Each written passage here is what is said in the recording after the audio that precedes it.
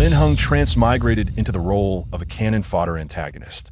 He intended to follow the script and survive until the end, but the female lead could hear his innermost thoughts, causing the plot to spiral out of control. How could he escape the fate of being crushed by the protagonist? Chapter 1. Returning to one's roots and acquiring the antagonist life system. Brain container.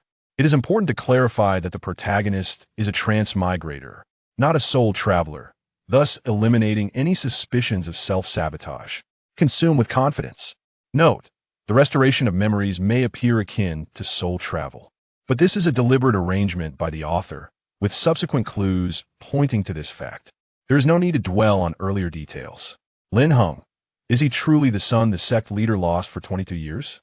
He bears no trace of cultivation. He might not even possess the aptitude for immortality. Yet, why does he seem so lost in thought? A true bumpkin raised in a remote little country.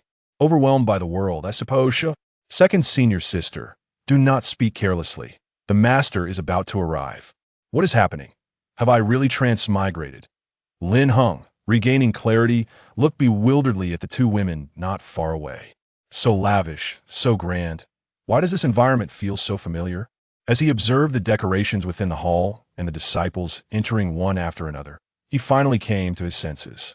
Memories began to surge forth in his mind. Indeed, he had transmigrated, and he had entered a novel themed around multiple wives, multiple blessings. The title, Record of Beautiful Women. Just from the name, one could tell it was a brainless, self-indulgent tale. Do not be deceived by the unimpressive title. The narrative within is undeniably one of the most sensational harem tales of its time, as the audience has an undeniable penchant for such tales. Enchanting masters, ethereal fox spirits from the demon clan, aloof senior sisters, empresses of dynasties, lords of the demonic path, and widows. Any beauty of renown inevitably becomes a romantic interest of the protagonist, Yi Tian. Regrettably, this wretched author, fearing repercussions from the platform, resorted to sensationalism to attract readers, shamelessly relying on superficial charm without any romantic entanglement. Initially, after acquiring two female leads, the narrative devolved into mere flirtation, following a lackluster harem trope, only to later introduce absurd subplots of splitting oneself to present female companions. It is no wonder that such transgressions would invoke public ire, allowing only fleeting popularity. As Lin Heng meticulously recalled the fragments of this novel swirling in his mind, an unsettling chill crept over him. Indeed, he was the lost son of the Qing Xian sect's leader. Today marked the moment of his return to his ancestral roots. On this day, the leaders of the Seven Peaks would gather, and seizing this opportunity, he could choose a mentor. According to the conventional plot, he would fall under the tutelage of the protagonist's master, ultimately becoming the first to face suppression. Not only would he suffer from the strain of the master-disciple relationship, but he would also endure bullying from a multitude of senior sisters, culminating in a tragic fate where he would be abandoned by both father and mother, and shortly thereafter, his demise would be sealed under the protagonist's heel. Even more dire was the fact that his father intended for the original protagonist to succeed him as the sect's heir, only for this plan to lead to the disastrous extermination of their family. As for the so-called benevolent senior sisters and the lofty master, they either became incapacitated or were sold into brothels. The specific plot remains quite nebulous. It seems that the author, in a fit of madness, deliberately seeks to repulse the readers.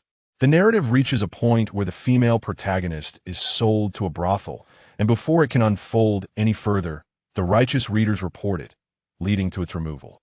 The role of the supporting antagonist is nothing short of a tragic archetype, a mere pawn in a game where his father, despite being the sect leader, exhibits no concern for him, and his mother never makes an appearance, even in death. Who would not feel a chill at such a script? This ancestral lineage is of no consequence. Remaining here, toiling in vain, with a father indifferent and a mother absent, only to be scorned by both the master and senior sister. If he wishes to survive, he must distance himself from the protagonist and the women surrounding him. He could easily seek out another mentor, bide his time, and await the opportune moment to escape the sect, especially since that miserly father is perpetually in seclusion. What cowl? do they possibly do to him? No matter how inept he may seem, he is still the son of the sect leader. Congratulations, host. You have successfully traversed into another realm. You shall acquire the villain life system. Progress along the narrative's protagonist versus antagonist path to its conclusion and ensure your survival. At critical plot junctures, you will have multiple choices. Support rewards. Unparalleled comprehension. What? A golden finger? Indeed, this is splendid. I admit that my earlier exclamation may have been a tad too loud. Having perused countless novels, Lin Heng instinctively understands what this golden finger signifies. Since the plot trajectory allows for choices, it is imperative to lay low.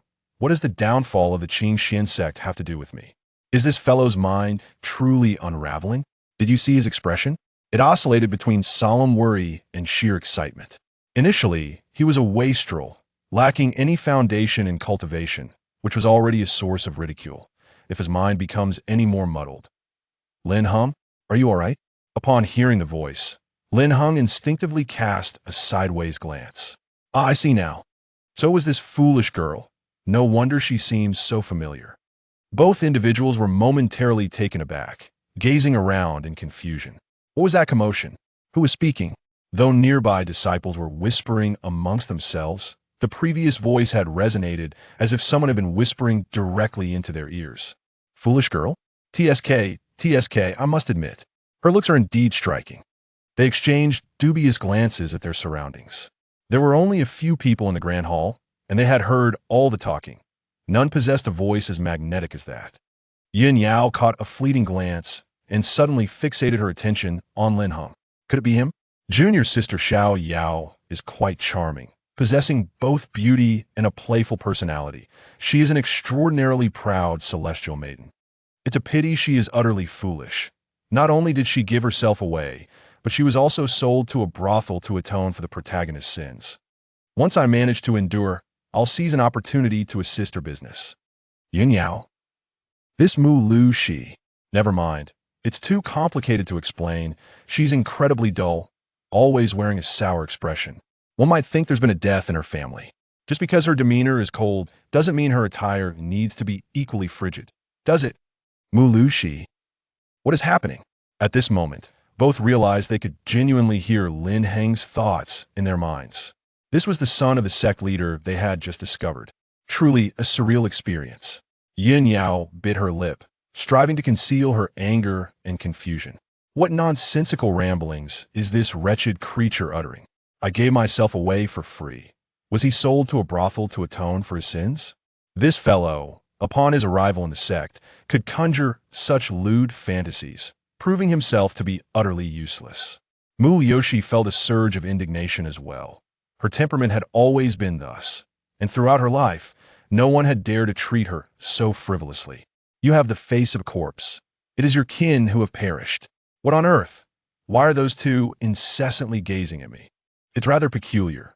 Their stares are not only unfriendly, but seem as though they wish to strike me down with a single blow. Never mind. I shall disregard these two fools for now. Lin Heng rambled on incessantly, oblivious to the fact that Yin Yao and Mu Yoshi were gritting their teeth, wishing they could twist his head off. Tap, tap, tap.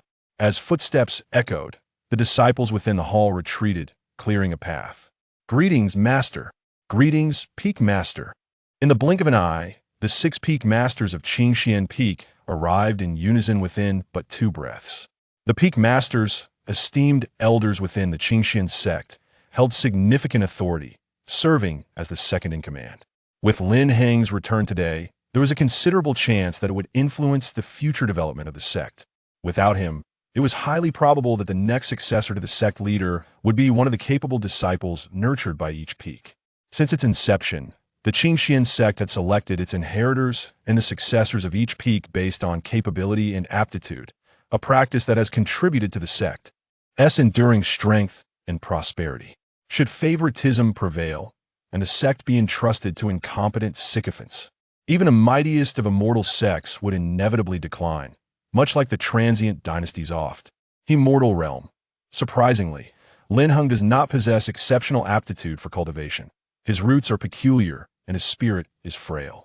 Even with utmost effort, he has only reached the pinnacle of the golden core stage.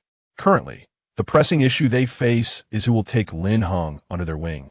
As the sect leader had instructed before entering seclusion that upon finding Lin Heng, he should be placed in a peak for cultivation.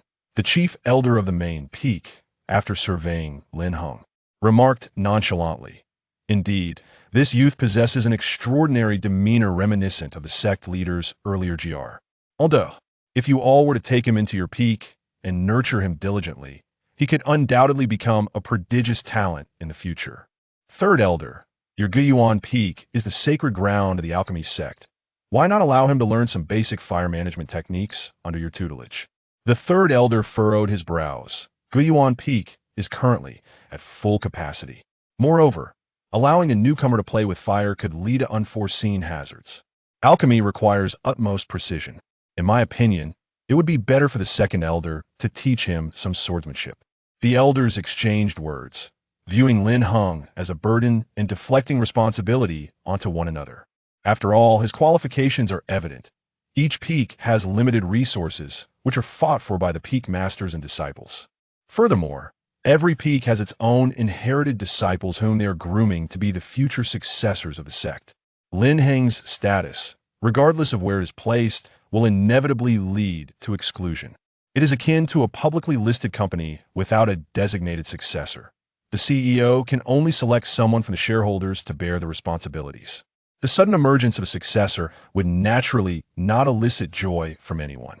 Of course, if he were to possess extraordinary talents, the 6 peak masters would undoubtedly vie for him eagerly. The fifth elder, Meng Yutong, rested one arm across her chest, observing with keen interest as the other elders engaged in their trivial game. Naturally, she had no desire for an utterly unqualified ordinary individual like Lin Heng. The plot design is utterly nonsensical. It's absurd that the long-lost father figure remains absent, and yet the painstakingly reclaimed prince dares to express disdain. The flood has washed away the Dragon King's temple. Who knows the size of the kings involved? Is that truly Yi Tian's master?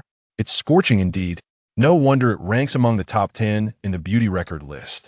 Classification of realms. Qi refining, foundation establishment, golden core, powerful, nascent soul, respected. Divine transformation, great cultivator. Returning to emptiness, true monarch, harmonizing. With Tao, great power, Mahayana, supreme. Chapter 2.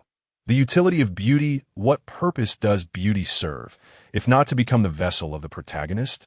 The woman on the far left, with her hair elegantly swept into the air, exudes an aura of nobility and grace. The occasional smile gracing her lips, however, leaves an enigmatic impression. Meng Yutong, the esteemed leader of the Qingxian sect at Yinxian Peak, epitomizes the quintessential beauty of her sect. Clad in a flowing purple robe and adorned with a hint of makeup, she stands out among her 5 equally stunning senior sisters, whose allure and physique pale in comparison to hers. After all, she ranks among the top 10 in the beauty register, likely occupying the 5th or 6th position. This register takes into account a broad spectrum of factors, including cultivation level and influence. Meng Yutong, however, suffers due to her conservative and strict demeanor. Her perpetually cold expression and her monotonous seasonal wardrobe have rendered her beauty less captivating over time. To be candid, if given the chance to enhance her appearance, she could easily secure a top 3 position. From a distance, her purple robe resembles a gas canister, revealing only her face and hands. Were she to don a sleek black skirt paired with stockings, accentuated by high heels and an exquisite makeup, she might contend for the top spot in the beauty register. Alas, such fantasies are impractical. After all, she is merely the protagonist's consort. I am well aware of the protagonist's nature. He only allows his own light to shine, refusing to share the glow with others. But enough of this. The world is vast, and beauty flows like water. Meng Yutong is but a fleeting feather in comparison. There are countless beauties on the list, and surely, when I attain invincibility, I shall be able to gather a few for myself. Meng Yutong's expression was one of utter astonishment, as a colossal question mark loomed in her mind. What on earth is that noise? The divine consciousness swiftly swept across the grand hall, finally resting upon Lin Heng. He, Mu Yoshi and Yun Yao exchanged incredulous glances at Lin Heng. This fellow dared to slander their master in his heart. They were uncertain of what a gas canister was, but they were undeniably sure it was not a commendable term. Both women couldn't help but feel that Lin Heng's identity was somewhat peculiar. He seemed to possess knowledge of extraordinary matters.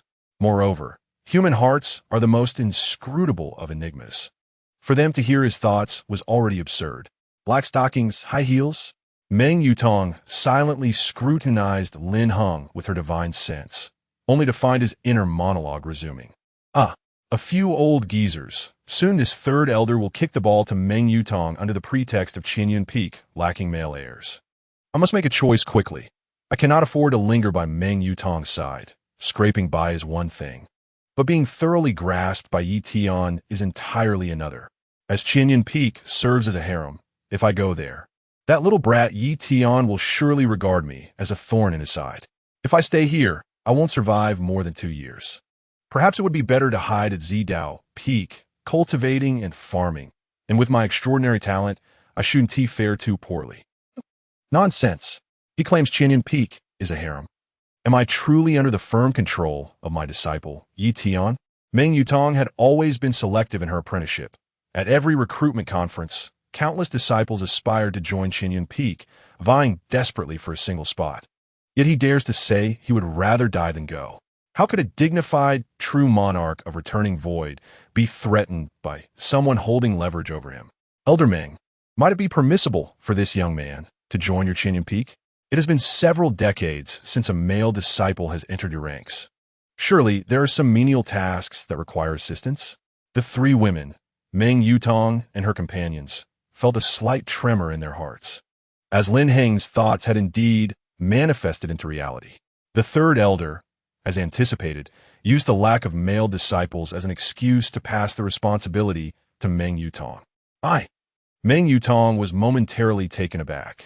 Just as she was about to speak, Lin Heng suddenly interjected, "Esteemed elders, I hail from a remote and desolate land, where I have toiled alongside plows.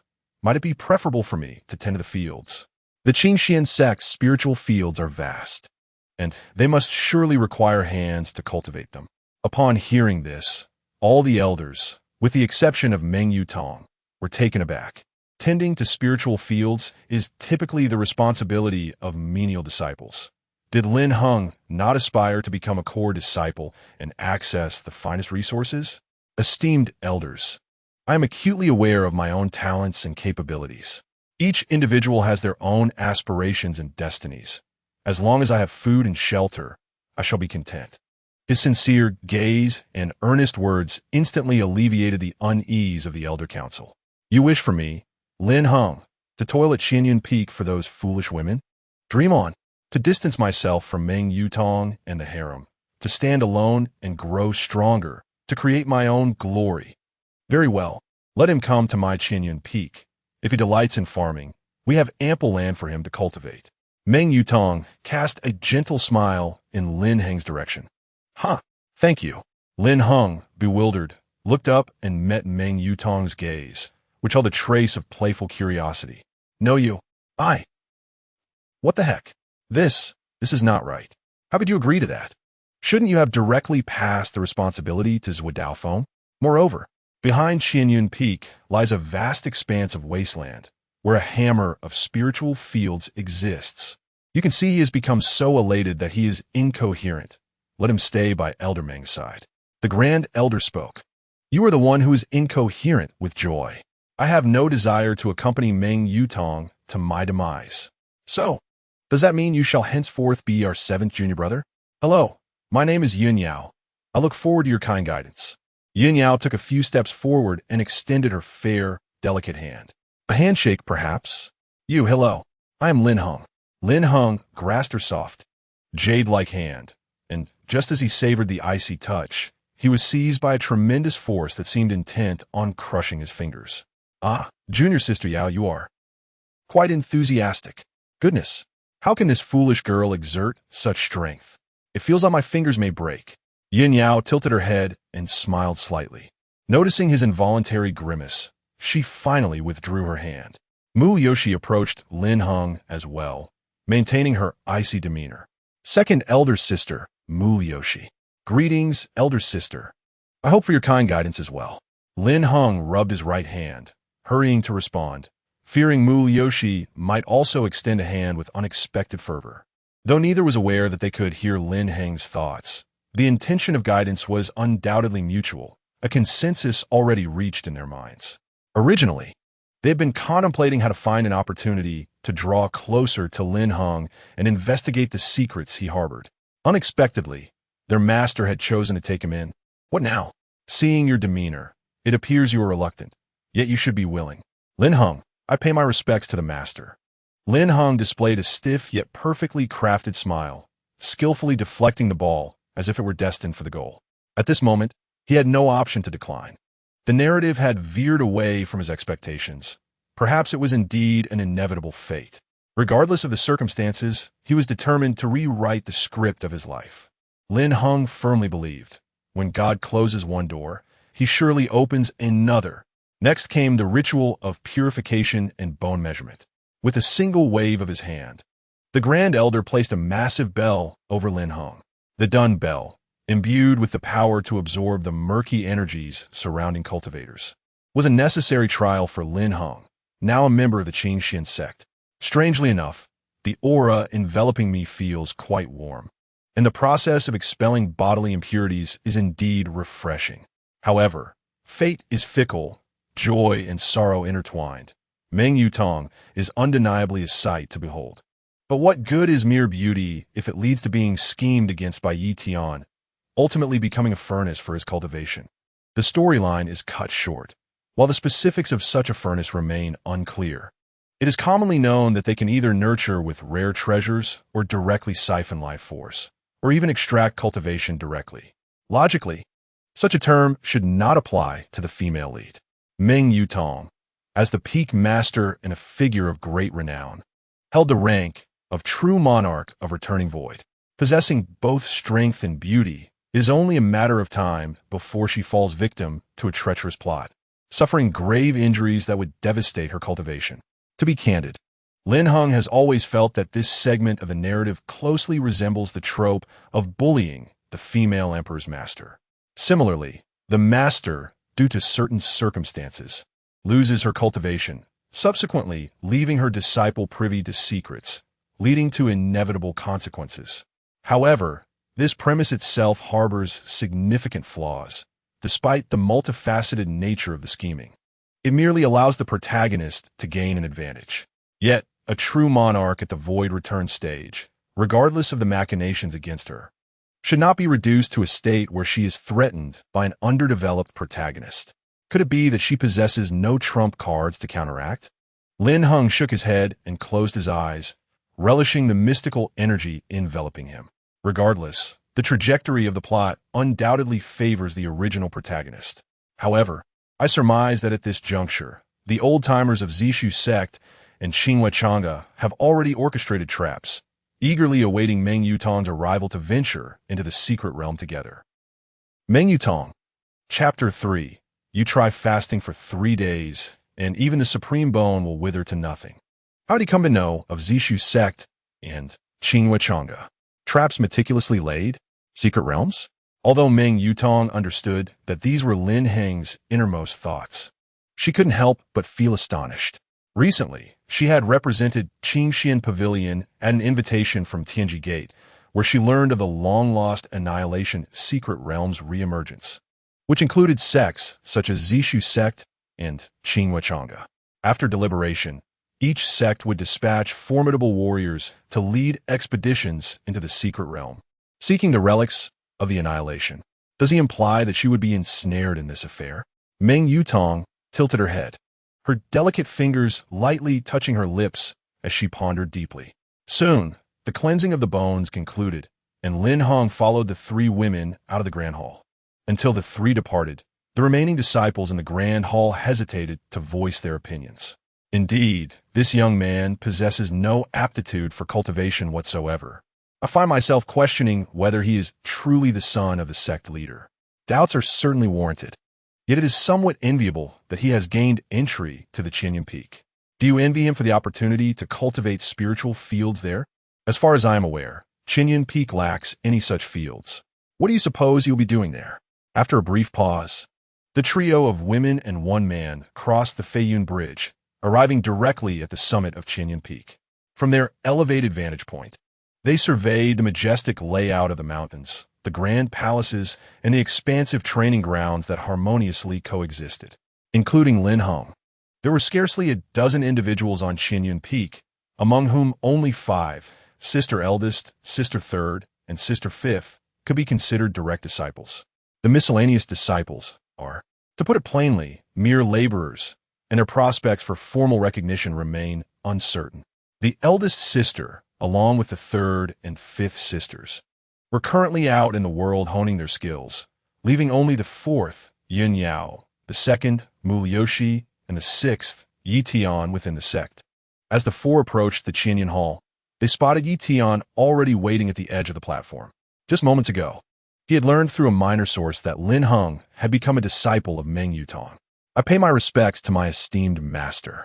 Meng Yutong cast a glance at him, perhaps influenced by Lin Heng's inner thoughts. Her tone lacked its usual warmth, and she merely gave a subdued response. Esteemed master and senior sister, this must be junior brother Lin Heng, correct? I have heard of you, senior brother Yi. You are indeed striking in appearance. I hope to receive your guidance in the future. Lin Heng feigned an air of utmost reverence as he replied, thinking to himself, I have already lowered my head to greet you. Henceforth, you must refrain from taking my life. Of course, if you encounter any issues, do not hesitate to seek my assistance, he said. Let us put a stop to this. Seeking your help is one thing, but there is no need for false politeness. Soon enough, you will use my background and talent to mock me, hoping to amuse our master and senior sister at my expense. Currently, there is little that can be done regarding the bias of our master and senior sister. My extraordinary comprehension has yet to manifest, and after all those years, how could Yi Tian possibly favor me, the newcomer? This situation is akin to school days when teachers and classmates favored those with outstanding grades, showing little concern for students like him who struggled academically. What is this fellow thinking? Why would junior brother Yi take the time to belittle you when you have no enmity between you? Just as the 3 women contemplated this, they heard Yi Tian speak. I have heard about your circumstances, junior brother Lin. Growing up in a remote and desolate area is not your fault. I believe you have already forged yourself to be sufficiently resilient.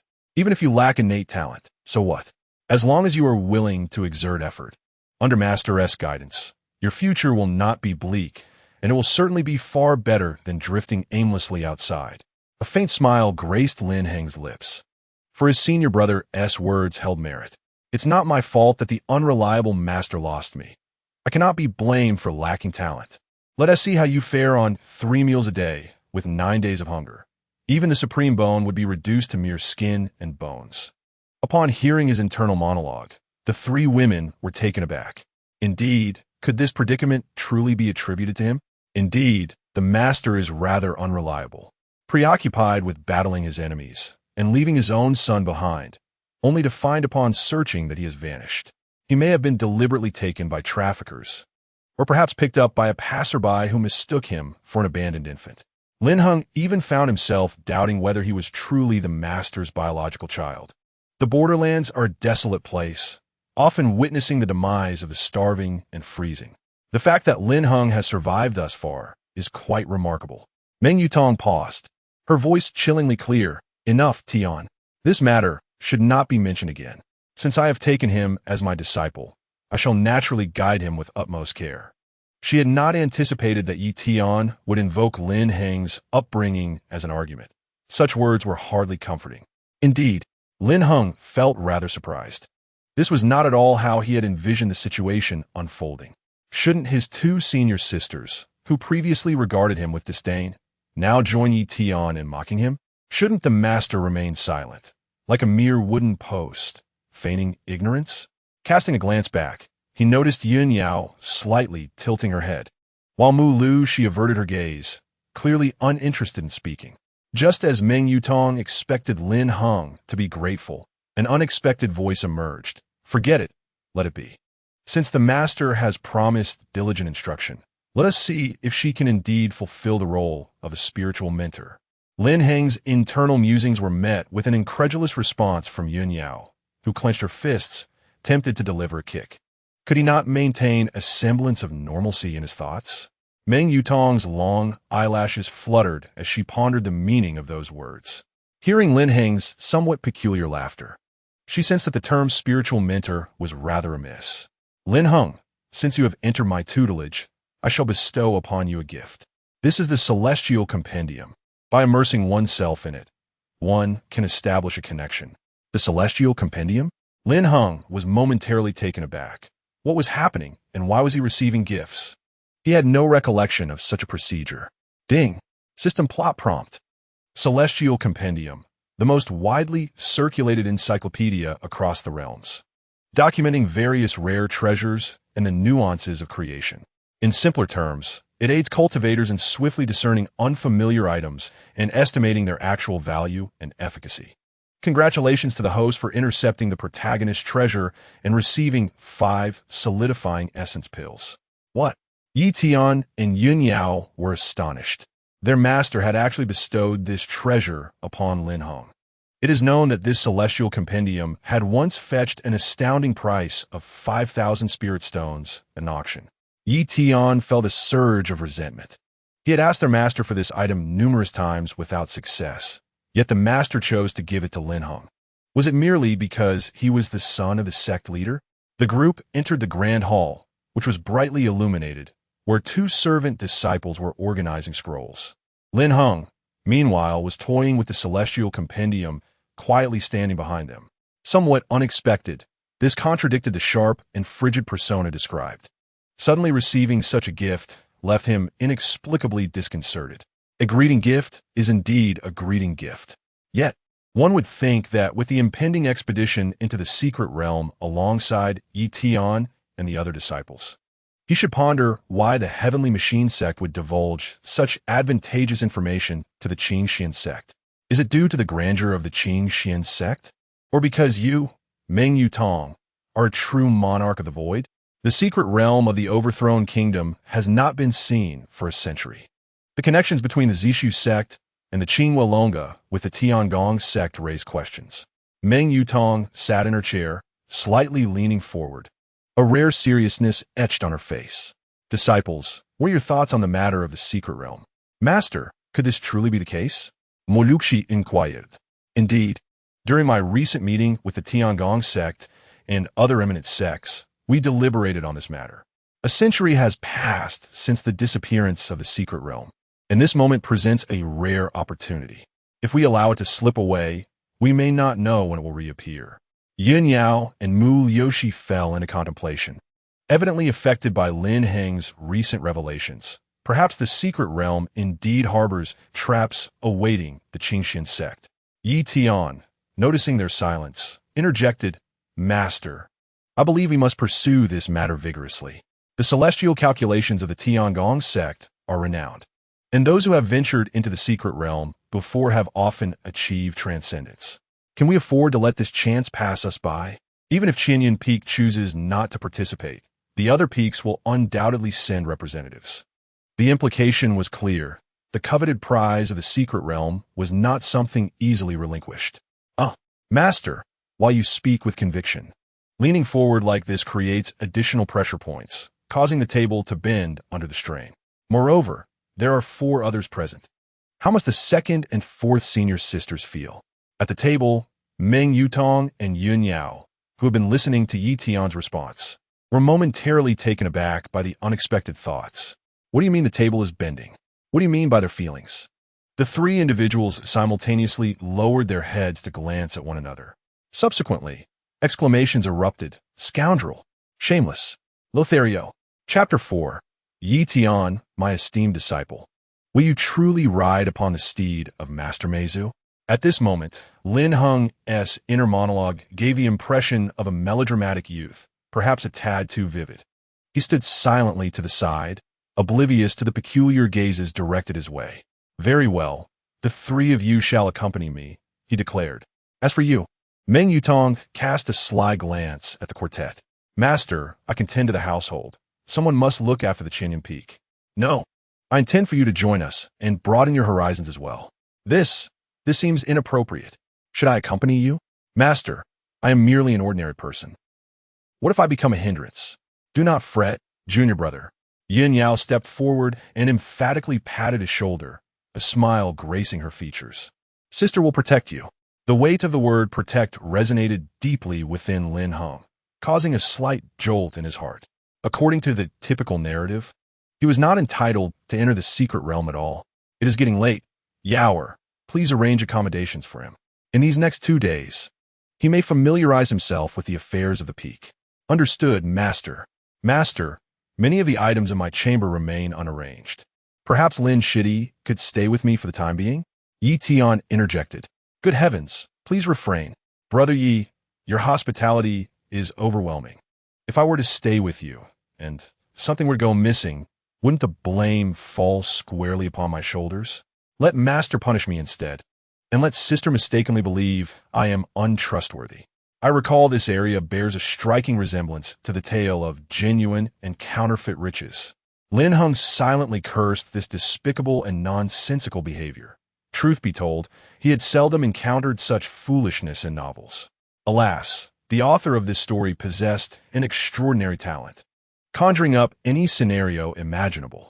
The trio of Meng Yutong felt a surge of astonishment, interpreting Lin Heng's words to imply that Yi Tian would deliberately frame him for theft. How could that possibly be? Though they were unaware of the reason behind Lin Heng's intense animosity toward Yi Tian, they were acutely aware of Yi Tian's character. There was no enmity between the two, so why would Yi Tian conspire against him? Meng Yutong waved her hand dismissively, indicating that it was not too late to instruct a few disciples to tidy up. Very well. In light of this, Yi Tian refrained from saying more. After the four departed, Meng Yutong sat contemplatively at the round table for an extended period. The events of the day had been utterly bewildering. The ability to hear the thoughts of others was something even she, a true monarch of the void, had never encountered. The human heart is treacherous and inscrutable. In the realm of cultivation, aside from soul-searching, no profound skill exists to directly discern the secrets of a human heart, let alone overhear their thoughts. After a considerable time, she rose with a sigh and addressed the concealed chamber to the right of the Great Hall. Make a trip to the Star Calculation Pavilion and investigate if anyone from the Zishu sect or Qing Chang'e is engaging in covert schemes. Additionally, conduct a thorough inquiry into Lin Heng's past in the borderlands. The concealed chamber quivered slightly, as if a door had been opened, leaving behind a shadow that flickered in and out of visibility. Lin Heng, who are you truly? How do you know so much about me? The celestial masters of the Heavenly Mechanism sect and Star Calculation Pavilion cannot fully predict the future, yet you seem to be aware of the trajectory of my life. Peering into the celestial path, even the supreme beings from ancient times to the present have been unable to accomplish this. How could an ordinary person like you? Yi Tian, my dear disciple, will you truly be able to ride upon the ancestral spirit? The disciples were led into a secluded courtyard, which housed only a 2-story pavilion and 4 nameless ancient trees. The yard appeared to have never been cleaned, with weeds overtaking the ground. Well, you shall reside here, while I will be living just next door, Yin Yao declared, stretching her arms and yawning, completely oblivious to the elegant curve formed by her prominent features. Brother Yi, shall we depart? Senior sister, you may go ahead. I will stay behind to tidy up the courtyard for Brother Lin. Very well, Yin Yao nodded, casting him a meaningful glance. Although she did not believe Yi Tian would truly engage in treachery against his peers, his current actions inevitably sowed seeds of suspicion. Alas, it seems I cannot escape this calamity. This vile scheme is unavoidable. You shall not blame me then, dear junior brother. Haha, I appreciate it, Brother Yi. In the following moments, Lin Heng, Yi Tian, and 2 arriving servant disciples worked together to clean the courtyard. Being cultivators, they handled the chores with remarkable speed, manipulating objects from afar with ease. After a while, most of the work was accomplished, leaving only the bedding to be arranged. Thank you, senior brother, and thanks to everyone. Rest well, junior brother. See you tomorrow. Lin Heng smiled with the demeanor of a villain as he watched Yi Tian's departing figure. As for the smile of a villain, It is simply not akin to that of a protagonist. Upon returning indoors and after a thorough search, I finally discovered a dark green pendant at the corner of the side table. Yi Tian had concealed it well. This spot would be difficult to notice unless one leaned down to inspect it, and even if discovered, it could easily be mistaken as accidentally snagged on the table's edge. However, Dream Rain Tong, lacking in discernment, believed whatever her beloved disciple Yi Tian claimed, regardless of the truth. Yi Tian could easily fabricate an escape, whether by accusing her of theft or asserting he had merely dropped it by chance. Yet, do you truly think you can manipulate me? We shall see.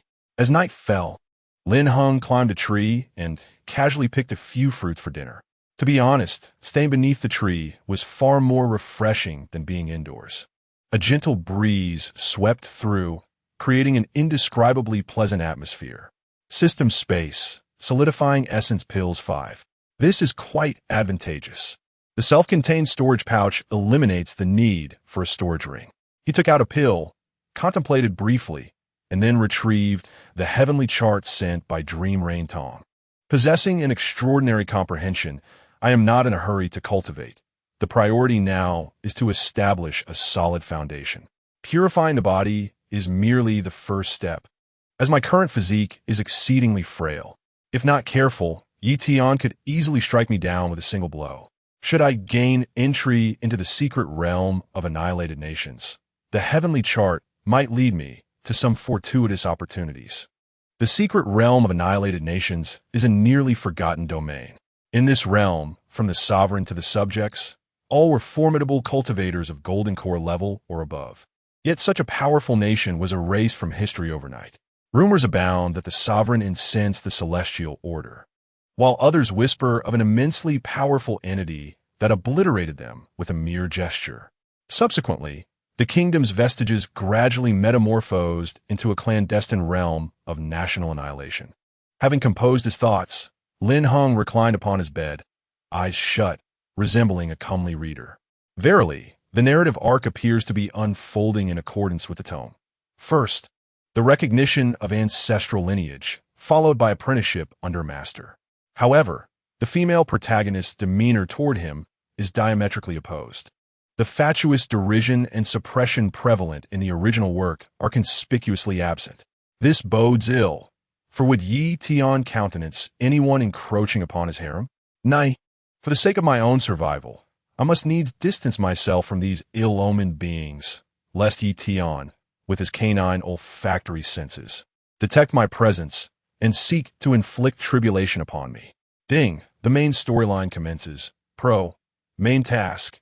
In 3 days hence, thou shalt embark upon a journey to the realm of national annihilation, propelling the plot forward to precipitate the decline in cultivation of Meng Yutong, thereby enabling Yi Tian's perfidious act of betraying his master. Reward index, exquisite, main task, exert every conceivable effort to impede the protagonist's act of treachery against his master. Reward index, unknown. Note, reward indices are classified as exquisite, high tier, mid-tier, ordinary, unknown, wherein unknown denotes a stochastic and indeterminate index, potentially yielding no reward whatsoever. Lin Heng was startled by the system's pronouncement, causing him to abruptly sit upright. Has the pivotal narrative choice finally arrived? Unknown is tantamount to stochasticity, implying that all 4 tiers are plausible. Given the hackneyed probability distribution of randomness, it is almost certain that the probabilities of drawing ordinary and mid-tier are the most preponderant. By adhering to the main task, one is guaranteed to receive an exquisite reward. Ultimately, the primary objective remains survival until the end. He is currently a villain struggling to preserve his own life, where the value of existence far outweighs the allure of women. My esteemed master, I wish to convey that your sacrifice shall be an integral component of my grand design. It is not that the heroine is incapable of rescuing, but rather that mere survival holds greater value. Chapter 5. Junior brother, why not wear a smile and brighten your spirits? Is it displeasure that clouds your heart? As dawn broke within the disciples' palace, Lin Heng was still nestled in bed. Lin Heng, come forth at once. Upon hearing the commotion, Lin Heng donned his attire and opened the door, only to be met with astonishment. Yin Yao, and Master, Senior Brother Yi? Here they come at long last. I knew it. Senior Brother Yi must have lost something and is here to seek my aid. Sarcastically, having been forewarned the previous night, Meng Yutong and Yun Yao were not taken aback by his current mental turmoil. Junior brother, last night, I tidied up the courtyard. Did you perchance see my pendant? Yi Tian addressed him directly. Your belongings are lost. Why inquire of me? Lin Heng retorted. I only visited you last night. Upon returning, I discovered my pendant was missing. Oh, I have not seen it. Lin Heng shook his head. As for your items, I tossed them into the rubbish heap outside. If you wish to retrieve them, you may rummage through the trash. One must wonder, how juvenile is it to resort to such petty tricks? Next, you will undoubtedly proclaim that it was a precious gift from Master, rambling on and on. A moment's contemplation would reveal that as an ordinary person, I could hardly pilfer anything from a cultivator like yourself. Surely, you must have noticed. What a convenient excuse to cast blame. Upon hearing his inner monologue, Yin Yao could hardly contain her expression. The three exchanged puzzled glances before adjusting their postures and laughing. Ha! I just thought of something amusing. Please continue. Amusing, you say? Just wait until you're sold at the flower pavilion. Then you'll have cause for lament. Upon hearing these words, Yin Yao instantly suppressed her laughter. Junior, having grown up in a remote area and been tainted by bad habits, I can still understand. But should you willingly present the pendant, I shall pursue the matter further, for it is the most cherished gift from our master. Her tone and expression practically screamed theft. Am I to be held accountable for presenting it? No, I misspoke. I shall not pursue it. Tianer, are you insinuating that Lin Heng has taken your belongings? Meng Yutong's brows furrowed, her expression turning slightly frosty. This cannot be definitively concluded.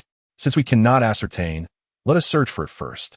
Meng Yutong sighed gently, seemingly disappointed by Yi Tian's demeanor.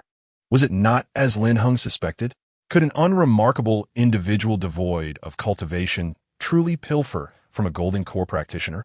The moment she entered the courtyard, she had already utilized her divine sense to investigate, discovering that the pendant lay hidden among the clutter at the entrance. Nonetheless, she pretended to extend a delicate finger, lightly gesturing in the air.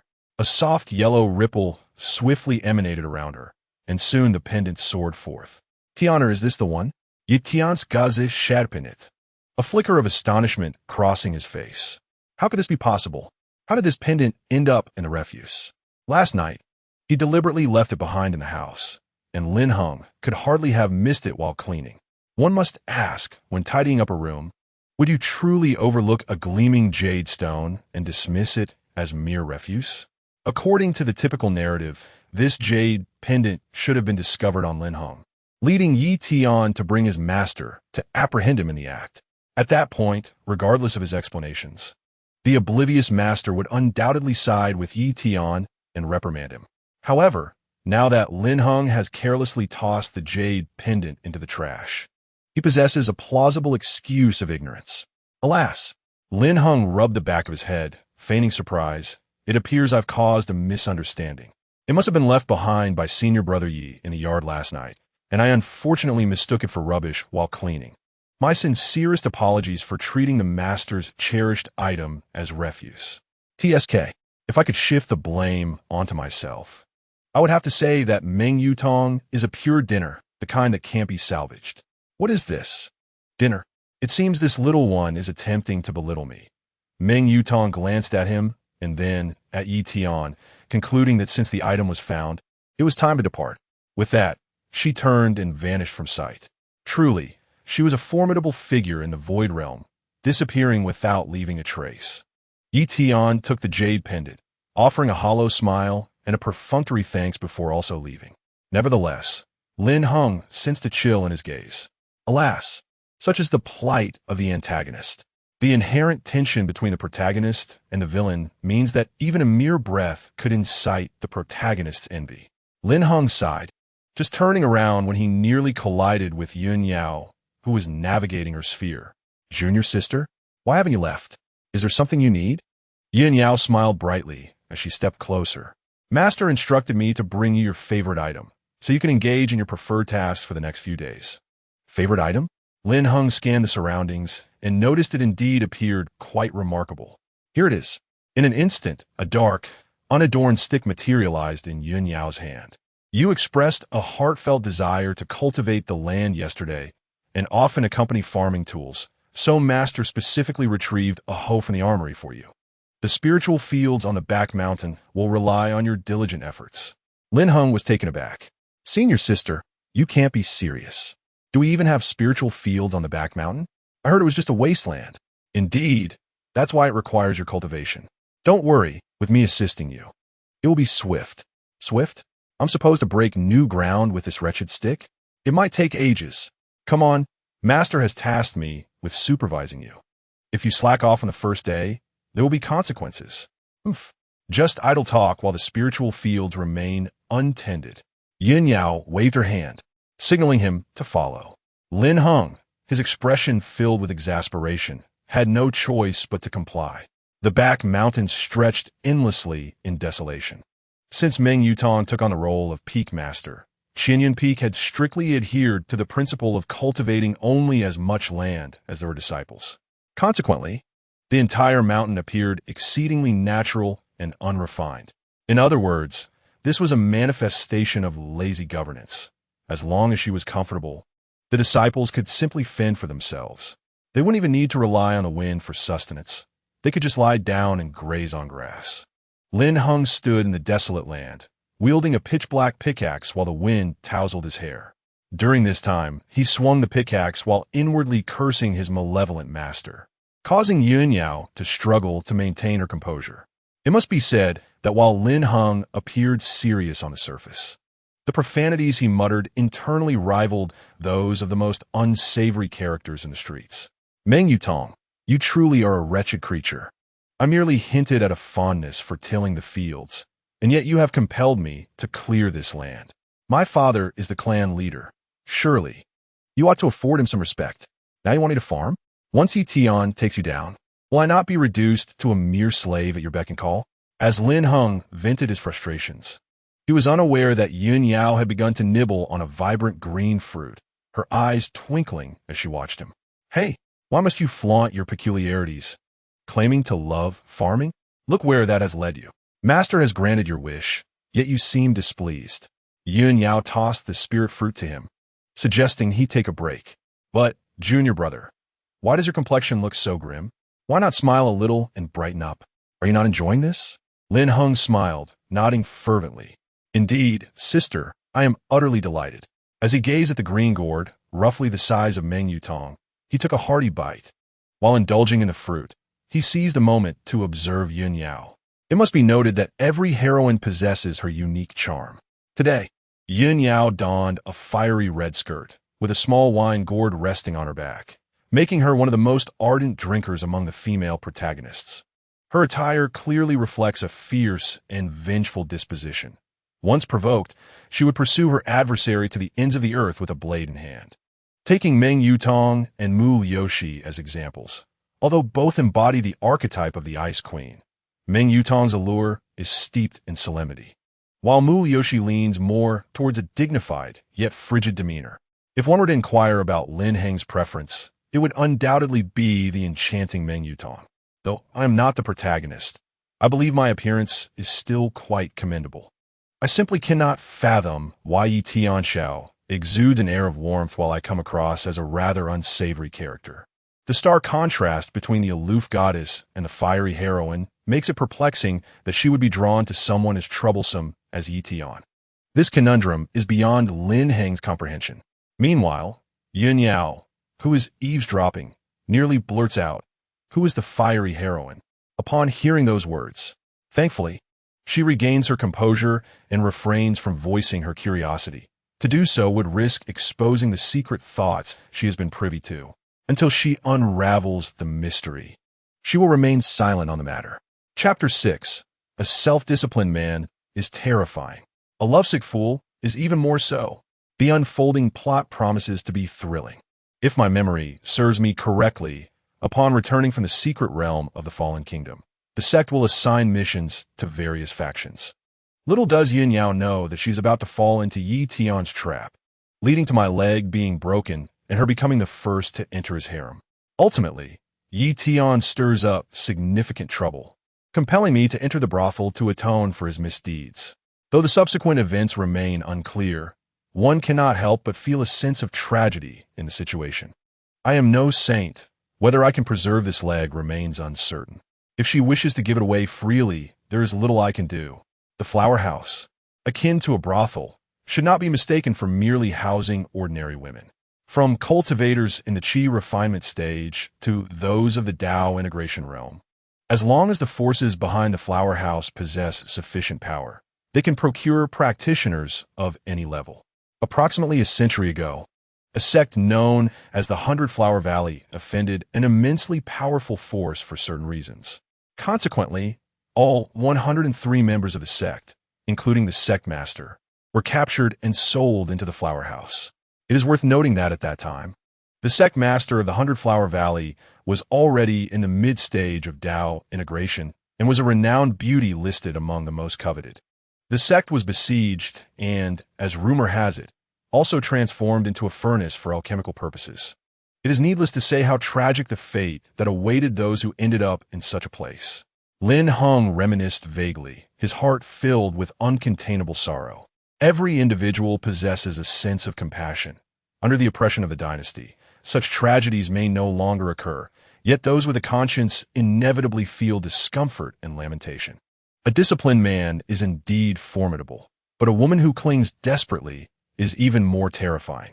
Suddenly, Yin Yao was jolted by Lin Heng's unspoken thoughts, her shock overwhelming to the point that she fumbled and dropped the melon she was holding. Previously, she had been able to hear Lin Heng's sarcastic remarks about her giving freely, and now the details of that very notion had emerged. Reflecting on the events that had been unfolding in Lin Heng's words over the past few days, she found herself gripped by a sense of panic.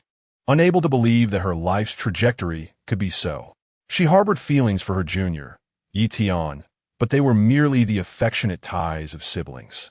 Far from the depths of romantic partnership.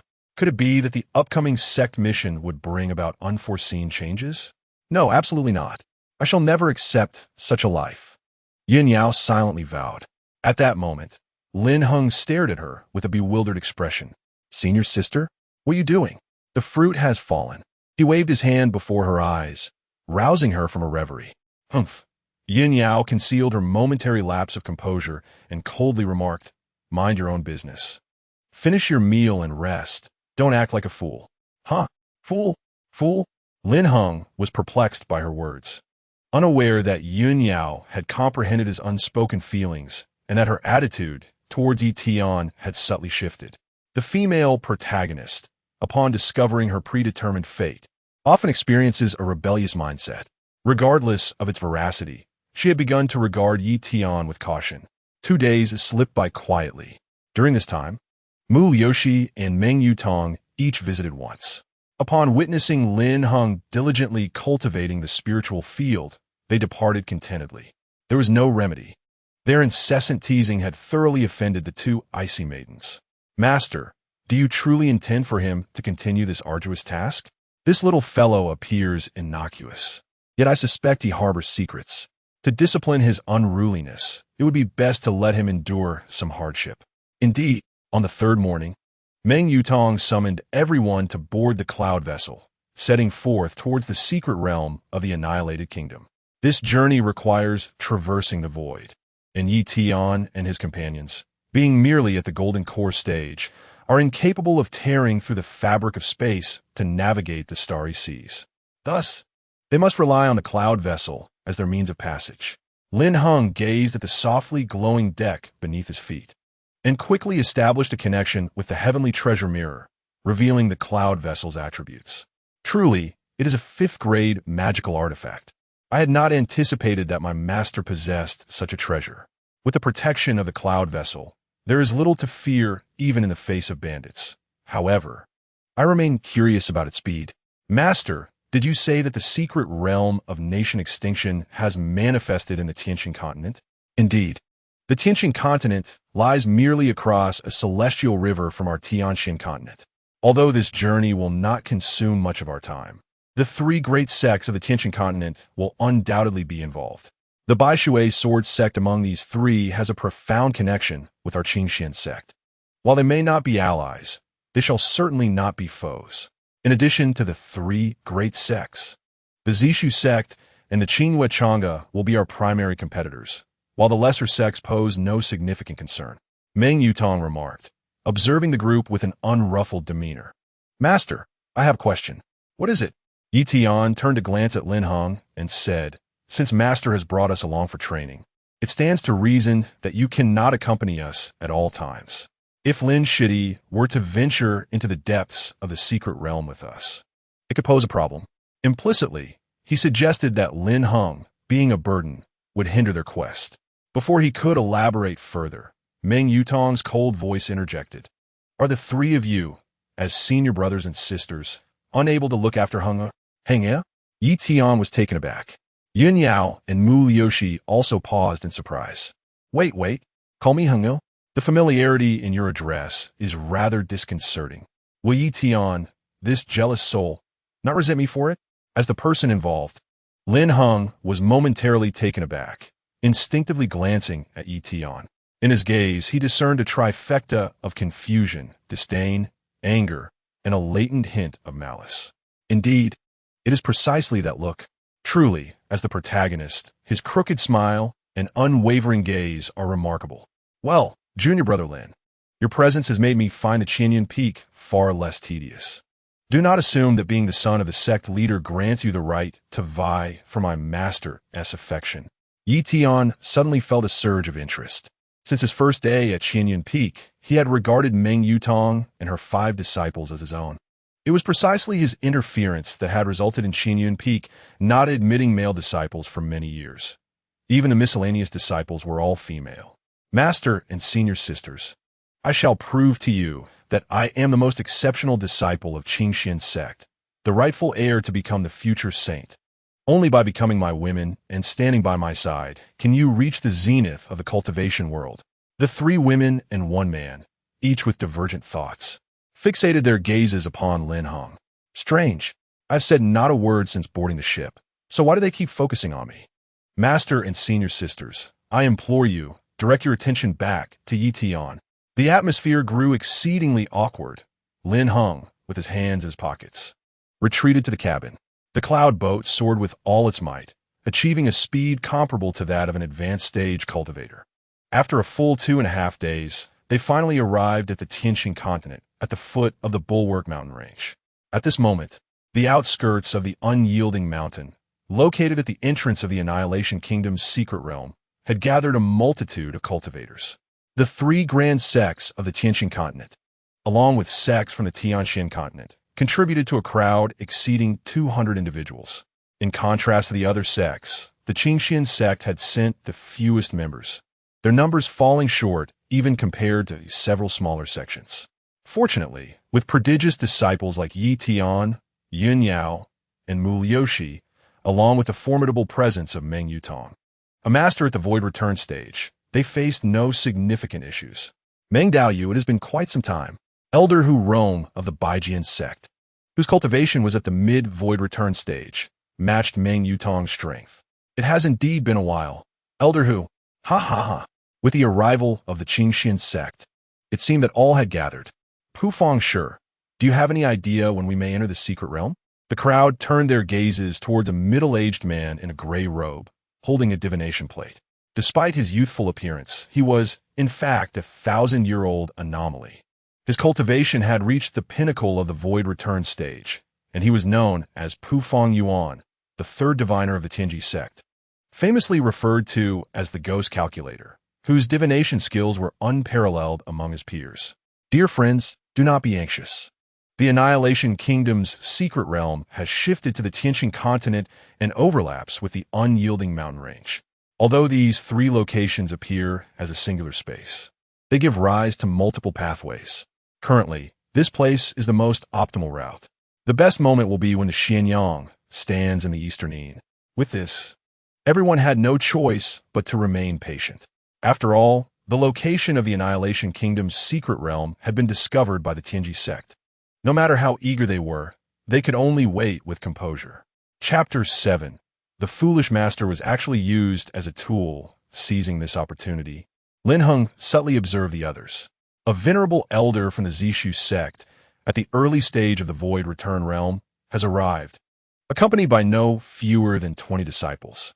Leading the group known as Qingwei Chang'e is a woman clad in white, her face veiled by a white scarf, revealing only a pair of striking phoenix eyes. Behind her follows approximately 30 disciples, a significant number of whom are female. The Qingwei Chang'e sect is shrouded in mystery, having stood prominently on the Tianxian continent for several millennia without any sensational secrets emerging. To the world, they seem to dwell in seclusion. Yet their presence is often felt in numerous significant events. It is rumored that the sect leader of Qingwei Chang'e has ascended to the harmonious Dao realm, with all 5 elders of the sect possessing the strength of half a step into the harmonious Dao. Moreover, due to the sect's reluctance to reveal their capabilities, no one truly knows the extent of their overall combat power. Nevertheless, no major sect on the Tianxian continent dares to oppose them. While others may be ignorant of Qingwei Chang'e's true nature, Lin Heng is not entirely unaware.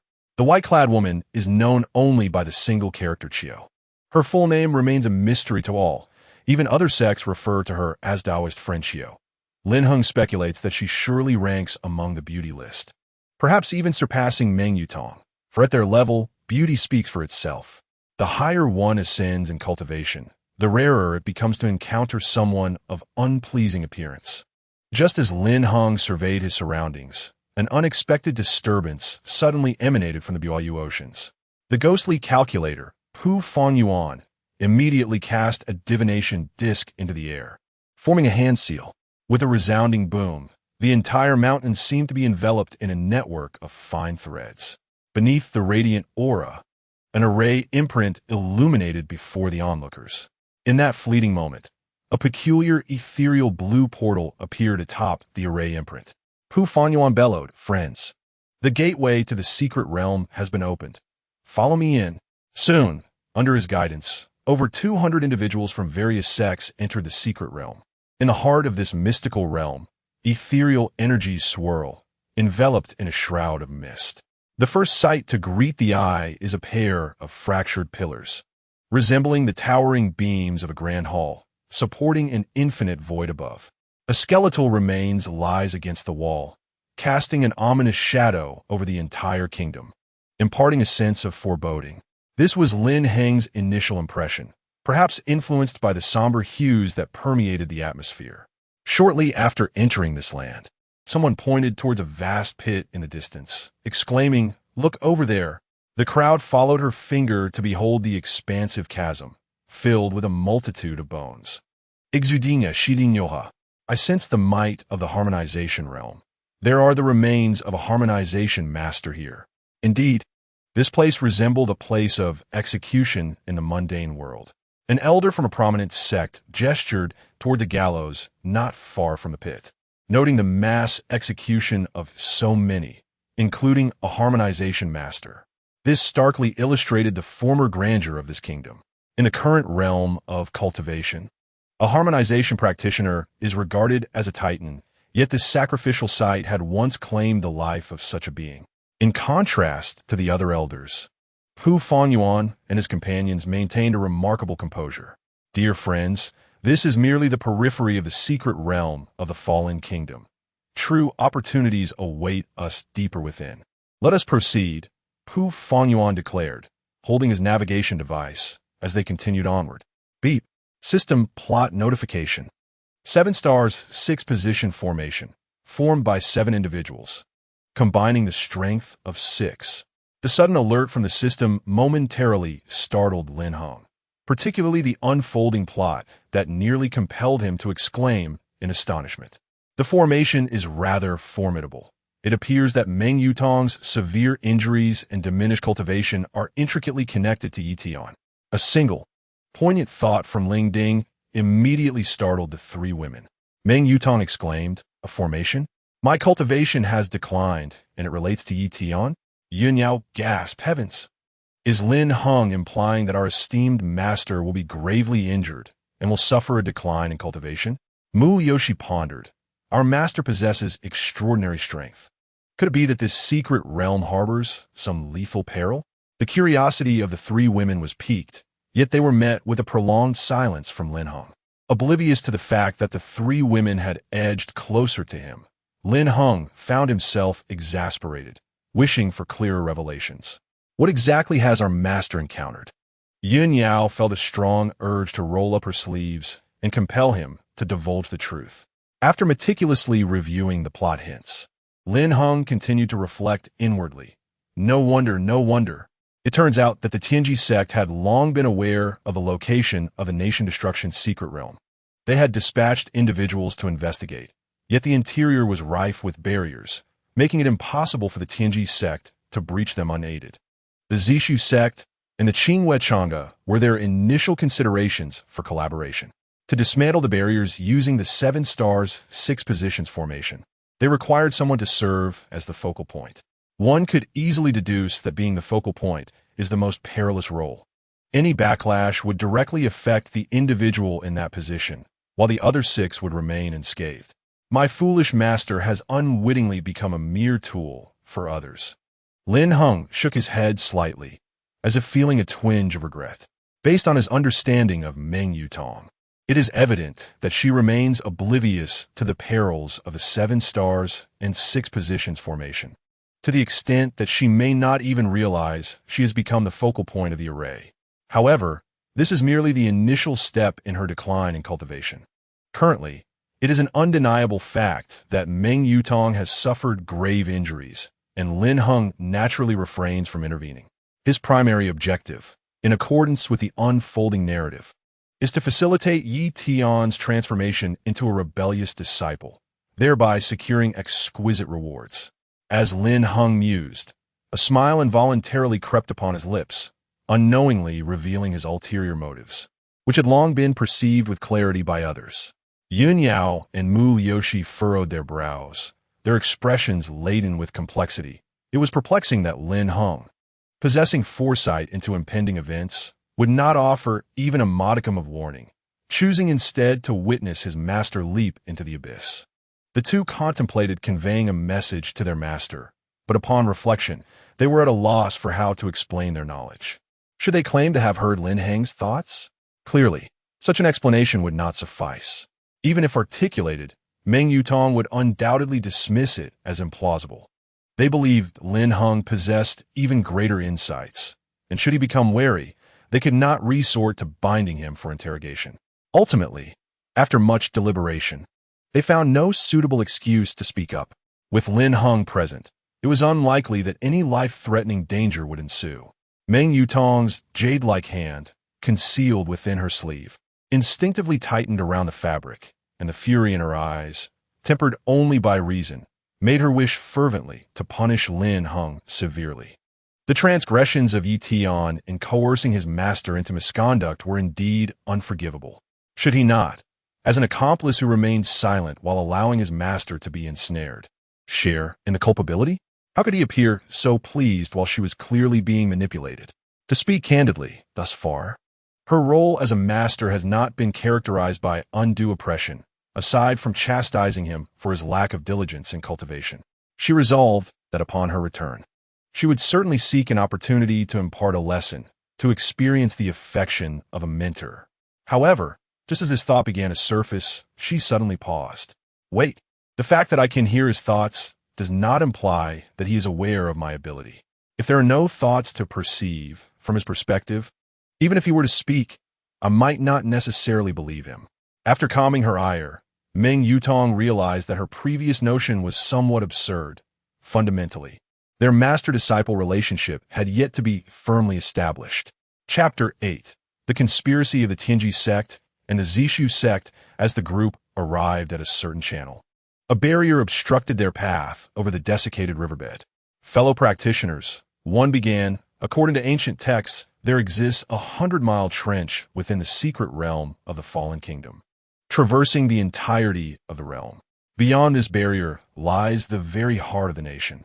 Bogdayu, how might we breach this barrier? Another inquired. Just now, I struck the barrier with 50% of my strength, yet it stirred not a single ripple. The elder of the Feng Yue sect withdrew his hand, acknowledging the futility of his effort as he reflected on the immense power that could level mountains.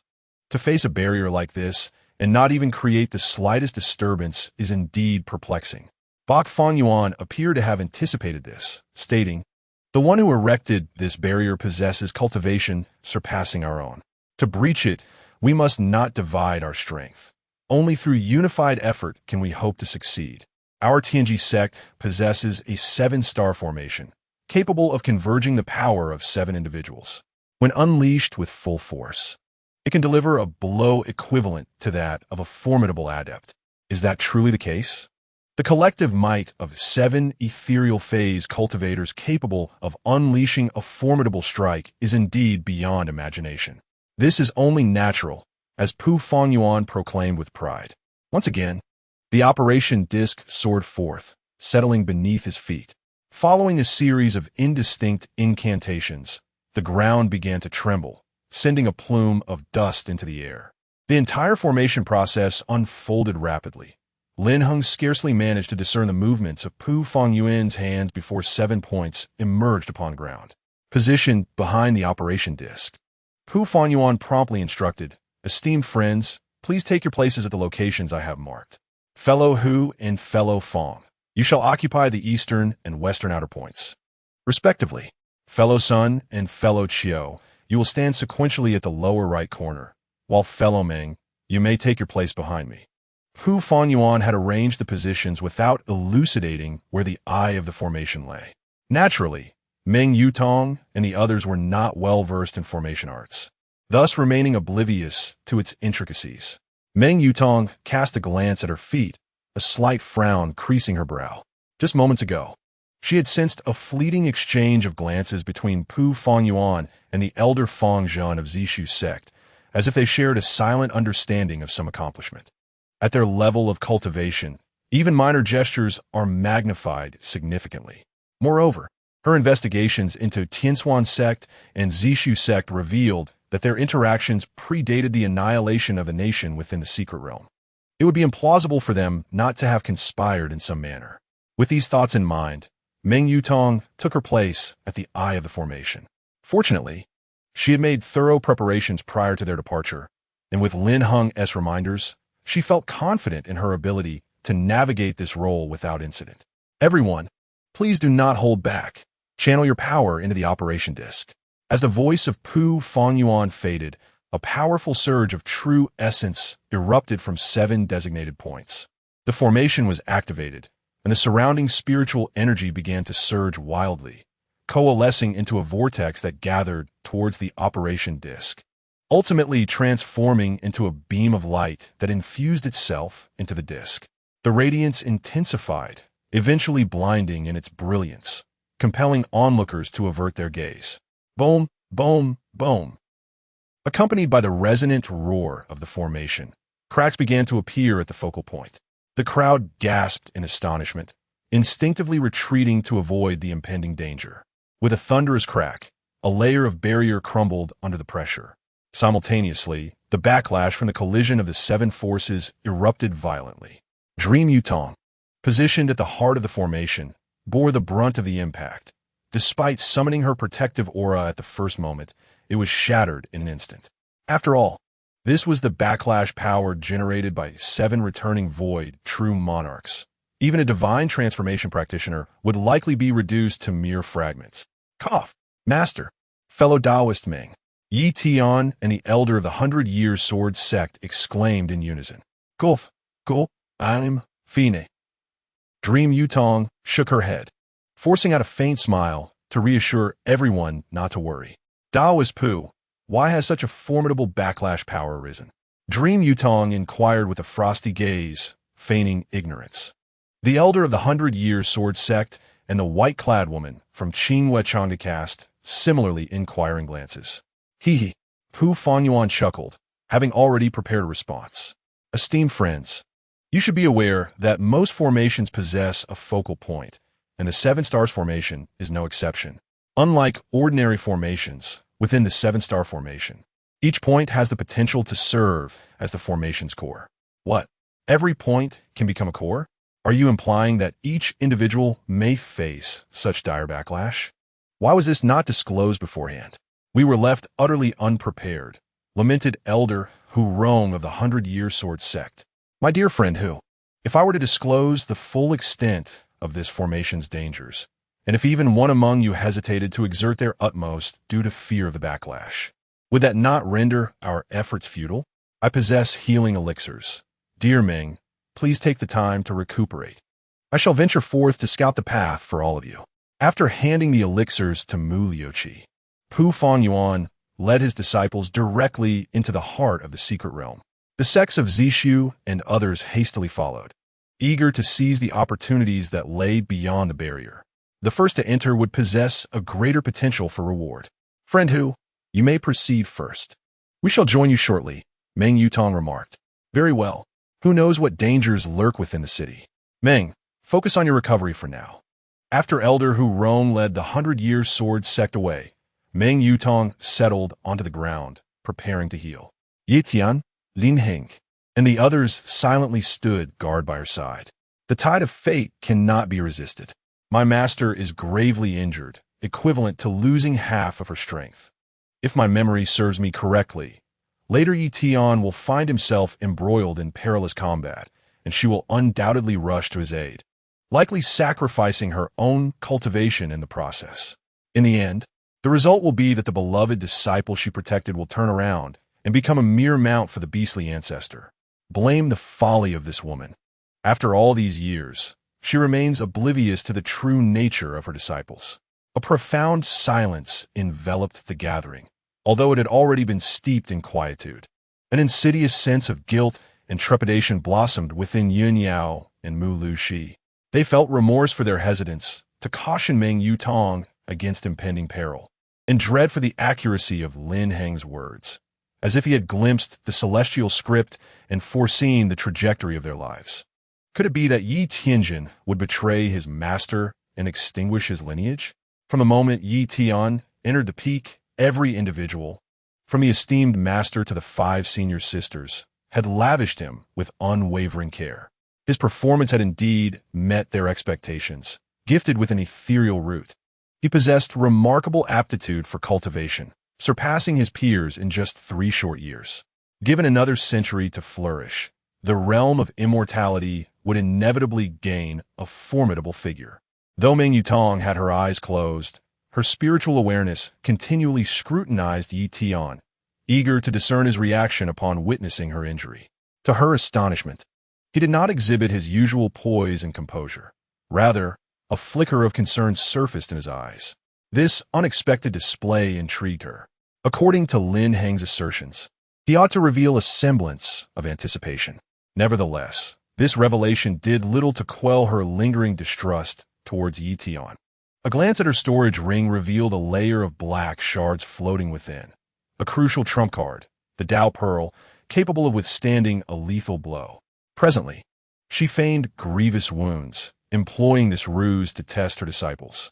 Fortunately, the last Dao Pearl had absorbed 70% of the backlash, offering her some respite. I am curious to see if the forthcoming events unfold as Lin Heng has predicted. Heaven, do not disappoint your master. After all these years together, she still struggles to believe that her beloved disciple would commit such an act. Chapter 9. If it seems trivial, how about just using 2 fingers? After a moment, Meng Yutong slowly opened her eyes, her flawless visage revealing a hint of fatigue, appearing somewhat haggard. Of course, much of this was likely feigned. Master, how do you feel now? Your recent bout of coughing up blood frightened us. Yi Tian inwidet anjosli. It's nothing serious, merely a slight backlash. With a little adjustment, I'll be fine. Let us proceed quickly. Otherwise, all the treasures will be snatched away. Meng Yutong replied, waving her hand dismissively. Indeed. Let's go. Yi Tian nodded in agreement and took the lead. Within the secret realm, Pu Fangyuan was slowly making his way deeper into the domain, while the other disciples scattered to seek their fortunes. Since Lin Heng and the others had entered later, it was common to see disciples from various sects either chatting in small groups or meditating alone by the rocks. Not far off, several rogue cultivators were watching them with heightened vigilance, appearing quite tense. In such circumstances, the absence of elders mitigated the risk of intersect conflicts over treasures. Turning around, Meng Yutong said calmly, "You four should diligently seek out opportunities. I shall wander alone for a while. Do not engage in any nefarious activities. However, if anyone dares to trouble you, retaliate accordingly. Whatever may transpire, your master will bear the burden for you." Understood. Hey, Sister Lu Shi, I'll leave this fellow Lin Heng in your care. I wish to explore that direction. After greeting, Yin Yao walked away. What on earth? Has this left me in the hands of Mu Lu Shi? Well, it matters not. It is all the same to me, as this secret realm holds little significance. Lin Heng shrugged nonchalantly. Just as he was about to engage Mu Lu Shi in conversation, she unexpectedly turned and walked away. Hey, second sister, wait for me. Lin Heng hurried to her side, deliberately nudging her arm. Sister, please slow down. You must protect me. Mu Lu Shi cast him a disdainful glance, maintaining her icy demeanor without uttering a word.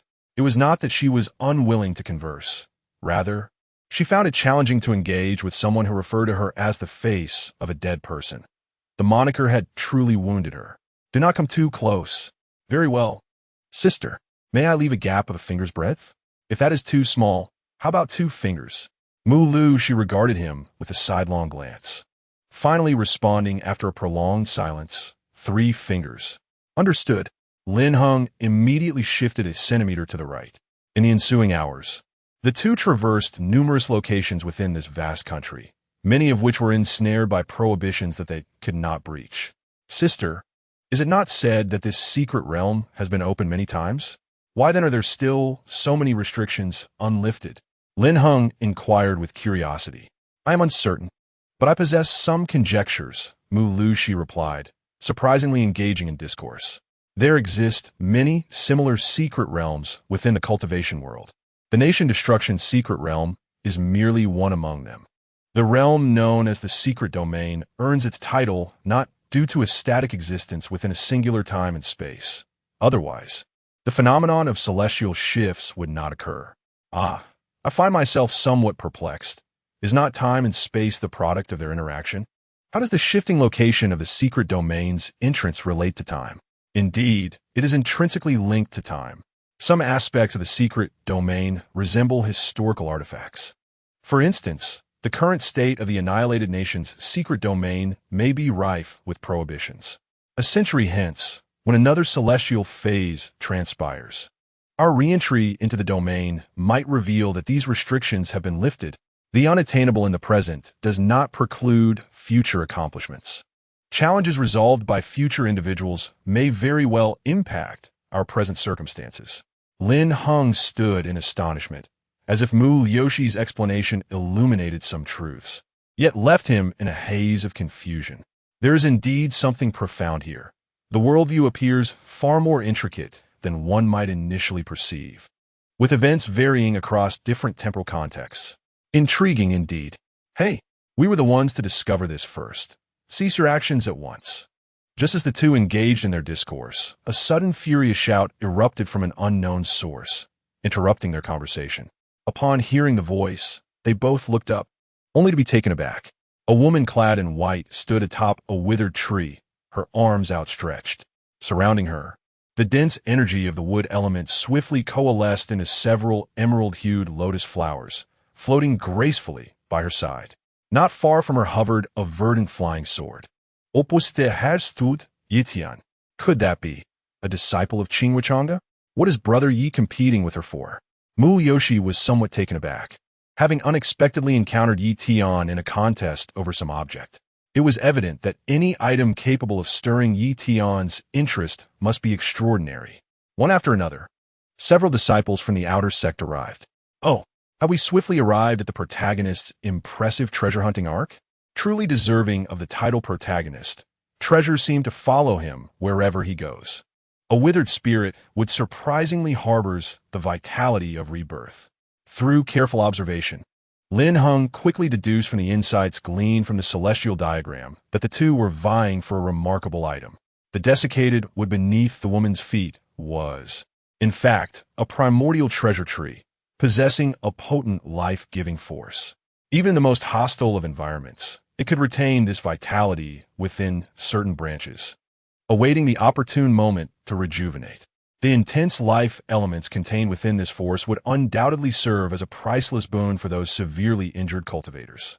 Yi Tian originally intended to use the vitality to heal Meng Yutong's wounds. However, after saving him, Meng Yutong suffered irreparable damage to her fundamental essence, rendering the vitality merely a drop in the bucket. If my conjecture is correct, it is precisely because Meng Yutong refined the life-giving vitality that Yi Tian uncovered her secret of declining cultivation. Everything is interconnected.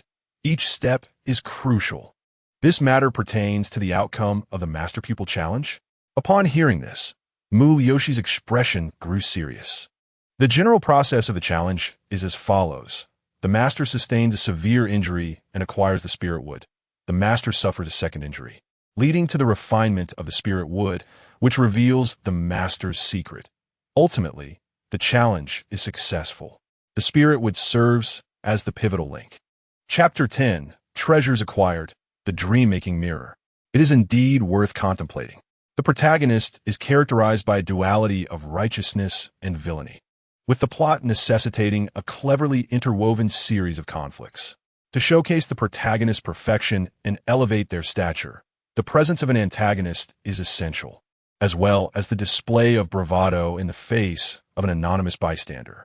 Imagine a stunningly beautiful yet cold master, gravely injured, while an extraordinarily perfect youth akin to a demon searches for healing elixirs, an archetype of the gallant hero rescuing the damsel in distress, a narrative that the masses undeniably adore. The only thrill lies in the protagonist's ability to dominate their master. Lin Heng emulates the protagonist's ostentatious demeanor, hands clasped behind his back, letting out a soft sigh. The female disciple of Qing Chang'e is formidable, effortlessly conjuring intricate mystical seals with flying swords manipulated from afar, dazzling all who behold them. Unfortunately for her, she encounters Yi Tian, who effortlessly overpowers his peers within the same realm. Mu Yoshi stands idly by, showing no intent to assist. Yi Tian, in the mid-stage of the Golden Core realm, can defeat late-stage practitioners of the same level. Now that he has entered the late stage, his opponent stands no chance. Young lady, retreat. Should you advance another step, do not blame me for my ruthlessness. The girl's hand trembles slightly around her sword, her gaze sharp, seemingly unwilling to yield. Sister, do not fear. Allow me to confront him. At that moment, a similarly attired young man interjects, positioning himself before the girl. I know who you are. Yi Tian, the core disciple of Qingxin sect. I am Li Zhaochun from Qing Chang'e, here to experience your prowess. Is it he? Li Zhaochun, ranked 33rd on the heavenly ladder? Mu Yoshi exclaimed in surprise. The heavenly ladder?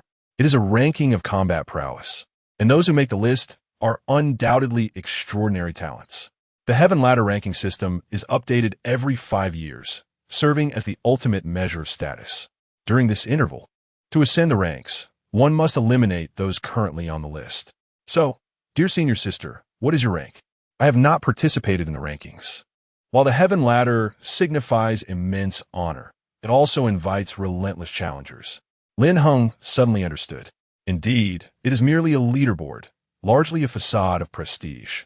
Once you attain a rank, not only do you expose your own capabilities, but you also attract an endless stream of challengers. Either you vanquish them, or they defeat you, or they humbly concede. Mu Yoshi cherishes a life of tranquility, preferring to avoid such turmoil, hence her decision to abstain from these conflicts. How remarkable!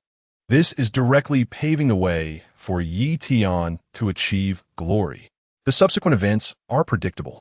Yi Tian will undoubtedly triumph over his opponent and successfully secure a position on the leaderboard, leaving the onlookers in awe. Li Zhaoshun. I have not heard of him. Yi Tian Mididisimidet. I wager that within 5 rounds, Li Zhaochun will meet his demise. In the first round, Yi Tian stood still, effortlessly dodging the opponent's ranged attack. In the second round, Yi Tian remained in place. The opponent, believing it was pure luck, employed 3 divine techniques, only to be effortlessly sliced through by a single strike. In the third round, Yi Tian, with a disdainful smile, began to mock his adversary. Li Zhaochun, infuriated, unleashed his most formidable attack, yet it was easily neutralized. In the fourth round, Yi Tian took the initiative, directly ending the opponent's existence amidst their astonishment. The ensuing scene indeed unfolded as Lin Heng had imagined, although in the second round, Li Zhaochun had only executed 2 divine techniques and a flying blade for a sneak attack. Impossible. Absolutely impossible. As the fourth round commenced, Li Zhaochun was taken aback. His words left unfinished as a flash of sword light severed his head. Yi Tian stood with his hands clasped behind him, casting a disdainful gaze upon the assembly. The remaining disciples of Qing Huichanga were rendered speechless, retreating in trepidation. Li Zhaochun was undoubtedly the most esteemed disciple of Autumn, and Yi Tian had brazenly taken his life. Mu Yoshi parted her lips, her eyes reflecting disbelief, not due to Yi Tian's formidable prowess, but rather Lin Heng's predictions regarding the battle. Yi Tian and Li Zhaochun seemed like actors in a play, meticulously following a script devised by him. Was he just providing live commentary? It was utterly astonishing. As Yi Tian slowly approached them, a triumphant smile emerged upon witnessing Mu Yoshi's astonished expression. Indeed, my current strength has astonished my senior sister. This is merely the tip of the iceberg. Li Zhaochun was too feeble to even pique my interest in combat. He mused inwardly. Senior sister, what a coincidence. I just encountered some trouble, and I fear I have embarrassed you, he remarked. Yi Tian, you should not have killed Li Zhaochun. He is a key focus of cultivation for Qing Huichanga, even a direct disciple of that elder in white robes. Mu Yoshi regained her composure and spoke. Are you worried about me, senior sister? Yi Tian chuckled. It was the disciples of Qing Huichanga who instigated this incident, attempting to launch a deadly assault upon me. If blame is to be assigned, it can only fall upon their lack of skill. Furthermore, my master has instructed that in the face of trouble, one should retaliate. She will bear the consequences. Troublemakers are indeed troublemakers. You have ruthlessly slain the disciple nurtured by Qing Huichanga. Do you think they will simply swallow their grievances? To put it plainly, your selfishness is evident. In your pursuit of glory on the heavenly ladder leaderboard through Li Zhaochun, you have shifted the burden onto others.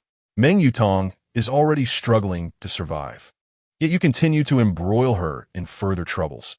This is what one might call a beloved disciple. Lin Heng cast a disdainful glance elsewhere.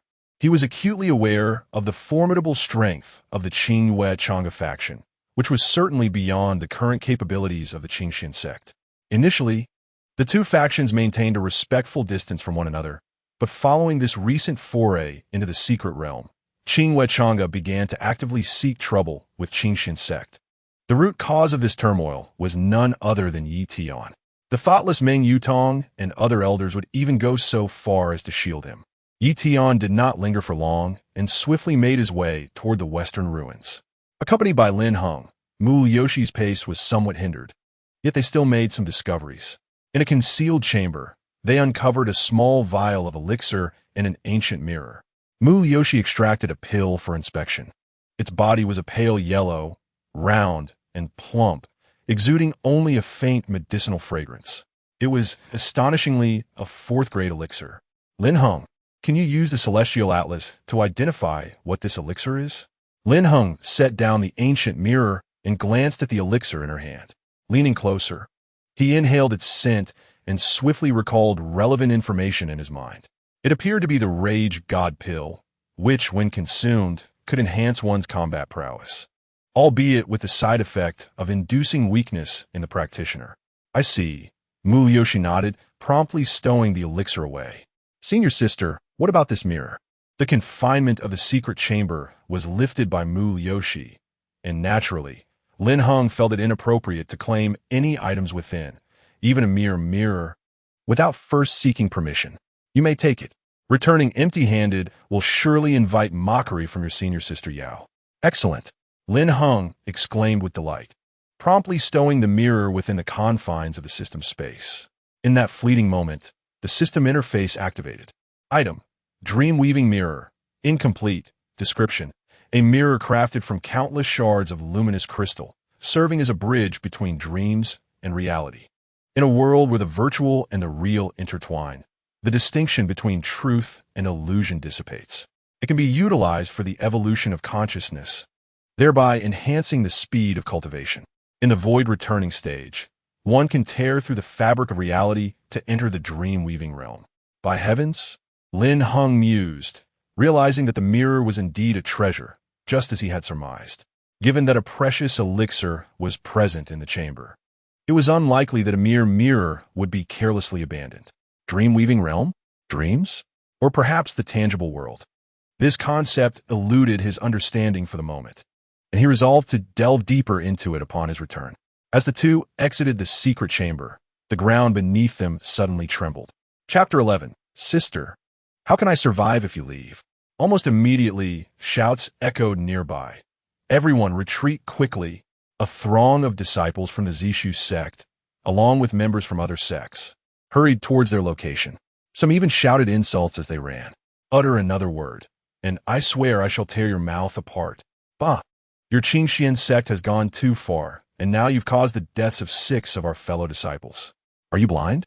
Did you not see that it was that madwoman, Qing Changa, who struck first? I care not who instigated this turmoil. It is you who have caused my junior sister's demise. The young man shielded his bruised eye, his dark silver robe tattered on the right side, presenting a most pitiful sight. Indeed, his injury was a result of a scuffle with Yun Yao over a possession. The robe, an artifact of the second tier, had been ravaged by the recent shockwave. Yun Yao appeared equally disheveled, her hair in disarray and a trace of blood at the corner of her mouth. Yun Yao, second sister. Upon seeing Mu Liuxi and Lin Heng, Yun Yao hurriedly approached. Little Yao, what transpired ahead?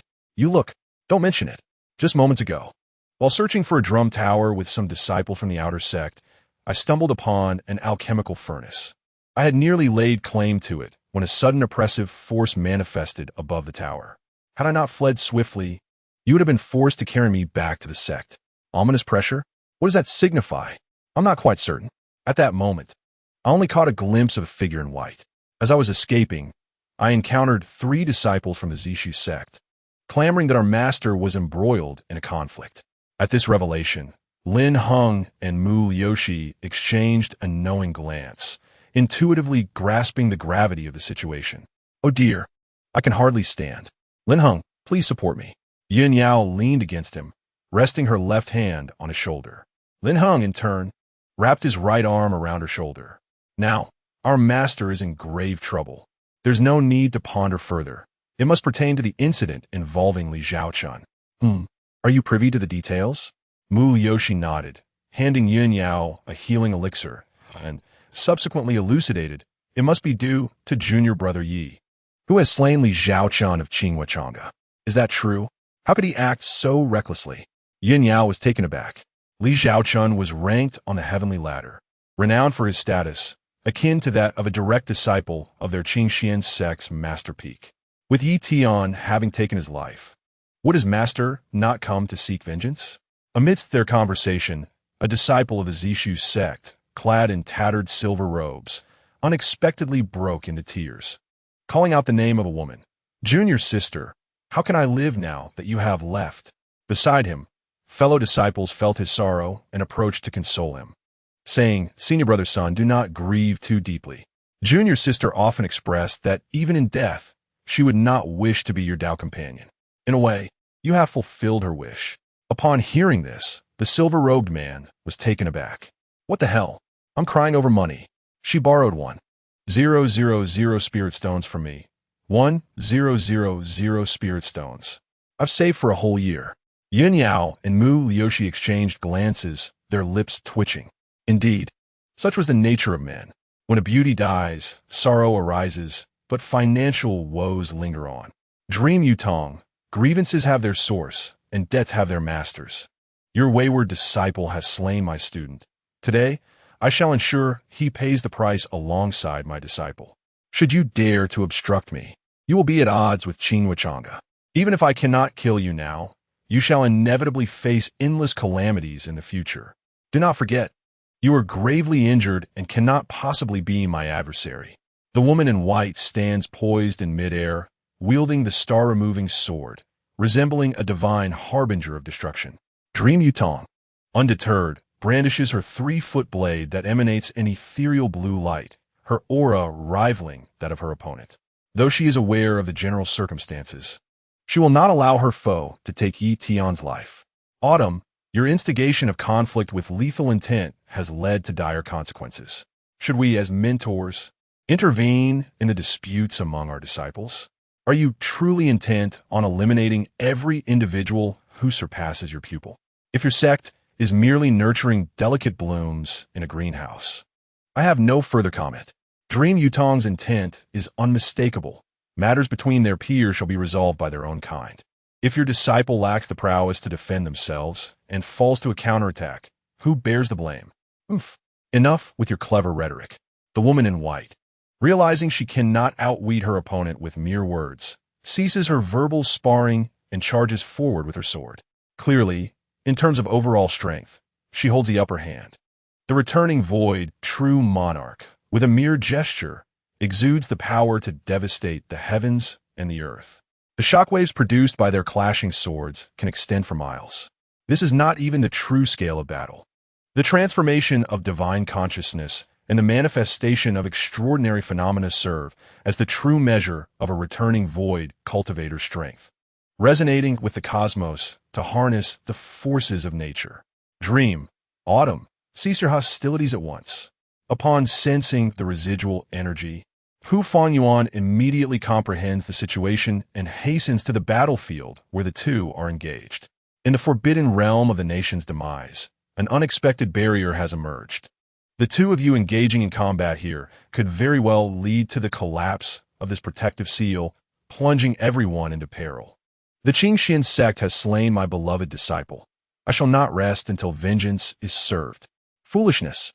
With a thunderous cry, Pu Fanyuan clasped his hands together and chanted incantations, swiftly conjuring an octagonal golden talisman in the void, forcefully separating the two combatants. Pu, my friend, do you intend to aid the Qingxian sect? The white-clad woman retorted, her eyes aflame with fury. The adversary had already stepped into the threshold of the Tao, evoking trepidation in anyone. Should he side with Meng Yutong, it would spell considerable trouble. Pu Fanyuan scoffed, positioning himself between them. I shall offer no assistance to either of you, nor will I concern myself with your disputes. The Forbidden Realm must not witness further large-scale conflicts. It will be the demise of us all. If you are unafraid of death, at the very least consider the disciples you lead. Do not mistake my words for mere alarmism. After a lengthy silence, the white-clad woman sheathed her sword, her gaze still icy as she addressed Meng Yutong, enunciating each word with chilling precision. Meng Yutong, this matter is far from over. The enmity has been established, and I shall surely claim the life of your disciple. I'm always at your service, Meng Yutong replied, her eyes drifting momentarily to the perspiring Yi Tian nearby, her brow furrowed with concern. Regardless of the circumstances, Yi Tian was her disciple, and thus far, he had committed no transgressions. Out of both affection and reason, she could not permit the white-clad woman to annihilate him. Moreover, Yi Tian was currently the most prominent disciple of the Qinyan Peak, and she harbored hopes for him to inherit the future legacy. Master, I have brought you trouble. Yi Tian stood before her, his voice barely a whisper, his visage suffused with remorse. Observing this, Meng Yutong stifled her reprimand, letting out a sigh as she spoke. This matter is not your fault. You have already demonstrated commendable excellence. I hope you will proceed steadily, avoiding the reckless pursuit of fame and fortune. Always remember the teachings of your master. Yi Tian bowed respectfully, ready to present the spirit-nurturing wood he had acquired as a token of goodwill to Meng Yutong. However, the ground tremored violently once more, even more so than during the earlier clash between Meng Yutong and the woman in white. Chapter 12. Time for Lin Heng to defend himself is running out. Meng Yutong suddenly lifted her gaze towards the void, her countenance transforming in alarm. Could it be that the remnants of their battle had disturbed that bell? At the heart of a nation's destruction, secret realm, lies a bell tower, atop which hangs an ancient bronze bell. The entire tower is surrounded by a formidable force, its lethal energy insurmountable even for a void-returning cultivator. Boom! Boom boom! The sound of the bell resounded throughout the secret realm, followed by an eruption of terrifying energy that instantly engulfed all cultivators within a 10-mile radius. These cultivators, esteemed disciples brought forth by various sects, predominantly possessed strength at the Golden Core stage, yet even they did not emit a single cry of despair. Reacting swiftly, Meng Yutong seized Yi Tian as one would a chick and fled. They were perilously close to the epicenter, even with her utilization of the grand teleportation technique. They could not entirely evade the overwhelming force. Could this energy cause my cultivation to plummet? A wave of dread surged through Meng Yutong.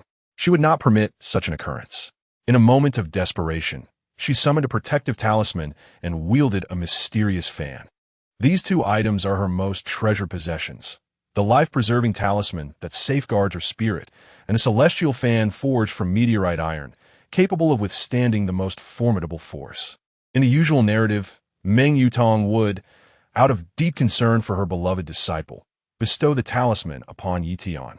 However, she is unaware that the most terrifying aspect of such power lies in its ability to annihilate one's consciousness. Yet, to avert her own injury, she has chosen to employ the talisman for her own protection, even placing Yi Tian behind her for added safety. Yi Tian is utterly bewildered. "Master, what are you doing?" "Do not fear, my dear Tian. I am here to protect you. With the celestial fan, we shall remain unharmed." 70 miles away, Lin Heng and his companions sensed the immense tremor and heard the tolling of the bell. Yet their spiritual strength had not yet arrived. What is happening? Are they fighting again? Lin Heng's heart sank as he glanced back at the encroaching clouds of dust, a foreboding feeling gripping him. Instinctively, he shielded Yin Yao with his body. "No, that is not mere dust. Conceal yourselves." Moluxi shouted. Yin Yao, too, sensed something amiss and attempted to evade to the shelter of a nearby boulder, only to find Lin Heng gripping her slender waist from behind. "Hey, Lin Heng, let go. Sister, activate the protective shield. There's no time." Could Lin Heng afford to release her now, while she could dart to safety behind the boulder 30 meters away? He could not. With a resounding crash, the protective barrier was activated, yet it shattered within 3 seconds. The pair were violently hurled several meters away, landing heavily on the ground. Fortunately, Lin Heng was relatively unscathed, save for a throbbing nose from colliding with Yin Yao's head. Regarding Yin Yao, she fainted on the spot due to the injury she sustained from the fight between Meng Yutong and the others, coupled with the shock from Dao Li, Xiao Yao, Lin Heng. Mu Lu she hurried over, filled with remorse, saying, "It's all my fault. I forgot that Xiao Yao was injured." In her haste, she had overlooked Lin Heng's lack of self-defense capabilities. Cough, cough. Lin Heng coughed a couple of times, gritting his teeth as he managed to rise. Quickly rushing to Mu Lu Shi's side, concern etched across his face. "Second senior sister, is senior sister Xiao Yao all right? There should be no life-threatening danger. She merely lost consciousness. It's all my fault for being a hindrance to senior sister Xiao Yao. If it weren't for her protecting me, I fear." Tears welled in the corners of Lin Heng's eyes as he thought. "Fortunately, I was clever enough to hide behind my senior sister. Indeed, a human shield is remarkably safe and reliable. Senior sister Xiao Yao, you cannot blame me. Had I not acted thus, my life would likely have been forfeit, while you would only have sustained minor injuries." Mu Lu she intended to offer comfort, but was immediately silenced by his inner musings. While his actions were somewhat understandable, equating his senior sister to a human shield in his thoughts seemed rather impolite, and his tone carried an unmistakable hint of schadenfreude. Before long, Meng Yutong found Lin Heng and the others, accompanied by a puppet made of paper, with Yi Tian slung over her shoulder. "Master, junior brother Yi, let us discuss this outside. We cannot linger here any longer." Meng Yutong's complexion appeared somewhat pale, bearing the semblance of someone severely injured. Upon exiting the secret realm, the group boarded the cloud vessel for their return journey. Within the confines of the Yunzhou chamber, 2 beds lay side by side. On the left, Yin Yao reclined, while on the right, Yi Tian rested, each attended by Mu Liushi and Lin Heng. It was evident that Yin Yao's injuries were considerably less severe, as spiritual energy wanes with distance, and they were situated a full 70 miles from the central bell. Meanwhile, Meng Yutong sat cross-legged on a mat, eyes closed in meditation, seemingly engaged in the art of healing. Master must be feeling quite anxious now, sensing the gradual decline of her cultivation, perhaps. Well, who has to blame but herself? It is rather puzzling, though. How did Yi Tian sustain such grave injuries? Could there have been an unforeseen complication? Nevertheless, once Yi Tian awakens, my reward shall surely be mine. Lin Heng secretly reveled in his thoughts. Although the outcome of the narrative had deviated somewhat, the completion of the rebellion of the disciple scenario was undoubtedly assured. His curiosity grew regarding what splendid reward awaited him, be it a weapon, elixir, or perhaps an extraordinary technique. Lin Heng shook his head, reminding himself not to become complacent. This was merely the first pivotal moment in the plot, with many traps yet to unfold. After Yi Tian's rebellion, the entire Qinyan Peak would transform into a harem realm. Whether it be the enigmatic senior sister or the frigid second sister, neither could escape their fated roles within this harem. Thus, he must select certain critical junctures to enact reverse plot lines, lest he be undone by Yi Tian. It would not be long before the sect issued a task, during which Yi Tian would break one of his legs, inadvertently aiding him in securing Yun Yao. To avoid the peril of a broken leg, the most prudent course of action is to refrain from participating in any tasks. As long as he abstains, it is likely that Yun Yao will not bestow her assistance for free, thereby delaying the protagonist's development. After all, the protagonist possesses a fortunate aura of multiple wives. The more female leads he attracts, the stronger he becomes. In the midst of these contemplations, Yun Yao suddenly opened her eyes wide. Before Lin Heng could respond, an agonizing pain akin to being kicked by a mule surged through his chest, and he was propelled backward 2 meters. With an authoritative stance, Yun Yao raised her delicate foot and planted it firmly upon his nearly fractured chest. "What on earth are you doing, senior sister?" Lin Heng was bewildered. After spending the last 2 hours tending to her needs, providing her with water and wiping her sweat, he was met with this unexpected assault upon her awakening. Could it be a consequence of his using her as a human shield? The situation had been extremely dire, but surely it shouldn't warrant such a reaction. Unbeknownst to him, Yun Yao had merely experienced a minor disruption to her spirit. It did not imply that she had been oblivious to Lin Heng's inner thoughts. To treat her as a mere human shield while secretly reveling in her supposed foolishness was intolerable. How could such a junior not be properly admonished to establish authority? "Xiao Yao, what are you doing?" "Do not disturb the master's recuperation." Mu Lu, she pointed outside the cabin, her gaze conveying a silent message. Yin Yao promptly understood and seized Lin Heng by the collar, dragging him outside. Senior sister, have you lost your mind? I have been caring for you all this time, and yet you still strike me?" With a playful smile, Yun Yao revealed a captivating expression upon her flawless visage. "My dear junior brother, I do not mind being used as a shield, for it is my duty to protect you. Do you think that when I faint, I am oblivious to the smile that plays at the corners of your lips? Do you believe I cannot sense the restless motions of your embrace?" A sudden jolt coursed through Lin Heng's heart. Did he smile? He distinctly remembered shedding 2 tears. How could a master thespian commit such a fundamental blunder? If there were to be laughter, it ought to be confined to the recesses of his heart. As for those furtive movements, I merely... Time for Lin Heng to concoct a defense was rapidly dwindling. In truth, during Yun Yao's unconsciousness, she was devoid of physical sensation. Yet she heard a voice uttering, "It's time to gain some weight." Chapter 13. If Yi Tian can charge forth, why can't I? Yun Yao scoffed, releasing him and casting him aside, delivering a kick to his rear.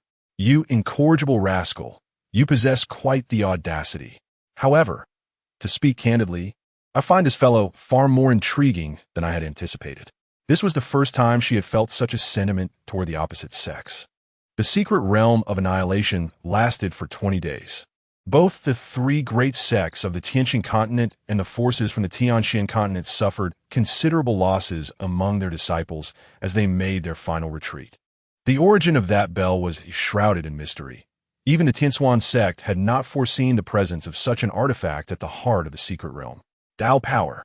or the intrinsic energy of the artifact was bound by external influences. The white-clad woman of Qinghuachanga had initially planned to ambush and eliminate Meng Yutong on her return to the Tianxin continent. However, the ensuing battle between the two inadvertently summoned calamity. To safeguard the remaining seeds of her sect, she was compelled to withdraw with her disciples ahead of schedule from the secret realm. The recent demise of Li Zhaochun was already a significant blow. If the remaining disciples were to perish as well, she would return as a mere figurehead. The sole source of solace lay in the likelihood that Meng Yutong had sustained injuries due to a hasty retreat, coupled with the backlash from breaching the barrier earlier. It was hard to believe she could maintain her previous disdain in their encounters. Have you heard? The individuals from Qianyun Peak returned last night. It seems there were issues within the secret realm, as I overheard my master discussing. How could they return so swiftly? The round trip from Tianxin continent to Tianxing continent typically requires nearly 15 days, yet they spent only 5 days in the Annihilation secret realm. Several disciples from the main peak whispered among themselves, deliberating on this matter. Some even expressed significant dissatisfaction. It is rather amusing. The Annihilation secret realm was supposed to be our turn at Dao Peak. In my view, they must have been outmatched by the other sects and had no choice but to withdraw prematurely. Zisu sect and Qing Yuchong Gu dispatched nearly their most elite members this time. What chance do the 5 women of Qianyun Peak, including that brash youth surnamed Yi and our recently discovered sect leader's son, have against the other sects in vying for opportunities? This sentiment resonates with many. Numerous disciples nodded in agreement. Among the 6 peaks of Qingxian sect, the disciples were not as united as one might expect. This division extended beyond the disciples to the elders as well. The ability to secure benefits for the disciples largely hinges on whether the elders, particularly the peak masters, are capable leaders. Although Meng Yutong is the only female cultivator, her prowess is by no means inferior to that of the grand elder of the main peak. As for the disciple, she adheres to a single principle. It is not the number of soldiers that matters, but the capability of the individual. On the other side, within the halls of the Qianyun Peak disciple residence, Lin Heng applied medicine to his swollen eye, the result of a merciless blow from Yun Yao, grimacing in pain. This foolish girl. Was it necessary to strike so fiercely? Enduring the beating was one thing, but trampling on his face was sheer indignity. Lin Heng resolved to save money from that day forward. He would surely repay this humiliation in kind. The brothel was a place of exorbitant expenses, where even acquaintances could not expect discounts. He had yet to inquire about the worth of a golden core stage cultivator. The price would undoubtedly be substantial. After tending to his injuries, Lin Heng reclined on his bed and accessed the system panel, discovering that the main storyline remained unresolved. It was only to be expected, as Tian had sustained serious injuries and was still recuperating in the care facility. He should awaken soon, and there was no rush for the rewards. What truly concerned him was his lack of mastery over the foundational cultivation techniques. By conventional standards, his cultivation level should have reached at least the 2nd stage of qi refinement by now. However, due to Meng Yutong's insistence on bringing him to the National Annihilation secret realm, time had been squandered. Tomorrow, he would seek out Meng Yutong for some basic cultivation methods. Otherwise, no matter how extraordinary his talent, it would be of no avail. He aimed to reach the 9th stage of qi refinement within a month. The following day, before Lin Heng could awaken at his leisure, he heard the sound of his door being forcefully kicked open. Lin Heng, get up quickly. Do not forget that you have much work to do. Yun Yao leaned against the doorframe, her slender, graceful legs slightly crossed. Today, her attire had changed. Her dress was now white and had even been shortened considerably. To the casual observer, she would undoubtedly be mistaken for a graceful lady. Lin Heng swiftly rose, fully aware that he must not be deceived by her facade. The dark circles under her eyes spoke volumes. Senior sister, you wouldn't still expect me to venture to the back mountain, would you? I've already sustained an injury. I ought to be permitted to rest for a few days. Come now, is it necessary to harbor such a grudge? It was merely a couple of grabs. I didn't take offense, she replied with a sardonic chuckle, her tone revealing her irritation. At this distance, she could not discern his murmured complaints. You think I wish to keep an eye on you? It is Master who has sent me. Where's the Master? She continued. She mentioned she intends to cultivate your character through farming. And since it is something you enjoy, I have been tasked to supervise you closely. I suspect you have inadvertently provoked Master. Otherwise, she wouldn't take the trouble to put you through this. What? Since becoming her disciple, I have been nothing but respectful and cautious. When have I ever offended her? Lin Heng, initially suspecting that Yun Yao was merely creating trouble for him, realized it was the mischief of Meng Yutong at play. Thus, he found himself bewilderedly dragged to the fields. After a morning's toil, his pickaxe was nearly smoking from overuse. Truly, patience brings peace, but taking a step back only deepens one's frustration. How could he, a formidable antagonist, endure such indignities? This was not the way of an underhanded existence. Glancing back, he noted that Yun Yao had likely grown bored and wandered off. Could it be that her diminished cultivation is causing her to take her frustrations out on me? According to the melodramatic tropes of this narrative, such a possibility seems plausible. The protagonist is always favored, while the antagonist receives no such optimism. One can only say that this is what he deserves. Wait, an attack on the Master? Lin Heng cast aside his pickaxe, and the fleeting notion of charging the Master suddenly ignited a wild idea within him. Some thoughts emerge in an instant, without any forewarning. At present, Yi Tian lies in a deep stupor, which indicates that the moment for charging the Master has not yet arrived. However, this is not the crux of the matter. If Yi Tian is capable of charging the Master, why should he not attempt it as well? As the saying goes, if the bandit can go forth, so too can I. When faced with a true monarch in the returning void stage, there is, in essence, little distinction between a golden core cultivator and an ordinary person. Given Yi Tian's ability to remain unscathed, it stands to reason that he, too, should emerge unscathed. In terms of outcomes, there are merely two possibilities, success or failure. Should he succeed, Meng Yutong would, like a compliant protagonist, dare not defy him. At that point, what resources for cultivation would be lacking? Even in the event of failure, Meng Yutong, despite her wrath, could hardly resort to killing him. At most, she might expel him from Qianyun Peak or even from the Qingxin sect. Such an act of insubordination would invite punishment, even for the son of the sect leader. It is essential to note that he never intended to acknowledge his ancestry, nor did he aspire to enter Qianyun Peak. Thus, being expelled from the sect could very well be a cause for celebration in his eyes. Steering clear of Yi Tian would at least ensure his survival until the end. After contemplating the implications, Lin Heng promptly discarded the pickaxe. He resolved to act. Fortune favors the bold, while the timid perish. If Meng Yutong is devoid of righteousness, she cannot fault him for committing acts of rebellion. Yet prior to that, it is imperative to ascertain Meng Yutong's true state. If she retains even a sliver of cultivation, it would be prudent to remain cautious.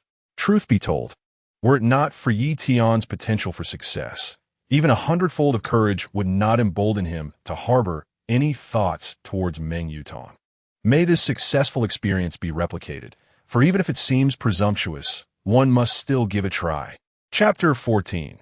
You wouldn't want others to discover the secret of your diminished cultivation, would you?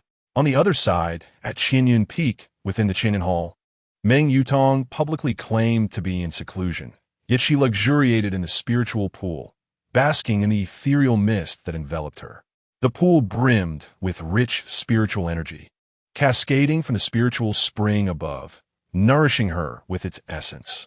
The waters of the spring not only cleansed the impurities that clung to her, but also soothed the restlessness of her spirit. However, just as she closed her eyes to indulge in this tranquility, she suddenly sensed someone entering the grand hall. Instantly, her consciousness discerned the visitor, eliciting a flicker of surprise within her. Her seclusion served a dual purpose. One was to subtly convey the signs of her injury, while the other was to bait her beloved disciple to see if he would take the bait. Yet, the intruder was not Yi Tian. What a sneaky little fellow. Does he seek an audience with me? At this moment, Lin Heng stealthily approached the intricately carved chair at the center of the hall, adorned with dragon and phoenix motifs. The hall was dimly lit by only 4 flickering candles, casting an air of solemnity and mystery. Master? He softly called out, and the prolonged silence put him at ease. Just as I suspected, my master's cultivation has indeed fallen to a level where she cannot even extend her consciousness. Otherwise, the moment I stepped into the hall, I would have been detected. Lin Heng felt a surge of confidence, bolstered by this revelation. The front of Qinyan Hall served as a place for discussions, while the rear housed Meng Yutong's private quarters. One must admit, her quarters were several times more splendid than their disciples' palaces. The garden, adorned with spiritual herbs, long pavilions, and ruggedly beautiful rock formations, was lined with extraordinary spiritual plants. Meng Yutong emerged from the spiritual pool, swiftly changed her attire, and seated herself upon the bed. Drawing the curtain closed, a series of knocks resounded. "Who is it?" A frail and uncertain voice echoed from within. "Ah, this is it. Master, it is I, Lin Heng." Lin Heng pushed the door open, illuminating the room with bright light, while a screen separated the bed from the entrance. "Heng ya? What brings you here?" The voice sounded weak. Indeed, she was not well. Though playful in nature, today required a measure of caution. Lin Heng was aware that Meng Yutong was observing him from behind the screen, and thus he bowed respectfully, saying, "I heard from my senior sister that Master has sustained some injuries, so I came to pay my respects. The outside chatter is quite loud, with many saying that Master is gravely injured, and the other elders wish to see you." A faint smile graced Meng Yutong's lips. Was he testing her? Just as she was about to respond, a voice interrupted. "Why not proceed directly?" The sound was soft, yet the enunciation was remarkably clear. "Proceed directly? What does that mean?" Suddenly, the screen was swept aside, and Meng Yutong was taken aback, instinctively stepping back. Lin Heng noted her reaction and felt a surge of joy. "Huh, Master, you seem quite flustered. I have merely sustained minor injuries. It is nothing serious. In due time, I shall visit the main peak to meet with the other elders. If you have no further business, you may leave." Meng Yutong concealed her aura, feigning a semblance of guilt, eager to discern Lin Heng's intentions. "Oh." Lin Heng's tone shifted to one of curiosity. "Is that so, Master? If that is the case, I shall rest easy." "How natural. Esteemed Master, I have heard that you have instructed senior sister Yun Yao to supervise me in cultivating the untamed lands of the back mountain, yet I find little pleasure in it. I yearn to learn the art of cultivation from you. Hunger, this is but a trial to temper your resilience, laying a solid foundation for your future endeavors. You must understand my intentions. Furthermore, is this not one of your preferred pursuits? Are you attempting to deceive your master?" "No, no, no." Lin Heng stepped forward, declaring, "Master, I comprehend you all too well. You simply wish to test my limits, yet, from this moment forth, certain matters will no longer be at your discretion." "Impudent! What did you just say?" Meng Yutong retorted, her voice regaining its former icy demeanor. However, to Lin Heng, her reaction only served to underscore her rising anxiety. "From now on, aside from Yi Tian, you shall heed my commands. I shall not let this rebellious disciple escape my grasp. After all, our rather unreliable father is the sect leader. This connection should safeguard my life. If my recollection serves me correctly, should news of my waning power spread, I would find no refuge within, nor safety from external threats." With such thoughts racing through his mind, he hastened to the curtain and flung it aside, startling Lin Heng. Due to her hurried bath, Meng Yutong had not anticipated such an action and was merely clad in a thin nightgown. The soft pink fabric clung to her alluring figure, accentuating her fair and radiant complexion. Coupled with her expression of shock and indignation, she appeared breathtakingly beautiful. Lin Heng swallowed hard, envisioning a transcendent beauty languidly reclining upon her bed, her legs crossed, with a delicate arm draped casually across her knee. The alluring curves and pristine shoulders were fully exposed to the air, emanating an enticing fragrance. Lin Heng swallowed hard, realizing why Yi Tian was willing to risk everything to pursue Meng Yutong. Who could resist such an opportunity? Meng Yutong gazed at him in astonishment. How dare he desecrate her presence? Moreover, what did he mean when he mentioned that the sect would not harbor her and that the outside world was watching with predatory intent? Even if her cultivation had indeed faltered, her years of diligent service to the Qingxian sect would surely prevent them from abandoning her. How dare you offend me? Meng Yutong pressed her left hand against her chest to avoid being scrutinized, feigning indignation as she waved her right hand. Lin Heng effortlessly captured her wrist. Meng Yutong's acting was remarkable. Her emotions and expressions were perfectly executed, revealing no flaws. Master, stop pretending. I know you're no different from an ordinary person now. I never expected your cultivation to decline so rapidly. Rebellious disciple, release me at once. Do you have any idea what you are doing? Of course I do. Today, I intend to confront my master. Confront? Upon hearing this term, Meng Yutong could hardly contain herself. One person confronting their master was not enough. He was also willing to engage in such despicable behavior. Fishing was meant to lure Yi Tian, yet unexpectedly, Lin Heng had emerged instead. Look at that little expression. It truly evokes a sense of wicked amusement. But rest assured, I'm not as beastly as Yi Tian. His confrontation was for pleasure. Mine is for the sake of cultivation resources. Lin Heng initially harbored no particular thoughts about her. However, after the events in the secret realm, he came to realize that relying solely on survival was insufficient. When a moment arises to strive for something, one must act decisively and seize the opportunity to soar, even if it means transforming a bicycle into a motorcycle. As for whether one should enjoy the journey of confrontation, while Lin Heng admired the spirit of Wei Wu, he was certainly not one to follow Yi Tian blindly and partake in petty gains. This fellow oscillated between light and dark. It was uncertain whether Meng Yutong could withstand such duplicity. If matters escalated, who could say whose offspring would result? The mere thought of it was repulsive. Does he covet my essence? Meng Yutong repressed the urge to suppress him and decided to observe further, curious about what tricks he might employ next. Lin Heng was undoubtedly more complex than he appeared. He certainly possessed knowledge of certain secrets. Time would reveal that her decision was indeed the correct one. Master, do not entertain thoughts of resistance. After all, you would not want anyone to uncover the secret of your diminished cultivation, would you? Lin Heng, imitating the lines of a cinematic master he had learned from films, wore an expression tinged with malice. Upon uttering those words, it was as if he had invoked some forbidden consequence, causing Meng Yutong's body to tremble slightly. Hiss! Why do I feel a suffocating sense of my fate being controlled by another? It must be an illusion. It surely is. Meng Yutong suppressed her inexplicable feelings, her tone remaining icy. Even if this matter were to leak, so what? Did he think that this would grant him control over her? TSK. Lin Heng shook his head in resignation. Once I finish speaking, you will come to understand your predicament. He remained unaware that Meng Yutong's actions were merely a ruse to ascertain what secrets he truly held. For Lin Heng, this unfolding drama was of little consequence. It could serve as a double-edged sword, a means to manipulate her. Chapter 15. Main plot completed. The uncommon 5 elements spiritual roots. Take the Qingxian sect, for instance. Do you truly believe that among the elders there exists no underhanded scheming? If word of your decline in cultivation were to reach those elders with whom you share a tenuous relationship, such as the second elder from the Dao Peak, do you think you could continue to reside peacefully at the Qinyan Peak?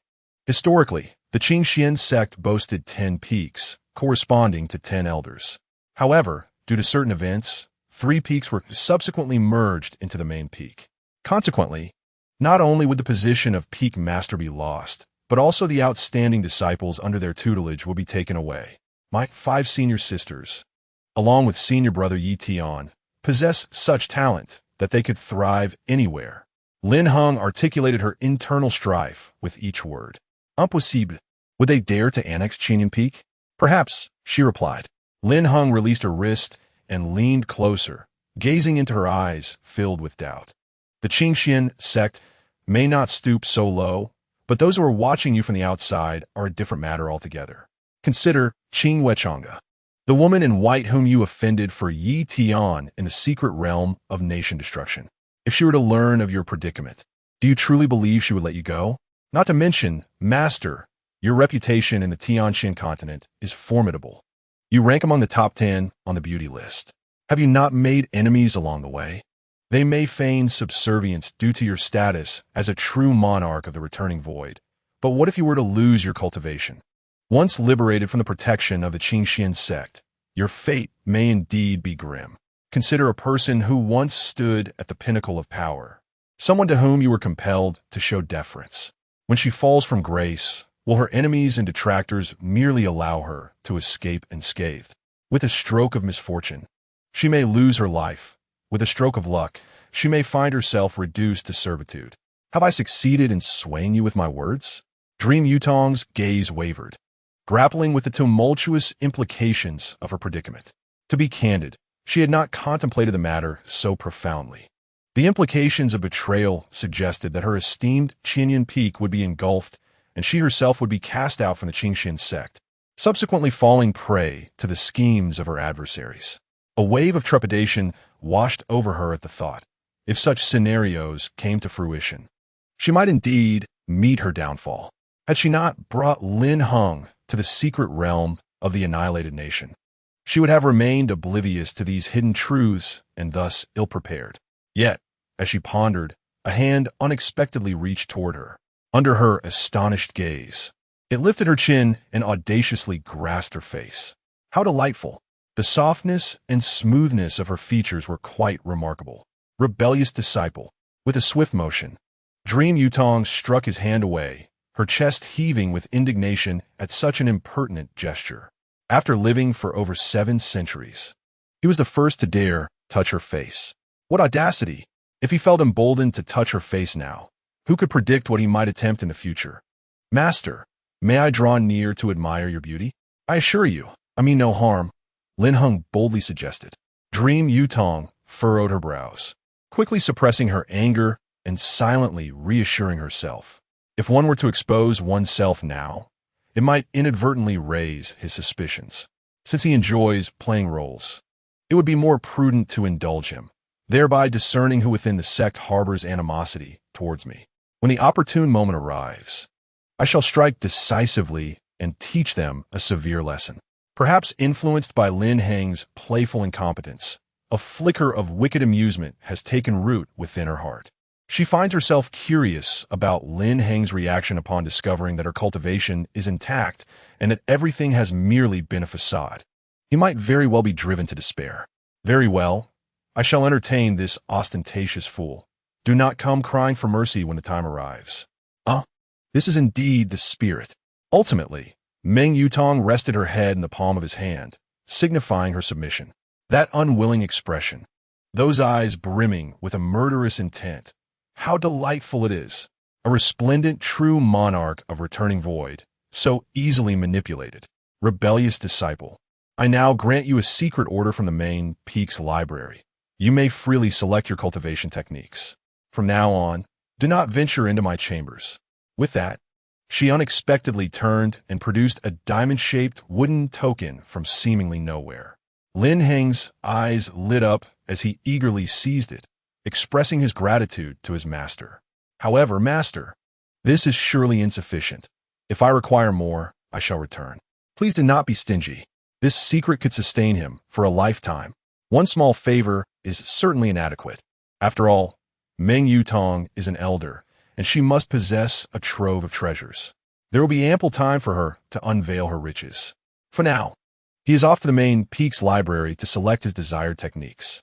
Once Lin Heng departed, Meng Yutong finally exhaled a sigh of relief. Acting is indeed no easy feat. Were it not for my utmost restraint, I might have been tempted to strike that scoundrel down with a single blow. Having dealt with Lin Heng, I now find myself in a predicament with Yi Tian. The thought of these two threatening me in succession is already exhausting. At this moment, Meng Yutong could hardly anticipate that Yi Tian would not have the opportunity to confront her. The prerequisite for Yi Tian's challenge was to present the vitality spirit wood for her to refine, thereby uncovering the secret of her diminished cultivation. However, he himself is now gravely injured, having utilized the vitality spirit wood for his own recovery. Naturally, even if Meng Yutong were aware of this, it would not concern her. If Yi Tian refrains from confronting her, she can fully concentrate on dealing with Lin Heng, that conspicuous nuisance. Meanwhile, Lin Heng has traversed 2 peaks according to his memory map to reach the main peak. The outermost gatekeeper disciples, upon seeing him, did not attempt to obstruct his passage. as the disparity in their statuses was evident. As mere servant disciples, they could not afford to offend Lin Heng, the newly appointed prince. Ding! Main storyline completed. Congratulations to the host for receiving an extraordinary reward. Uncommon 5 elements, spiritual root. Would you like to transplant it now? The system notification chimed. Lin Heng paused, somewhat taken aback. Had the task truly been completed so swiftly? Could it be that Yi Tian seamlessly continued after my departure? Wait a moment. An uncommon 5 elements, spiritual root. Can such a thing truly be considered an extraordinary reward? Having perused countless web novels, he was well aware of the lackluster reputation of the 5 elements spiritual root. Whenever this item appeared, it either belonged to the genius category or the useless category. Assuming that the maximum limit of 5 attributes is 100, if your values are 99, 95, 99, 98, and 95, then there is little to discuss. You are indeed a noble hexagonal warrior. Conversely, if your values are 100, 50, 25, 15, and 10, you would resemble an underwhelming figure akin to a water bucket waste. It appears as though a civil engineer is on site arranging pipelines, and one cannot guarantee that each pipe is perfectly aligned. System, could you perhaps transform this into an ethereal root akin to those found in a mortal's journey to immortality? Or take a cue from the esteemed Gulaoma and provide me with a 5-element spiritual root? At this rate, I might not develop until the year of the monkey. If things go awry, I might be eliminated by the protagonist before I even have the chance to grow. Ding! Host, do not panic. This is not an ordinary 5-element spiritual root, but rather a mutated one. In what way is it mutated? The mutated 5-element spiritual root is significantly easier to break through. Establishing a foundation requires only one attribute to be cultivated to its utmost perfection. Moreover, the mutated 5-element spiritual root absorbs the purest elemental essence, enabling the host to seamlessly integrate various principles during the Tao integration phase, disregarding conflicting attributes, achieving true unity of myriad paths within oneself. Furthermore, with the system support, the host comprehension is unparalleled. Even advancing through 5 paths simultaneously will be more than sufficient. Upon the system's explanation, Lin Heng immediately felt that the situation was not as dire as he had initially perceived. At the very least, during the early stages of cultivation, he need not concern himself with becoming a polygonal warrior, thus avoiding any delays in his ascension. However, absolute benefits remain an unrealistic expectation. For instance, taking a similar scenario, the ancient sacred body of the primordial era was indeed the most formidable constitution, requiring a substantial amount of spiritual energy for cultivation. However, as the world transitioned into an age of scarce spiritual essence, it gradually receded from the stage of the sacred body. Even the rare 5 elements root demands significant resources. Lin Heng sought a secluded place, resolute in his decision to begin the transplantation process. Possessing a spiritual root is undoubtedly preferable to having none at all. Chapter 16. Reversal of the celestial pole waves of spiritual energy surged through his meridians, converging within the Dantian, where they coalesced into a sphere of spiritual light, gradually infusing into his internal organs. The transplantation proceeded swiftly, accompanied by a comforting sensation of alternating warmth and coolness, possibly a result of the elemental properties inherent in the spiritual root itself. At last, after a brief interval, the spiritual light dissipated entirely, and his internal organs returned to tranquility, as if the preceding events had merely been an illusion.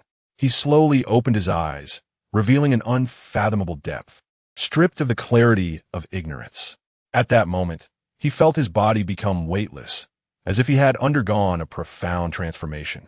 At the main Peaks dojo, an overwhelming number of disciples had gathered. The combat was exhilarating. The duels between Senior Brother Li and Senior Brother Wang were particularly captivating. This year, our main peak is sure to secure the top position in the grand competition. However, it remains uncertain. Gong Suning from Daofeng and Yi Tian from Qianyan Peak have both entered the late stage of the Golden Core realm, and these 2 prodigies have remarkably broken through 2 minor realms in just half a year. Some offered objective analyses. The sect's grand competition is held annually, allowing disciples from all peaks to participate. This serves not only to assess the strength of each peak's disciples, but also to facilitate the distribution of certain benefits. Which peak performs well, the more rewards it garners in the latter half of the year. Last year, the Xianyun peak sent forth its foremost disciples, Duan Shuyun and Mu Liushi, who nearly overwhelmed the other 6 peaks. Consequently, Meng Yutong seized the opportunity to venture into the secret realm of nation destruction. However, this year, Duan Shuyun is away on a training expedition and cannot return, leaving the responsibility to Yi Tian, Mu Liushi, and Yun Yao. Lin Heng, initially just passing through and not intending to join the fray, found himself unexpectedly recognized. Hey, look, isn't that Lin Heng? Lin Heng's name has echoed throughout the sect since the day he returned to his ancestral roots. Some disciples have even encountered him. It truly is him. Hey, what brings you to the main peak? The sect leader is currently in seclusion, and you won't be able to see him.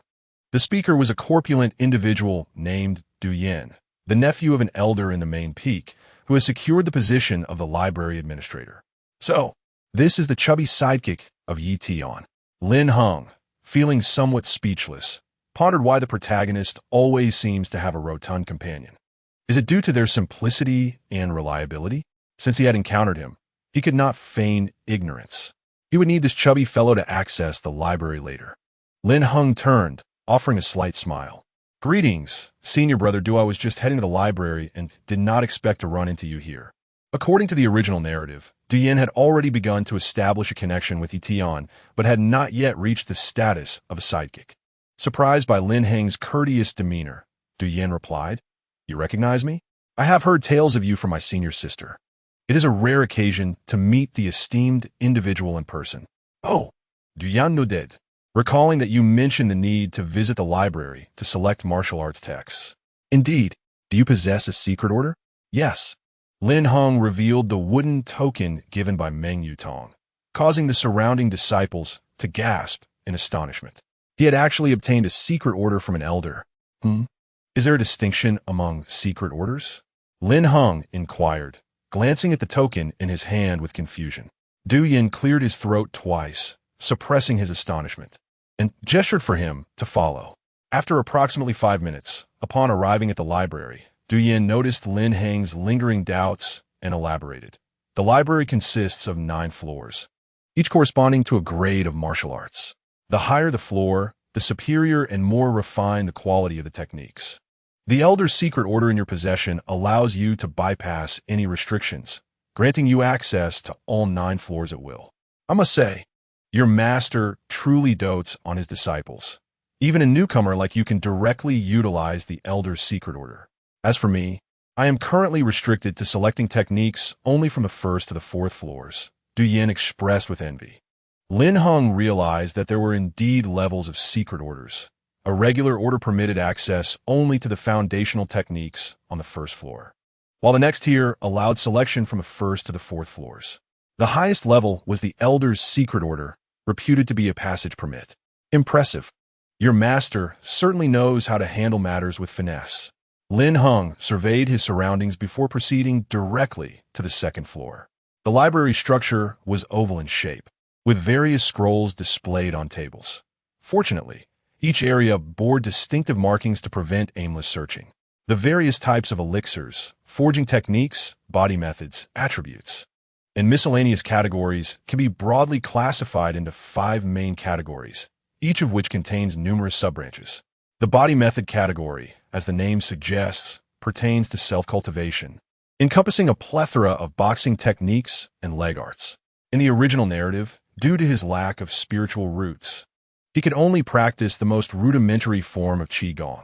In actual combat, not only was the damage minimal, but prolonged exertion would nearly cause his bones to crumble. Now, possessing a mutated 5-element spiritual root, he is capable of cultivating techniques related to 5 elemental attributes. By practicing Qi, a cultivator draws spiritual energy to fill their dantian, forming a vast conduit within their body, thereby storing the spiritual energy in the 100 bones and joints, achieving the aim of marrow cleansing and meridian opening. A particular tome within the wood attribute category piqued Lin Heng's interest. The Green Emperor's spirit-devouring technique flickered through his mind as he sought information. Yet he found no relevant details regarding this text. It is possible that the Green Emperor is the author. However, the term spirit-devouring technique was familiar to him, as it typically signifies a method that assists in absorbing spiritual energy. In order to swiftly retrieve pertinent information, without hesitation, Lin Heng cast it into the system space. Predictably, the system activated an automatic scan, promptly presenting the relevant details. Technique: Green Emperor's spirit-devouring technique. Grade: 4th tier. Attribute: wood. Description: this is a significantly underestimated technique. If one can open all 108 acupuncture points, they will possess an extraordinary cultivation speed. Why would a 4th tier technique be placed on the 2nd level? Lin Heng found this somewhat perplexing. He subsequently took out several other techniques that assisted in the absorption of spiritual energy and cast them into the system space, only to discover that they were all rated as 2nd tier. In fact, their descriptions outright labeled them as inferior. Well, first take this book, The Green Emperor's Spirit-Devouring Technique, and then head upstairs to explore the attribute-based martial arts. Lin Heng carefully stored the technique and made his way directly to the 3rd floor. From this level onward, the spirit-devouring techniques were non-existent. Instead, attribute-based skills dominated the collection. Remarkably, the 3rd floor boasted at least double the number of techniques compared to the 2nd. The number of disciples was also considerable. They were likely all here to benefit without cost. The library had a rule that each person could only take away 3 martial arts techniques.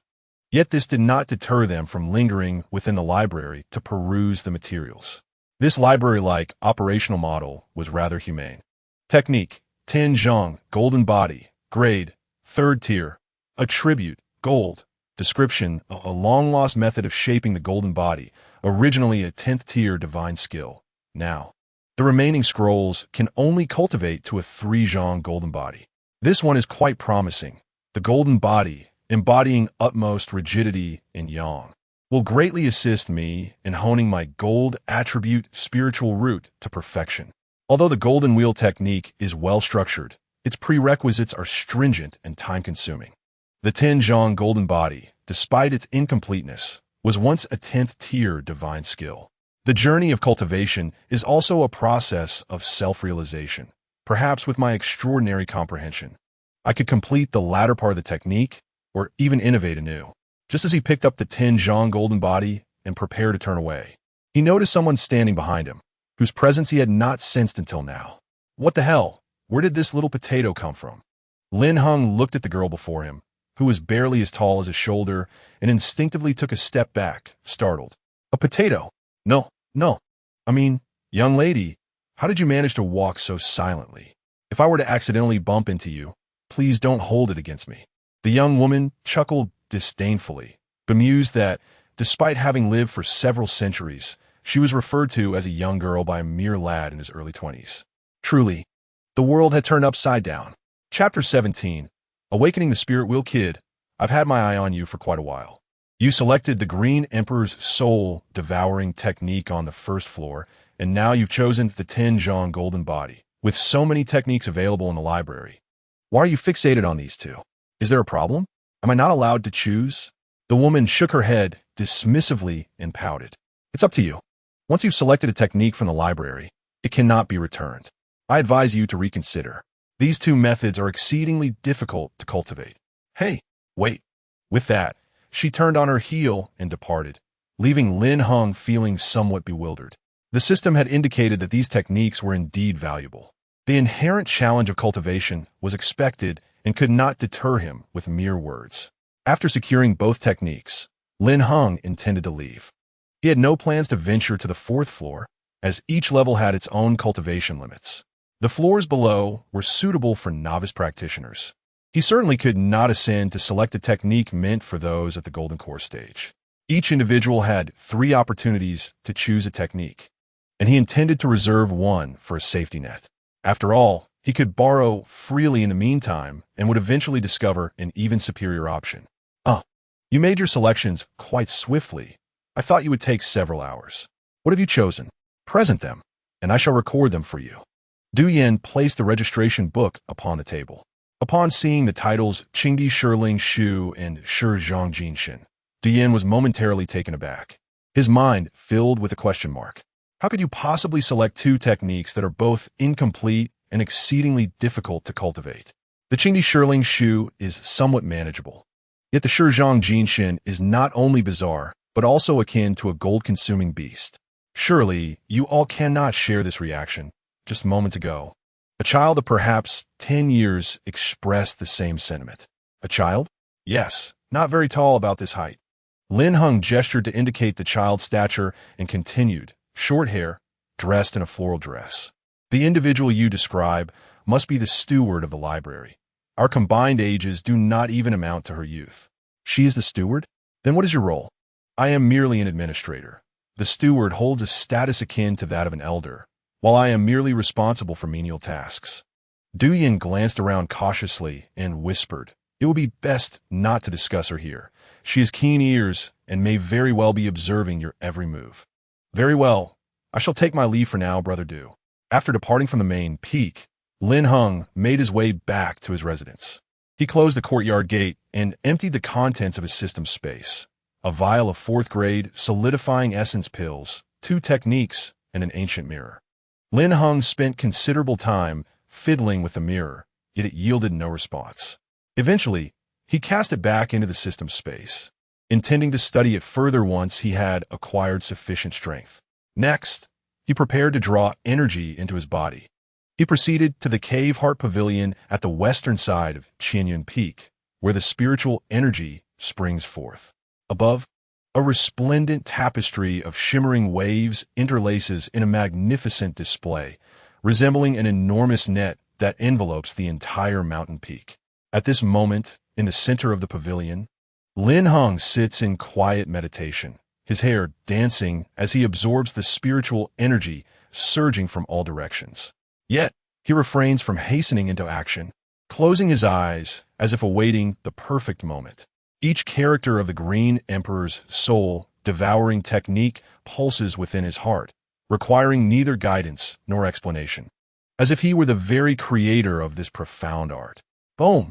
After a considerable duration, accompanied by a resonant sound of collapse, the ethereal, white, spiritual energy in the air begins to undergo a subtle transformation.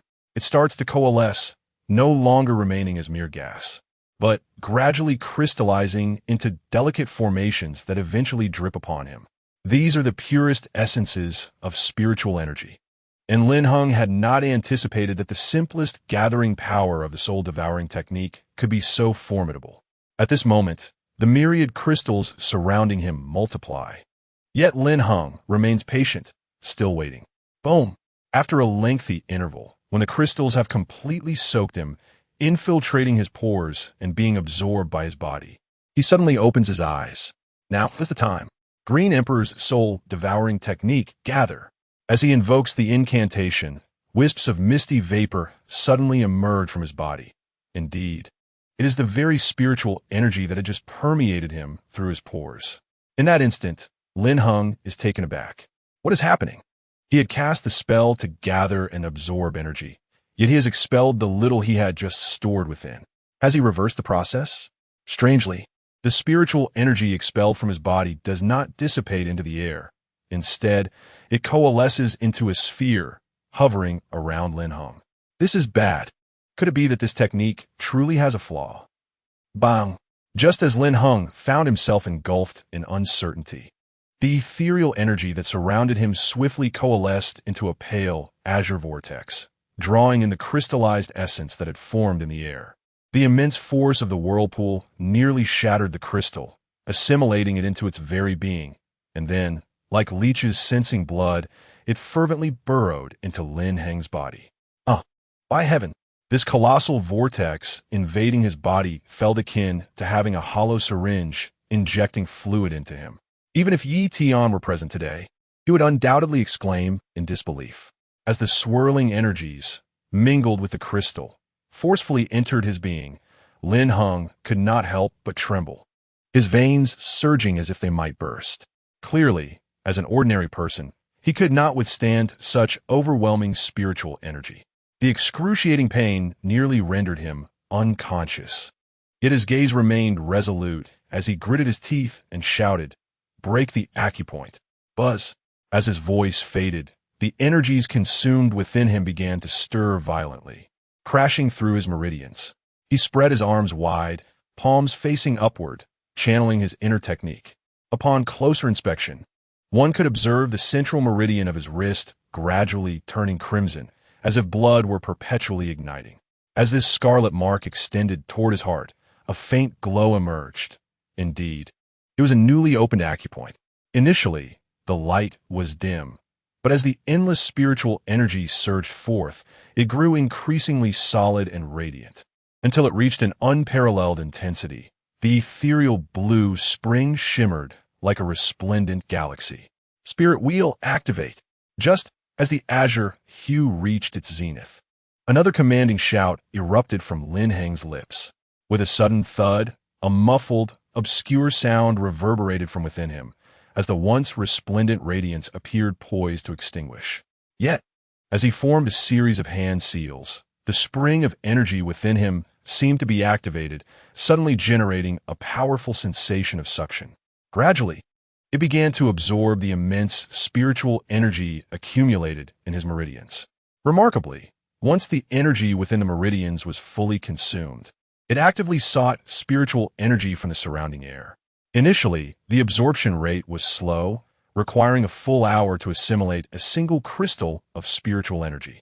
However, by the third watch of the night, the time decreased to a mere 5 minutes for each crystal, until it ultimately ceased its external demands upon achieving a profound azure hue. As the sun ascended higher, its gentle beams illuminated the mountaintop. Lin Heng's eyes sparkled with brilliance, devoid of any weariness. The Qing Emperor's devouring spirit technique had reached a small level of mastery. It was no wonder this technique had been forsaken on the second floor of the library. Though Lin Heng was an ordinary individual, his exceptional comprehension allowed him to grasp its essence. Coupled with the extraordinary pain it inflicted, it was evident that few could endure its rigors. The cost of mistakes for an ordinary person was exorbitant. A moment's carelessness could obliterate their foundation. The azure spring within him was referred to as the spirit wheel. Each spirit wheel functioned as a reservoir of energy, capable of both absorbing and refining the spiritual essence. Its general operation involved transforming spiritual energy into internal energy, which would then be concentrated in the spring, ultimately forming true essence. The concepts of internal energy and true essence were interchangeable, fundamentally representing the same entity. Lin Heng clenched his fists, having attained the first level of qi training. Yet, this was merely the beginning. He discerned that the Qing Emperor's devouring spirit technique appeared to lack the capacity for the continuous transformation of spiritual energy. Since the purpose is to open the 108 acupuncture points of the human body to absorb spiritual energy, it stands to reason that the spirit wheel should continuously draw in the celestial essence of the universe, rather than ceasing its function once it reaches saturation. Indeed, it should operate as I have envisioned. This technique is missing the most crucial component. Yet, how can the spirit will be made to function perpetually? Lin Heng rose, deep in thought. Should this conundrum be resolved, it would yield profoundly transformative results. Chapter 18. Oh, senior sister, I beseech you, spare me. Gazing up at the sky, Lin Heng once again settled into a meditative posture. The Qingdi spirit devouring technique serves as both a method and a singular pathway. A mere few pages encompass only the steps of gathering spiritual energy, unblocking meridians, and activating the spirit wheel. Clearly, the latter portion concerning the activation of the spirit wheel is incomplete, lacking the most pivotal details. Once the spring of spiritual energy within the wheel is filled, it ceases to operate. If it could be maintained in a state of perpetual incompleteness, could it not continuously draw in external spiritual energy? This thought led Lin Heng to a sudden realization: balance. If two spirit wheels could alternate their spiritual energies, with the bones and meridians serving as conduits, a grand circulation could be established throughout the body. Would this not connect every part of him? With a focused gaze, Lin Heng swept his arms, employing the technique of gathering spiritual energy, summoning the rich essence from his surroundings. Undergoing the processes of crystallization and vortex formation, he once again plunged into excruciating pain. This attempt to activate the spirit wheel was even more agonizing than the first, requiring nearly double the amount of spiritual energy. Time flew by, yet for Lin Heng, it felt interminably prolonged. Time swiftly passed into the evening, and with a resonant sound from within, the second acupoint erupted in a soft azure glow. A faint sensation of suction prompted him to exhale deeply. The diligent efforts bore fruit. As the second spiritual wheel unfurled, it consumed an entire half-day, a testament to the increasing time and energy required for each subsequent wheel, making the process increasingly arduous. Following this, time was marked by the spiritual wheel's gradual absorption of spiritual energy, a process that was not painful. Rather, it bestowed a sense of euphoria throughout his being.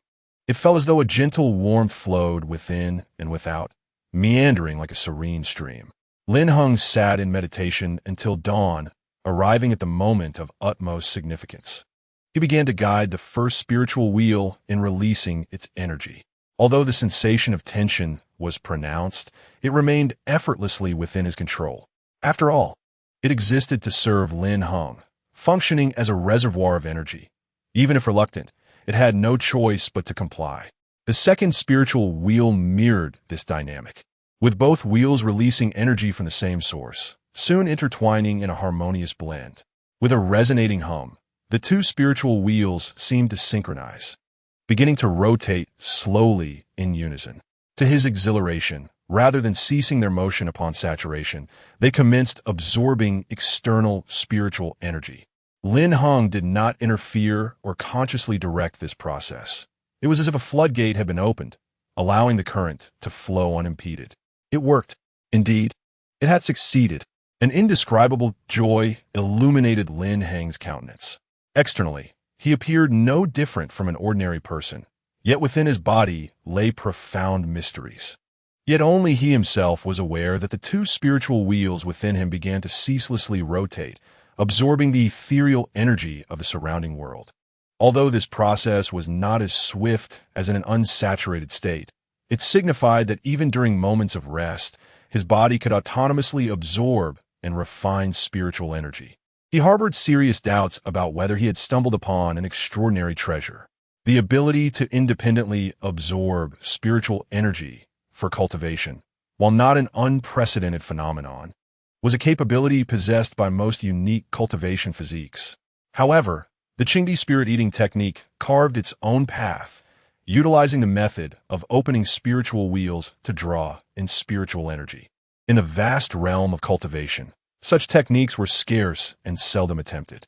The speed and quantity of spiritual energy absorption by methods like the spirit-eating technique depended on the practitioner's own strength.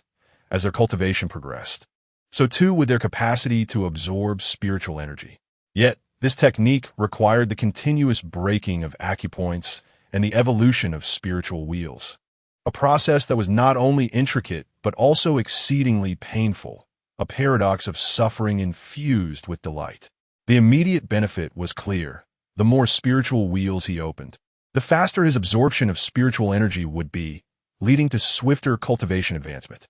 Likewise, as his cultivation improved, the rate of opening spiritual wheels would become increasingly effortless. These two aspects complemented and propelled one another. However, the drawback was unavoidable pain, as the difficulty of opening spiritual wheels would escalate with their increasing number, thereby slowing down the acceleration provided by his cultivation enhancement. Overall, the advantages far outweighed the disadvantages.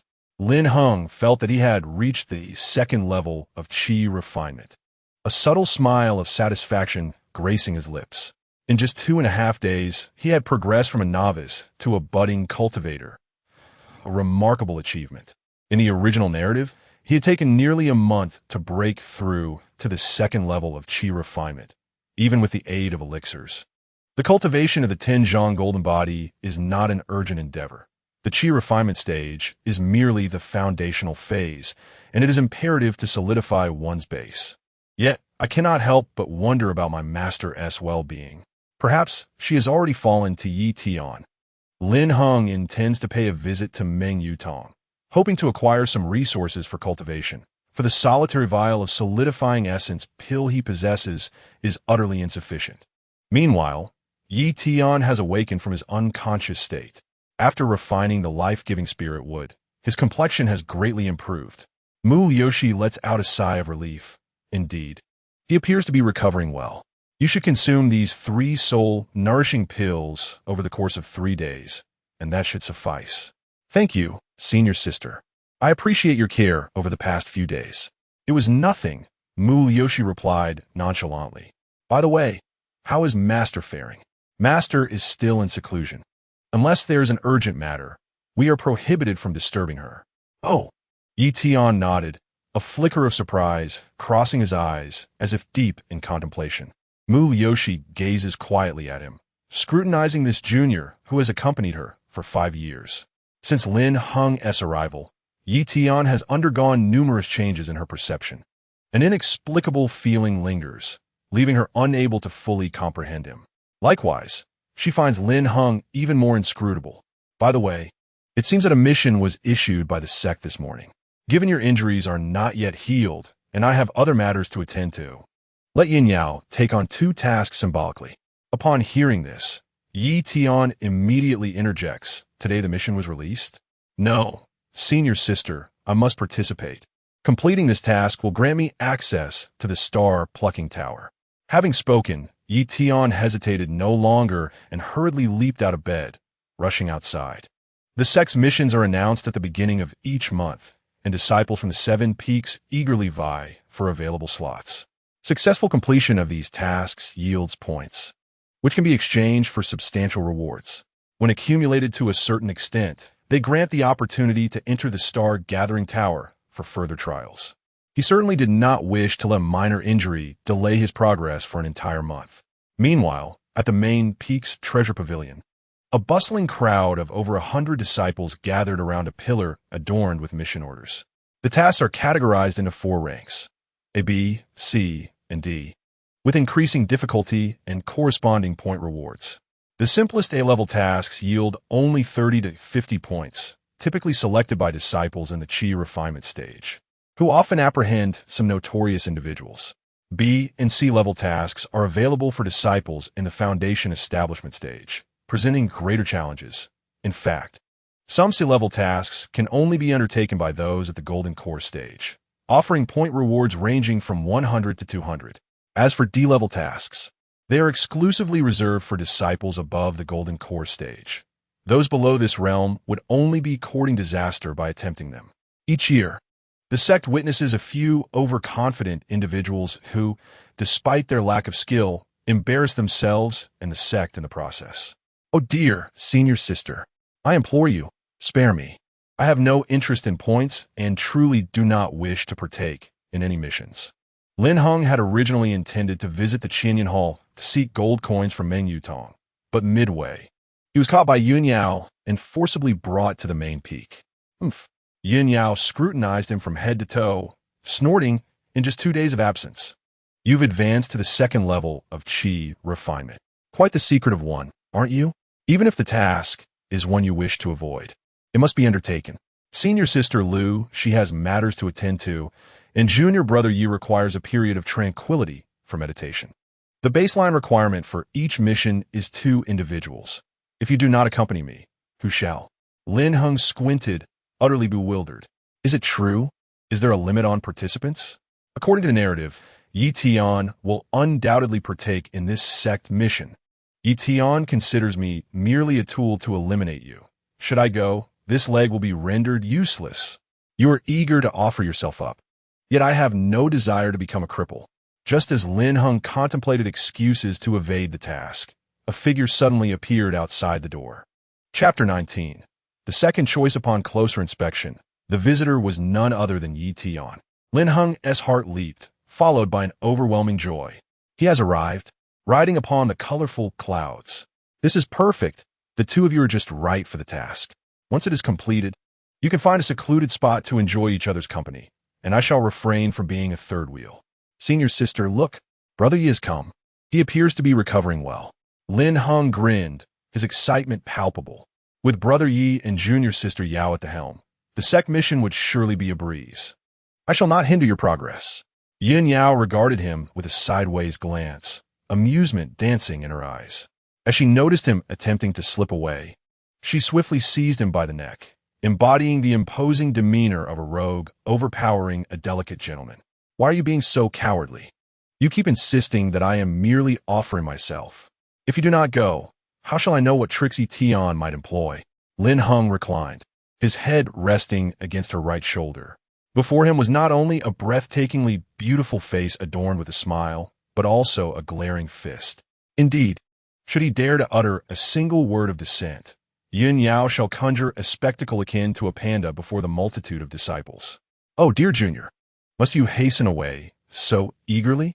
Your senior sister kindly offers to assist you in slaying monsters, leveling up, and earning rewards.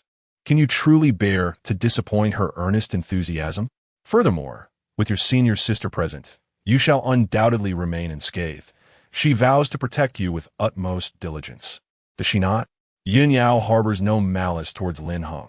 Rather, she's perturbed by his constant lamentations of being taken for granted, which leave her in a state of perpetual anxiety. She is acutely aware of his fears regarding Yi Tian and the prospect of injury.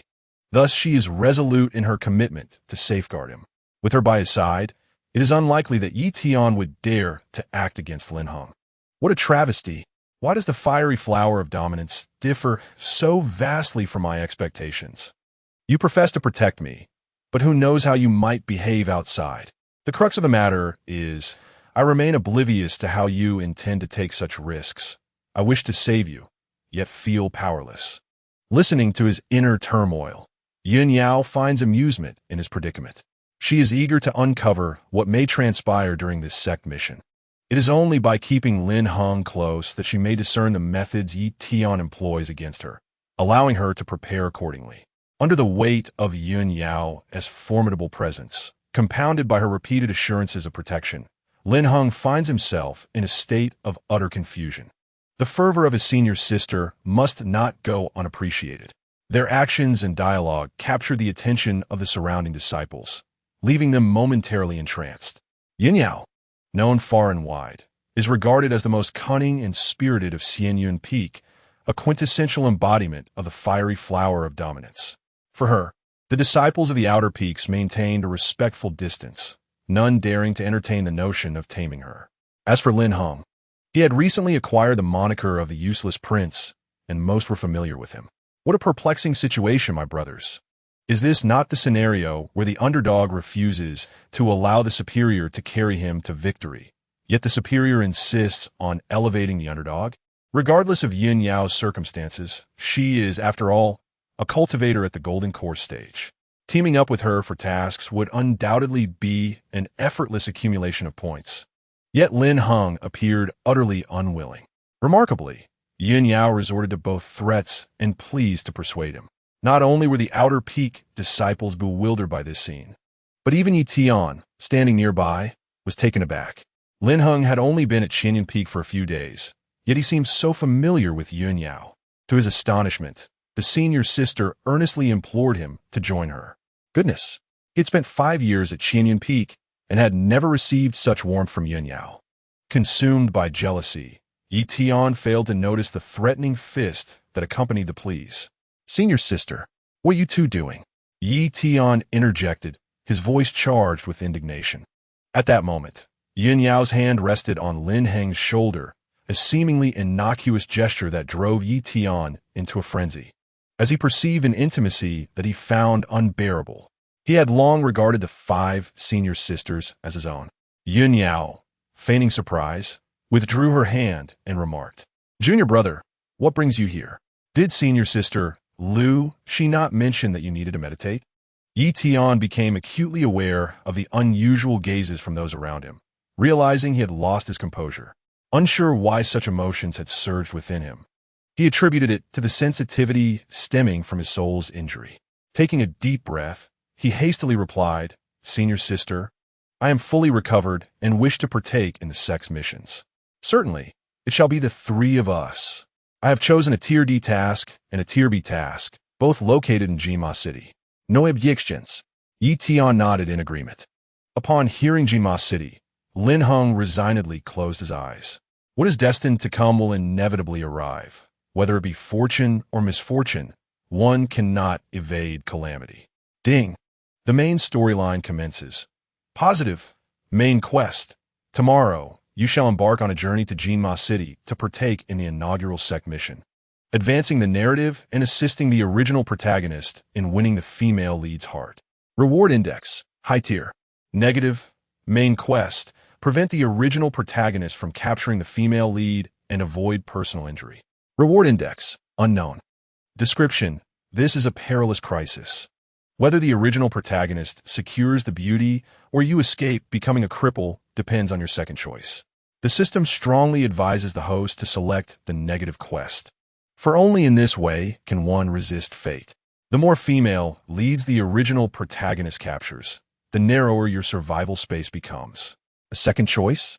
Lin Heng discerned a piece of information from the brief description. Could there be an undiscovered hidden plot?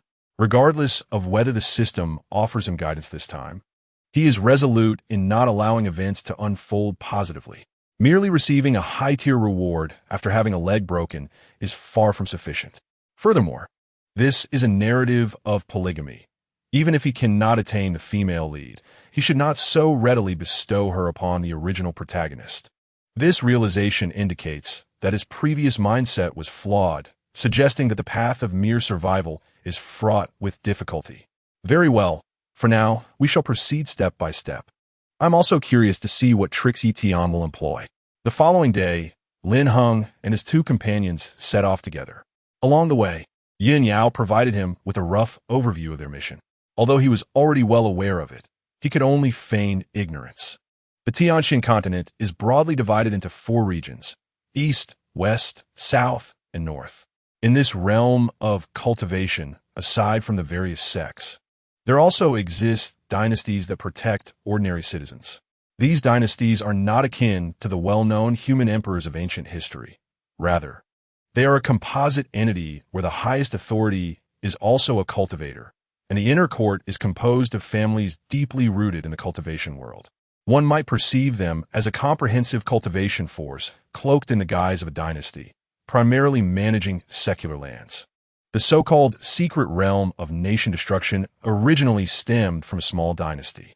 The tasks assigned by the sects are merely representatives of the dynasty, unable to resolve issues on their own, must reluctantly collaborate with the grand sections. The vastness of secular lands inevitably breeds some malevolent and criminal cultivators. Major cultivation sects may collaborate with the dynasty, which provides assistance in resolving troubles, while disciples of the sect gain opportunities for experience. Thus, it is mutually beneficial. I find it perplexing that cultivators, whose ultimate aim is to ascend to a higher realm, would still choose to establish a dynasty to safeguard ordinary people. To Lin Heng, this logic seems flawed.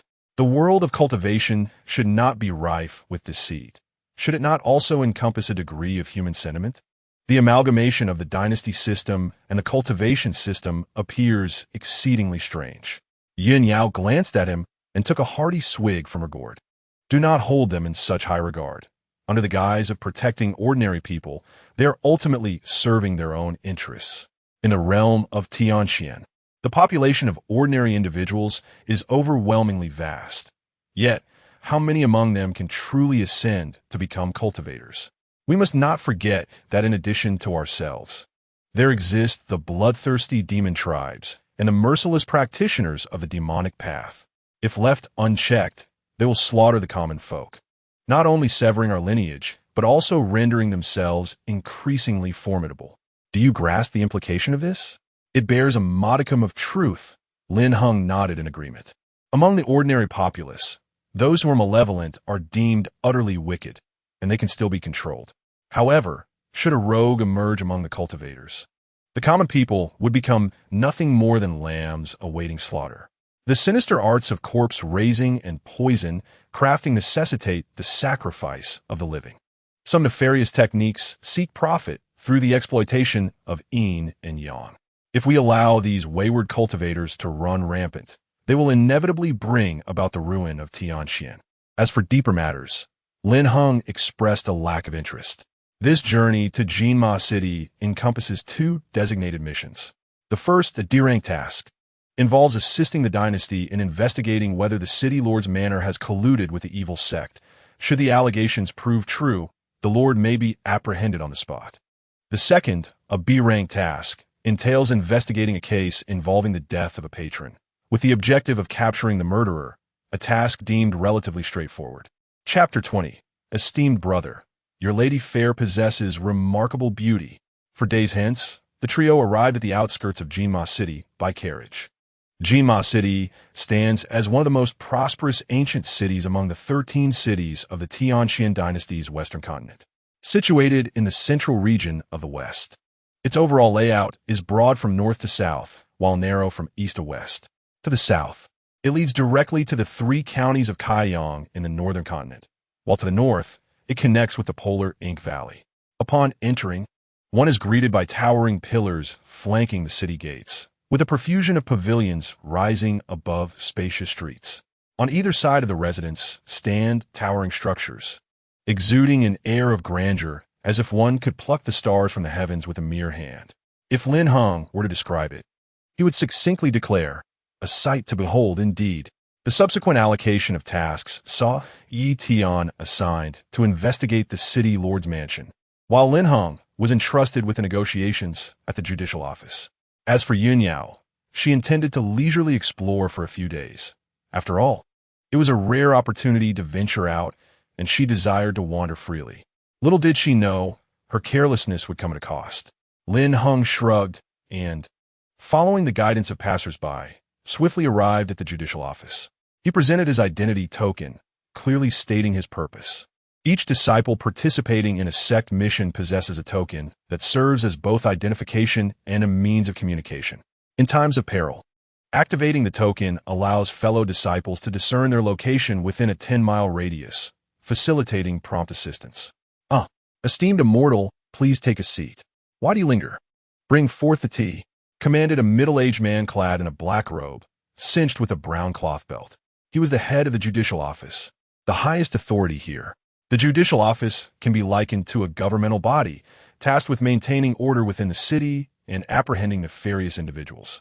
Lin Heng, eschewing formality, stated directly, since you are aware of my intentions, might we discuss the situation at hand? The sooner you apprehend the culprits, the better your peace of mind will be. Very well. The head of the office, no longer indulging in pleasantries, replied, then, esteemed immortal, please accompany me to the morgue. Some matters cannot be adequately conveyed through words alone. The morgue was situated within the judicial office, accessible by traversing two long corridors. Despite being referred to as a morgue, it was essentially a storage room for assorted items.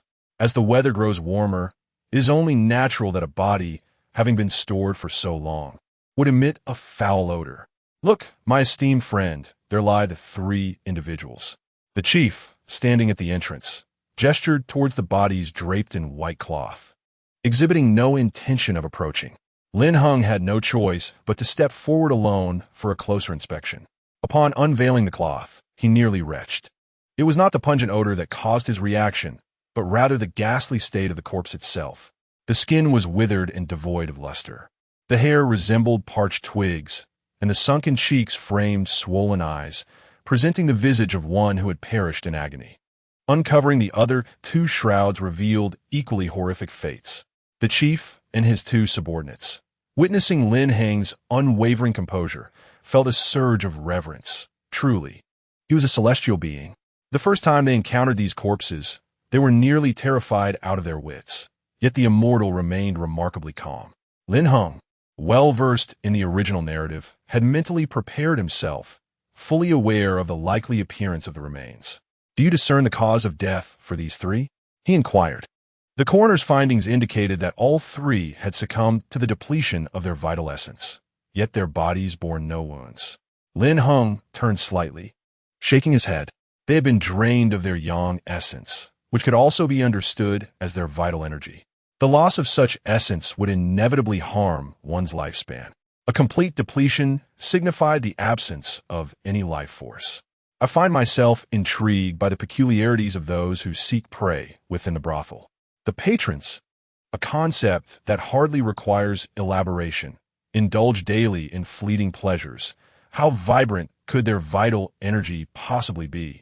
If one seeks to extract young essence for cultivation, why not pursue those robust, vigorous men in the prime of their lives?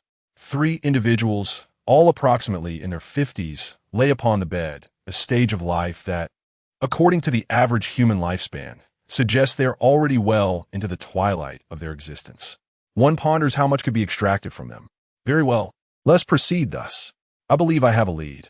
I propose that Lord C compile a list. Lin Heng remarked. What list? A record of those who have frequented the flower house in the past 2 months, particularly those aged between 40 and 55.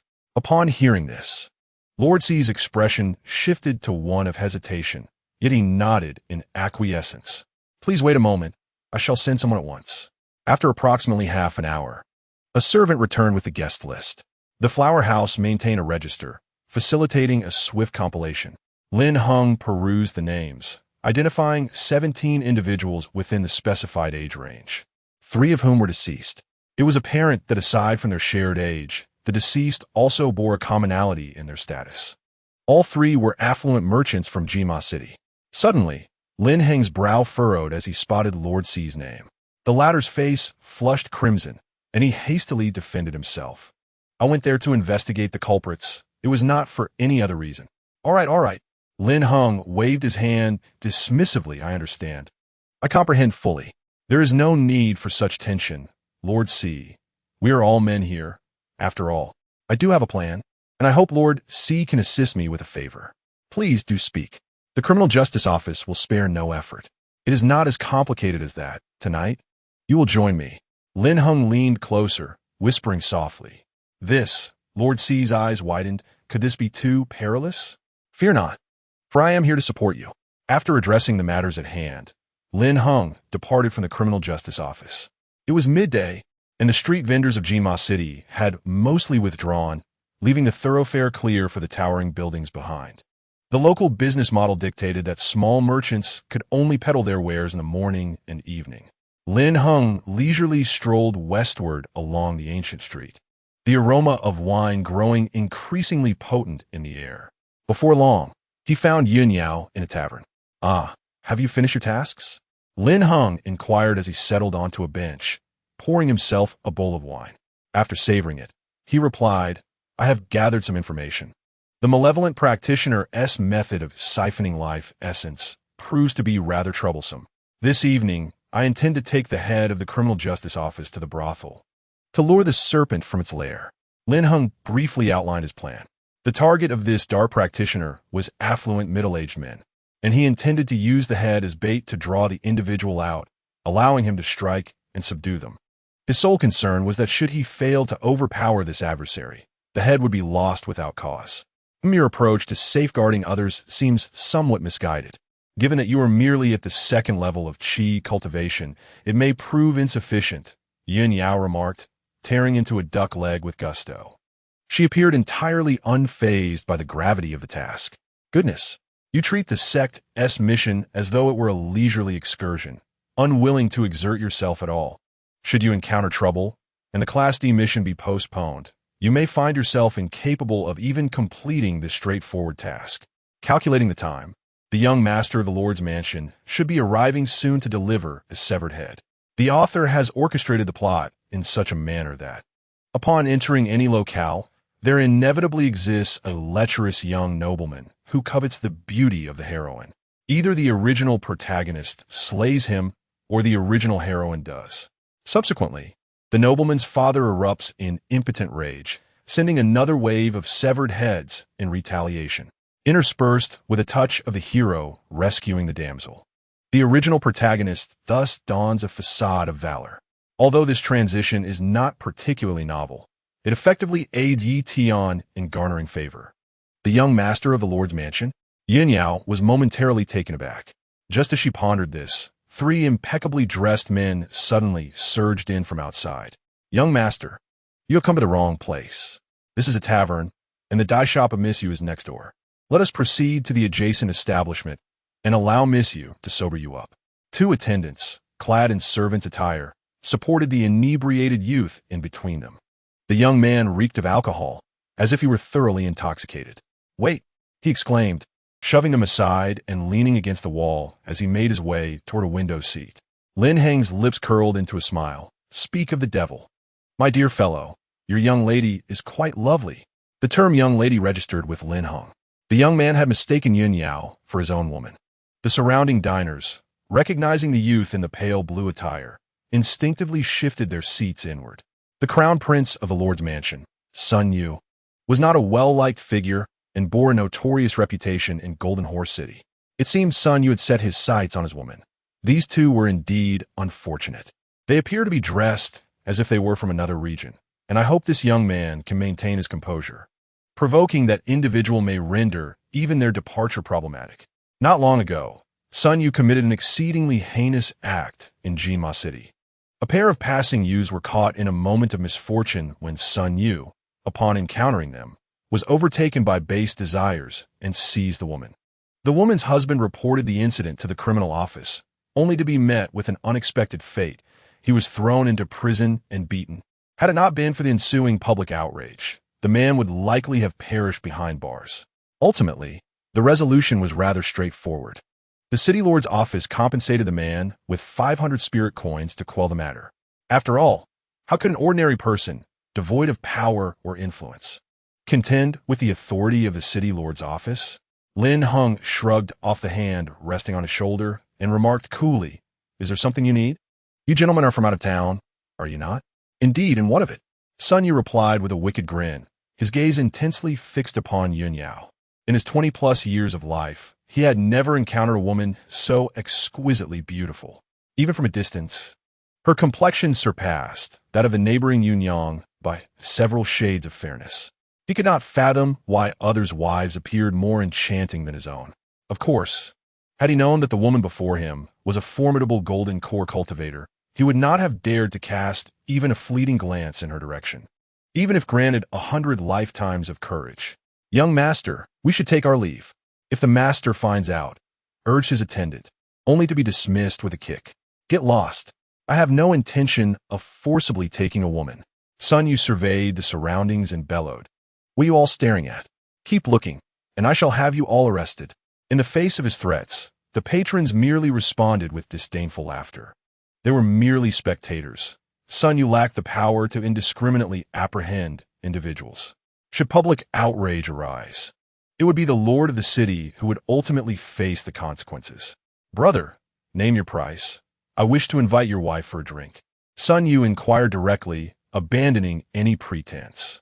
3,000 spirit coins, Lin Heng replied, raising 3 fingers without a moment's hesitation. Sun Yu was taken aback. "Did I not express myself clearly? I am inviting your wife for a drink, and you casually quote 3,000 without a second thought?" Yun Yao was equally stunned. Did he truly regard her as a mere commodity to be sold for 3,000 spirit coins? Not only they, but even the bystanders were astonished. It was the first time they had witnessed such a rapid transaction of selling a wife for a hat. Lin Heng looked up at him. "You cannot muster 3,000 spirit coins?"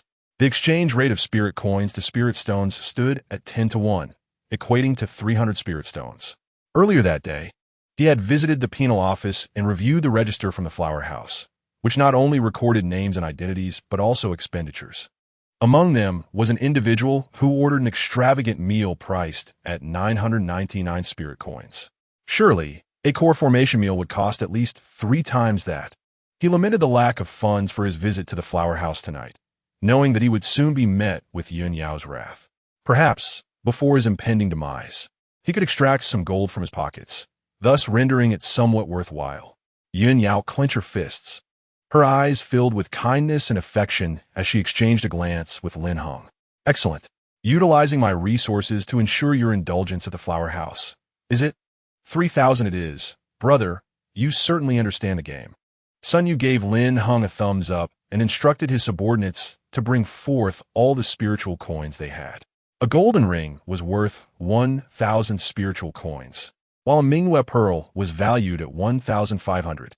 Additionally, there was a spirit pouch containing exactly 500 coins. Lin Heng received the items with satisfaction and said, "All right, senior sister, you may proceed." Senior sister? Boom!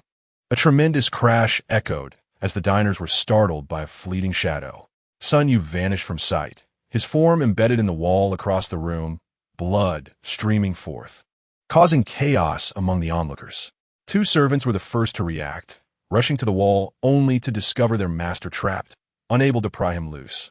Without a doubt, even if they managed to extract him, he would undoubtedly be lifeless. Murder! Murder! Yet, amidst the turmoil, another figure soared through the air, spinning thrice before crashing against the wall, leaving a large imprint. Yun Yao retracted her fist and called to the tavern keeper hiding behind the counter. "Boss, settle the bill." "Heroine, let us skip the bill. This meal is on me." The tavern keeper, drenched in cold sweat, repeatedly refused. Who would dare accept her money? No ordinary person could possibly strike someone through a wall. It was clear she was a practitioner of the mystical arts. Yin Yao shook her head slightly, placing 50 spiritual coins on the table before departing. She then effortlessly pulled Lin Heng from the wall outside and carried him away as they fled. The two traveled from the west of the city to the south, finally stopping in an uninhabited area. "All right, stop pretending." Yin Yao crouched down and gently rubbed his face. Indeed, it was a case of administering a blow followed by a sweet treat. Lin Heng sat up, utterly speechless. All he desired was to gain some gold coins. What was his fault in that? Was it truly necessary to strike with such severity? Did he deserve such a beating? Damn it, were you really so reckless? All right.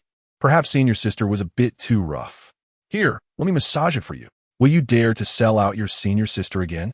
Yun Yao's eyes narrowed, finding it rather amusing to discipline Lin Heng in this manner. Her personality was such. She often acted thoughtlessly without pausing to consider her actions. Lin Heng, fully aware of her lack of awareness, stubbornly tried to outsmart her, resulting in a scenario akin to a dung beetle colliding with a dung ball, inevitable and messy. Truly, one cannot jest lightly. Idiot! To sell your senior sister out in front of so many people, and then dare to complain about such a reckless joke. Yin Yao's mind was filled with endless grievances, growing quite exasperated. She vowed that she was ordinarily a gentle and demure lady, unless pushed beyond her limits. As compensation, she gifted him a magical artifact she had carried with her. This I discovered on my journey to the sea from the Immortal Island a few years ago. It is known as the Spirit Treasure Gourd. This item possesses the ability to pacify souls, can withstand attacks from foundation-building cultivators, and creates resonant sound waves. Lin Heng accepted the gourd, promptly rising to his feet. The gourd shone in a purplish-gold hue and was no larger than 2 fingers. Short yet remarkably formidable. Is this truly a gift for me? Take it. I possess numerous treasures. This is but a trifle. Following your senior sister, there will be plenty of good fortune ahead. The premise is to avoid provoking the senior sister. Lin Heng accepted the treasure, and his pain instantly dissipated. Meanwhile, in the main hall of the city lord's residence, a middle-aged man clad in a brown robe and adorned with a ceremonial cap paced anxiously, his face etched with concern as he glanced at the figure draped in black robes seated nearby. His tone was tinged with dissatisfaction. "What time is it? The dynasty has already sensed our activities. If the celestial sect discovers any issues, not only will I lose my head, but you all shall also forsake any hopes of profiting in Golden Horse City." The Qingxian sect has dispatched 3 disciples, one of whom has already traced the matter to the judicial office, while another remains unaccounted for. You must provide me with a solution. Sunny Nan, the head of the judicial office, was as restless as a fly in a hot pan. Chapter 22. Fractured loyalties. The sudden arrival of the celestial sect in Golden Horse City could never be mere leisure or training. It likely signified that the dynasty had uncovered their dealings. Otherwise, such commotion would not have ensued. In truth, the recent spate of deaths at the Flower Pavilion was inextricably linked to the city lord's residence. Whether it be a D-grade task or a B-grade task, the roots lie within the city lord's domain. Shortly after entering the city, Lin Heng proceeded directly to the judicial office, which, despite holding an equal status to the city lord's residence, was not devoid of its pawns. Thus, Lin Heng's investigation into the perpetrators behind the deaths at the Flower Pavilion had, to some extent, roused their sensitivities. The figure in black robes sat stoically in the main seat, his visage obscured by a pale mask that concealed a pair of deep, hollow eyes, emanating an aura of chill that betrayed no hint of vitality. After a prolonged silence, he finally moved his stiff limbs to set down the teacup in his grasp. The voice, hoarse and commanding, stated, "You have yet to grasp a crucial point. The appearance of the sect members in Golden Horse City signifies that the dynasty has long been aware of this matter. Your sole option is to eliminate them." "Eliminate them? How could I possibly do that?" roared Lord Sun Inan, his voice echoing with desperation. This proclamation resembled the command from Journey to the West, where the nine-headed insect ordered the formidable Benbo Ba to eradicate the Tang monk and his disciples. He might as well eradicate the dynasty's supreme authority and ascend to ultimate power himself. The identities of those three have already been thoroughly investigated. They're disciples of the Qingxian sect. Even if one could somehow eliminate them, would the Qingxian sect not retaliate? Moreover, among them is a cultivator at the Golden Core stage. A single Golden Core practitioner could easily wreak havoc in Golden Horse City. Do you truly believe you possess the strength to contend with them? The figure in the black robe, with cultivation merely at the foundation establishment stage, would be utterly powerless against even a single finger of a Golden Core practitioner. 10 of him would not suffice. The disparity in realms cannot be bridged by sheer numbers. Currently, they only know the whereabouts of Yun Yao and Lin Heng, and have yet to uncover Yi Tian's trace or gauge his cultivation level. A hidden blade hangs precariously above, leaving no one at ease. Indeed, I cannot contend with them. The figure in the black robe drummed his fingers rhythmically upon the table, the sound resonating with a sense of inevitability. Yet this does not imply that the Blood Moon sect lacks the capability to intervene. Are you suggesting that the Blood Moon sect will dispatch powerful individuals? Sun Inan's eyes brightened at the prospect. Precisely. Our young master will personally arrive. You must prepare 3 robust young men. As soon as the young master completes his cultivation cycle, we shall strike decisively to eliminate those 3 practitioners. Let us choose the Flower Pavilion as the location. Its bustling atmosphere will make it difficult to detect our actions. Sun Inan furrowed his brow, pondering the recent shift in demands, from middle-aged individuals to the youth. One could only speculate if the next request would be for the elderly. The Blood Moon sect, notorious across the Tianxian continent, is an infamous cult known for its arcane arts that draw upon the life force of living beings to enhance one's cultivation. Typically, female practitioners absorb yang essence, while their male counterparts harness yin essence, achieving a balance of opposites. Due to the nefarious nature of these techniques, the Blood Moon sect faced relentless suppression and siege from numerous celestial sects, ultimately compelling it to retreat into the shadows. Should the collaboration with Jinma City be exposed, the officials of the Lord's estate would undoubtedly face dire consequences. Noticing Sun Inan's lingering hesitation, the cloaked figure rose, rotating his neck with a crack, and continued. "You need not fret about Qingxian sect pursuing you. I have devised a plan. If we lure those 3 outside the city, their deaths beyond the walls will not implicate you." He emphasized, "Understand, this is not a negotiation. You must rely on me." "Very well, I shall acquiesce." Sun Inan finally conceded after a moment of contemplation, gritting his teeth. At this juncture, he had no choice but to depend on the Blood Moon sect. His decision to ally with them had irrevocably tethered him to their fate. Suddenly, a frantic butler burst in, his expression fraught with urgency. Sir, he exclaimed, breathless. "What is the commotion about?" Sun Inan demanded, already overwhelmed by the day's tribulations. "The young master has perished before the nameless tavern in the west of the city." Sun Inan's pupils dilated, his heart racing. "What did you say?" "The young master. He was slain by a woman with a single strike. Her presence lingers outside." Sun Inan burst through the door, and upon witnessing the almost featureless corpses strewn across the ground, a thunderous roar echoed in his mind, causing him to stagger and fall. Bang! Bang! Bang! He seized a handful of rubble and forcefully pounded it against the earth. "Damn these beasts! They have cruelly slaughtered my son. I swear, I will avenge him." Clad in black robes, he rose to his feet, fixing an intense gaze upon his adversary. I demand that you bring the one who killed my son before me alive.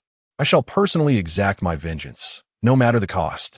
With those words, a tempest of wrath ignited in his murky eyes, and a palpable aura of murderous intent enveloped him. At that moment, he yearned to reduce that individual to ashes.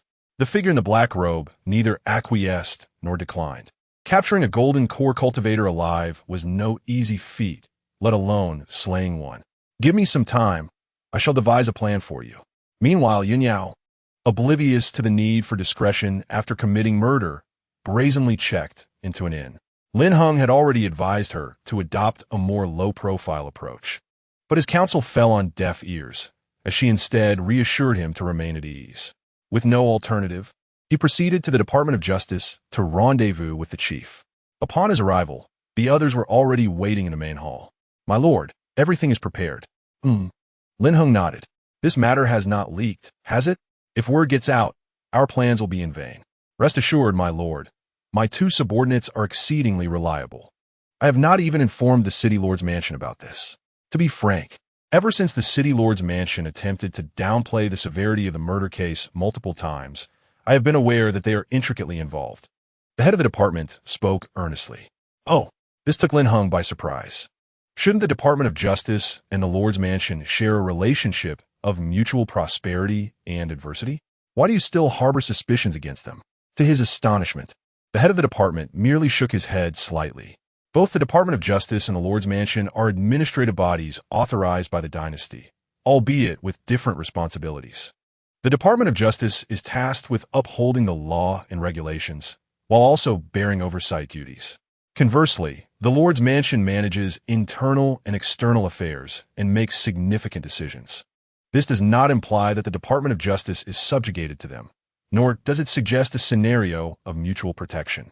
Seeing that no one was around, the head continued in a hushed tone. Every person has their own agenda.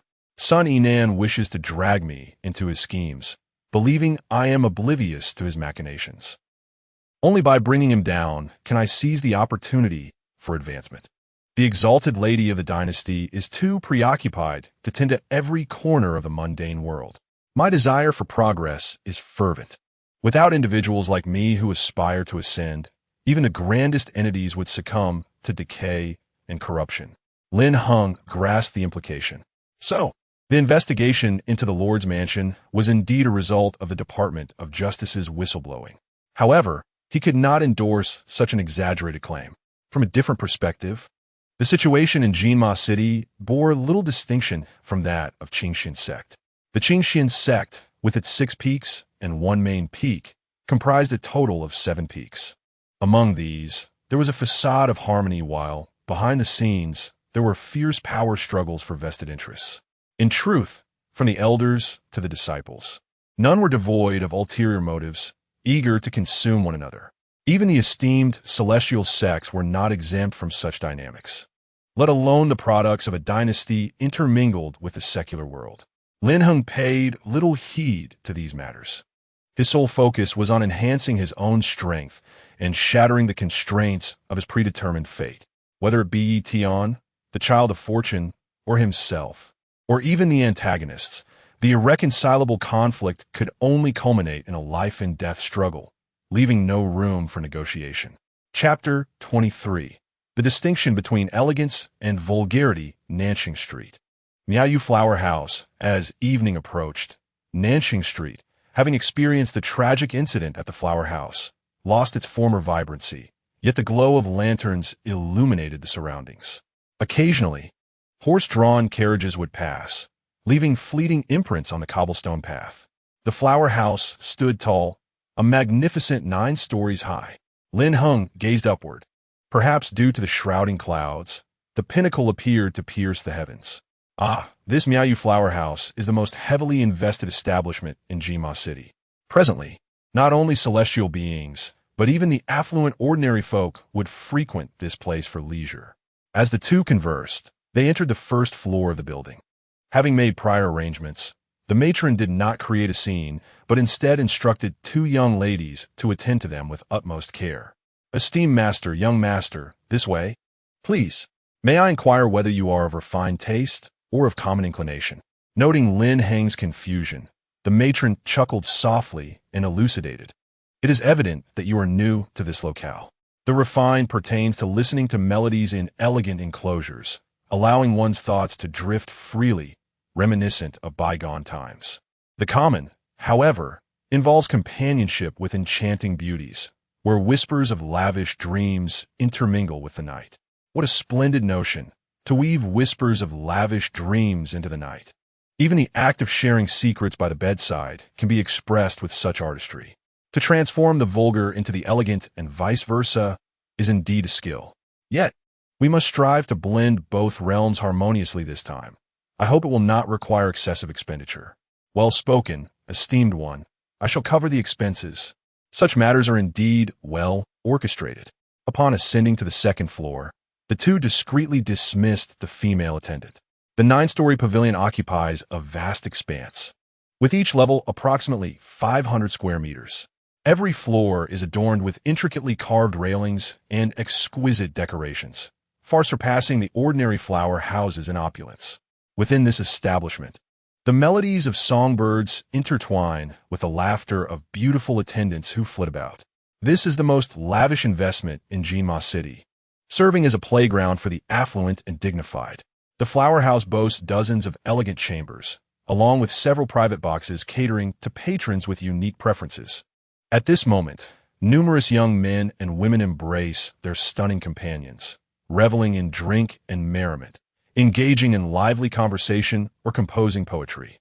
Lin Heng cast a glance around the flower house, noticing the hall brimming with well-dressed guests. "Master, why are all these individuals gathered?" he inquired. This is a gathering of literary elegance," the master explained. "These individuals are either distinguished scions of Jinma City or exceptionally talented scholars. On this second level resides a gifted woman named Su Rong, who is renowned for her artistry rather than her physical allure. Only those capable of composing poetry in response to prompts may gain her attention. Artistry without physical allure, yet so many admirers?" Lin Heng remarked in astonishment. "Alas, as men, do you not understand? The more talented and elusive the woman, the more she captivates admirers. The harder she is to attain, the stronger the desire to conquer." He replied with a cough. "It seems to hold a certain truth. The unattainable stirs longing, while the easily accessible is often taken for granted." Upon noticing the situation, the chief swiftly comprehended and promptly diverted the conversation. "My dear immortal, shall we proceed directly to the third floor?" "Very well." The two ascended to the third floor, the very site where the 3 tragic deaths had occurred. Their arrival instantly captivated the gaze of numerous women. Though the chief had nearly reached his 50th year, he remained remarkably handsome, exhibiting a vitality that defied age. Lin Heng, clad in white, possessed striking features and an extraordinary demeanor, exuding an air of effortless charm. For a moment, the onlookers were spellbound.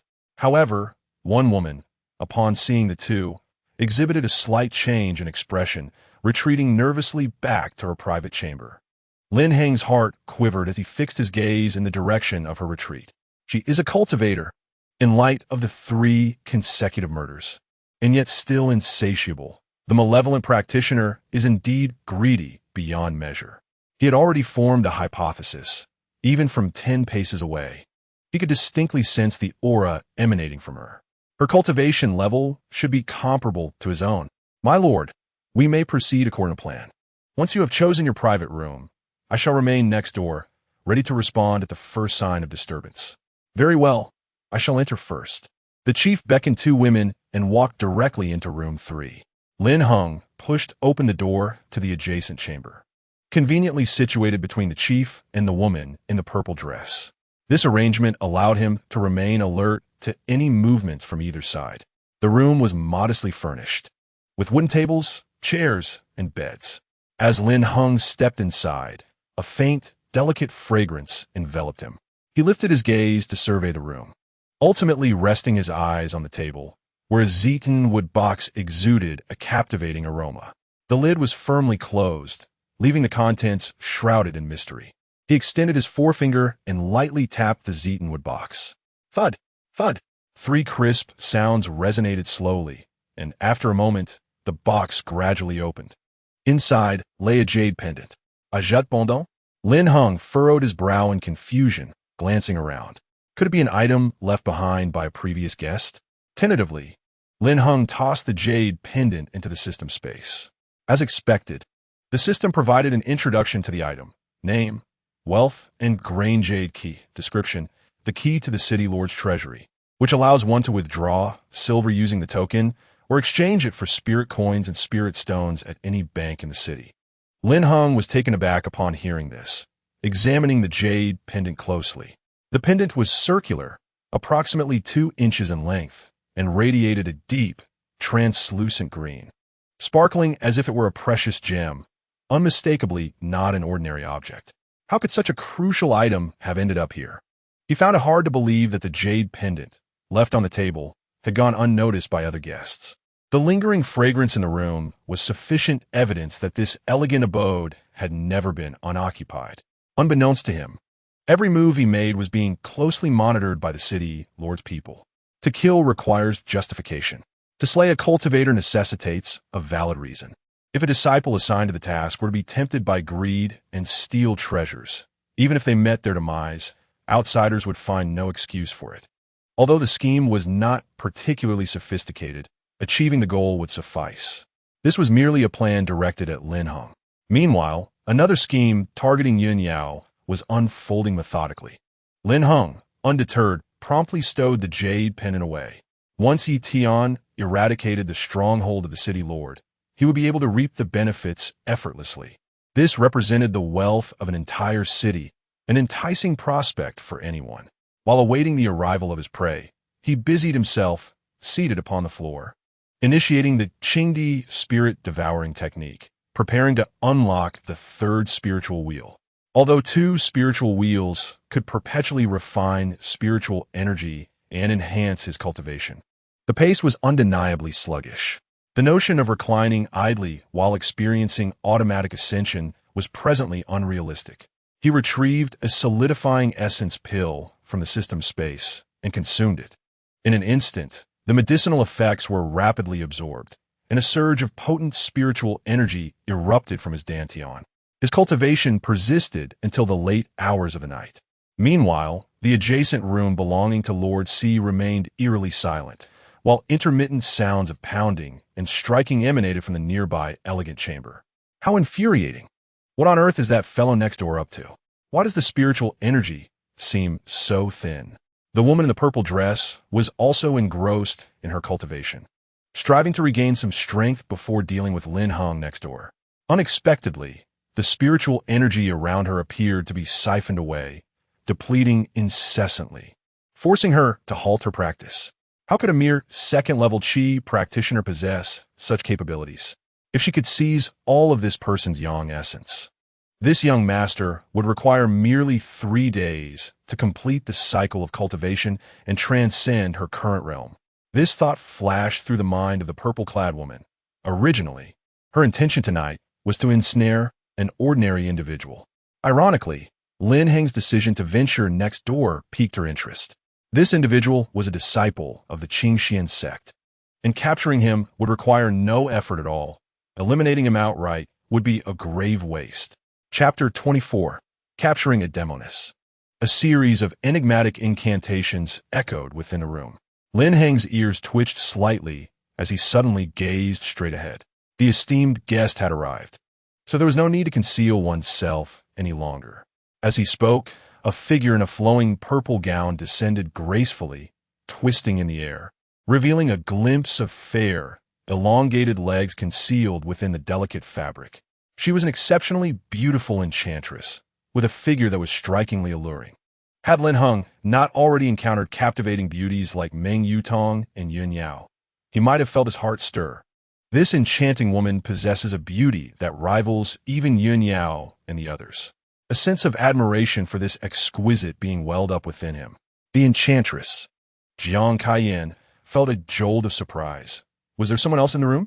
She swiftly scanned her surroundings, only to find that Lin Heng was her sole company. It would be a pity to kill her now that she has come to me. Perhaps it would be wise to spare her life and subdue her instead. With her merely at the third level of chi training, she is only slightly stronger than I am. Capturing her should not pose a challenge. The voice echoed once more. She observed Lin Heng's brows furrowed tightly, forming an inward arch. He had not spoken, yet she could hear the words clearly. Could it be that she was privy to his innermost thoughts? Do you truly believe you can subdue me? Have I been too overt in my intentions? If that is the case, then I shall drop the pretense. Lin Heng's lips curled upward as he stood, urging calmness. It was now a matter of either you ending my life or me subduing you. The thought of taking you back to the sect for points felt somewhat unfair. So, Jiang Kaiyan scoffed disdainfully. You, a mere second-level chi practitioner, are no more than an ant to me. Killing you would be as effortless as crushing a bug, and you dare to dream of subduing me. Her true cultivation realm lies within the early stage of the Golden Core, and due to her unique constitution, her advancement in realm will initially decline before ultimately rising over time. This process is referred to as the Wheel of Transformation. With each rotation, her cultivation will experience significant enhancement. To expedite the speed of her cultivation's transformation, the optimal method is to absorb and refine the essence of life force. Such an unconventional means of advancement is unparalleled throughout the entire realm of cultivation. The enchantress certainly possesses an audacious demeanor. Lin Heng stepped forward, his right foot leading, as he unsheathed the long sword from his waist with his left hand, directing the blade's tip straight toward the adversary's throat. After breaking through to the chi refinement stage, his speed and strength had multiplied exponentially. Regardless of any flamboyant techniques, he was resolute in simply wielding his sword with intent to strike. With a resounding clash, the swords met. A figure spiraled through the air several times before crashing against the wall. What the hell? Magical techniques. How can someone in the chi refinement stage wield such abilities? Lin Heng grasped his chest in disbelief as he gazed at the woman before him. According to the hierarchy of realms, only those who have reached the foundation establishment stage should possess such magical capabilities. Although she wielded a blade, she had directly imbued it with a layer of enchantment during the confrontation, leaving Lin Heng utterly astonished. Jiang Kaiyan advanced step by step, while Lin Heng discreetly retreated, not out of fear, but rather to create distance and await the opportune moment. A mocking expression graced Jiang Kaiyan's exquisite face. In their prior exchange, she had gauged Lin Heng's capabilities. Despite his brute strength, he lacked any semblance of technique.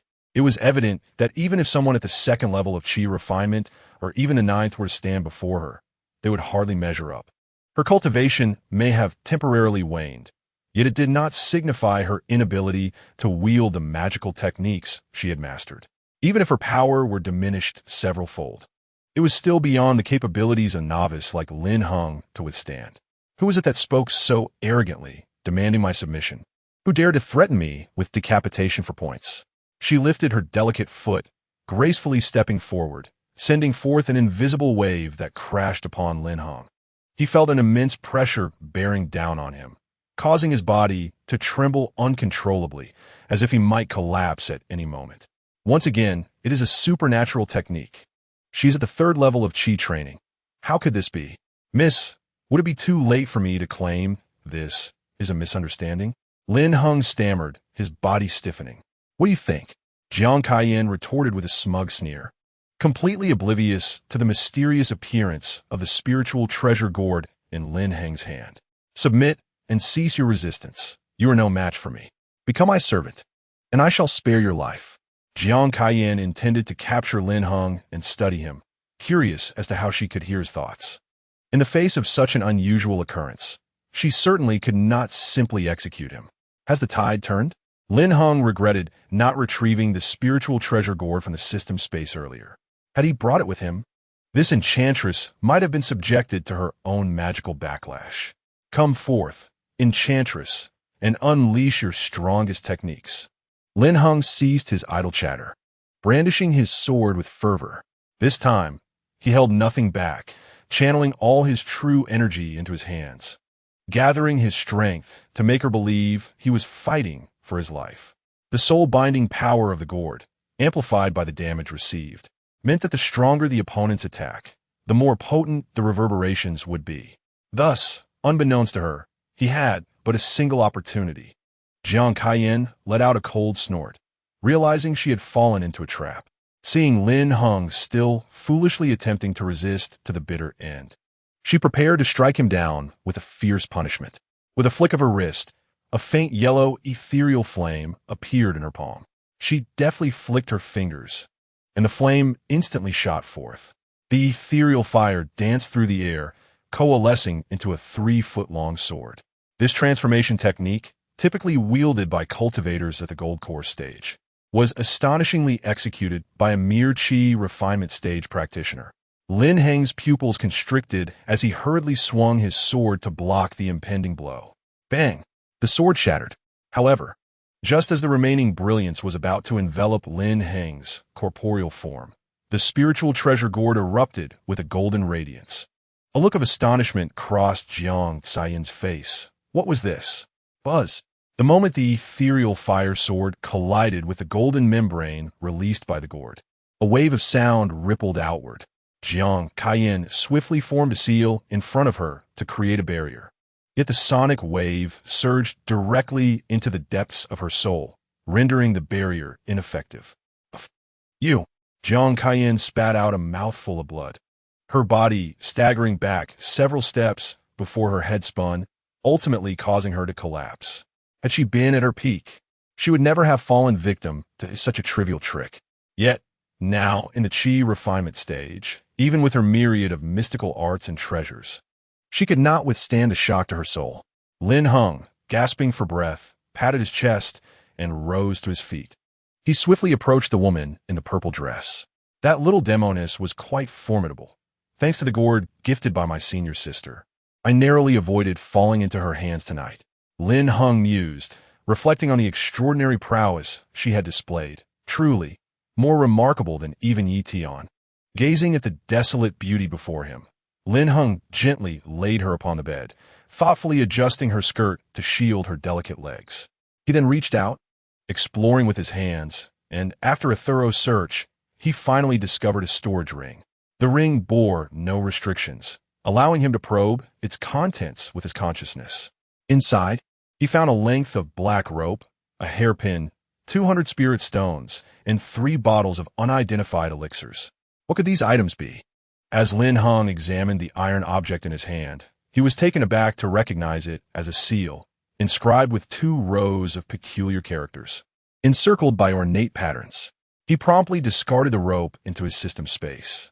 Item: 3rd grade locking rope. Description: the most common type of rope in the realm of cultivation, often employed for binding and capturing cultivators. However, it is not as sturdy as one might expect. Item: 4th grade wood element pill. Description: an elixir crafted from the essence of myriad floral spirits and the wood of the Qiantan tree, imbued with potent life force. It may be used to heal injuries and absorb wood elemental energy. Item: 2nd grade blood essence pill. Description: specifically designed for female cultivators to replenish their vitality. Its taste, however, is rather unpalatable. The item seemed rather meager. He had anticipated treasures of greater significance. Casting a glance at the woman on the bed, he noticed signs of her imminent awakening and hurriedly fetched the locking rope, employing his experience to bind her securely in 2 loops, making sure to encircle her twice at the front as well. Chapter 25. The Fiery Bee Seal. This should suffice. The 3rd grade locking rope would allow her to struggle for a time. After securing the knot, Lin Heng resumed organizing and sifting through his spoils. The hairpin was merely an ordinary accessory, devoid of any magical properties. Only the wood essence pills, among the 3 elixirs, were of a high enough grade to be of use to him. "Ah, you're awake," he remarked with a grin, observing the stunning woman open her eyes. His pupils darted about, as if contemplating some mischievous scheme. As her vision cleared, Jiang Kaiyan noticed the ropes binding her and exclaimed in a flustered manner, "What have you done to me? You dare restrain me. Release me at once." Jiang Kaiyan was both mortified and enraged, finding her constrained position utterly mortifying. Lin Heng approached her, gently lifting her chin. "Now, I shall ask, and you shall answer. Should your responses prove unsatisfactory, do not blame me for any ensuing discourtesy. I assure you, I'm no paragon of virtue. You are currently at my mercy and in no position to make demands. You profess to be a young master. Pray, reveal your name. Which sect do you hail from, and are you in league with the Golden Horse City Lord Manor? Jiang Kaiyan turned her head away in disgust, refusing Lin Heng's touch. Blood Moon sect, Jiang Kaiyan. Not telling the truth, eh? Smack. A resounding slap left Jiang Kaiyan dazed and incredulous. You dare strike me? Do you take me for a fool, invoking the Blood Moon sect to intimidate me, presuming upon your meager strength? If you're truly a young master, then I am the holy son of the Azure Dawn sect. You scoundrel, I am the young master of the Blood Moon sect. And you, slap. Another blow landed. Jiang Kaiyan's eyes brimmed with tears, her anger rendering her speechless. She had anticipated that upon hearing her title, Lin Heng would treat her with a modicum of respect. To her dismay, he expressed disbelief and subjected her to 2 strikes. Do not be indignant. Your punishment is rather lenient. If my senior sister were here, your head and neck would be parted. Now, I shall pose to you a second question. Do you know how to utilize this beast seal? Teach me its application, and I may spare your life. Jiang Kaiyan glared at the iron seal in his hand, gritting her teeth. That belongs to me. You cannot claim it as your own. She had not anticipated that Lin Heng was aware this was a beast seal. It was one of the few 6th-tier magical artifacts possessed by the Blood Moon sect, and should it fall into the hands of an outsider, the sect leader would undoubtedly flay her alive upon her return. My dear Kaiyan, do you not realize the predicament you are in? I am aware that these binding ropes will not hold you for long. However, you must understand that at this moment, ending your life would be as effortless as a mere flick of my wrist. My sect's mission is to apprehend the malevolent forces behind Jinma City. Assuming you are indeed the young master of the Blood Moon sect, do you believe you can return alive? Lin Heng chuckled, shaking the iron seal in his hand as he continued. If you do not allow me to gain something from this, how could I possibly let you go? Through his coaxing and a blend of threats and persuasion, Jiang Kaiyan finally grasped her dire situation. As Lin Heng had indicated, breaking free from her restraints would require time, during which she possessed no capacity for resistance. Disobedience would inevitably lead to a dead end, and she did not harbor any illusions that Lin Heng would show her mercy. Will you truly let me go? Are you not afraid that if you release me, I shall seek vengeance? Ha ha! This foolish woman still dares to threaten me. I am unperturbed, Lin Heng replied with confidence. I hope you will keep your word. Jiang Kaiyan felt a surge of disgust as she listened to the incessant laughter echoing in her mind. You must drip your blood onto the seal to establish a connection, and then activate the incantation to imprint the beast seal upon the demon beast's threshold. Following the procedure, Lin Heng indeed found that he could manipulate the beast seal after infusing it with his blood. His innate talent for comprehension made mastering the incantation a simple task. Before long, he was adeptly controlling the beast seal in his hand. Jiang Kaiyan watched in astonishment as he swiftly nullified her control over the beast seal. Demon beasts range from 1st to 9th rank, corresponding to the 9 levels of human cultivators. This seal can command 5th rank demon beasts. It should also be able to command this demoness, right? Though they bear different names, beast seals and slave seals essentially represent the same kind of binding contract. Lin Heng gazed at the beast seal, casting a sidelong glance at Jiang Kaiyan on the bed, deep in thought. What? He harbors such beastly intentions. What do you intend to do? Jiang Kaiyan, sensing his malevolent expression, recoiled in fear. You promised to spare me. Are you truly going to renege? Do not be anxious. I will certainly release you. But before that, I must at least test the efficacy of the beast seal. Lin Heng advanced step by step, manipulating the beast seal with a purpose that was all too clear. Jiang Kaiyan was utterly horrified. How dare you use the beast seal on me? Before she could finish her words, a piercing scream filled the air. Lin Heng showed no mercy. Even if Jiang Kaiyan had not disclosed the method of the beast seal to him, he could have easily examined its description within the system space. However, that would have been a waste of precious time. It was far more expedient for her to explain it directly. Without the beast seal serving as a secondary safeguard, Lin Heng would never have promised to release her. It was evident from her gaze that she was a vengeful spirit who would not easily forgive. Beast, I will not let you go. I will not spare you, Jiang Kaiyan bellowed. This was undoubtedly the most humiliating moment of her life. A golden core cultivator subjected to the branding of a beast seal. The seal intertwined with her spirit, and despite her attempts to resist the encroaching force with her consciousness, she was powerless against the external assault. Indeed, in her current state, having regressed to the chi refining stage, she found herself at her most vulnerable. Even at the foundation establishment stage, she would have possessed means of counteraction. Ultimately, under Lin Heng's manipulation, the bee seal was successfully branded onto the center of Jiang Xian's forehead. The design flickered briefly before merging with her skin and vanishing. Jiang Kaiyan lay on the bed with vacant eyes, resembling a marionette with its strings cut, her body consumed by numbness and rage.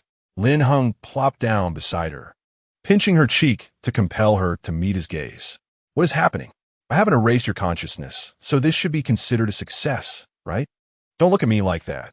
This is a course of action I was compelled to take. If I cannot ensure your control, how can I release you with peace of mind? Remain silent for now and await news from my senior brothers and sisters. You may depart only when we are ready to return home.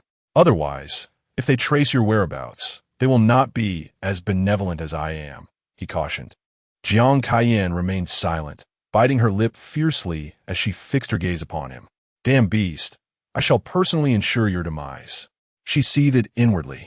Lin Heng, seeing her inability to comprehend his intentions, chose not to elaborate further. The requirement of his secondary task was to capture the real culprit. His leniency towards Jiang Kaiyan did not imply that Yi Tian and Yun Yao would extend the same courtesy. Releasing her now could potentially incite chaos in Jima City. For the sake of caution, it was prudent to detain her a while longer. Time was of the essence, as they were approaching a pivotal moment in the narrative. It would not be long before he received Yun Yao's distress signal. Chapter 26. Shattering the golden core to bear children the following dawn, noises emerged from the adjacent room. Sisho had indulged in wine with two enchanting ladies until the wee hours, completely inebriated and oblivious to the commotion in Lin Heng's chamber. My apologies, esteemed one. I was in such a deep slumber last night. Did anything occur? Suddenly, his gaze fell upon Jiang Kaiyan, bound tightly to the bed. He gasped in astonishment. Good heavens! Esteemed one, you certainly indulge in some intriguing games. Is this a bondage affair? It seems the fun is not yet over. Lin Heng kept his eyes shut, methodically absorbing spiritual energy before finally responding after a considerable pause. The matter has been resolved. The miscreant has been driven away. Huh? He inquired. Quite literally so. Although I did not capture him, he has sustained significant injuries and will not be seen in Jinma City for the foreseeable future. Rest assured, since the Qingxian sect has undertaken the tasks assigned by the dynasty, they will undoubtedly not leave matters half-finished. There will be vigilant observers in the coming days. Lord C, realizing this, responded, Does this mean we need not linger here any longer?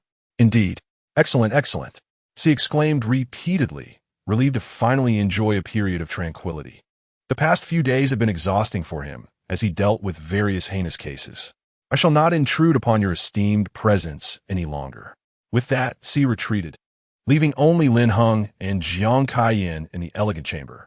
Jiang Kaiyan sat up, her gaze fixed upon Lin Heng, who was peacefully cultivating. A frown creased her brow. What manner of cultivation technique was he employing to absorb spiritual energy with such remarkable speed? And yet, despite having absorbed so much, there were no signs of breakthrough. She found herself bewildered.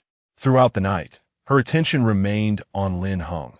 Not only was his method of cultivation peculiar, but his mental processes were equally strange. Under normal circumstances, a cultivator absorbing this much spiritual energy would have already progressed from the second to the third level of qi training. Yet, this fellow exhibited no inclination toward a breakthrough whatsoever. Unbeknownst to her, Lin Heng was in the midst of forging his spiritual wheel, enduring immense pain and pressure. The third spiritual wheel was exponentially more challenging than the previous two. At this rate, it would take him considerable time to surpass the foundation building stage. Time flowed gently by, And within the elegant chamber, indeed throughout the entire third level of the flower building, the spiritual energy was nearly depleted.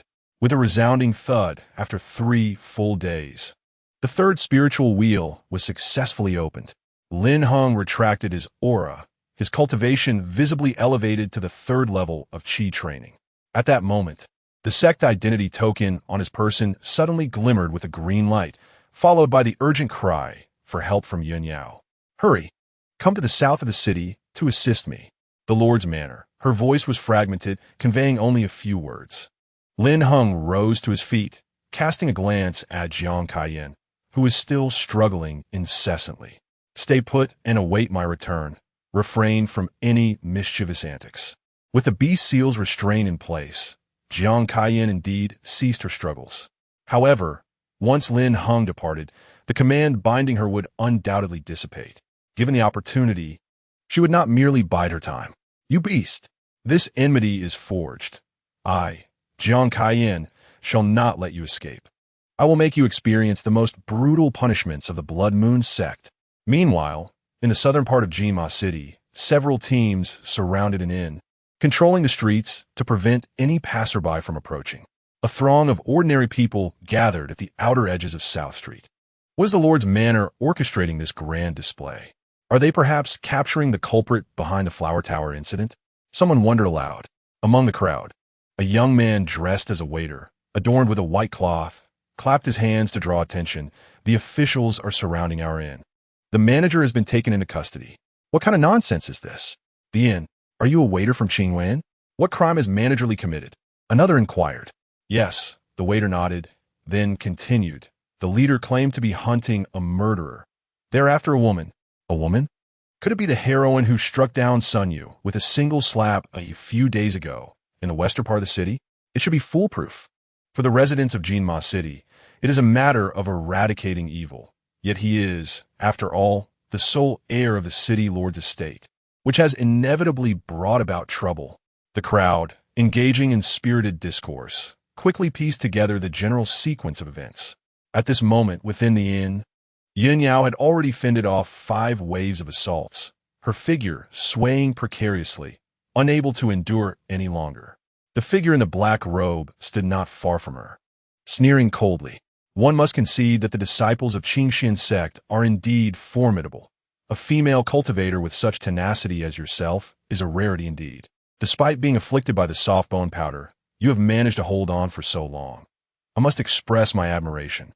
The soft bone powder, as its name suggests, is a poison that paralyzes one's ability to move.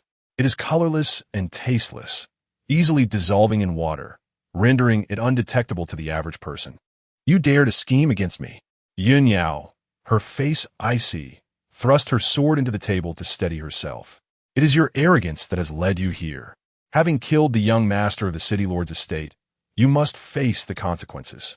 Were it not for my obligation to capture you alive, do you truly believe you could have endured until now? Do not hold out hope that your 2 companions will come to your aid. They will not arrive in time to rescue you." Ultimately, under the influence of the soft bone powder, Yun Yao managed to withstand merely 2 more waves of attacks before collapsing. The poison had been slipped into her drink, and she remained utterly oblivious. Such a covert scheme is nearly impossible to defend against, even for one who is vigilant. She never anticipated that the city lord's estate would so swiftly collude with sinister forces to come after her. Time passed, and when Yun Yao regained consciousness, she found herself engulfed in darkness. Her mouth was gagged, and her hands were bound tightly behind her back. The cartilage restraints upon her body had been released, yet an inexplicable flame ignited within her, filling her with a sense of foreboding. Thud! Thud! The heavy door creaked open, beams of light flooding in, allowing her to discern her surroundings. To her dismay, she found herself imprisoned in a dungeon. "Damn it!" she cursed inwardly. Talp, talp, talp. The sound of shuffling footsteps approached, and her gaze fell upon a figure cloaked in black, accompanied by a gaunt middle-aged man who slowly advanced towards her. Sun Yinan glared fiercely at Yun Yao and exclaimed, "It is you, the venomous woman who has slain my son. Now you have fallen into my grasp." The cloaked figure glanced at him, his voice gravelly, as he remarked. I have brought her to you. How do you wish to dispose of her? Should she be allowed to escape? No one can guarantee your safety. The implication was clear. If one were to kill, they should do so without hesitation, sparing her no chance. How to deal with her? Sun Yinan scrutinized Yun Yao from head to toe. Initially, he had intended to capture her alive for a gruesome execution, but now a new thought emerged. I have reconsidered. I have lived half my life without ever experiencing the essence of a golden core cultivator. Since she has murdered my son, let her bear a child for me as atonement. Yun Yao's eyes widened in shock, her aura suddenly surging, as if she were ready to leap forward and obliterate the old man before her. To think of her as a mere vessel for procreation. Perhaps it would not be so bad to cultivate a new successor. There might even be the chance of producing an offspring with the potential for cultivation. The cloaked figure pondered this notion. Upon hearing these words, the hatred on Sun Yinan's face diminished significantly, replaced by a sense of exhilaration. If his descendant possessed the aptitude for cultivation, could it not elevate the Sun family into a lineage of cultivators? Chapter 27. The Scheme of Sacrifice. I possess a potion that can aid you in subduing her more effectively. What is it? A unique formulation from the Great Chu Kingdom. The Hahuan powder. Simply administer it to her. Furthermore, for precautionary measures, I recommend that you crush her golden core. Relying solely on the binding ropes to suppress her is not a sustainable solution. Even if she bears you children, you must not entertain thoughts of releasing her. The black-clad figure cautioned. Very well, I shall heed your counsel. Do not forget that there are still 2 individuals to be dealt with. You must find a way to eliminate them. You need not concern yourself. I have already resolved 2 matters, and the remaining individual, who has gone missing, will inevitably present himself. He assumed that Lin Heng had already been dealt with by Jiang Kaiyan. The entire conversation was overheard by Yun Yao. She was taken aback by the depravity and malice of these 2 individuals. To crush her golden core and compel her to bear children? She could scarcely fathom the dire circumstances she had fallen into. It was truly tragic. Regret washed over her. Had she foreseen this, she would have remained faithfully by Lin Heng's side. Aware that misfortune awaited her, she still chose to wander alone, seeking to prove her worth. However, she bore little anxiety about the situation. Lin Heng had mentioned numerous times that she was destined to be saved, and the one who would come to her aid would be Tian, thus assuring her eventual rescue. Meanwhile, upon receiving Yun Yao's distress signal, Yi Tian and Lin Heng made their way directly to the southern part of the city. As soon as they met, Yi Tian promptly inquired, Junior brother, are you not with senior sister? No. Are you not aware of her nature? She enjoys wandering freely. How could I possibly track her down? I learned in the southern part of the city that my senior sister seems to have been captured by the city lord's mansion. The city lord's mansion? Yi Tian was taken aback. What power does the city lord's mansion possess to seize Yun Yao? Why would they want to capture her? Lin Heng shrugged, stating that she had killed the young master of the city lord's mansion, which likely provoked this incident. She deserves it. Yi Tian's gaze turned resolute as he continued. In recent days, I have thoroughly investigated the city lord's mansion. They have colluded with the Blood Moon sect, monopolizing the trade routes around Jima City. Not only have ordinary people gone missing in Jima City, but the surrounding areas have suffered similarly. The Blood Moon sect appears to have intentions of revealing themselves. If my deductions are accurate, the flower house you investigated is also inextricably linked to them. Senior brother, are you suggesting that the Blood Moon sect intends to present itself openly? Are they not afraid of provoking crackdown? I'm not entirely certain. I scoured the outskirts of Jima City twice and discovered a mine where numerous skeletal remains and many barrels of blood were concealed. Among them, I found the adornments of disciples from the Purple Void sect. It is clear that the Purple Void sect sent disciples with aims similar to ours to investigate Jima City. Evidently, their disciples fell victim to the Blood Moon sect, yet they have not made a sound, and no news has emerged from the outside world. The so-called sect missions are a collaborative mechanism established between the dynasty and the celestial sections. This implies that each sect receives different tasks. The Purple Void sect once undertook this so-called D-level mission. However, they failed. Instead of continuing the endeavor, they passed the task on to the other sects to complete. To assert that there are no issues within this matter would be sheer folly. It must be acknowledged that Yi Tian possesses a meticulous mind. Following Yun Yao's capture, she did not rashly storm the Sandmen's stronghold. Rather, she conferred with Lin Heng to devise a comprehensive strategy. It is indeed my senior brother, Yi, whose intentions are laid bare before me. You shall act as bait while I infiltrate the Lord's mansion to rescue her. Should I succeed, the credit will be yours. However, if this endeavor fails, I shall surely meet my demise within those walls. Despite possessing the strength to directly assault the Lord's mansion, he instead seeks to orchestrate my downfall through it. Lin Heng could not suppress a cold chuckle within. Yi Tian's scheme was thus. He intended for Lin Heng to first offer himself up at the Lord's mansion, hardly expecting him to liberate Yun Yao. What? Does my junior brother harbor dissent toward my plan? Or perhaps, you fear the dangers and hesitate to rescue our esteemed sister Yun Yao? Yi Tian's tone was icy. Lin Heng forced a smile, shaking his head in feigned disbelief. What utterances are these? How could I dare to disregard my senior brother's strategy? How could I remain indifferent when my sister is in peril? In the original narrative, he had not deliberated so extensively and had indeed proceeded with unwavering resolve. Not only did he unexpectedly locate Yun Yao's prison, but he also managed to escape successfully. In retrospect, Yi Tian's actions were purely strategic.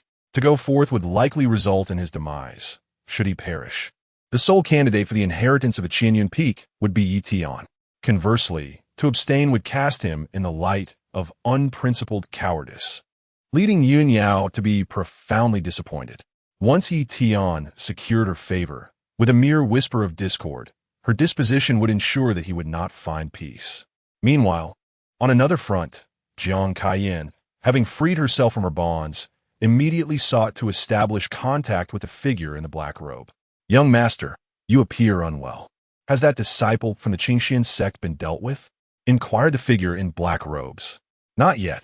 Cease all plans, effective immediately. We shall depart from Jinma City to avoid drawing attention. I am unable to contend with those three from the Qingxian sect, responded Jiang Kaiyan. The figure in black was taken aback, but Jiang Kaiyan continued, I require an extension for my cultivation cycle. I can offer no assistance regarding the matters in Jinma City. But young master, we had agreed to assist the city lord's mansion in resolving this predicament. The figure's words were cut short by a glare from Jiang Kaiyan. We have already dealt with the Zishu sect last time. The Blood Moon sect is not merely a tool for them to rely on. The 13 cities in the west are not limited to Jinma City. A tremor of realization struck the figure in black.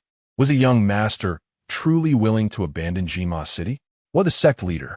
I shall explain in due course, Jiang Kaiyan replied directly.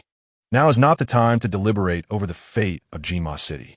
With the incident involving Lin Heng, my cultivation cycle remains incomplete, preventing me from regaining my golden core state, let alone contending with the other disciples of the Qingxian sect.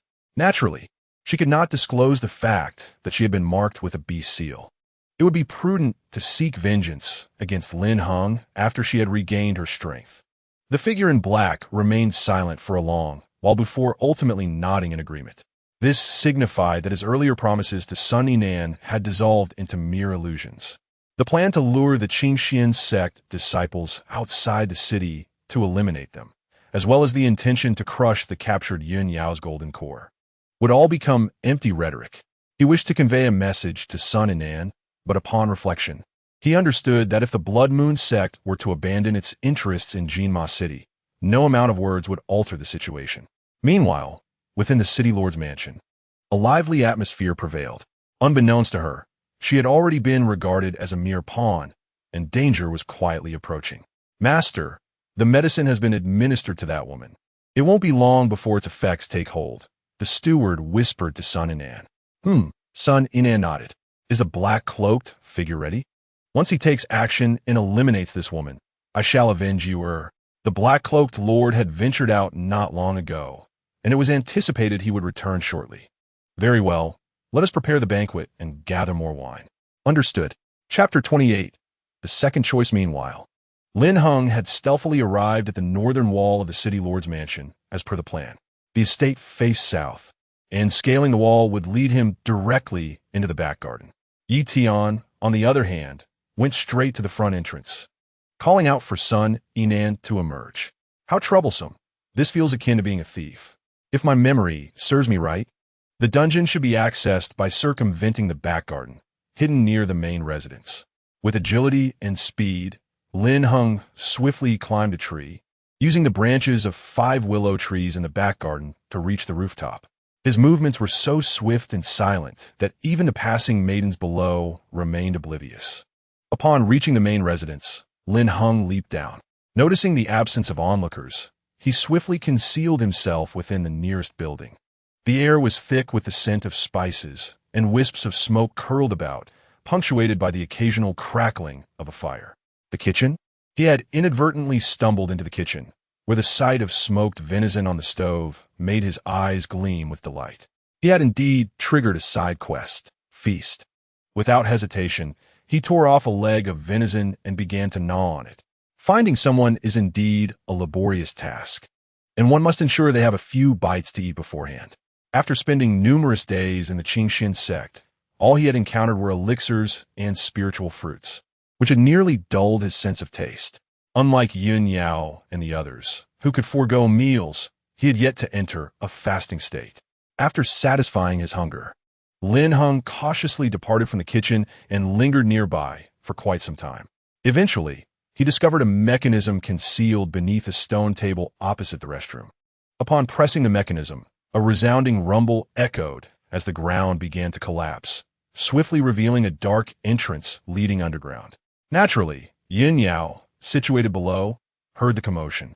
At that moment, the Hahuan powder within her body had already spread throughout her meridians, causing her skin to flush slightly, and a sensation of heat was nearly overwhelming her consciousness.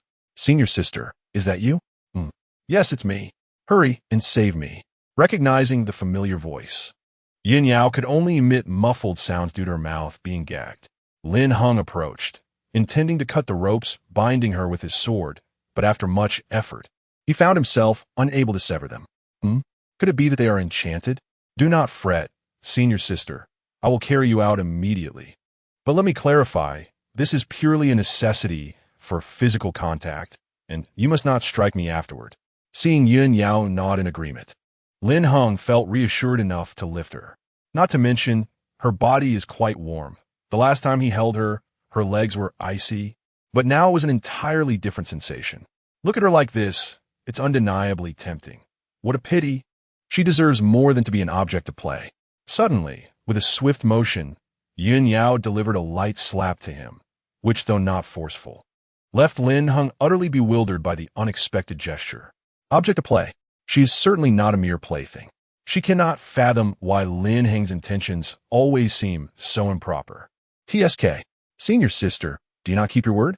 If so, I shall leave you behind." "No. Hurry up. I cannot endure this any longer."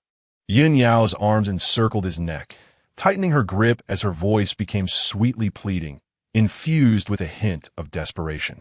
Alas, someone has intruded upon the dungeon. Upon receiving the news, Sun Yinan, who was negotiating outside with Yi Tian, was taken aback. Soon, the butler led a dozen servants to encircle Lin Heng and his companion near the southern wall. "Who are you to dare trespass and abduct someone from the dungeon?" "Zink Wansicht Yi Tian. Today, I shall send you rascals on your way. In this life or the next, should you seek revenge, just find me, Yi Tian. Brother Yi, I shall add a few more heads to your tally of slain enemies. This miscreant is of no concern to me." Lin Heng promptly unleashed his spell, and his sword flew from its sheath. Despite being slightly damaged, it was more than sufficient to deal with these common foes, akin to slaughtering chickens or pigs. Whoosh, whoosh. The broken sword sliced through the air, and several beams of light flashed past. 10 heads promptly rolled to the ground, and Lin Heng retracted his sword, cradling Yun Yao as he stepped upon a fallen head and leaped over the wall. Lin Heng felt somewhat surprised. The daring rescue had been far too effortless. When he emerged before Yi Tian, carrying Yun Yao, Yi Tian was astonished. "In less than a quarter of an hour, you managed to bring her out? Junior brother, did you encounter any obstacles?" "None at all. I hardly encountered any members of the Blood Moon sect. A few misfits were easily dealt with. Yi Tian glanced at the flushed Yun Yao, a glimmer of intrigue flashing in his eyes. It is evident that she has fallen victim to a spring toxin or similar substance. Junior brother, I possess an antidote. You should take senior sister away. I will handle matters here. Yi Tian produced a pitch-black pill and handed it to Lin Heng. As Lin Heng carried Yun Yao away, son Yinan was taken aback, shouting for the steward, who remained unresponsive. Black Cloak, why do you still not reveal yourself? Yi Tian turned, his voice icy. Did not Lord Chengfu assert with certainty that he had never encountered my senior sister? Yet, she has emerged from your manor? He approached with his sword in hand, the oppressive aura causing the other to instinctively retreat. At this juncture, even son Yinan comprehended the gravity of the situation. Ha ha! I have become a mere pawn, a discarded piece. The Black Cloak, or rather, the Blood Moon sect, had failed to uphold their promise. The sword gleamed, and a head rolled to the ground, coming to a halt at the edge of the steps. This affair was not yet concluded. The demise of one son, Yinan, was insufficient to settle the score. The entire Lord's manor was destined to accompany him to the grave. Meanwhile, Lin Heng had carried Yun Yao to the nearest inn in the southern part of the city. The innkeeper, perceptive and astute, did not inquire further and promptly handed him the room key. Finally, Yi Tian thought it would not be long before he could resolve the situation at the Lord's manor. What, then, is the nature of the second choice? Lin Heng gazed at the alluring scene unfolding on the bed, feeling a dryness in his throat. The system had mentioned that the second choice pertained to whether Yi Tian could win over Yun Yao, as well as whether he could preserve his right leg. Yet, despite reaching this juncture, the system had yet to provide any indication. Oh well, let's first administer the antidote to her. Lin Heng was perplexed and could only take out the pill that Yi Tian had given him before leaving. Senior sister, open your mouth and take the antidote. However, shortly after Yun Yao swallowed the pill, a system notification suddenly resounded. Plot, second choice, description. The pill in your hand is called the Colorful Falling Sun Pill, one of the most potent poisons among the spring toxins. Once it interacts with other types of spring toxins, it cannot be expelled through the body's circulatory system. Lin Heng's eyes widened in horror, leaving him frozen in place. The pill just now was the Colorful Falling Sun Pill. Didn't Yi Tian give an antidote? Wait, could it be? I understand now. This means that Yun Yao's spring toxin could have been managed through her own cultivation. But once she took the pill given by Yi Tian, she could only rely on a man for the antidote. Damn it, what a beast. All this time, senior sister was offered up so readily. Lin Heng cursed inwardly, clenching his fists. He had not anticipated that Yi Tian, as the original protagonist, would be even more ruthless than him, the antagonist. Moreover, was the system's plot notification not a tad too late? The pill had already been administered. And now, this predicament arose. Oh no, what should I do now? As he silently gritted his teeth, Yun Yao, who was tossing and turning on the bed in distress, was equally alarmed. Though she felt uncomfortable, her awareness remained intact. Chapter 29. Senior sister, I beg you, don't look back. I am truly your senior brother. What? The Falling Sun Pill? That scoundrel Yi Tian, in his attempt to frame Lin Heng, would go so far as to make me consume such a pill. What a brute. Yun Yao had never anticipated that her junior brother, with whom she had shared countless moments over the years, would treat her in such a manner. The memory of Yi Tian's previously gentlemanly demeanor sent a chill down her spine. If this were indeed the case, Yi Tian had not only deceived her and her four fellow sisters, but also their master. Panic surged within Yun Yao. She was unwilling to become a mere pawn. Nor did she wish to allow that scoundrel Yi Tian to succeed. She could feel the potency of the elixir beginning to dissolve, and it would not be long before her rationality was entirely consumed. Wait, it seems I've missed a crucial step. What step? Lin Heng continued to ponder internally. Yi Tian instructed me to ensure Yun Yao's safety and then to signal him through the identity token. This implies that he is unaware of my current position. Now that Yun Yao has consumed the elixir, if I signal him to come, he will undoubtedly use this opportunity to frame me for administering the drug to her. Lin Heng suddenly realized that the choices before him were not limited to just two. The initial two options hinged upon revealing his location to Yi Tian. What if he chose not to disclose it? Yun Yao, having ingested the elixir, required a man to counteract its effects, and in this room, he was the only man present. Did that not imply? Caught in turmoil, Lin Heng grappled with the decision. If he neglected Yun Yao, she could very well suffer harm to her foundation, potentially endangering her life. Conversely, if he inadvertently aided Yi Tian, her future fate might be irrevocably entwined with the brothel. It was not merely an overflow of sympathy. Primarily, he did not wish to face the prospect of Yi Tian breaking his leg. Sister, there is no alternative. For my own sake, and in an effort to alter your future destiny, you must not hold it against me. Yin Yao's consciousness had become hazy, and she could vaguely surmise his intentions, yet there was no resistance in her heart. Compared to that beast, Yi Tian, she would much rather yield to Lin Heng. Although Lin Heng was somewhat immature, he at least offered her a far more intriguing experience, and her fondness for him surpassed that of ordinary men. The effects of the medicine gradually spread, intertwining with the lingering potency of the earlier Hehuan powder. She felt as though her surroundings had faded into obscurity, her body plunging into a molten embrace of fiery sensation. Then, a soft voice reached her ears. "Senior sister, please rest easy. I have matters to attend to outside, and it won't be long before Brother Yi arrives." What more is there to do? The footsteps gradually receded, followed by the sound of a door closing. Lin Heng stood outside, taking a deep breath, beads of cold sweat trickling down his forehead. The outcome hinged on this day. Yi Tian, you sought to use my hand to claim senior sister Yun Yao, didn't you? Unfortunately, this ripe fruit is for me to pluck. With an unwavering gaze, Lin Heng thought that should he succeed, a feast of pleasures would await him. Even if it did not go well, he would not bear the consequences.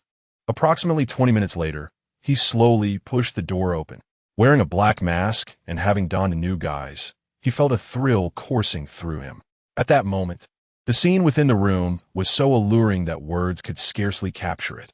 The scattered white garments served as ample evidence of the torment senior sister had endured. Lin Heng reached out to touch her forehead, discovering it was burning with fever. Was she already unconscious? TSK. Come now, senior sister, prepare yourself. Wait a moment. What is this? As time progressed, the room was filled with a relentless clamor. After what felt like an eternity, Lin Heng sensed a remarkable improvement in his condition. The effects of the antidote were swift in their onset, yet equally fleeting. Yun Yao's consciousness gradually emerged from a state of oblivion, revealing a flicker of clarity, though her involuntary movements betrayed a lingering inner turmoil. The symphony of breaths, the gentle patter of rain, and the whispers of the wind outside coalesced to form a vivid tableau. Yi Tian, why? Yun Yao's eyes, nestled within her pillow, appeared hollow. She could neither lift her head nor turn her body. Tears glistened in her gaze as she feared that Lin Heng had ultimately lacked the courage to summon Yi Tian. An entire hour passed in stillness. The previously serene atmosphere was abruptly disrupted. She seemed to regain a semblance of composure and slowly lifted her neck. Lin Heng, startled, hesitated to move, silently praying. "Senior sister, I implore you, do not turn around. I am truly your senior brother." This solitary plea caused her to tremble slightly. With great difficulty, she turned her head, only to encounter a facade of deceit. The clumsiness of the ruse was starkly evident at that moment. Upon realizing that the figure behind her was not Yi Tian, but Lin Heng, an unexpected sense of relief washed over her. Perhaps it was the lingering effects of the medicine that even instigated a perverse sense of delight within her. Yet simultaneously, it birthed a twinge of revulsion in her heart. You fool! Why resort to such elaborate theatrics? If you had simply administered the antidote straightforwardly, I would not have harmed you. Even if you fear exposure or dread my potential for violence, it is utterly absurd to don a mask and impersonate another. You imbecile! Truly a fool. Just wait until this is over, and I shall deal with you. If she were to possess the strength, she would undoubtedly turn her head and strike him down with a single blow. How exasperating! Preparations must be made, for once she fully regains her senses, it will be catastrophic. After finishing this task, I shall return to the flower pavilion to check on the little enchantress, and then proceed to the bank to open a mystery box. Meanwhile, on the other side, after taking control of the city lord's mansion, Yi Tian had been persistently sending communication signals to Yun Yao and Lin Heng, yet he received no response. What could be the reason? Had they encountered some predicament? Or had they already departed from Jinma City? Otherwise, why would there be no news? Could it be that he failed to administer the elixir to Yun Yao? The identity token can transmit messages only within a radius of 10 miles. If they left Jinma City prematurely, it is highly probable that he would not receive any updates. Of course, there's also the possibility that they chose not to respond deliberately. Based on Yi Tian's understanding of Lin Heng, he would have neither the reason nor the audacity to act against Yun Yao. Should he dare to harbor ill intentions, Yun Yao would undoubtedly activate her identity token to seek his assistance. After much contemplation, Yi Tian, carrying the package containing Sun Yinan's head, resolved to return to the sect to report. How exhausting it is to serve as an antidote. It is no small feat, constantly on edge and monitoring her condition. Surely, she cannot discern my presence.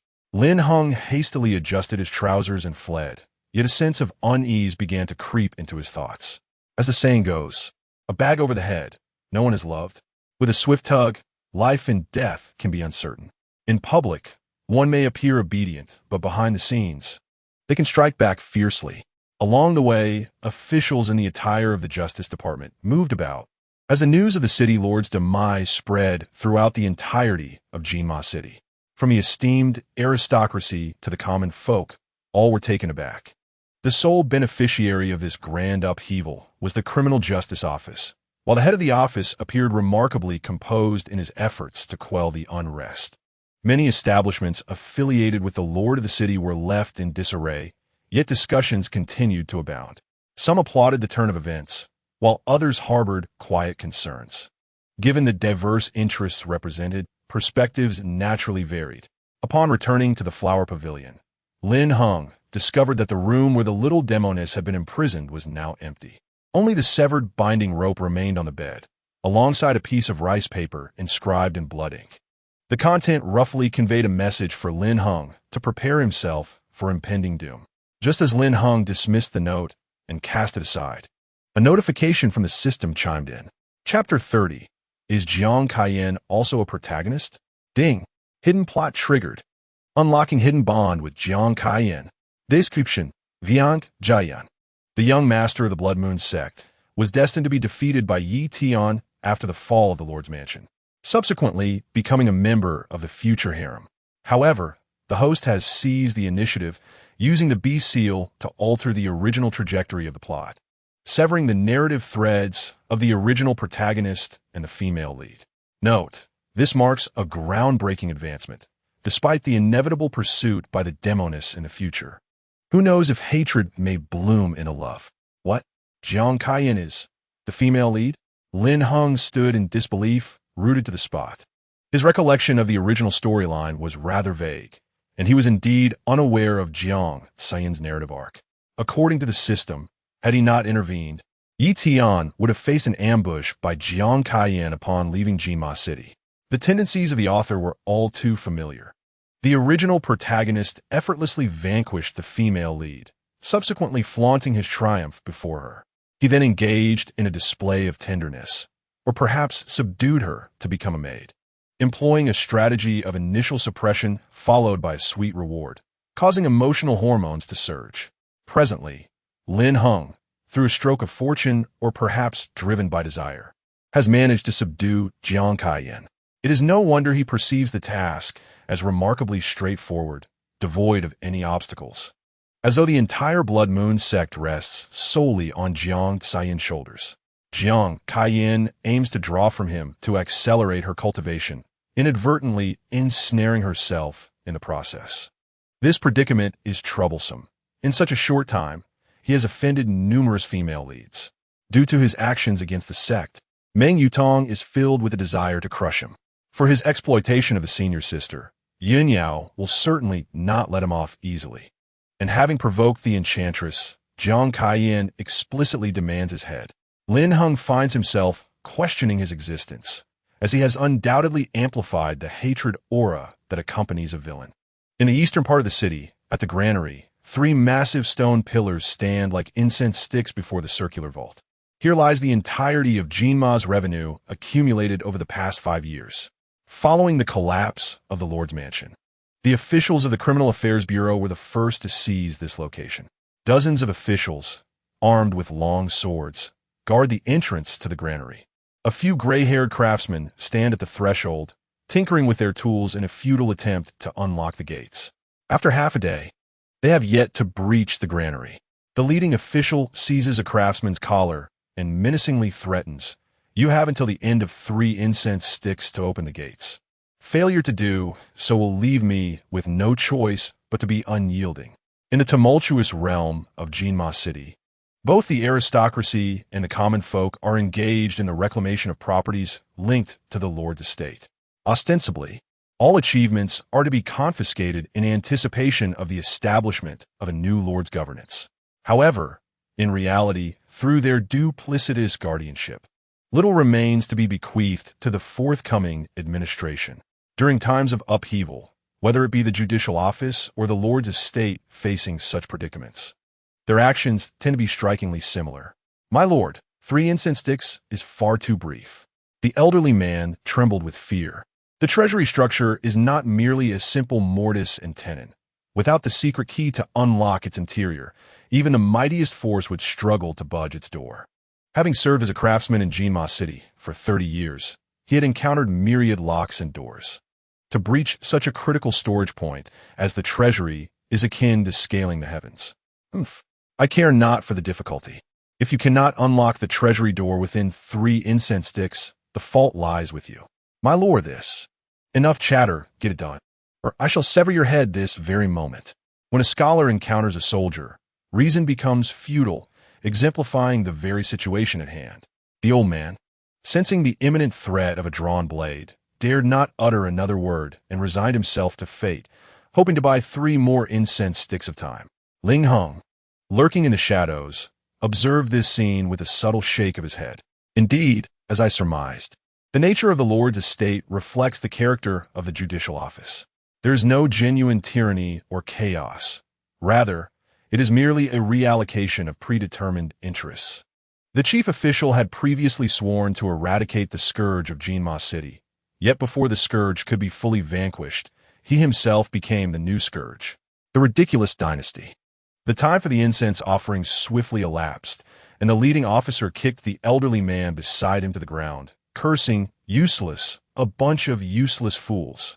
If you cannot manage even this trivial task, do not blame me for bringing you back to account for it." The order from the penal office was to confiscate all profit chains of the Lord's Mansion, with the threat of immediate execution for any who resisted. For each execution, there was a corresponding reward for the severed head, so they could easily secure a few heads to claim merit, as the profits from the grain treasury could not be seized. As for the justification for execution, it was remarkably simple. They could easily fabricate a scenario, claiming that the victims defied orders and refused to open the treasury doors even at the cost of their lives. Words can be easily twisted. Just as the blade was about to descend, suddenly a hand grasped the officer's arm. Startled, he turned to look at the handsome young man in white beside him. But before he could utter a word, there was a sharp crack.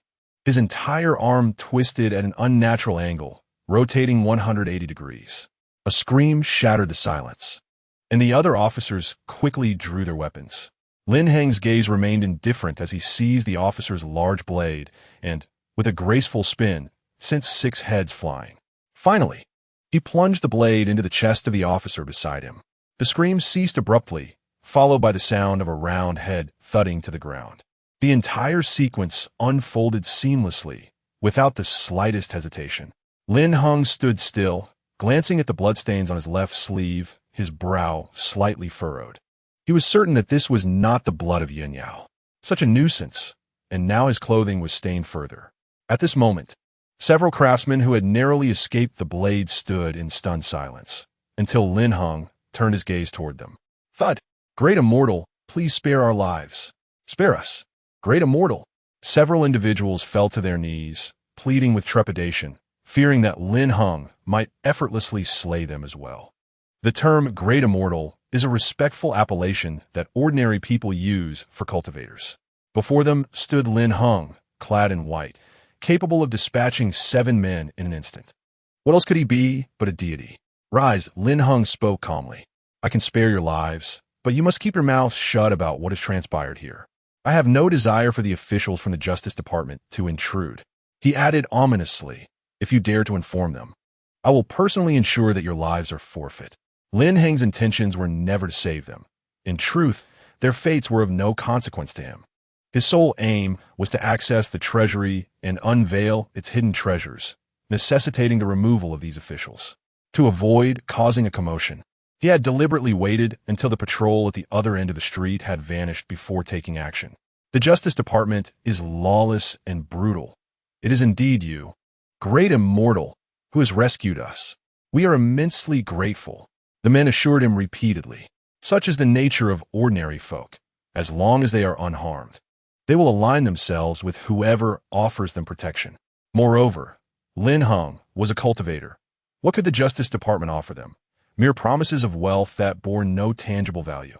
Once the workers had dispersed, Lin Heng approached the first treasury on his left. He inserted the key into the central lock, and with a series of mechanical clinks, the interior gears began to rotate with a rusty sound. Subsequently, the large, circular door began to ascend. What a surprise, after all that effort. It turned out to be merely a rolling door. Come now, let us see what treasures await us. Chapter 31. What does it mean to reserve 300 spirit stones? The spacious warehouse was illuminated by embedded luminous pearls adorning the walls, allowing for a clearer view within the darkened chamber. The floor was heaped with crates and various items, forming a mountainous accumulation that was exceedingly vast. Lin Heng was taken aback. Indeed, the sensation of worldly hoarding felt akin to a long-standing burden, left untouched. Xianyun Peak also possessed a storeroom brimming with goods. Yet after a century of operation, Meng Yutong had failed to accumulate anything of worth. Spiritual stones, elixirs, and ironware were squandered in equal measure to their availability.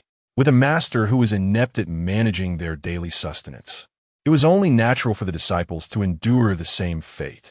Moreover, there was a substantial amount of grain.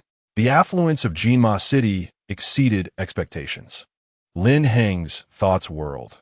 Grains were unnecessary, as cultivators, having transcended the need for sustenance, rarely required food to replenish their energy. This table was crafted from fine materials. He reached out to touch the surface, which felt remarkably like jade. Then, something embedded in the center of the table caught his attention. What is this? A stone? Lin Heng's mind stirred, and with his right hand, he spread his fingers and pressed down on the table. As his true essence circulated, a pulling force emanated. With a rumble, a stone the size of a millstone was drawn forth. Lin Heng scrutinized the black stone in his hand. It appeared to be a mineral, distinctly different from ordinary ores. Has it faded? Lin Heng exclaimed in surprise as the black impurities on the surface of the stone began to naturally peel away, revealing a shimmering silver within, reminiscent of a spring. Water Spirit Mother, the purest water attribute spiritual entity in the realm of cultivation, found solely in the depths of aquatic abysses. With the aid of the celestial atlas and system space, Lin Heng could easily recognize this treasure. The Lord's mansion is truly a waste of resources, embedding the essence of water spirit into the table as mere decoration. What an extraordinary talent, he murmured. The essence of water spirit is a concentration of myriad waters, brimming with potent vitality and energy, capable of nourishing the physical body, accelerating the cultivation of related attributes, and even possessing a hint of enhancing one's innate talent. Should this item be presented at an auction, it would undoubtedly command a significant price. In the realm of cultivation, there are 4 forbidden areas. Perhaps only the Longming River could yield such a treasure. Never mind its origins. It is best to secure it first. He must act swiftly, as it is possible that Yun Yao may awaken and trace her way here. If she were to behold these treasures, they would surely be snatched away. Moreover, the personnel from the Department of Justice are still patrolling the vicinity. Should they discover the bodies lying outside, it would likely result in more bloodshed. In the first treasury, apart from the finest essence of water spirit. He also unearthed a 10-pound meteorite. As its name suggests, a meteorite is a product formed during the cataclysmic collapse of a comet, making it a prime material for forging weapons. The second treasury was nearly filled to the brim with grain, save for a few empty treasure chests of potential use. Noticing the absence of valuable items, Lin Heng decided to remove the luminous pearl from the wall. This blind box left him with a sense of loss. Upon opening the third treasury, he was immediately enveloped by an overwhelming aura of spiritual energy. Lin Heng was overjoyed. Good heavens! He struck gold. An entire vault filled with spirit coins? The wealth within this warehouse was even more astonishing than in the second. Spirit coins were densely strung together by ropes. It is conservatively estimated that the number of spirit coins here exceeds 1 million, according to the exchange ratio of 10 to 1 for spirit stones. That amounts to a staggering 100,000 spirit stones. To put this into perspective, the Qingxian sect distributes merely 500 to 1,000 spirit stones to its disciples each month. Even as an elder, Meng Yutong's salary hovers around 3,000 spirit stones. Such a sum, 100,000 spirit stones, would suffice for him to abstain from food and drink while saving for several centuries. Lin Heng's eyes sparkled with a glimmer of greed, his desire unmistakably evident. Whether in the realm of cultivation or the mundane world, wealth reigned supreme. After accumulating such riches in Jinma City over several years, it is no wonder the dynasty is so eager to maintain societal stability. With utmost care, Lin Heng stored all the spirit coins within the confines of his system space, then proceeded to investigate the remaining items. At the back of the warehouse, 2 artifacts lay, a weapon and an armor. The armor, a dull gray-brown, had evidently gathered dust for a considerable time. Lin Heng picked it up casually, running his fingers over its surface. Adorned with intricate dragon and phoenix engravings, it exuded an aura of ferocity and dominance, as if donning it would grant one the power to conquer the world. This armor was of the highest caliber, a magical artifact of exceptional quality. Such treasures, left to gather dust in the Lord's mansion, seemed a grievous waste. He murmured to himself, his gaze fixated on the other 2 objects, a black pearl, roughly the size of a fist, and a vibrant green spirit herb. The black pearl, glossy and imbued with a dense, swirling black mist, appeared to possess an almost soul-devouring essence. Within it resided a formidable surge of spiritual energy, yet when placed in the system space, it yielded no descriptive prompts. This peculiarity piqued his curiosity. Could it be that the system was unable to recognize such an object? After some contemplation, he decided to retain it within the system space for further examination at a later time. As for the green spirit herb, it was a rare find, blood spirit grass. This rare spiritual herb thrives in the depths of the earth, with an extensive growth cycle, yielding only thumb-sized blood spirit fruits each year. Such a plant is an exceedingly scarce commodity in the market, harvested only 9 times annually, with each collection yielding but a single fruit. The blood spirit fruit embodies a potent vitality. Even the most feeble individuals who consume it experience a remarkable enhancement of their physical condition, invigorated and lively.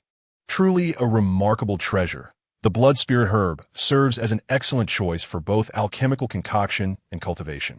Lin Heng felt an overwhelming excitement. This journey to Jinma City was indeed worthwhile. Not only had he benefited from the generosity of senior Sister Yun Yao, but he had also acquired an abundance of precious items. Meanwhile, in the inn, Yun Yao slowly opened her beautiful eyes, taking a considerable time to register the waves of pain coursing through her body. As she propped herself up with her arms and surveyed her surroundings, she noticed scattered garments strewn about. Her fragrant shoulders were exposed, and her once flawless skin inexplicably bore traces of grime. Suddenly, a coughing fit interrupted her thoughts, accompanied by bouts of dry heaving. Aside from a sore throat, there was an odd taste lingering. A horrifying notion surged into her mind. Could it be? Had she returned something to him? Her head buzzed, and her cheeks flushed with a deep hue. Taking several deep breaths, she endeavored to steady her mind. After a considerable pause, Yun Yao retrieved a fresh set of garments from her storage ring, the familiar fiery red dress that still radiated warmth. The color, reminiscent of flames, was both vibrant and intense. As Yin Yao stood before the mirror, tidying her hair, the bite marks on her snow-white neck remained visible, even with the application of makeup. Suddenly, she caught sight of something glimmering on the table. Upon closer inspection, she discovered a pile of luminous spirit stones. Counting them revealed a staggering total of 300 pieces. Lin Heng left these? Wait, something feels off. It's one thing to don a mask while committing a theft, and another to flee without a word after pulling up one's trousers. But what does leaving behind spirit stones signify?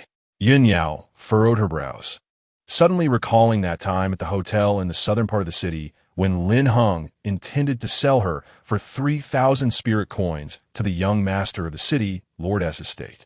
In a fit of rage, she had ended up killing that man.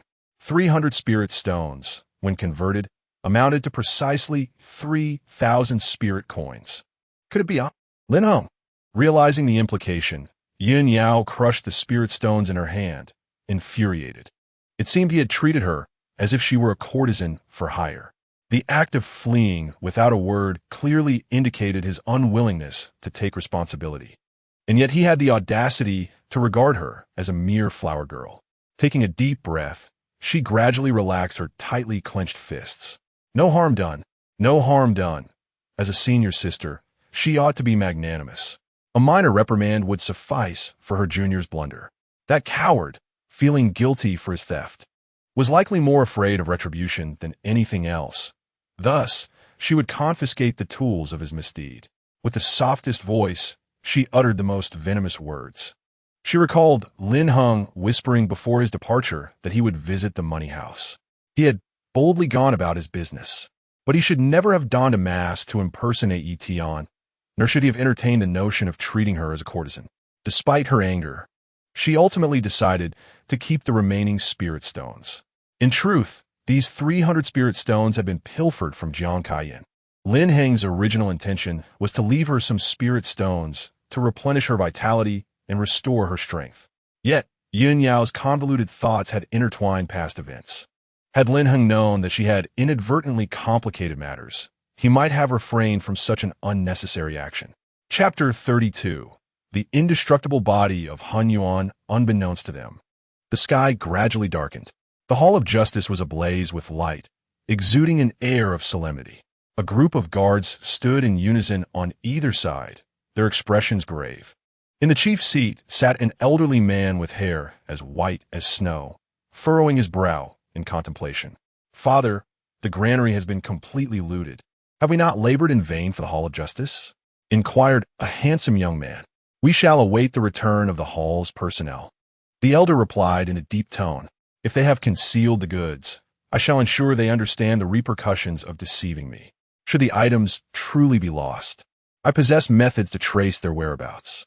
As for you, however, one must not act impulsively. It is somewhat unwise to seize opportunities in front of the Blood Moon sect."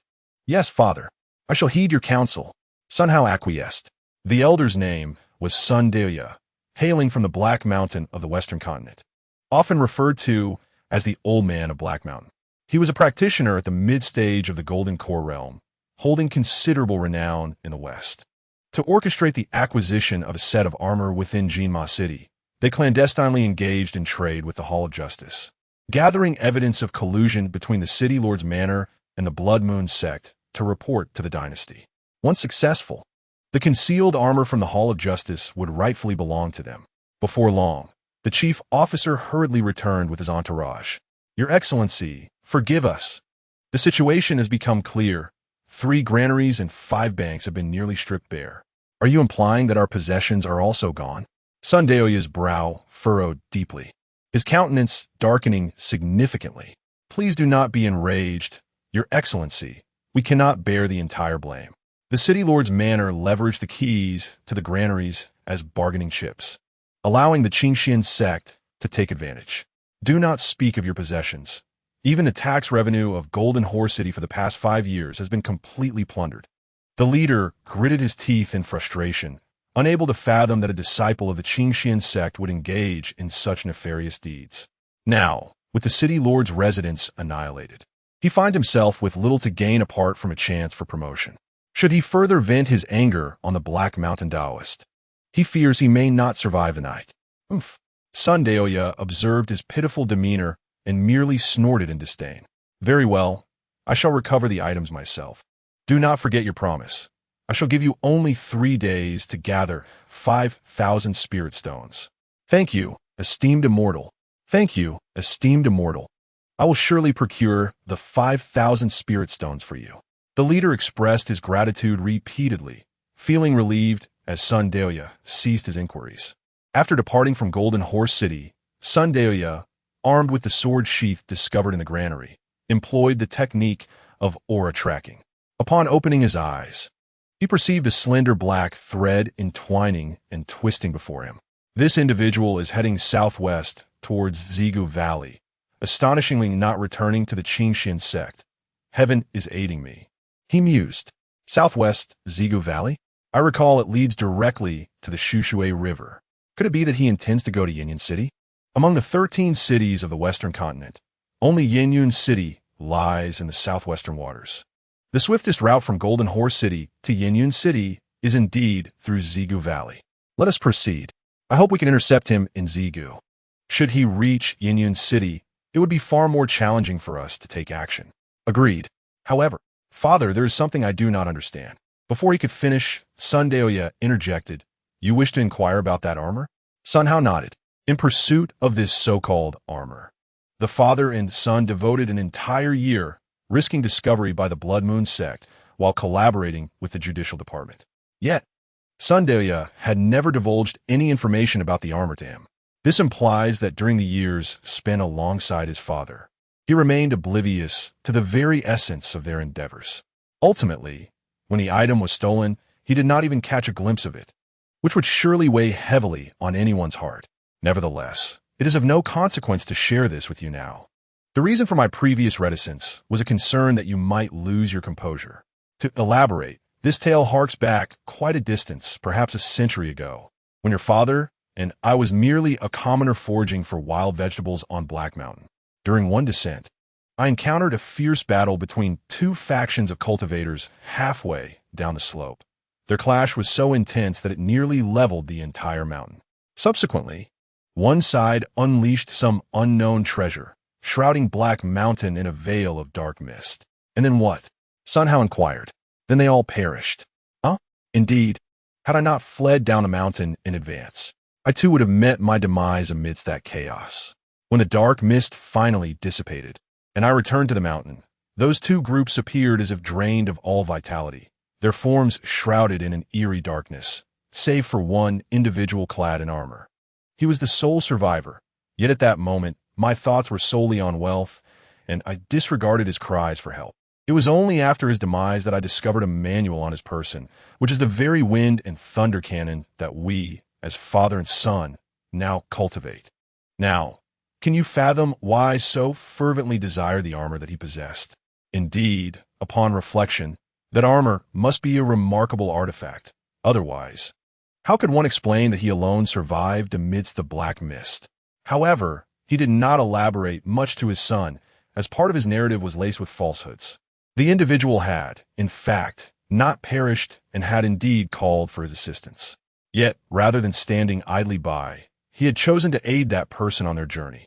Now, as a man of virtue, he feared that revealing his past transgressions of murder and plunder would tarnish the noble image he held in his son's eyes. Sun Hao suddenly understood. No wonder his father placed such significance on that piece of armor. The Fenglai Jinjing was not a product of the Tianxian continent, and it was highly probable that the group of cultivators had come from beyond. The mere possession of the Fenglai Jinjing could elevate both father and son into the ranks of immortal cultivators, underscoring the extraordinary prowess of that group. Alas, at that time, Sun Daoya had been unable to seize the treasure, as the official from the Jinma City Lord's mansion arrived at Heishan to cleanse the battlefield. Concurrently, Yin Yao employed her tracking technique. The realm of cultivation offers a plethora of tracking arts, certainly numbering in the hundreds, yet their fundamental logic remains akin, relying on the residual traces of aura for pursuit. Both within and outside her being, the essence of Lin Heng lingered, making it exceedingly simple to locate him. Naturally, the efficacy of the tracking art is influenced by the practitioner's cultivation level and the grade of the technique itself. To dispel the tracking art is not particularly arduous. One need only refine their own aura anew. Unfortunately, Lin Heng, in his carelessness, blissfully fled without considering such nuances. In the original narrative, shortly after Yi Tian left Jinma City, he heard of his second senior sister Mu Liuqi encountering difficulties, prompting him to make a special trip to Yinyan City. Yinyan City, Mu family. The maternal family of Mu Liuqi is a prominent lineage in the entirety of the Western continent. It is not merely that there are many individuals with the surname Mu, but rather that the Mu family is predominantly governed by women, with men typically marrying into the family. This time, Mu Liuqi did not participate in the sex mission due to her family's predicament, necessitating her return to Yinyan City. Lin Heng's journey to Yinyan City is motivated not only by his connection to Mu Liuqi, but also by his desire to attend an auction. The author's intent is well understood. The protagonist is blessed with fortune, encountering serendipities along the way. The female leads may change like flowing water, but the auction remains a steadfast fixture. Ding! Main quest completed. Congratulations, host, on receiving an exceptional reward. The indestructible body of primordial unity. Description: one of the 10 supreme bodies of the celestial realm, it derives from the 5 elements, opens the cycle of life and death, and crystallizes into an immortal and indestructible form. Should the host cultivate the indestructible body of primordial unity, their physical body shall achieve eternity, traversing the vast expanse of the universe. As the system notification echoed in his mind, Lin Heng distinctly felt an inexplicable force descend upon him. Is this the reward for the main quest? The indestructible body of primordial unity sounds quite formidable. Lin Heng endeavored to channel the power within him. In an instant, an overwhelming and pure essence of celestial energy surged through his body, transforming into a vast expanse of starry sky within his dantian. Chapter 33. A darkness beyond comprehension. Is this the indestructible body of primordial unity? Why does it feel? He was startled, his thoughts racing as he focused his mind. Suddenly, the words indestructible body materialized in his consciousness, accompanied by a colossal question mark. He then opened his eyes in bewilderment. Wait, this is not right. Why is it necessary to cultivate the undying body of Hunyuan rather than directly enhancing my physique? Lin Heng was taken aback. The standard procedure should involve a direct installation. What is the meaning of providing a compressed package? The preliminary step to achieving the undying body of Hunyuan is to first perfect the 5 elements body, followed by the complete cultivation of the reincarnation body, before one can finally condense the undying body of Hunyuan. The 5 elements spiritual root is already a precarious gamble. If utilized wisely, one may be considered a genius. But if mishandled, one is deemed a failure. Now, the emergence of the 5 elements body suggests an even deeper entanglement with the 5 elements. He was not a fool. It was evident that these 2 rewards were the system's way of steering him down this particular cultivation path. Coupled with the initial heaven-defying insight enhancement, everything appeared exceedingly deliberate. The system remained silent, reluctant to respond, as if acquiescing to his thoughts. With no other recourse, Lin Heng continued on his journey. As night fell, 5 minutes past the hour, the moon rose high and the breeze was gentle. The sounds of birds chirping and insects buzzing occasionally echoed above the Zigu Valley, with the soft rustling of leaves stirred by the wind. In the distance, the peaks revealed a glimmer of starlight, shrouded in a hazy mist. This moment was one of profound silence, a time when weariness enveloped the spirit. Suddenly, Lin Heng's stomach grumbled audibly. After a long day of travel, he had only covered 2/3 of the distance, and the vastness of the Zigu Valley defied mere kilometers as a descriptor. With dawn yet to break, Lin Heng decided to take a moment's respite. What bad luck! He had traversed this entire stretch without encountering a single wild delicacy. Lin Heng shrugged his shoulders, leaning against the branch of a tree with his eyes closed, seeking to restore his energy while awaiting the arrival of morning. Yet, before long, he sensed an unusual occurrence. A thunderous explosion resonated from afar, its deafening roar causing Lin Heng to nearly tumble from the treetops. Just as this commotion erupted, a voice from his left pierced the air. "Who are you to dare obstruct the carriage of the Zhao family?" The words were laden with palpable tension. Lin Heng swiftly darted towards the source of the sound. There, he beheld a group of individuals soaring on swords, encircling a carriage. The leader, clad in yellow attire, wielded a sharp blade, flanked by others in similarly simple yet sharp garb, each adorned with two embroidered insignias, one reading king and the other envoy. The title king's envoy was unfamiliar to him. Could this be the Zhao family of Yinyan City? Such a coincidence seemed unlikely. Lin Heng furrowed his brow, his mind racing to retrieve information regarding the Zhao family. After a moment of contemplation, he uncovered a crucial detail. Yinyan City was dominated by four prominent factions: the Wang family, the Li family, the Zhao family, and the Mu family. The Wang family presided over the city lord's office, reigning supreme, while the Li family thrived through commerce. The Zhao family, renowned as a distinguished clan of alchemists, was often referenced in the saying, "In the 13 treasures of the West Continent, the Zhao family tower stands unrivaled in Yinyan." This phrase underscored the Zhao family's profound influence within the West Continent, a fact of which even Lin Heng was somewhat aware. "Our master has long forewarned your Zhao family to relinquish your misguided mercy, for only then can you establish a firm foundation. Yet, you have ignored our counsel and persisted in your obstinacy. Thus, I am compelled to carry out my orders to take the life of your Miss Zhao." "What a pity for such a beautiful visage," the leader declared with a resonant voice. "Such audacity! My dear lady possesses the heart of a healer. Do you not fear divine retribution for your vile deeds?" Divine retribution? Ha ha! Upon hearing this proclamation, all present erupted in laughter. For each of them bore the stain of countless lives lost. If there were indeed divine punishment, would they have survived until now? At that moment, the curtain of the carriage was lifted, revealing a young woman of exquisite beauty. Her eyes sparkled like clear autumn waters, her skin as fair as snow, with a delicate nose and rosy lips. She exuded an air of fragility that evoked deep compassion. Clad in a simple yet elegant garment, she was draped in a white silk shawl, and a jade pendant hung gracefully at her waist. She appeared ethereal, as if descended from the heavens, yet retained an aura of nobility and grace. "My lady, what brings you down?" implored the old servant, attempting to shield her from the menacing crowd. "You must flee. Uncle, they seek to take my life, not yours. Please return and convey a message to my mother. I, Wanqing, have not failed my father's dying wish." "My lady," cough, cough. Zhao Wanqing lightly cleared her throat and, disregarding the pleas of her servant, boldly stepped forward. "Miss Zhao, renowned far and wide, alas. Today I cannot allow you to leave."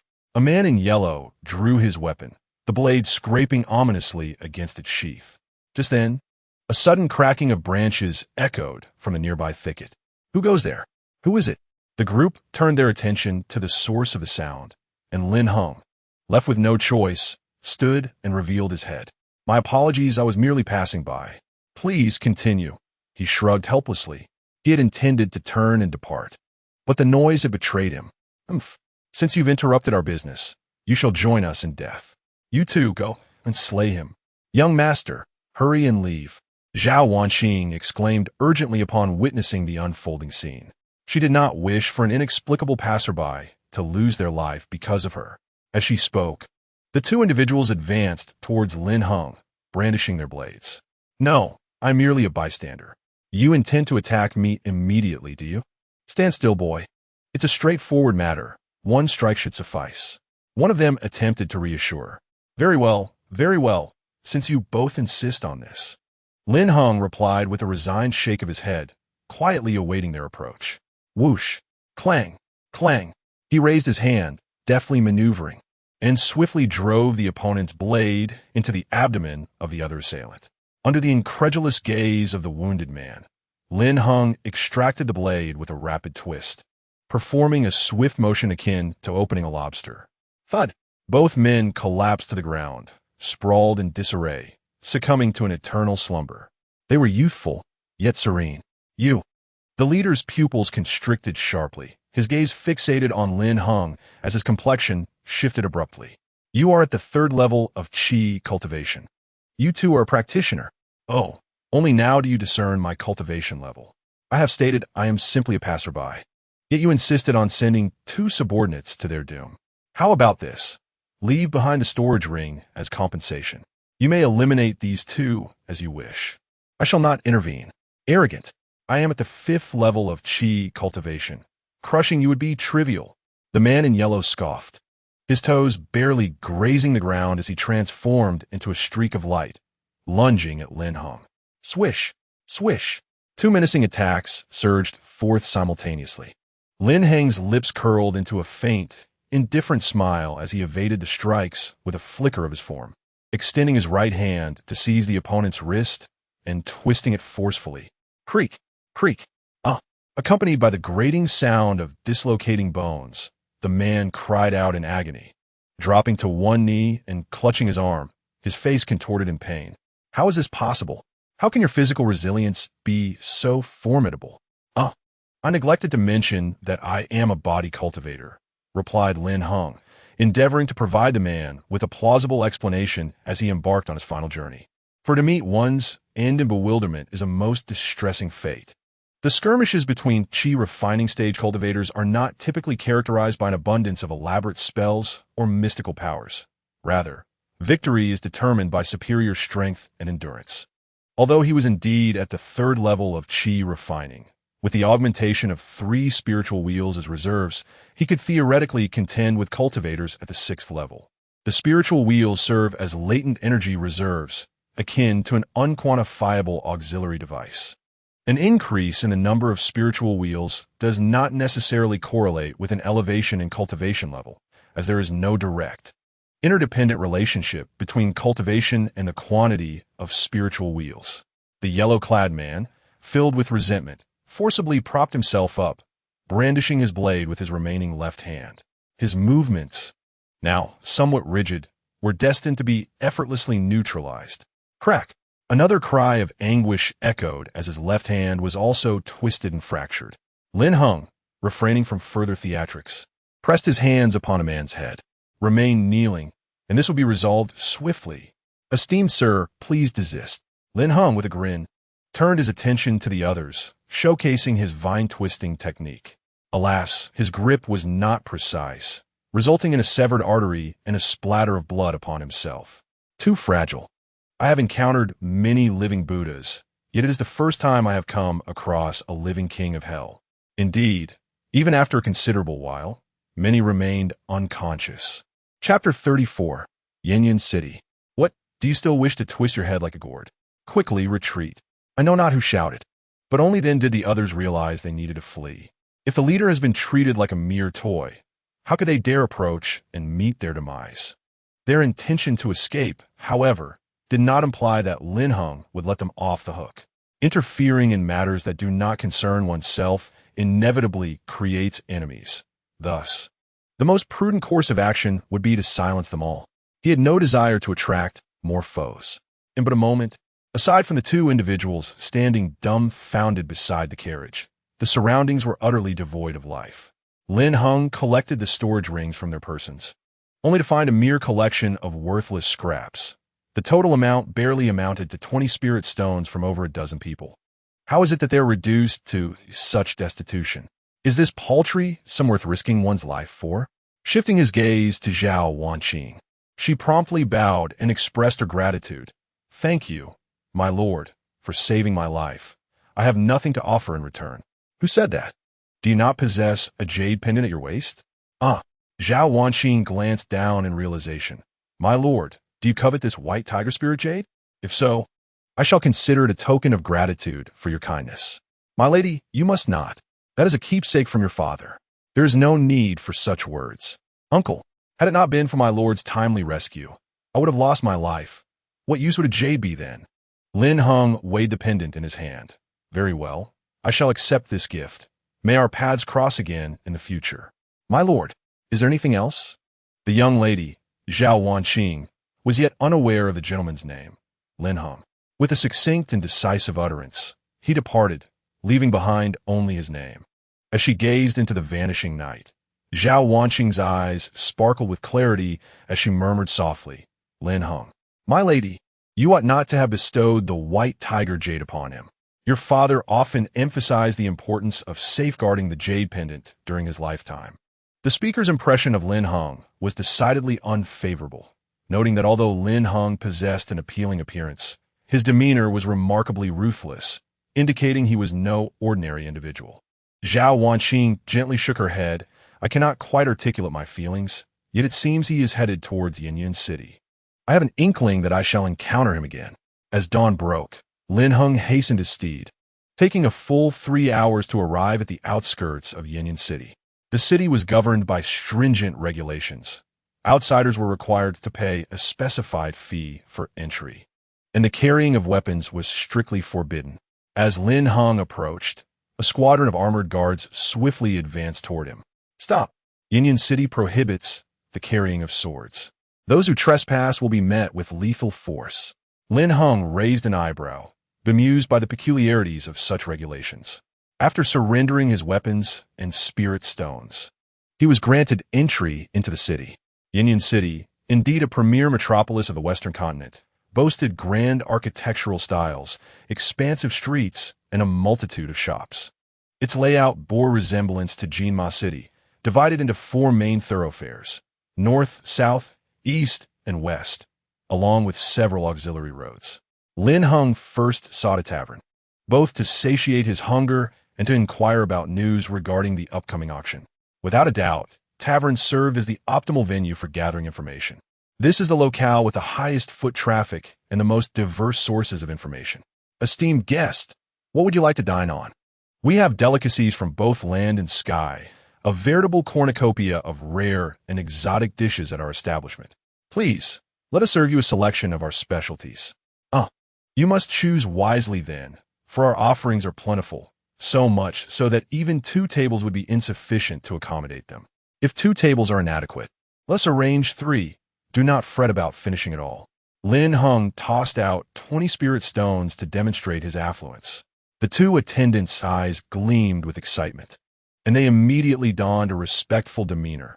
"Esteemed guest, please proceed upstairs. We shall prepare the finest private room for you." His actions immediately drew the attention of the other diners. The value of 20 spirit stones is certainly not insignificant. In the exchange rate with mundane currency, it amounts to 200 spirit coins. 200 spirit coins for a meal is indeed extravagant. Observing his attire, he appears not to be a local, but rather a visitor from afar.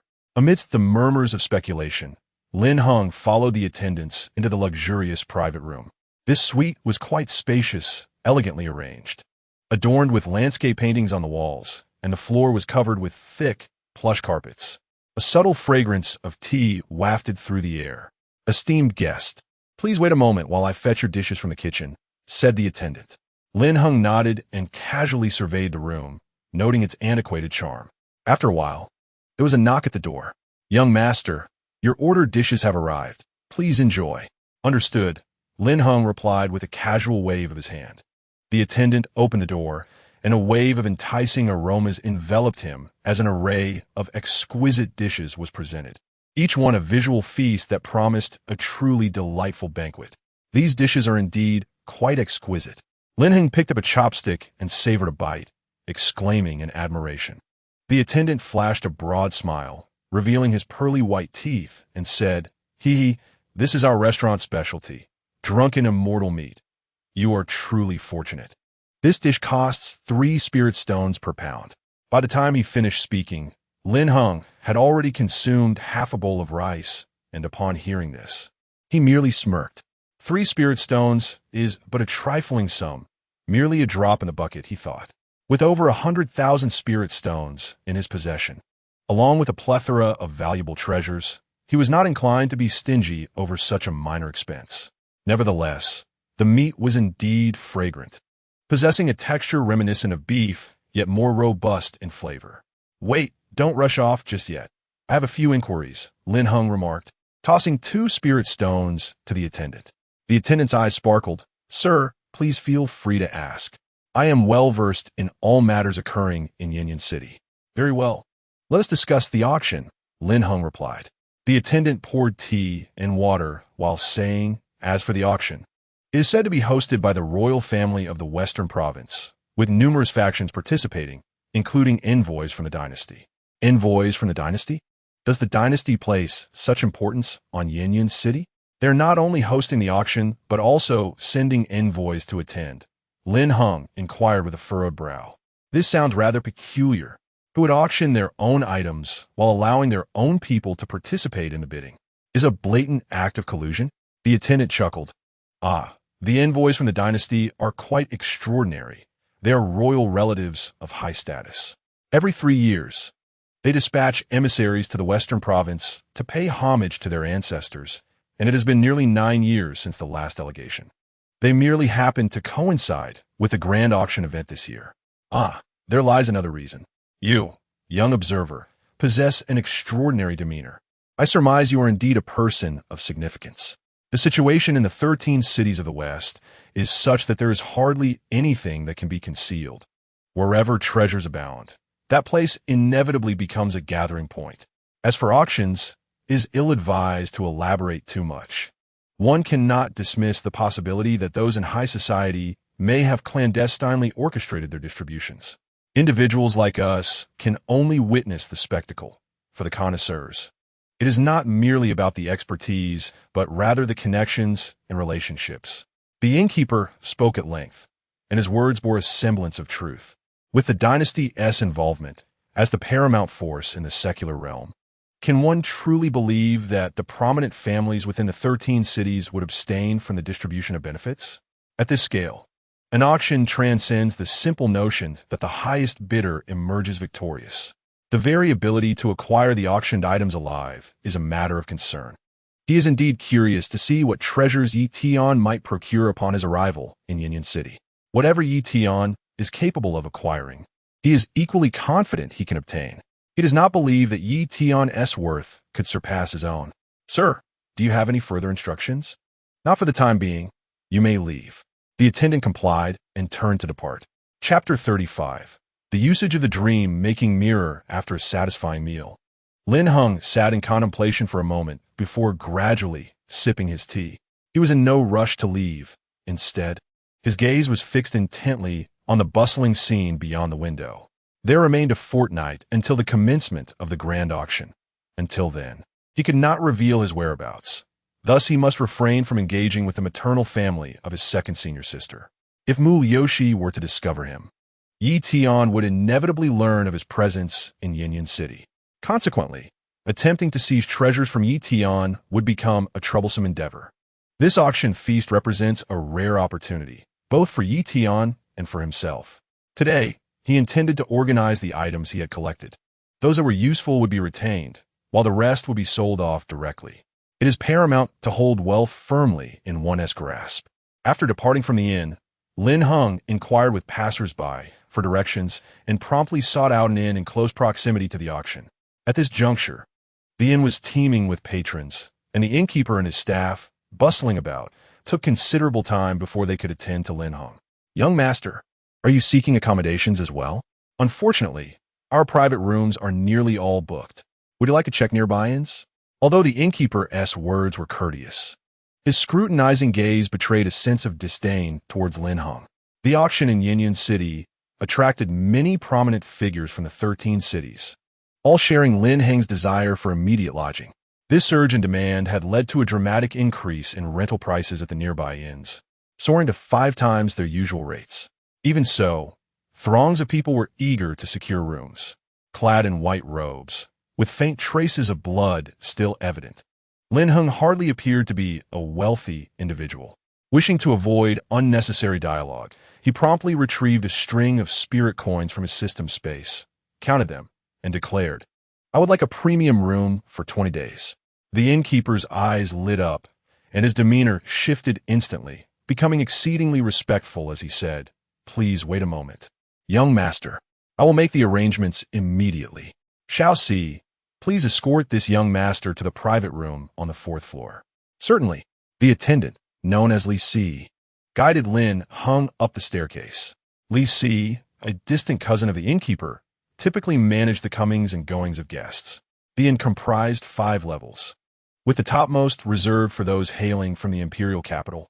The young servant led Lin Heng to the innermost chamber on the 4th floor, saying, "Young master, you may rest here.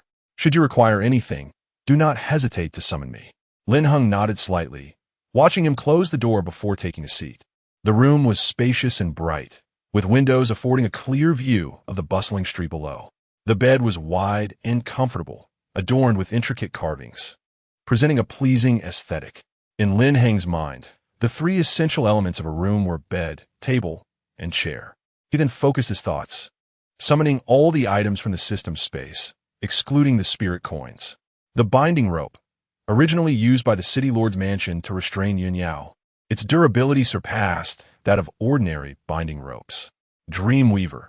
Although incomplete, it served as a bridge between reality and illusion, reputed to enhance the speed of cultivation. Armor. A 7th-tier magical artifact. Though marred by numerous scratches, it remained exceptionally resilient. Black Pearl. For now, it shall be named thus, as its true nature is yet unknown. Beast Seal. Equipment that erupted from Jiang Cayenne, proving to be quite effective. Water Spirit Mother.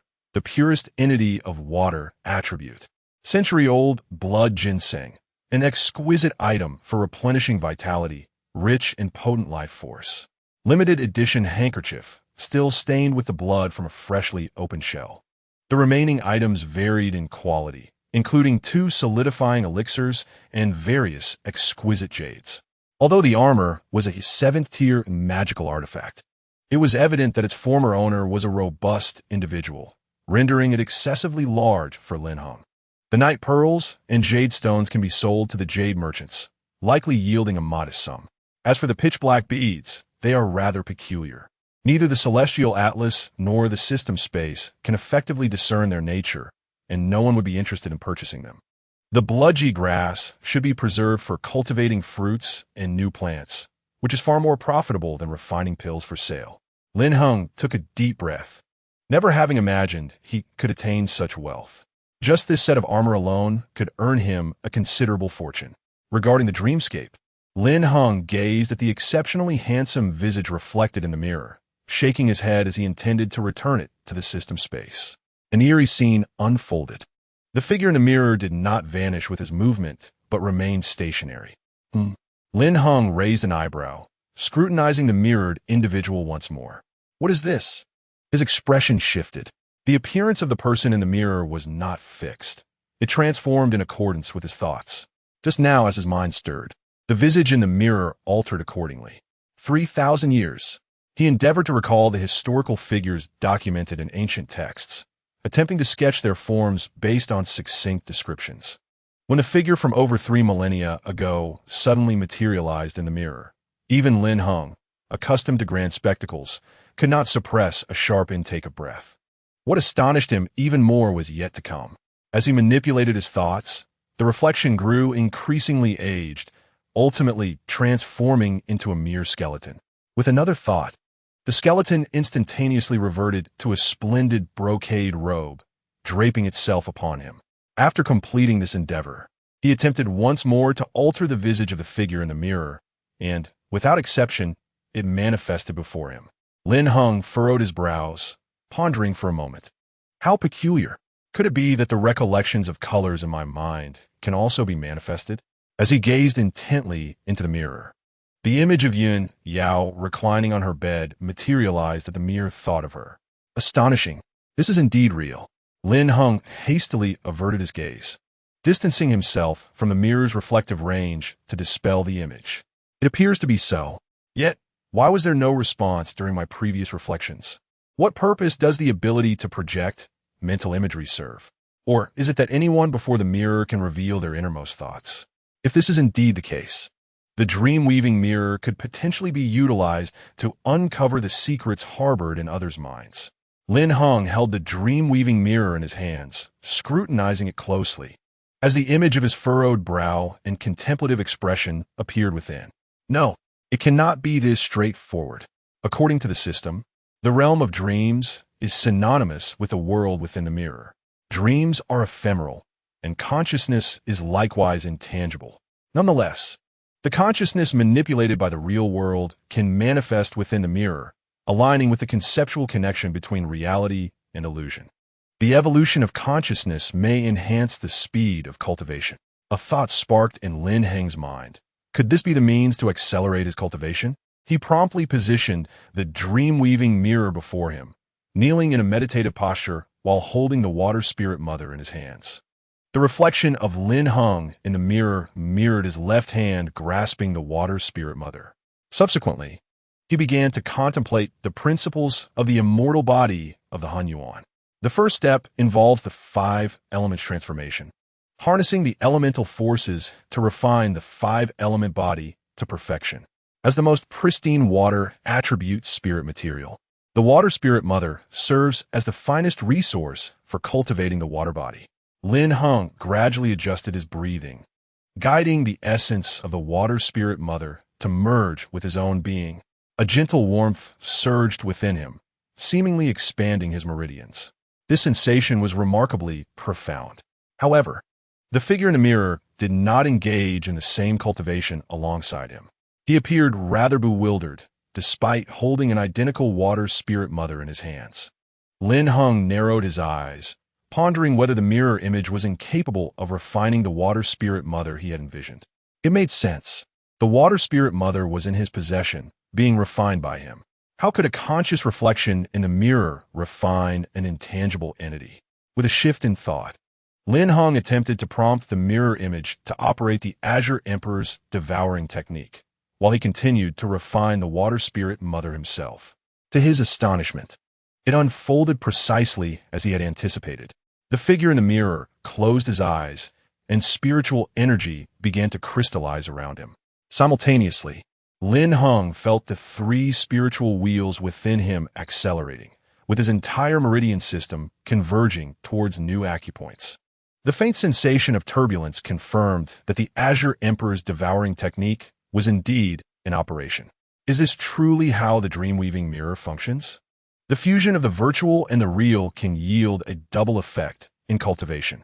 What a remarkable concept! It implied that as long as he designated the cultivation content in front of the dream-weaving mirror in advance, the achievements of the mirror image could be reflected back into reality. Time quietly passed, and after 4.5 days, the water spirit mother had been almost entirely absorbed, and his body gradually underwent transformation. His skin had become fair, and his muscles were now harmoniously sculpted, as if he had undergone a metamorphosis. Rising to his feet, he stretched his limbs, producing a series of cracking sounds throughout his body. The water elemental body has reached minor perfection. Simultaneously, his cultivation level surged to the 4th stage of qi refinement. However, the 4th spiritual wheel had yet to be fully opened. Lin Heng opened his eyes, a faint smile gracing his lips. The effects of the dream-making mirror exceeded his expectations. Even if he were to cease his cultivation now, the reflection in the mirror would tirelessly continue to forge his spiritual wheels. With the water elemental body at minor perfection, the permeability of his physical form had increased, facilitating the absorption of spiritual energy crystals required for the opening of the spiritual wheels.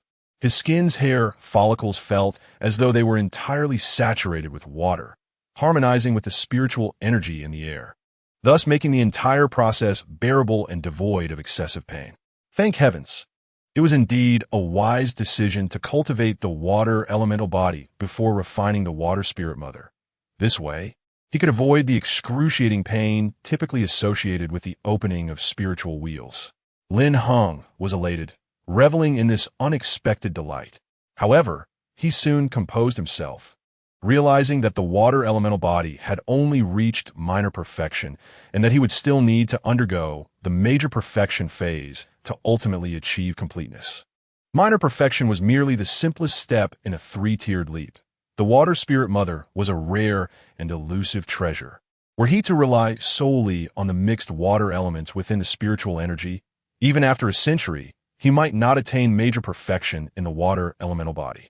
Contemplating the existence of the metal, wood, fire, and earth elemental bodies, he felt as though he stood before an endless, expansive pathway. Since he was already here, he would embrace it, With the dream-making mirror, the 5 elemental roots, and his extraordinary comprehension, he had already maximized his cultivation speed to its utmost potential. What I require next is an abundance of resources, an immeasurable wealth of them. In the pursuit of resources, the most pivotal factor is fortune. As an antagonist, he does not believe that his luck can surpass that of the original protagonist. However, this does not imply that he is incapable of seizing the protagonist's fortune.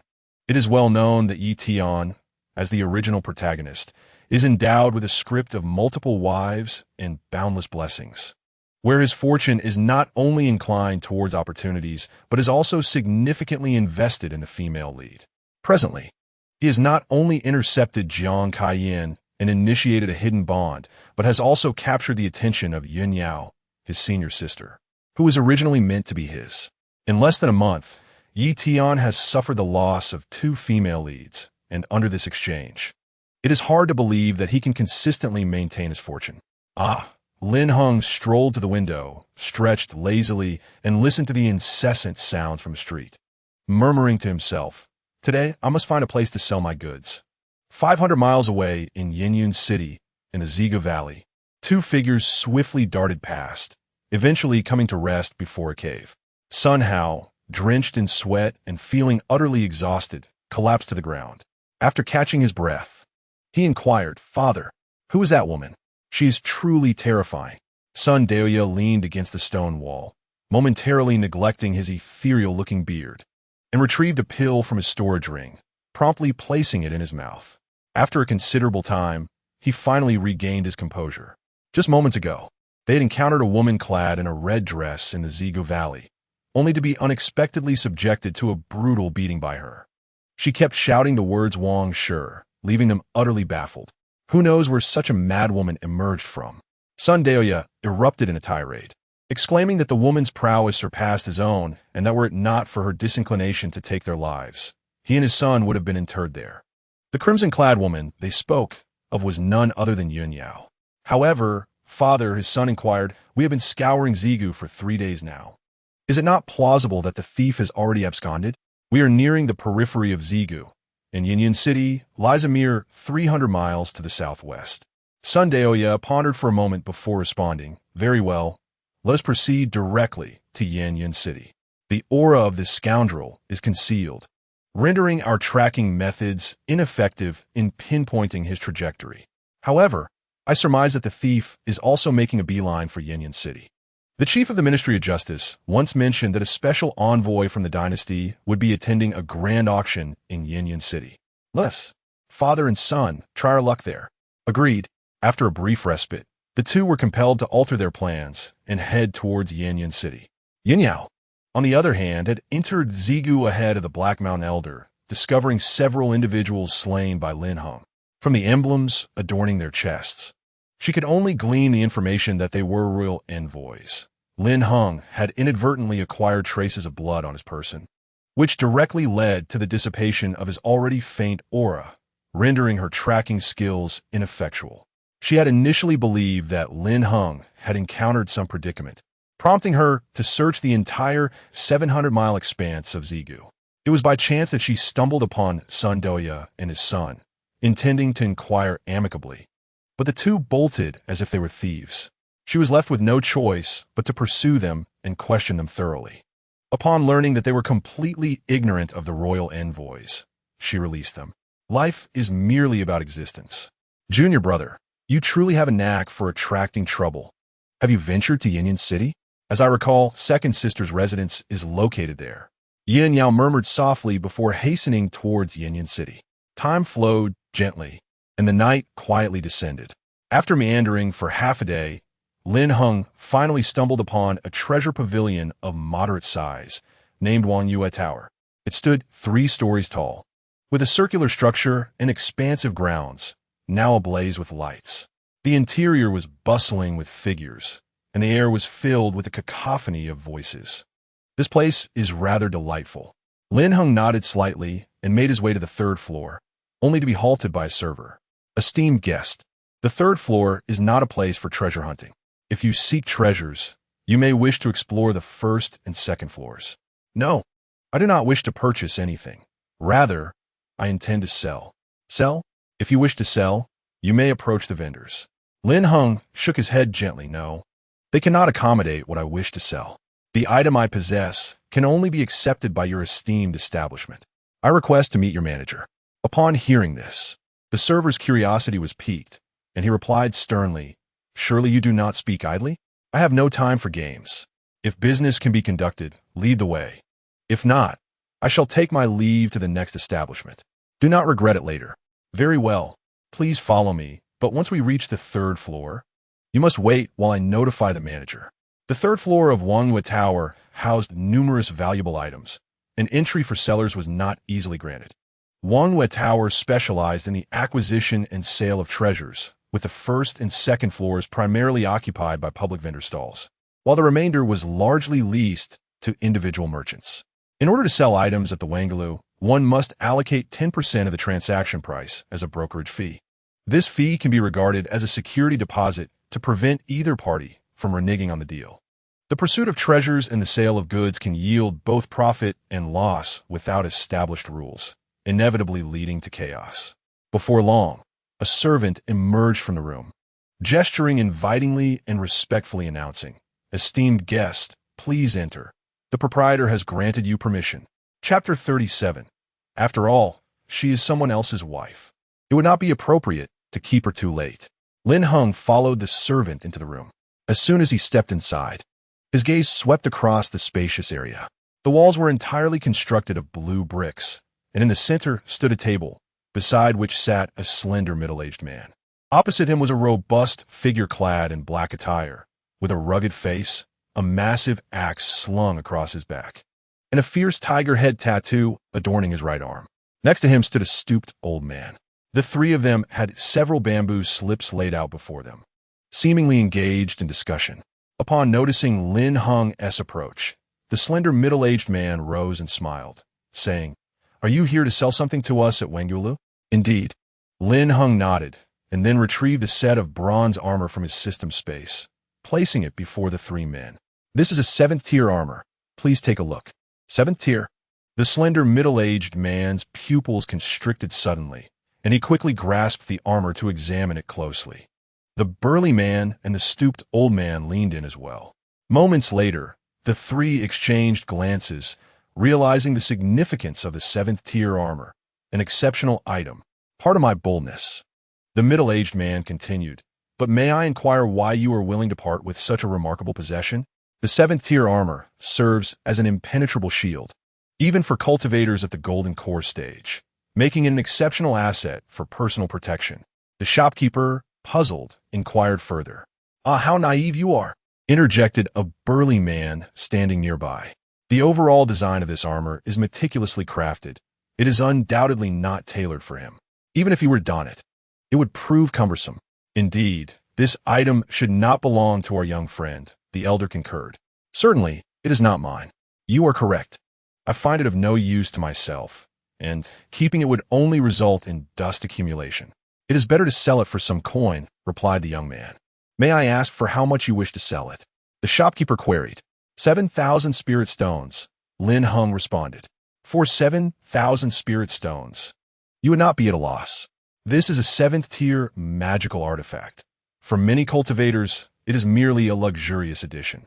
You could easily auction it off at the upcoming event at the Treasure Pavilion. There is no need to inquire about its origins. I understand its value far exceeds 7,000.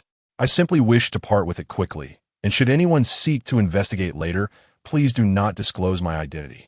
Very well, 7,000 spirit stones it is, the shopkeeper affirmed, turning to the elder. Elder Wang, please escort this young friend to collect the spirit stones. Certainly, young friend. Please follow me. Once the two departed, the silent giant finally spoke. That lad is rather hasty. I expected him to demand a higher price of 20,000 spirit stones. I still feel he lacks an understanding of the value of 7th-tier magical artifacts. Not at all. I possess some insight into appearances, despite his low cultivation level. This young man exudes an extraordinary aura. If he wished to sell at a higher price, he could have gone directly to the Treasure Pavilion. Yet he specifically chose the Moonlight Pavilion. Why is this so? The strong man is perplexed. I suspect he fears causing trouble. The Treasure Pavilion is the largest auction house in Yinyun City, intricately linked to the dynasty. The origins of this armor are likely intertwined with the dynasty. In such dealings, to ensure buyer confidentiality, one must relinquish a portion of the profit. This lad is far more astute than the average person. The dynasty? Perhaps. Now, let us return to our business. At the auction, you must assist me in acquiring that golden double axe. I will settle the payment later.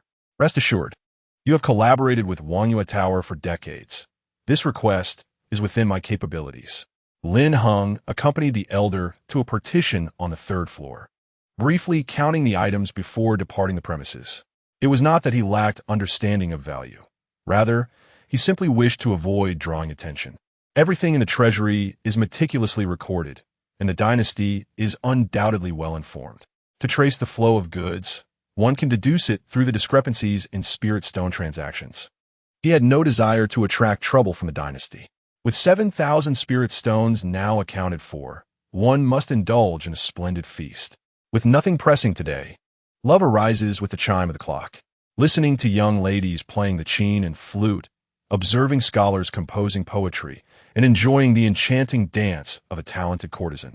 Reclining in a chair, one can also relish the massage services of another's wife. Such is the mundane, the essence of humanity. Young master, awaken. The sun is about to set. A woman gently nudged Lin Heng's shoulder, rousing him. Lin Heng lay on a chair, his gaze languid. More time, more time.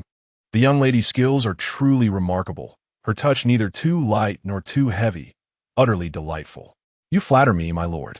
It is merely a superficial understanding of the medical arts. Your comfort indicates that your health is exceptionally well, unlike those young lords who, upon merely touching their acupoints, would wail in agony. You, however, have not uttered a single sound, even drifting into slumber. Lin Heng's lips twitched as he cleared his throat. However, the young lady indeed must return, as there are two at home who require assistance with the fire and cooking. Very well. Lin Heng nodded, acknowledging that she was another man's wife and should not linger too long to avoid any misunderstandings.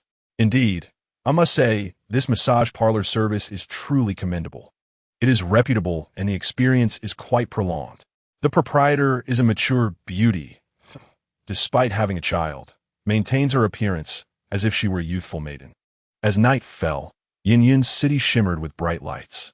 The bustling streets were filled with a continuous flow of people, creating a lively atmosphere. In a tea house, two figures sat around a table. Howard, your father must visit the city lord's residence. While you are in the city, do not provoke any trouble. The rules here in Yinyun are quite stringent, unlike those in Jima City. Moreover, with the arrival of the dynasty's envoy, there are far too many individuals here whom we cannot afford to offend, Sun Daoya cautioned. Yes, father, rest assured, I will exercise prudence. When do you expect to return? I am uncertain. The city lord has invited me, and I must attend to it. Once you reach the golden core stage, you will understand how esteemed this identity is in the secular world. No matter how times may change, the number of cultivators will always remain far fewer than that of ordinary people. A golden core practitioner, even on desolate planets, could easily claim dominion. The dynasty governs over more than 80% of the land of the Tianxin continent, enacting numerous laws for regulation, the enforcement of which necessitates the efforts of many individuals, particularly skilled cultivators like him. With only 5 days remaining until the grand auction feast, Lin Heng spends his days in the inn, quietly cultivating. While his nights are filled with leisurely explorations, he has now fully mastered the use of the dream-making mirror, allowing the figure within to continuously open spiritual wheels for him, thus enabling him to focus his attention elsewhere. Beiwang Street, situated in the northern part of Yinyun City, is devoid of mundane commodities, exclusively catering to the comings and goings of cultivators. There are more than 10 establishments akin to the Treasure Pavilion, alongside numerous pharmacies, spirit herb pavilions, martial arts guilds, and trading halls. As Lin Heng meanders about, he peruses various scattered stalls for quite some time, but finds nothing particularly remarkable. It is quite amusing that while weapons are prohibited within the city, they can nonetheless be purchased inside, The rule outside the city is evidently intended to facilitate commerce. Lin Heng clicks his tongue in disbelief. He had initially thought that the prohibition against carrying weapons in Union City was meant to maintain public order, only to discover it serves the purpose of facilitating weapon purchases. With the impending auction feast attracting numerous visitors from the 13 cities of the Western continent, it is inevitable that some unscrupulous individuals will blend in. For ordinary citizens seeking safety, relying on the city lord's manor is far less prudent than depending on their own means. Lin Heng's thoughts are not without reason. The lessons from the past are vividly etched in his mind. In Heroines city of the southern continent, a significantly influential incident occurred wherein the local lord's manor, under the guise of recruiting guilds, lured many wealthy merchants into the city. After reaching a mutually beneficial agreement, the wealthy merchant from the Chamber of Commerce encountered bandits on the treacherous journey home with his family in tow. Such incidents transpired 3 times, until a 4th occurrence when a local auction attracted numerous attendees. Subsequently, those who acquired valuable treasures either mysteriously perished outside the city or vanished without a trace. The uproar caught the attention of the dynasty, prompting the dispatch of envoys for investigation, which ultimately revealed that the local lord's estate was complicit in these thefts, colluding with bandits to plunder the possessions of ordinary citizens. Henceforth, any trade activities associated with the lord's estate became a matter of caution for all. The original text portrayal of the 13 cities of the Western continent is far from that of a hospitable haven. The situation in Jinma City alone reflects the true nature of the other city-states. Chapter 38. Is Lao Deng truly this powerful? Despite these thoughts, Lin Heng's primary concern remained the uncertainties that Yi Tian's arrival in Union City might bring. To seize opportunities, he knew that aside from necessary financial investments, it would be prudent to secure the backing of some influential figures, those who held sway in Union City, excluding the Mu family. Relying on them as a safety net seemed more secure than confronting Yi Tian directly. Lin Heng incorporated this consideration into his strategy. Come, everyone take a look. The raw stones just transported from the western wilderness are of exceptional quality. The clamorous calls ahead attracted a multitude of onlookers. As Lin Heng paused, he spotted a man in black crouched down, picking up a raw stone and inquiring from the western wilderness, "How much for each piece?" The pile on the left originates from the Huangyan mineral, each piece starting at 1,000 spirit stones. Although the items on the right may appear ordinary, they too possess the potential to yield exceptional spiritual sources, beginning at 300 spirit stones each. The price of Huangyan mineral seems excessively steep. With the current high stakes of mineral testing, I cannot afford such risks. Indeed, what this gentleman states holds truth. The rough stones excavated from Huangyan mineral were considered quite sought after a few years ago, but now, well, one might say 9 out of 10 result in losses. As the name suggests, rough stones are finished products mined from mountain minerals, encased in a layer resembling quicklime powder, impervious to sight. Larger rough stones may even prevent light from penetrating their surface. It is undeniable that within these rough stones, one often discovers rare treasures and elite essence, such as fire essence, earth source, flame stone, and purple sun agate, among others. Ladies and gentlemen, allow me to speak. The merchant cleared his throat, promoting the stones before him. When it comes to stone gambling, fortune plays a mere 3-part role, while skill accounts for 7. Just observe the proprietor of the jade shop across. He has amassed wealth through the unearthing of rough stones, has he not? Of course, not everyone possesses the acumen to navigate the intricacies of rough stones. The layman may merely spectate, while the seasoned professionals delve deeper into their craft. Bang, bang, make way. Let me see how this batch fares. An elderly man, donned in a conical hat and carrying a woven basket of vines upon his back, pushed his way to the front, picking up a rough stone to examine closely. His aura was profound, compelling those around him to take a few steps back. A foundation-building stage? Lin Heng developed an interest, silently standing to the side, observing the variously shaped stones scattered on the ground. The outer layer of the raw stone likely possessed the ability to shield one's consciousness, rendering it nearly impossible to peer into its depths with mental force. He was curious to see what this old man could discern. After a period of selection, the elder tossed an ordinary raw stone to the merchant, declaring, "This one. Let us open it." "Very well, esteemed customer," the merchant replied. Subsequently, he procured cutting tools and meticulously began to remove the gray outer layer of the raw stone, revealing a translucent green interior. Green crystal. A vibrant green gem emerged, worth no less than 800 spirit stones. A smile graced the elder's face, as if everything was within his control. Having spent 300 on the raw stone, he stood to gain 500 spirit stones from this venture. He then used the green crystal as collateral and selected another raw stone from a pile of huanyin ore. Continue cutting from left to right along the edge. The elder calmly instructed the cutter, exuding a sense of confidence. The cutter, skilled in his craft, deftly sliced through the raw stone, swiftly revealing a palm-sized fragment. Indeed, it bore the striking red veins of bloodstone. The elder's eyes brightened as he grasped it. This material was worth no less than 1,000 spirit stones. The crimson veins represented exceptional crafting materials, one of the finest for forging flying swords. Lin Heng could not help but marvel at the elder's prowess. The crimson veins formed in blood-soaked lands, crystallizing over centuries of continuous evolution. When integrated into a weapon, they could significantly enhance its power. However, the purification of these crimson veins was exceedingly challenging, necessitating the expertise of a skilled weaponsmith for refinement.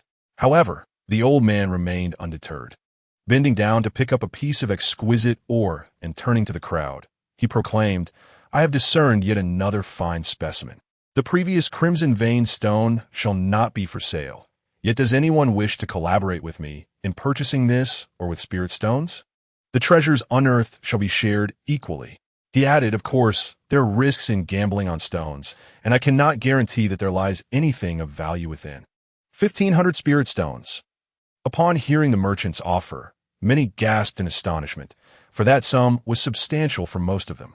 To partake in a 50-50 split meant contributing 750 spirit stones to partner with the old man.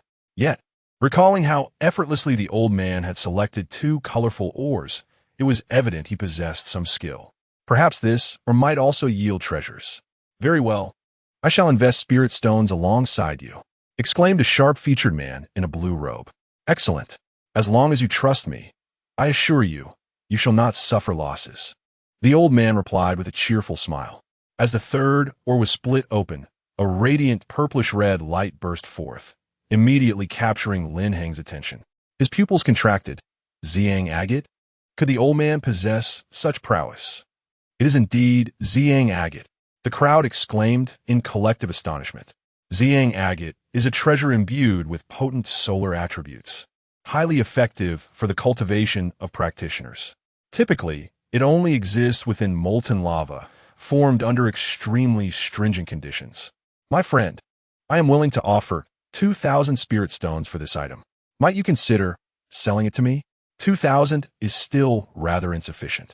This Ziyang agate is lustrous and entirely devoid of impurities. It is worth at least 3,006, the old man firmly rejected. The individual pondered for a moment, sensing the old man's intention to retract his offer, and hastily acquiesced. Ultimately, the Ziyang agate was purchased by the man for the sum of 3,600 spirit stones. After observing the lively scene for a while, Lin Heng felt a twinge of desire. In the natural world, the rarer the spiritual essence, the more elusive its value. He had sold a 7th-tier armor for merely 7,000 spirit stones, while this small piece of agate fetched over 3,000. Lin Heng's first reaction was a realization that he had undervalued his armor. Indeed, the old man seemed determined to deplete the offerings here, extending invitations to others to co-invest in purchasing stones, with the arrangement still being a 50-50 split. Following the preceding developments, even Lin Heng could not resist joining in the bidding. Something feels amiss. The price of this spiritual item should not be so exorbitant. Could it be a scam? Just as he contemplated this with growing suspicion, a sudden cold snort was heard beside him. You all should keep your eyes wide open. Such opportunities do not simply fall from the sky. The old man looked up toward the source of the voice, scrutinizing the young man in black with furrowed brows. What do you mean by that, young friend? I merely lack the spirit stones to collaborate extensively. Whether it is profit or loss is predetermined. Naturally, your investment in the raw stone also has its certainty. Everything is meticulously calculated, is it not? Impudent. Do you dare to question my capabilities? The old man, visibly irritated, retorted, I do not care who you are. This is Yin Yun City. You should understand that excessive words often lead to misfortune. He then turned his gaze to those around him, stating, if you do not trust me, feel free to reclaim your funds. I have faith in my friend's discernment. I am committed to acquiring this spirit stone. Who is this impudent young man? The elderly gentleman remarked, displaying his remarkable prowess without needing any reminders. I shall invest 2,000 spirit stones. I will join as well. Many others voiced their disapproval of the youth's insolence, promptly retrieving their purses to collaborate with the old man in purchasing the raw stone. My friend, which of these raw stones do you believe holds potential? Lin Heng inquired. The young man paused momentarily, then pointed to himself and asked, Are you asking me? Indeed, Lin Heng affirmed with a nod. Seeing someone place their trust in him, the youth chuckled, gesturing toward a specific pile of Huang Yin, or specifically the third stone from the left in the third row. Only that one possesses value. The rest are mere waste. Upon hearing this, the merchant's expression changed noticeably. Lin Heng, keenly observing this detail, swiftly waved his hand to acquire the stone. Very well. I shall take this one. The merchant hastily replied, Esteemed customer, the larger the stones in this row, the higher the price. This one you hold is priced at 2,000 spirit stones. 2,000 spirit stones?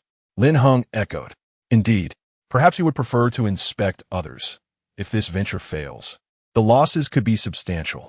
The merchant felt a sense of relief upon hearing Lin Heng's hesitation, thinking such a steep price would deter him. Little did he know, Lin Heng had been scrutinizing his reactions all along. Fear not, it is merely a gamble. 2,000 spirit stones are inconsequential to me. Let's proceed. With that, he tossed the pouch filled with spirit stones to the merchant. The merchant was left speechless, as was the old man. With the conversation reaching this juncture, 2,000 spirit stones were being wagered without a moment's contemplation. Can it truly guarantee a profit? Chapter 39. Golden Scales in the afternoon. Lin Heng visited the money exchange, converting all his spirit coins into spirit stones, augmented by a collection of gemstones, amounting to a staggering 150,000. The merchant, drenched in perspiration after counting, was astonished that this young man could produce such a substantial sum of spirit stones. Boss, what's the situation? These two youngsters clearly lack knowledge about betting on stones. Why hesitate to hand over the money? As the crowd began to murmur in suspicion, the merchant reluctantly surrendered the raw stone to the cutter. Go ahead, cut it. With a swift motion, the cutting saw penetrated just an inch into the outer layer when, astonishingly, the stone, resembling a human head in size, began to crack spontaneously along the incision. It seemed as if it had been sealed with an abundance of energy, and once a fissure appeared, the internal equilibrium faltered. With a resounding crack, the stone shattered, and an overwhelming surge of elemental power erupted like a torrent, cascading through the air and radiating outward. The sudden presence of this force instantly captured the attention of onlookers, who were left in sheer astonishment. What? Golden scales. It has yielded golden scales. The legends of the fallen golden dragon in the West Wilderness Mountains are indeed true. Someone shouted, as if witnessing a ghost. Lin Heng, quick-witted and agile, swiftly reached out to reclaim the golden scales, ensuring they were not seized by the merchant. It's a jackpot. Absolutely extraordinary. The Heavenly Compendium recorded a total of 13 exceedingly rare treasures, with golden scales at the forefront.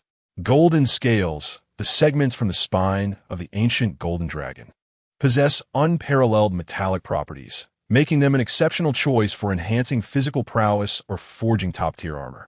Lin Heng had not anticipated that the rough stone would yield golden scales, nor had the merchants or the young man in black. They were aware that this rough stone contained something valuable, but they could never have imagined it would produce golden scales. My young friend, I am willing to pay 100,000 spirit stones for those golden scales. Would you consider selling them to me? Wait, you think 100,000 is enough for the golden scales? I am prepared to offer 150,000. Apologies, but those golden scales are of particular use to me, Lin Heng replied, declining their offers. Seeing that several individuals obstructed his path, he calmly stated, "What? Do you intend to resort to outright robbery? You should not be so ungrateful, young man. Keeping that item on you may not be safe. Beware of the possibility of losing both your wealth and your life. I am the steward of the Wang family in Yinyan City. If you think my offer is insufficient, I can increase it by another 30,000. Lin Heng scrutinized the elder before him, recognizing him as merely an ordinary person. What?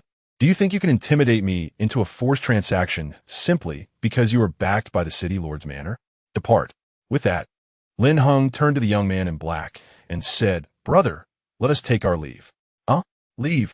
The young man glanced at the merchants, whose faces were filled with resentment, and immediately understood Lin Heng's intent. It was evident that the merchant's jealousy had been provoked by the young man's recommendation of the rough stone. The elder who had suddenly appeared, brandishing the authority of the city lord's manor, seemed to silence the merchants, whose demeanor resembled that of a dog wagging its tail in the presence of its master. Once the two had distanced themselves from the crowd, they turned eastward along North Wang Street before coming to a halt. Phew! North Wang Street is entirely under the jurisdiction of the city lord's manor. There are so many eyes watching us along the way. Lin Heng murmured softly, then turned to the young man and cupped his hands in greeting, saying, "I am Lin Heng. Your discerning eye has truly helped me uncover a treasure." The young man chuckled, introducing himself. "I am Sun Hao." "You flatter me, my friend." It was merely a fortunate coincidence. Upon hearing the name Sun Hao, Lin Heng felt a slight tremor in his heart. Sun Hao, the pawn who had his father murdered and his wife taken by Yi Tian? Wait, this storyline seems amiss. I recall that Sun Hao only fell out with Yi Tian after my demise. How could he be present in Yinyan City? The narrative crafted by the author unfolds thus. Lin Heng, as the initial pawn antagonist, serves as the original protagonist's ostentatious companion. After securing the affections of his master and senior sister, he is destined to be forcibly removed from the narrative. Following his exit, the next formidable pawn emerges. None other than Sun Hao. Not only did his father meet his end at the hands of Yi Tian, but in his final moments, he helplessly watched as his wife was taken into Yi Tian's harem. Blessed with the protagonist's aura and endowed with the fortunate buff of multiple marriages and blessings, how could any woman resist? Yet, it is undeniable that Sun Hao, in the mid-stages, is certainly a character capable of grappling with Yi Tian. Adhering to the principle that an enemy's enemy is a friend, Lin Heng promptly decided to invite him for a drink. This was not only to express gratitude for his assistance in obtaining the golden scales, but also to ascertain the extent of his capabilities. "Brother Lin, perhaps we need not indulge in drinks." Sun Hao was taken aback by the sudden warmth of Lin Heng's demeanor. Kulme. In matters of human connection, let us heed my counsel. I can certainly afford a meal and a drink. Under the guise of gratitude, the two made their way to a nearby tavern. After downing 3 cups of wine, the two men began to feel more at ease with one another. "Your father is the renowned elder of Black Mountain, isn't he?" "No wonder." Lin spoke, his curiosity piqued. "Brother Lin, are you truly a disciple of the Qingxian sect?" Upon hearing this introduction, Sun Hao's demeanor shifted to one of caution. "Indeed, my father is the sect leader." "Huh? Your father is the sect leader?" Sun Hao was taken aback. "He's merely a stepfather, and I am not particularly close to him," Lin Heng remarked casually. Noticing Sun Hao's sudden change in expression, he couldn't help but inquire, "What is it? Why are you so wary?" Sun Hao set down his bowl, his tone significantly cooler. "I'm a bit curious. I simply wish to know why Brother Lin has come to Yinyan City." "Me? What else could it be?" "Naturally, I am here to attend this grand auction." "Why do you ask?" Lin Heng sensed an underlying implication in Sun Hao's words. "To be candid, my father and I lost something in Jima City. The head of the Criminal Justice Department mentioned that some individuals from your Qingxian sect had been there. The implication was clear. It suggested that members of the Qingxian sect had taken what was lost." "Lost something? What do you mean? Could it be that their belongings are in the grain store?" Goodness, could they have followed us to Yinyan City for this reason? Lin Heng nonchalantly raised his cup. Taking a sip, the delicate fragrance of peach washed over his palate, bringing him a sense of calm. Oh, now that you mention it, I recall that the Qingxian sect issued a mission regarding Jima City. It was my senior brothers and sisters who went there, while I came directly to Yinyan City. What did you lose? After a brief moment of contemplation, Sun Hao replied, a suit of armor is stored within the treasury under the jurisdiction of the city lord's mansion, and by the time we arrive, it will likely be gone. Hearing the term armor, Lin Heng nearly spat out his drink. What nonsense is this? Is the armor truly theirs? Wait, is this not a splendid opportunity? If we can shift the blame onto Yi Tian, it would be a win-win situation. We are quite adept at shifting blame. Feigning ignorance, Lin Heng shook his head and said earnestly, if you insist on this line of reasoning, I must speak of my senior brother Yi. Chapter 40. Have I fallen into a trap? I have a senior brother named Yi Tian, and his modus operandi is to seize whatever he can wherever he goes. It is highly likely that he has taken your belongings. Yi Tian, you cannot fathom how despicable he is. For the next 10 minutes, Lin Heng embellished and recounted the heinous deeds Yi Tian was bound to commit. He spoke of schemes to frame his fellow disciples, raising orphan girls, drugging his esteemed senior sister, and coercing virtuous women.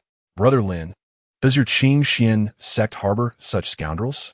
Even if his aptitude for cultivation is remarkable, it cannot justify him as the successor of the sect. Sun Hao expressed his incredulity. Otherwise, how could you expect your esteemed leader, who is not even your biological father, to bequeath the legacy to an outsider? Lin Hao remarked, I speak thus for your benefit. Even if the armor is indeed in his possession, do not confront him. Otherwise. Otherwise what? Sun Hao slammed his fist onto the table, his thoughts racing. That armor, which my father and I had been guarding for 3 years, was already regarded as ours, and no one had ever dared to snatch anything from us. Calm down, be more rational. I'm not exaggerating. There was someone who thought himself quite formidable and troubled Yi Tian, only to have his entire family annihilated, and even his beloved wife could not be protected. Indeed, that person he referred to is none other than the future Sun Hao himself. Rest assured, Brother Lin, just because you're not his match in Qingxian sect does not mean my father and I cannot deal with him. As expected, Lin Heng's manipulations successfully ignited Sun Hao's fury. As a being capable of contending with the protagonist during the mid-development phase, it is only natural to feel a sense of pride. If he is intimidated by mere words, how will he gain experience for Yi Tian? However, Sun Hao did not act rashly. Upon learning that Yi Tian had reached the late Golden Core stage, surpassing even his father by a small realm, he regained his composure. Seeking trouble with Yi Tian now would be akin to delivering oneself to death. Speaking of which, Brother Lin, I believe you should sell the golden scales to them. The influence of the Lord's Manor is pervasive throughout North King Street, and any disturbance here is quickly known to them. The emergence of the golden scales signifies that the Western continent's wasteland will soon be subjected to a mining frenzy. Indeed, the Western continent is on the verge of transformation. Sun Hao reflected, feeling a sense of resignation. Lin Heng smiled lightly. It's all right. I have allies by my side. I never intended to leave Yinyan City quietly. However, I am quite curious about how you discern the golden scales within the raw stone. If you could see it, then that old man certainly could as well. As he mentioned this, Sun Hao chuckled with pride and pointed to his own eyes, saying, Brother Lin is a perceptive individual. I have not concealed anything from you. My eyes can see through many things. A form of X-ray vision? Lin Heng queried. No, it is far superior to mere X-ray vision. Although his current cultivation was still at a nascent stage, and his vision had only recently been awakened, he could still discern the subtle fluctuations of spiritual energy, even if he could not fully comprehend the contents of the raw stone. This ability was the reason he was certain that only that particular raw stone would yield valuable treasures. After this explanation, Lin Heng exclaimed in admiration, Goodness! Could it be a scenario akin to the dual pupils or the path to invincibility? Perhaps he can indeed contend with the mid-stage Yi Tian. Sun Hao filled his bowl with fragrant peach wine and mused, I feel as though I have missed out on a spectacular con. Do you recall that merchant and the old man? There exists a common con known as the killing pig plate in the realm of gambling on stones, where merchants engage accomplices to serve as anchors, enticing customers through staged scenarios to lure them into their traps. "A killing pig plate," Lin Heng exclaimed, almost bewildered. Sun Hao, assuming Lin Heng was unaware, began to elucidate. "It's quite straightforward. The old man was an accomplice deliberately chosen by the merchant, along with several individuals who mingled within the crowd, vociferously drawing attention. Together, they orchestrated a ruse, portraying the old man as a master of stone gambling. By pooling resources, they attracted others to jointly purchase the raw stones. When the first person to invest in a raw stone revealed the rare purple sun agate, I understood that individual was also a planted accomplice. Through this means, 3 individuals immediately produced their wallets on sight. I would wager that their spirit stones would be rendered worthless." Sun Hao elucidated. Upon hearing this, Lin Heng inwardly acknowledged the validity of the assertion. Indeed, such was the case. The old man's various maneuvers had even stirred a sense of temptation within him. Were it not for Sun Hao's sarcastic remarks, one might be led to believe that fortune would effortlessly fall from the heavens, and he might have been inclined to invest in the raw stones. It can only be said that when profits are laid bare before one's eyes, it is all too easy for a person to become befuddled. This was merely a standard con, yet the most cunning schemes could escalate into something utterly unforeseen. To elaborate, I relish tales of curious oddities in the art of deception. For instance, if I were to deliberately caution you about potential traps, only to point out a worthless raw stone that leads you to a loss of 6,000 spirit stones, how would you feel? You would be consumed with thoughts of despair, perhaps even vengeful. Indeed, it is precisely so. At this juncture, I stand as an observer to the con. Yet I can assure you that you will not direct your ire towards me. The 3 individuals who joined the old man in purchasing spirit stones are also integral to this scheme. If they too fail to procure anything valuable and suffer significant losses, you would refrain from causing a ruckus. Instead, you might perceive it as a mere misfortune on your part. It is reasonable to conclude that a group of individuals can conspire to deceive a single person, which does seem rather unscrupulous. Sun Hao nodded, acknowledging that a masterful con could involve everyone at a particular stall being in on it, or potentially even an entire street filled with fishers of fortune. The number of fish is not what matters, nor is the bait overly abundant. Imagine if everyone were performing in a play. Even the most astute among us would struggle to discern the flaws. Lin Heng nodded thoughtfully. "Wait, if even the keenest cannot detect the discrepancies, how did you manage to do so?" "Me?" Sun Hao's expression fell, a hint of embarrassment crossing his face as he replied, "How else could I tell? I've been deceived too many times. These are lessons learned through bloodshed." A chuckle escaped Lin Heng at that.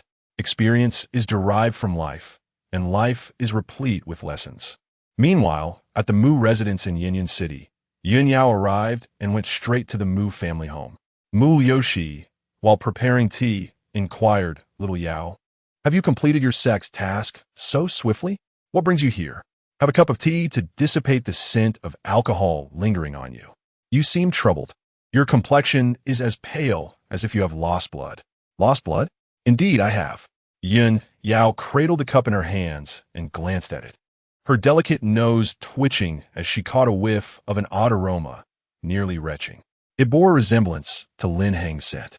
"Sister, why does this tea have such a strange flavor?" "Ah, is this your first time tasting it?" The base ingredient is essence grass leaves, and it is said to invigorate the spirit and enhance beauty while also replenishing energy and nourishing me. I find the taste quite acceptable. Ugh, this is disastrous. The taste lingered in her throat, threatening to resurface. Essence grass leaves? What an extraordinary tea.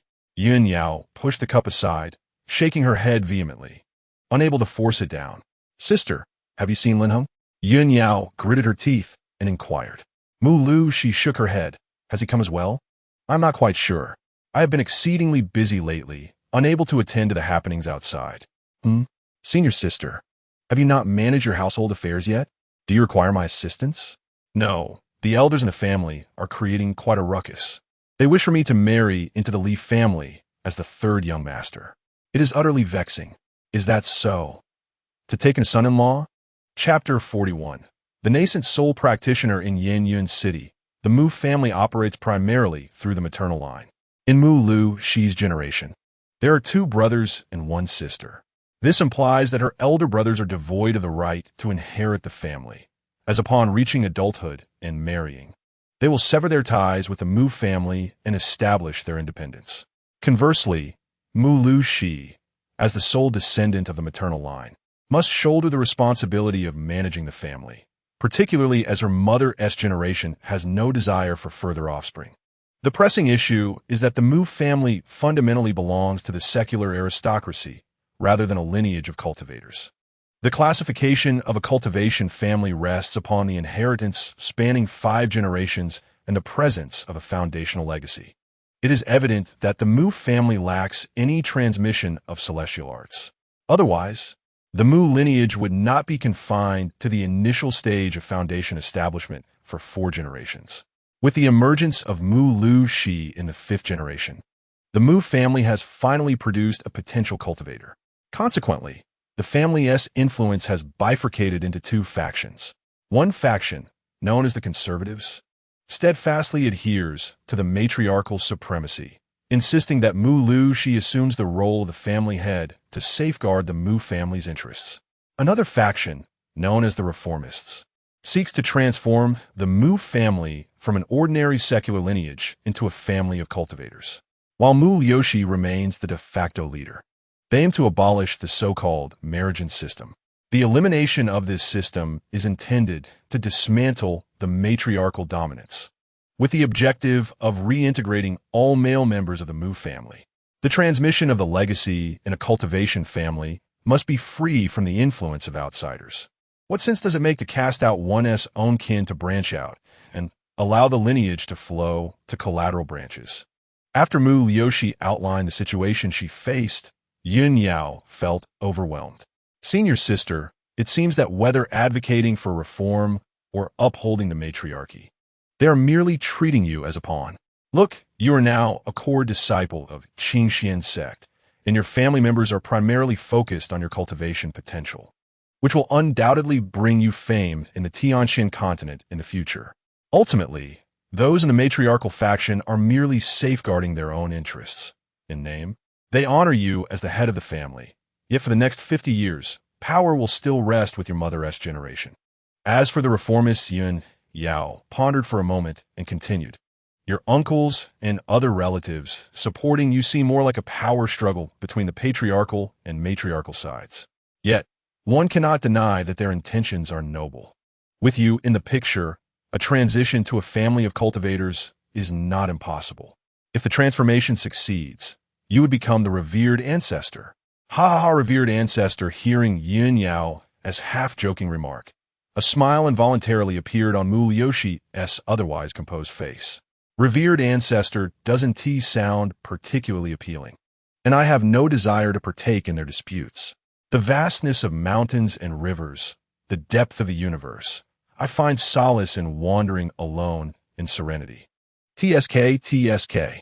Yun Yao clicked her tongue, inquiring about the engagement with the Li family. Sister, you can't possibly be considering marrying a wealthy scion, can you? What nonsense! Mu Yoshi shot her a glare, attributing it all to the meddling of their ancestors. The Li family and the Mu family have shared a profound bond since ancient times, leading to this arranged engagement to ensure the longevity of both families' amicable relations. I returned to address this matter. Though my ancestors encountered some difficulties, my uncles and aunts, however, are quite supportive of me. Yun Yao nodded in understanding. She had a general awareness of the dynamics in Yinyan City. The Li family was the most affluent and influential clan in the region, known for being the largest taxpayer, with members holding positions in the royal capital. Even the city lord's manor would tread carefully around them. Yet, no matter how wealthy or powerful the Li family may be, they cannot withstand the emergence of a genius from the Mu family. With Mu Yoshi, the Mu family could stand on equal footing with the Li family. Very well, sister. I shall remain in Yinyan City during the upcoming auction festivities. Feel free to seek my assistance if needed. All right. After bidding farewell to Mu Yoshi, Yin Yao clasped her hands behind her back and twisted her slightly sore waist. It should not be too problematic, she murmured to herself.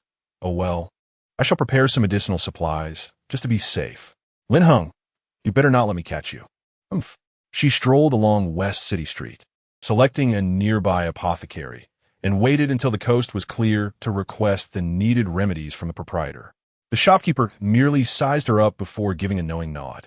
Soul-soothing pill, Kai Kai Sorrow, commonly known as ascending pill for offspring. Unlike ordinary individuals, the procreation among cultivators is fraught with challenges, influenced by various factors such as realm, physique, race, and dual cultivation.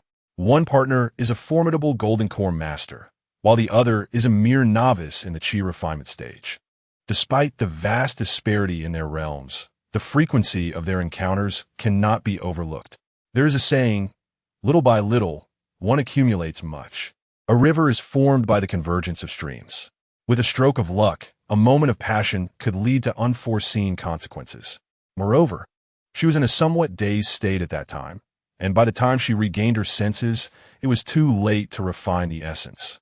She certainly did not wish to ascend to the yuanying stage at such a tender age. Achoo! Meanwhile, Lin Heng returned to the inn and sneezed, feeling inexplicably bewildered. Given his current physical condition, he should not be falling ill. Perhaps someone was whispering about him from the shadows. This is becoming increasingly intriguing.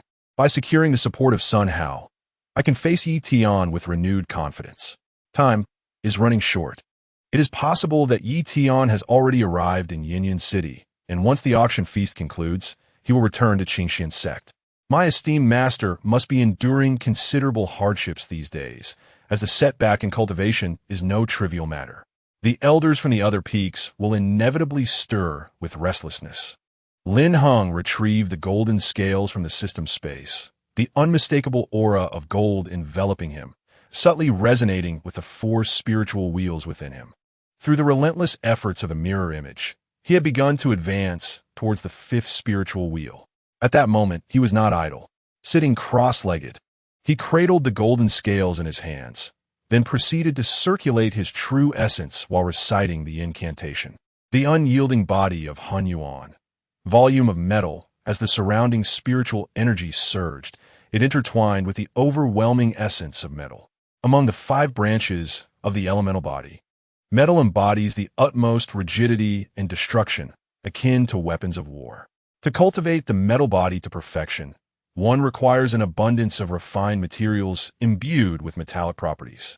Undoubtedly, golden scales present the finest option. Once the metal body is fully realized, the practitioner's physique will become extraordinarily resilient, capable of withstanding even the sharpest blades without the need to channel true essence. This is especially advantageous in close combat, rendering the practitioner invincible. During Lin Heng's absorption of the golden scales, he contemplated another matter. The technique of the Tianzhong golden body harmonizes exquisitely with the metal body, allowing for mutual enhancement and promotion. Once the metal body reaches a minor completion, it will naturally bestow a physical advantage. The combination of the two techniques would indeed create a synergy of strength upon strength. What man does not desire to be a tad more formidable? In the process of refining the golden scales, Lin Heng did not rush. Instead, he methodically ensured his cultivation remained stable. Within less than a month, he attained the 4th level of chi refinement, his progress exceeding that of ordinary practitioners by more than thrice. Upon returning to the sect, how the elders would regret their short-sightedness upon realizing that what they deemed a mere waste of talent was, in truth, a gem cloaked in oil. After solidifying his realm, Lin Heng devoted himself entirely to the refinement of the golden scales. From dawn until dusk and back to dawn, the cycle continued for 3 days before he finally opened his eyes, sensing subtle changes within his body. A frown creased his brow as he realized that only 1/10 of the golden scales had been refined despite the full power of the 4 spiritual wheels. At this pace, it was uncertain how much longer it would take. Nevertheless, it would be prudent to prioritize the opening of the spiritual wheels for now. The more spiritual wheels one possesses, the faster the refining process. It must be said that the rare golden scales are significantly more challenging to refine than the water spirit mother. Achieving full refinement should allow one to reach a minor success in the golden body. Once things were somewhat settled, Lin Heng changed into clean garments, holding a folding fan adorned with landscape paintings, resembling a learned scholar. Although he had not yet reached the foundational realm and could not abstain from food, after 3 consecutive days without nourishment, even if he felt no immediate issues, his body struggled to adapt. Venturing out for a meal, he sat at the roadside, savoring mutton soup. Just as he was about to take a sip, a carriage abruptly halted before him. The Zhao family? Chapter 42. Though I may appear dashing, I am no good person. While he pondered this, a woman in a simple dress emerged from the carriage, accompanied by a maid with a bun hairstyle. Miss Zhao? Lin Heng instinctively inquired. The visitor was none other than Zhao Wanqing. During their previous encounter at Zigu, she had been obscured by a veil, and the dim light had prevented him from scrutinizing her closely. Now, seeing her in the daylight, Lin Heng was nearly taken aback. Beautiful, truly exquisite. For a moment, he struggled to find words to encapsulate her allure. Gentle, refreshing, such descriptors fell short. Just a single glance and a smile from her sent a shiver through him. Truly, as a medical practitioner, her skin appeared more radiant than even Yun Yao's, possessing a striking beauty. Young master, we meet again. Hey, what are you staring at? The maid's reprimand jolted him back to reality. Lin Heng cleared his throat twice, regaining his composure. Miss, is there something you require?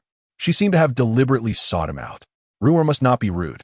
After Zhao Wanqing reprimanded him with a single remark, she turned to Lin Heng and gently said, Please do not take offense, young master. I have come here seeking your assistance. Lin Heng nodded, pulling out a chair on his right and settling down. Speak then, boss. Please serve these two a bowl of mutton soup. Very well. Oh, there is no need for such extravagance, young master. Zhao Wanqing hastily waved her hand. Well, how enthusiastic. The maid beside them frowned upon hearing the mention of mutton soup, thinking to herself that a bowl of simple broth hardly warranted such expense. When had her mistress ever dined on such fare by the roadside? Lin Heng gestured for her to continue, saying now, Tell me what brings you here. Why the sudden visit? Young master, Zhao Wanqing hesitated for a moment, her face betraying her embarrassment as she struggled to find the words. Ultimately, it was the maid who spoke up. The jade pendant belonging to our young lady is with you, is it not? We kindly ask for its return, as it holds great significance for her. Rower. The directness of her words startled both Zhao Wanqing and Lin Heng. This item? Lin Heng raised an eyebrow, producing the white tiger jade and shaking it lightly. You came looking for me just for this? Lin Heng felt somewhat speechless. Previously, they had spoken of it as if it were a token of gratitude. It was akin to visiting during a festival with gifts in hand, only to expect to reclaim them after the visit. Without further contemplation, Lin Heng tossed the pendant onto the table before them, saying, all right. I'm fortunate I didn't sell it. He could discern the importance of this jade pendant to the Zhao family. That night, it was likely due to his swift and decisive actions that Zhao Wanqing, out of fear, had handed it over to him. My apologies, dear sir. I too am reluctant to breach my promises, yet family matters compel me. I understand. I comprehend completely. It is merely that certain circumstances arise beyond one's control. Since the jade pendant holds significance for you, it ought not to be given away lightly. Do you understand? Furthermore, if my assumptions are correct, this pendant should have a counterpart, and you must have been guided to me through the other piece. How did you know? Zhao Wanqing gasped in astonishment. Indeed, the white tiger jade exists in 2 pieces. The other is enshrined within the family shrine. So it stands to reason that Lin Heng should not have known of it. A mere guess. A guess? Observing Lin Heng bowing his head to savor the lamb soup, Zhao Wanqing seemed to recall something and addressed the maid beside her. Rower, present the item to me. Sir, within this storage pouch lies 5,000 spirit stones. It is but a token of respect. I implore you to accept it. Oh, Lin Heng lifted his head, receiving the pouch and weighing it in his hand. Miss Zhao is indeed quite generous. 5,000 spirit stones is a considerable sum. Sir, you are a good person. It is merely a small gesture. No. Please do not misunderstand. While I may appear charmingly handsome, I am not a good person. I shall accept the spirit stones, but if you truly wish to repay your kindness, perhaps consider a different approach. Lin Heng raised an eyebrow, his insinuation clear. However, what was an innocuous gesture to him transformed into something else entirely in the eyes of the maid, who exclaimed, "Scoundrel! Is 5,000 spirit stones not sufficient for my lady? What further compensation do you seek?" Bang! Lin Heng frowned, striking his bowl against the table, then extended his left hand forward with a grasp. In the next moment, the maid's eyes widened as if an unseen hand had grasped her throat, her feet slowly lifting off the ground. Cough, cough! How noisy! Am I conversing with your master?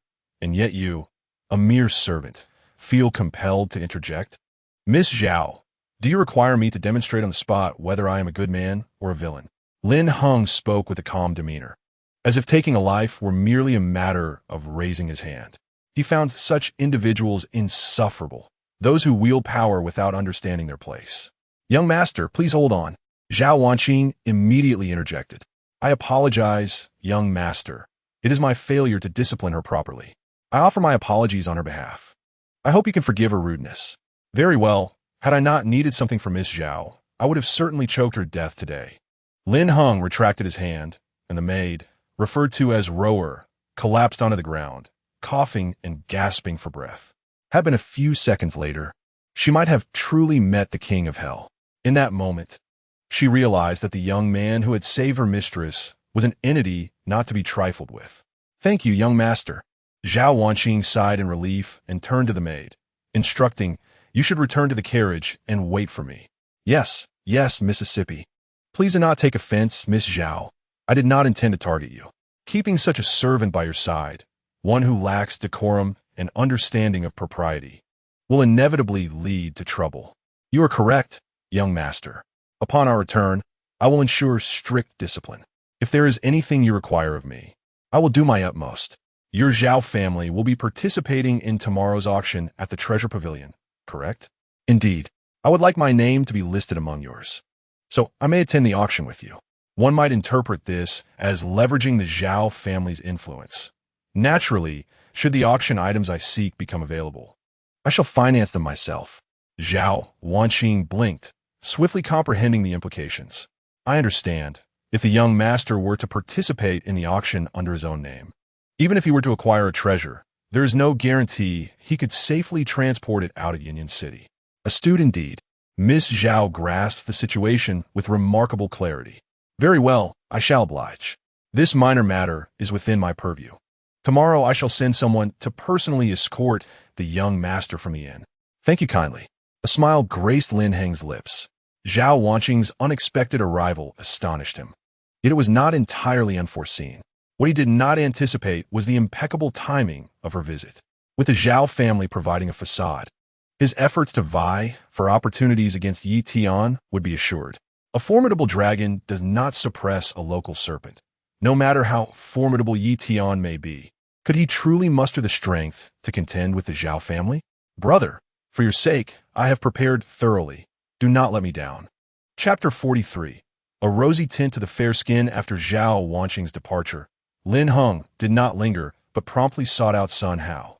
The two indulged in wine and a leisurely stroll, primarily to foster camaraderie. Of course, camaraderie here refers to the unspoken understanding between adversaries.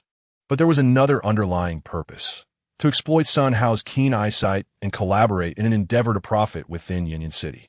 Lin Heng would provide the funding, while Sun Hao would exert his efforts, with profits divided in a 70-30 split. In less than half a day, they had thoroughly pillaged the major treasure houses and jade shops, particularly those associated with gambling and treasure hunting. However, their actions soon met with stern repercussions from several shopkeepers. Before they could fully enter, they were promptly ejected. Brother Lin, perhaps we should let today pass, Sun Hao remarked cautiously. Do you not feel the numerous eyes upon us? Indeed, the commotion had escalated significantly. It would be prudent to first consolidate our gains. Lin Heng nodded in agreement. Glancing around, he noted that many individuals were stealing glances at the two of them. Innocent bystanders often suffer the consequences of misfortune. Unfortunately, The vast treasures they had acquired through gambling would inevitably attract attention. I possess 3 crystal stones, 1 piece of blue ironstone, and 1 piece of red luminous stone. Sun House stated, having checked his storage bag. I also have a blue ironstone and a considerable amount of fine. Or, how about this? You give me the red luminous stone. Here you go, Lin Heng replied. The red luminous stone, purple gold iron, and ice crystal stones. These elemental ores will be entrusted to me, while you may keep the remaining meteorite ores, if that suits you. Are you sure, Brother Lin, that you wish to relinquish all the meteorite ores to me? Collectively, they could forge a divine weapon. Lin Heng waved his hand dismissively. I have no use for them. We are merely fulfilling our respective needs. I cannot hoard all the fine treasures for myself. There will be opportunities for collaboration in the future. I shall provide the funds, and you shall offer your efforts. There are countless treasures in the 13 cities of Shizhou. Sun Hao's discerning eyes for treasure had proven invaluable today. What he currently lacked were the elemental materials. These stones would suffice for his refinement process for some time. Ha! Sun Hao responded without further hesitation, clasping his hands together in gratitude. Then I shall graciously accept your offer. After the auction feast tomorrow, my father and I shall depart from Union City. When we meet again, Brother Lin, you must not hasten to pay for the drinks. Farewell. As Lin Heng bid farewell to Sun Hao, his unexpected ally, he chose not to return to the inn, but instead ventured to a reputable medical establishment before nightfall. There he indulged in a traditional therapeutic massage. For life is not solely about relentless cultivation. It also encompasses the gentle embrace of fleeting romance and the soft glow of candlelight. In the Zhao residence of Union City, 2 figures stood resolutely within the illuminated hall, their shadows elongated and cast against the door. Qing'er, have you encountered that individual? Were you able to retrieve the white tiger jade? Reporting to Mother, the jade pendant has been recovered, and I have indeed met that young gentleman. However, Zhao Wanqing hesitated, her gaze lingering upon the ancestral tablet at the hall's center, where the revered ancestors of the Zhao family were enshrined. The last name inscribed there belonged to her father, Zhao Zigong. But what? She prompted, her curiosity piqued. It appears that young Master Lin has discerned my intentions, even regarding the white tiger jade, and he seems to be aware of another piece's existence. The woman's pupils widened in realization as she turned towards Zhao Wanqing, murmuring, there can be no mistake. The chosen one your grandfather spoke of is indeed him. The white tiger jade serves as both the key to the Valley of the Medicinal Kings and a means to inherit the legacy of the alchemical ancestors. The Zhao family possesses the individual but lacks the opportune moment. Only one truly imbued with the essence of the dragon can resonate with the white tiger jade. Whether it was his act of saving you in Zigu or your inadvertent gift of the white tiger jade to him, these events form part of a greater tapestry of fate. Truly, heaven aids the Zhao family. If you were to forge a bond with him as a Tao companion, whether it be to alleviate your afflictions or to inherit the legacy of the alchemical Tao, it would be a mere trifle. Upon hearing this, Zhao Wanqing's expression first revealed surprise, which soon transformed into embarrassment and indignation. Mother, what are you saying? If the legacy of the alchemical Tao cannot cure my ailments, then forming a partnership would be futile. Moreover, I hardly know that Master Lin. How could we possibly become Tao companions? My foolish girl, I merely hope you can associate with this person. I never implied any coercion. You seem overly fixated on the term Tao companion. If I am not mistaken, that Master Lin must possess remarkable qualities, for the mere mention of him brings a flush to your cheeks. What about my face? She retorted, her fair complexion tinged with a hint of crimson. Zhao mother teased, oh dear, your mother will cease her jesting. Mother, cough, cough. Zhao Wanqing coughed several times in succession. All right, I shall not jest any further. That Master Lin wishes to leverage our Zhao family's name to attend the auction. You should take this opportunity to become acquainted. If he desires something, our Zhao family can finance it, thereby securing a favor in return. Do not rush regarding the white tiger essence matter. You possess both time and circumstance. Wait patiently for the opportune moment. Thank you, Mother. Now, let us discuss the matter of your assassination attempt. Zhao Mother's gaze suddenly turned frigid, her otherwise flawless visage now adorned with a hint of ire. Do not involve yourself with the calamities in the Hedong region. Regardless of whether they are affiliated with the dynasty, you must not wade into this murky water. Those who intentionally unleash calamities, regardless of their motives, find the dynasty indifferent to their actions, leaving no opportunity for our esteemed lineage of healers to intervene. Otherwise, we would inevitably be perceived as benevolent saviors. Mother, I understand your concerns. The matters concerning your father, grandfather, and great-grandfather cannot be dismissed lightly. The Zhao family has dwindled to a mere shadow of its former self. You are inherently afflicted by illness, and should you perish after your mother's demise, how will you face the illustrious ancestors of the Zhao lineage? I comprehend. Rest assured, dear mother, Wanqing possesses the discernment necessary. The Zhao family cannot afford to lose me, and I shall endure. Zhao mother, filled with solace, clasped her hand, and the two embraced tenderly. Hedong, situated at the easternmost edge of the western continent, lies in a narrow buffer zone at the confluence of the two continents.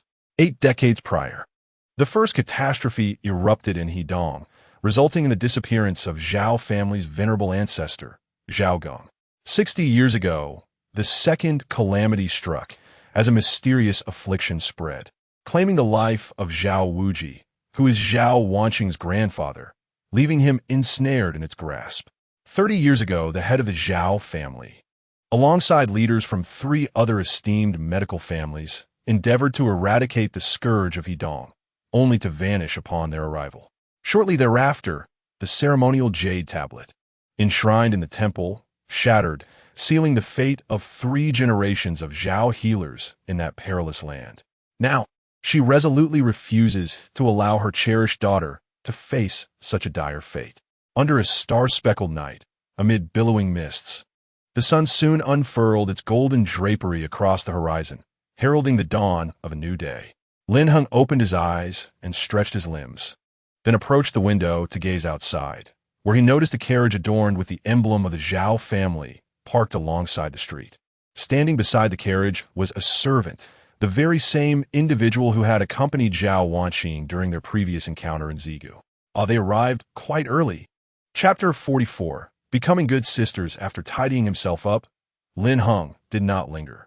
Upon exiting the inn, a middle-aged man clad in dark garments approached him. Greetings, young master. I am Lu Feng, sent by the young lady to escort you to the auction. Is your young lady not accompanying us? My lady has already departed for the treasure pavilion. The auction has strict limitations on attendance and requires a transfer of seats. Oh, I see. Lin Heng nodded in understanding. Then please, lead the way. After you, young master. Once Lin Heng settled into the carriage, the sound of the whip cracking and the horse's neighs intertwined, propelling the vehicle forward with remarkable speed. Goodness! The whip struck, causing the horse to whinny in distress. Lin Heng pursed his lips, peering through the gap in the curtains at the bustling streets. The influx of people on the day of the auction was significantly greater than in the preceding days. Even the carriages on the road displayed a myriad of extravagant designs. Upon entering the treasure pavilion, he followed Lu Feng directly to the auction hall upstairs. Encountering numerous cultivators along the way, their mingled auras creating a vibrant atmosphere. Please proceed upstairs, young master. The young lady awaits you in the private room. The two ascended to the 3rd floor. The layout of this level was designed in a corridor style, featuring exactly 10 private rooms in a continuous line. Room number 5. He pushed the door open and entered. The chamber is adorned with elegance, furnished with tables and chairs crafted from sandalwood, exuding a fragrant aroma. Incense wafts through the air, with delicate blue wisps rising ethereally, creating an atmosphere of tranquility and serenity. Young Master Lin has arrived. Zhao Wanqing greeted him with a smile. She donned a flowing emerald green dress, accentuated by a pristine jade pendant at her waist, her presence reminiscent of a celestial being descended into the mortal realm, far more captivating than her plain attire from yesterday. Thank you for your trouble, Lin Heng responded, stepping closer as his gaze drifted downward. There are quite a number of people here. No wonder the treasure pavilion has set a limit on attendance. Even if this place were to be doubled in size, it would struggle to accommodate such a crowd, he mused, somewhat taken aback. Young master, Have you any items in mind for the auction? She inquired. I have some auction details here if you're interested. Auction details? Lin Heng turned, surprised. Indeed. Many of the prominent families in Yinyun City have dealings with the treasure pavilion, so it is not unusual to possess such information. With that, she signaled to a servant nearby to present the auction details. The booklet was simply bound, tied together with fine thread. Upon seeing the contents of the booklet, Lin Heng was genuinely astonished. 237 auction items? Surely you jest. The sheer number left him dumbfounded. It was his first time witnessing an auction with such an extensive collection. If each item were to be auctioned with bidding extending to the final hammer strike, it would indeed stretch into the late hours of the night. A mere quarter of an hour feels insufficient, as the bustling crowd exceeds several thousand souls. Coupled with the enticing draw of the dynasty's involvement, one cannot presume that those in attendance are of modest means. Should a coveted treasure emerge, one can only imagine the frenzy that will ensue. Patience is a virtue, and time is abundant. Pray, do not take offense, for this auction is the grandest spectacle witnessed in nearly a decade. Never in the annals of the 13 cities of the Western continent has such an event been observed. Moreover, this auction spans a full 2 days, divided into morning and afternoon sessions, with a mere 2 hours respite in between, leading to the evening when truly remarkable items may be unveiled. Lin Heng furrowed his brow, sensing an ominous premonition. He had yet to catch sight of Yi Tian, and one could only speculate when he would finally emerge to place his bids, implying that Lin Heng must endure the entirety of the event. Each auction item would warrant his careful scrutiny. Nevertheless, having a beautiful companion by my side is not such a bad fate. Indeed, one would think that my second senior sister would grace us with her presence. Meanwhile, in the adjoining box, diagonally opposite Lin Heng's chamber, a peculiar tension began to permeate the atmosphere. The sound of a cup shattering echoed as Mu Lu, she turned her gaze toward Yun Yao, waving a hand in front of her face. Little Yao, why does Lin Heng seem so perturbed? It's rather strange that he would be seen in the company of Miss Zhao upon his arrival in Yinyun City. One would think he might pay a visit to his elder sister. Mu Lu, she shook her head in bewilderment. The two had arrived at the box early in the morning, meaning that from the moment Lin Heng set foot in the first floor of the treasure pavilion, he had been under their watchful eyes. Furthermore, with the unique positioning of compartments 5 and 10 and the angles adjusted, they could clearly observe the happenings within Lin Heng's compartment, while he remained oblivious to their presence. This, of course, was contingent upon their decision to refrain from drawing the curtains. Once drawn, their view would be obstructed as well. At this moment, Yun Yao gazed at the jovial group of men and women on the other side, her teeth clenched in frustration. Oh, that wretched Lin Heng, after indulging himself. He just vanished, and now he is courting a young heiress in Yinyun City. What a scoundrel. The moment he lays eyes on a beautiful woman, his face nearly blossoms with delight. Once the auction concludes, his reckoning shall arrive. Were it not for the fear of arousing Mu Lu Xi's suspicions, she would have leapt across to deliver a sharp slap to Lin Heng right then and there. What sort of nonsense is this? He took her without a word of explanation and then turned to flirt with another woman. The more she contemplated, the more her heart simmered with indignation. Her fists clenched tightly, gritting her teeth in anger. Xiao Yao. Mu Lu, she tilted her head. Noticing Yun Yao's lack of response, she gently nudged her. This action finally snapped Yun Yao back to reality. Ah, it's nothing, senior sister. I just haven't seen junior brother Lin in quite some time, and I miss him terribly. When did your relationship become so amicable? Not long ago. You were both on a mission in Jinma City. Yun Yao took a deep breath. After all, he was a junior brother, and perhaps he could eventually become one of our good sisters. Mu Lu Xi's eyes darted around, puzzled. Could it be that something significant occurred between them in Jinma City? Otherwise, how could Yun Yao have such a dramatic change of heart towards Lin Heng? In those first few days after Lin Heng arrived at Qianyun Peak, she had been adamant about bullying this cheap junior brother. Unbeknownst to her, the good sister referred to by Yun Yao signifies transforming Lin Heng into a genuine sister. Well, very well. However, Xiao Yao, I must express my concern regarding your increasingly volatile temper. Just last night, upon the arrival of Brother Yi at the Mu residence, Yu unceremoniously struck him twice without offering any explanation. It left Brother Yi utterly bewildered. Indeed, while Lin Heng was indulging in a wife-s spa treatment, Yi Tian, upon arriving in Yinyan City and encountering Mu Liushi, was met with a sudden assault from Yun Yao. One struck, the other recoiled in silence. They exhibited a rather uncanny synchrony, each delivering blows without uttering a sound. Bah! Neither of these two is of good character. This brings Yun Yao to a boiling point. Were it not for Yi Tian's deliberate attempt to harm her with the falling sun pill, Lin Heng would not have reaped such unwarranted benefits. These two are cut from the same cloth, though Yi Tian is undoubtedly the more malicious of the pair. Initially, Lin Heng had no intention of troubling her. It was only later that his desires began to stir. As thoughts took flight, so too did his audacity.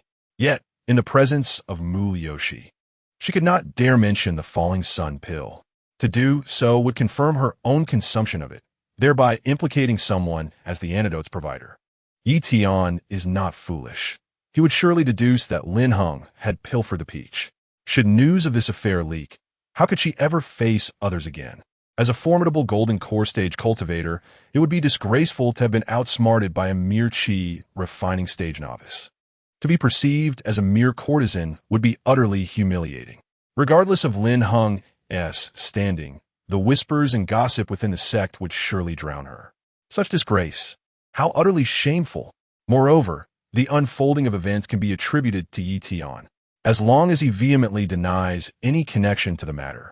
Even the master cannot hold him accountable. Conversely, Lin Heng might find himself unjustly accused of framing his senior sister. With the sect leader yet to emerge from seclusion, who would dare to impose penalties upon Lin Heng? This implies that should the truth come to light, both Yi Tian and Lin Heng are unlikely to face severe repercussions, while she, having lost her virtue, must endure the scrutiny of others. Chapter 45. My lady, open her mouth. What does it mean for you to remove your trousers? Yun Yao pondered indignantly, and her gaze suddenly fell upon a familiar figure. Yi Tian. This fellow has arrived as well. Mu Lu, she followed her gaze, and, upon seeing the companion beside Yi Tian, her eyes widened in surprise. The steward of the Wang residence? Why is junior brother Yi with someone from the city lord's mansion? The city lord's mansion? Indeed. The hunched figure is none other than the steward of the city lord's mansion, a person I have encountered on 2 occasions, leaving a rather deep impression. Yi Tian and Lin Heng are both rather enigmatic, arriving in Yinyan City without so much as a greeting. One has gone to the city lord's mansion while the other is linked with the Zhao family. Mu Lu, she remarked nonchalantly. Yun Yao pursed her lips and said, they must be here for the auction. Regardless, I have not seen either of them since leaving Jima City. Yes, that seems to be the only possibility. The recent auction gala presided over by the Wang dynasty in Yinyan City has stirred considerable excitement in the Shizhou region.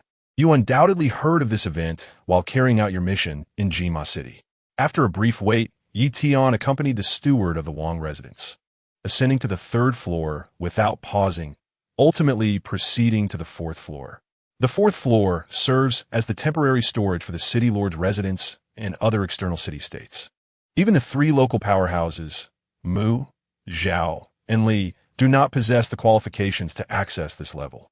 Since returning to the Mu family, Mu Liushi has been under relentless pressure, her reticent nature allowing her only to converse with the sisters in her sect. Thus, Yun Yao's arrival has, to some extent, provided her with a companion to converse with. However, at this moment, Yun Yao's attention is entirely diverted from her incessant chatter about the relationships among the 4 prominent families of Yinyan City. This is due to Lin Heng, who inexplicably began to explore the body of the woman beside him. The angle at which he did so rendered the act exceedingly inappropriate. In the confines of the private room, daring to engage in such behavior. How disgraceful! Lin Heng's hand lightly caressed Zhao Wanjing's right cheek, while his other hand grasped hers. With an air of seriousness and a fierce gaze, his actions caused alarm to the nearby Lu Feng. Had Zhao Wanjing not intervened, he might have drawn his sword in outrage. Zhao Wanjing's cheeks flushed, her gaze shy, reminiscent of a peach blossom poised to bloom in June, evoking a sense of tenderness. It is peculiar, so very peculiar, Despite being a mere mortal with no cultivation, there is an overwhelming surge of spiritual energy within her. Yet, with the spiritual power dormant and true essence unformed, she can only rely on her breath technique to release this energy. From the very first moment he laid eyes on Zhao Wanqing, he was captivated by her fair and translucent complexion, even drawing a comparison to Yun Yao. The purity he referred to was not merely the color of her skin. He was acutely aware of the smoothness of Yun Yao's complexion. Yet now, as his hand made contact with her skin, it felt as though he was caressing a source of ethereal energy with a delicacy and transparency that seemed unparalleled.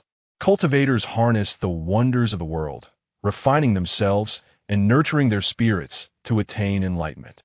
The more profound the cultivation, the more apparent the beauty of the physical form, a direct reflection of their extended lifespans. In the realm of cultivation, aside from a few elderly individuals who feign profundity with their white hair and beards, one rarely encounters individuals of considerable unattractiveness. In other words, when comparing the exquisite beauty of Yun Yao and Mu Liuxi, two esteemed senior sisters, with that of their master, Meng Yutong, it is evident that all three are remarkable beauties. However, Meng Yutong exudes a striking allure that eclipses that of her disciples due to the disparity in their realms of cultivation. Young master, are you paying attention? Zhao Wanqing's cheeks had turned a shade of crimson, her exquisite features so close that any woman would feel her heart racing. Throughout her life, the only male with whom she had shared such intimacy was her father, who, regrettably, was no longer present. Miss Zhao, please do not rush. Could you kindly part your lips, so I may have a glance? Zhao Wanqing swallowed hard, slowly parting her soft, rosy lips, her diminutive and delicate tongue subtly revealing itself. How brazen! Suddenly, the bystanding Lu Feng could no longer contain himself and drew the knife he always carried. My lady opened her mouth in disbelief, exclaiming, "What do you mean by taking off your trousers?" Upon hearing this, Zhao Wanqing was taken aback, quickly shutting her mouth and casting her eyes downward, leaving Lin Heng equally bewildered. "Why are you shouting? Is it not possible for me to simply tighten my belt?" He retorted. "Miss Zhao, I sense that your household servants harbor quite a strong opinion of me. Do I appear to be a hypocrite?" The phrase about taking off trousers truly shattered Lin Heng's composure. Noticing Lin Heng's rising ire, Zhao Wanqing swiftly turned her gaze toward Lu Feng, admonishing him, "Uncle, how can you be so disrespectful? Young Master Lin is here to diagnose my ailment, and I demand that you apologize to him at once. Miss, this man has been groping about on you, lingering endlessly, and even insists that you open your mouth. I, Lu Feng, have been familiar with medical practices since the days of my master, yet I have never encountered such diagnostic methods." The actions he displayed just now certainly appeared to suggest he intended to remove trousers. Lu Feng's stance was resolute. He believed Lin Heng to be a mere charlatan seeking to take advantage, possessing only brute strength while lacking any genuine medical knowledge. Preconceived biases magnified every gesture of Lin Heng, leading to unfounded speculations. As Lu Feng remained obstinate and continued to speak defiantly, Zhao Wanqing grew increasingly irritated, pointing at him and stifling a cough. Observing this, Lin Heng gently supported her, settling her into a chair and gestured dismissively. "Your ladyship is not in a condition to be emotionally agitated. I shall not hold this against you." "I'm well aware of that." Lin Heng fell into silence, and at that moment, a resounding voice echoed from the lower level of the treasure pavilion. A woman adorned in a striking red, fitted dress gracefully ascended the 10-foot-wide square steps. She swayed with elegance, her magnificent long hair elegantly cascading over her shoulders, resembling an extraordinarily alluring fox. This individual was none other than the chief auctioneer of the treasure pavilion and the steward of the branch in Yinyan City. Today, she was responsible for presiding over the auction. Her appearance immediately captured the attention of many. The crowd on the first floor seemed eager to fix their gaze upon her. Seizing the moment to deliver her opening remarks, Zhao Wanqing inquired about the diagnosis results. "Miss, don't be foolish. If he could make a diagnosis, I would take his surname, Lu Feng." Lu Feng interjected disdainfully. This elicited a chuckle from Lin Heng. "Very well, Let me share my examination results, but before that, allow me to clarify my previous actions, lest Mr. Lin Heng mistakenly believe me to be a sordid character. Lin Heng. Lu Feng paused momentarily, quickly regaining composure. All right, let's see what grand tales you can spin. Lin Heng rose, walking and speaking. The skin, whether for ordinary individuals or cultivators, is a vital organ. We often derive judgments based on its color and appearance, which leads to notions of beauty and ugliness. For cultivators, the skin undergoes a transformation upon reaching a certain level, striving to transcend external constraints and attain spiritual freedom. The 5 fingers of the hand connect to the 5 major meridians linked to the heart and internal organs, while sensations of desire spread throughout the body through the tongue. Miss Zhao's condition resembles a fishnet riddled with countless holes, while the spiritual essence in the air is akin to an inexhaustible school of fish. The torn net allows the fish to swim freely, yet as they entangle within, the gaps in the net only widen. This metaphor, though somewhat crude, serves to vividly convey my intended meaning. Upon hearing this, both Zhao Wanqing and Lu Feng were taken aback. As individuals well-versed in the matter, they could easily decipher the implications of Lin Heng's analogy. However, to deduce the state of his lady's health merely through touch and observation of her tongue seemed rather astonishing. Indeed, what you say is true. My body is in such a state. I can feel a constant influx of spiritual energy permeating within me, yet the amount of spiritual power I can expel is negligible. Each day, I endure the mounting pressure from my internal organs, redirecting my energy to release a portion of it. However, if this continues within 3 years, my body will surely succumb to the overwhelming influx of spiritual energy and ultimately shatter. The occasional cough I experience is due to the necessity of channeling energy through my heart and lungs. Prolonged strain has severely overloaded my pulmonary function, leading to a chronic lung condition that will only worsen. Noticing Lin Heng's understanding, Lu Feng hurriedly inquired, "Sir, is there any remedy for this?"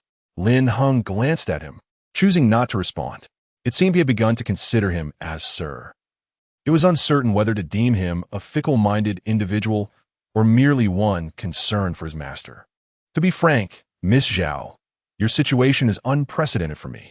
Firstly, you are merely an ordinary individual, lacking even a spiritual root. Secondly, I cannot discern any peculiar constitution within you. Alternatively, one could assert that your ailment could be distinctly categorized as a unique constitution. To put it bluntly, this particular constitution bears a resemblance to the notion of a furnace. Lin Heng was inclined to designate it as the innate furnace saint body. Upon hearing this, Zhao Wanqing's expression shifted, for this term is far from favorable. Do not be alarmed, Miss Zhao. It is merely a metaphor, he reassured her. Consider this. You are currently an ordinary individual striving to refine the spiritual energy within you through cultivation. Yet you are impeded by issues related to your spiritual roots and physique. From the perspective of a cultivator, a furnace denotes a one-sided system of extraction, distinct from a mutual cultivation framework. Therefore, the only method I can conceive is to harmonize the forces of yin and yang to extract the surplus spiritual energy within you. Lin Heng endeavored to articulate his thoughts as delicately as possible. The reality is that if Zhao Wanqing could address her excess of spiritual energy through self-refinement, she would not be languishing in this predicament. To absorb spiritual energy from external sources, one must be a cultivator endowed with a substantial reservoir of spiritual energy, such as Lin Heng himself. Of course, this is not a matter of self-promotion. Rather, his path of cultivation significantly diverges from others, and his unique spiritual wheel system alleviates concerns regarding surplus energy. Absolutely not. This is utterly absurd. Lu Feng interjected vehemently. Are we to truly regard my lady as a furnace? A mobile vessel for the continuous storage of spiritual energy is an untenable notion for anyone to accept. One cannot speak in such a manner. Your young lady is risking her life. Given that it concerns life and death, one must inevitably pay some price, does one not? If both individuals harbor mutual affection, would it not be a splendid affair? One may alleviate their ailments and preserve their life, while the other may gain substantial spiritual energy to enhance their cultivation. After Lin Heng's words, Zhao Wanqing seemed to have her thoughts illuminated, her eyes widening in surprise. Indeed, if she were to find someone she genuinely liked, it could be a possibility. With this thought, her cheeks flushed, and she glanced up at Lin Heng. Ever since he had rescued her in Zigu with such decisive action, a hint of mysterious fondness had blossomed within her heart, especially after her mother spoke of him as a noble figure of the Zhao family, a destined child endowed with dragon energy. With such a multitude of favorable attributes, it will be difficult not to develop an affection for him. Miss Zhao, I must retract my earlier statement from yesterday morning. What statement? I am, in fact, a good person. Lin Heng chuckled, extending a finger and striking a pose he deemed quite dashing. If it comes to a point of dire necessity, perhaps you could consider me first. Zhao Wanqing gazed at his somewhat juvenile gesture, unable to suppress a smile. Deep down, she thought that if it were anyone else, she might not have found it appealing. Yet Lin Heng, with his reserved demeanor interspersed with a touch of whimsy, was rather endearing. Very well, should that time come. I hope Master Lin would be willing to save my life. Huh? This response took Lin Heng by surprise. She had seriously accepted his half-joking remark. However, he brushed it aside, deeming it mere polite banter. What a bold declaration. The young lady actually indulges him in such frivolous banter. What gives this rascal the right? A surge of indignation swept through Lu Feng. After the head of the family passed away, he, as an uncle, had taken on the dual roles of caretaker and guardian, nurturing Zhao Wanqing as if she were his own daughter. His feelings for Lin Heng had never been particularly favorable, and after this brief exchange, his disdain only deepened. Ding! The main storyline commences. Positive. Main quest. Once the auction officially begins, Yi Tian shall acquire extraordinary treasures, and you will encounter numerous perils, rendering the future unpredictable.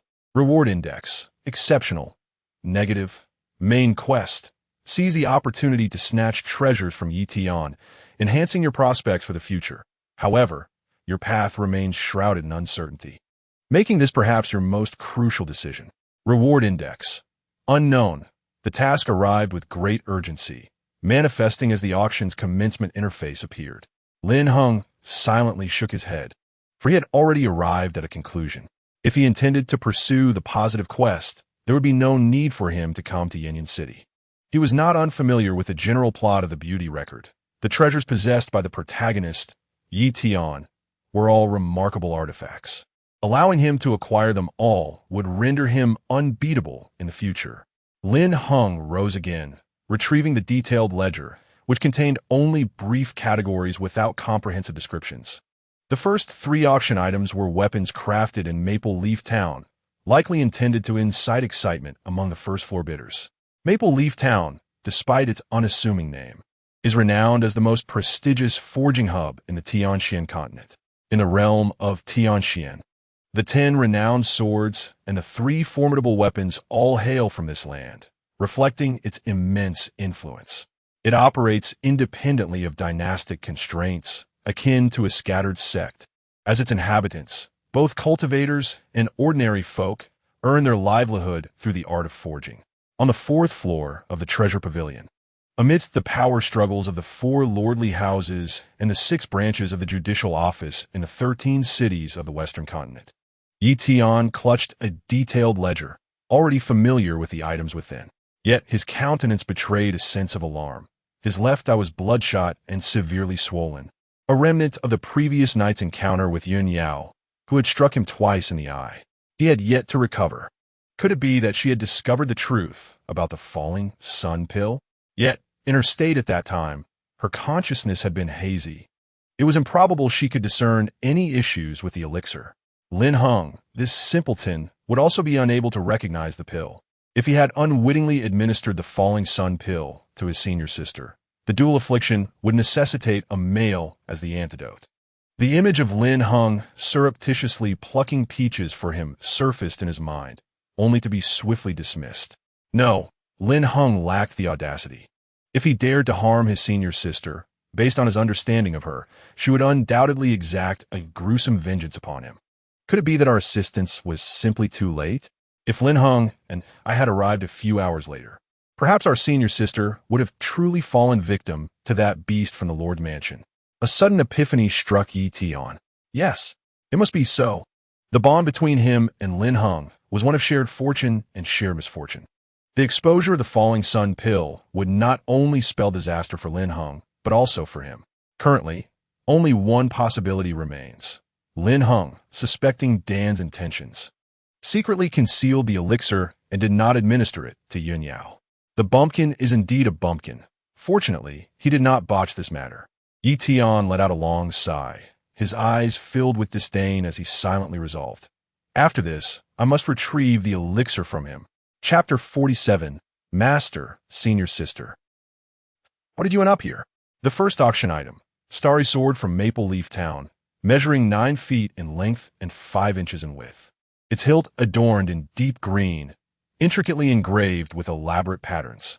At first glance, it appears unremarkable, yet harbors a latent power waiting to be unleashed.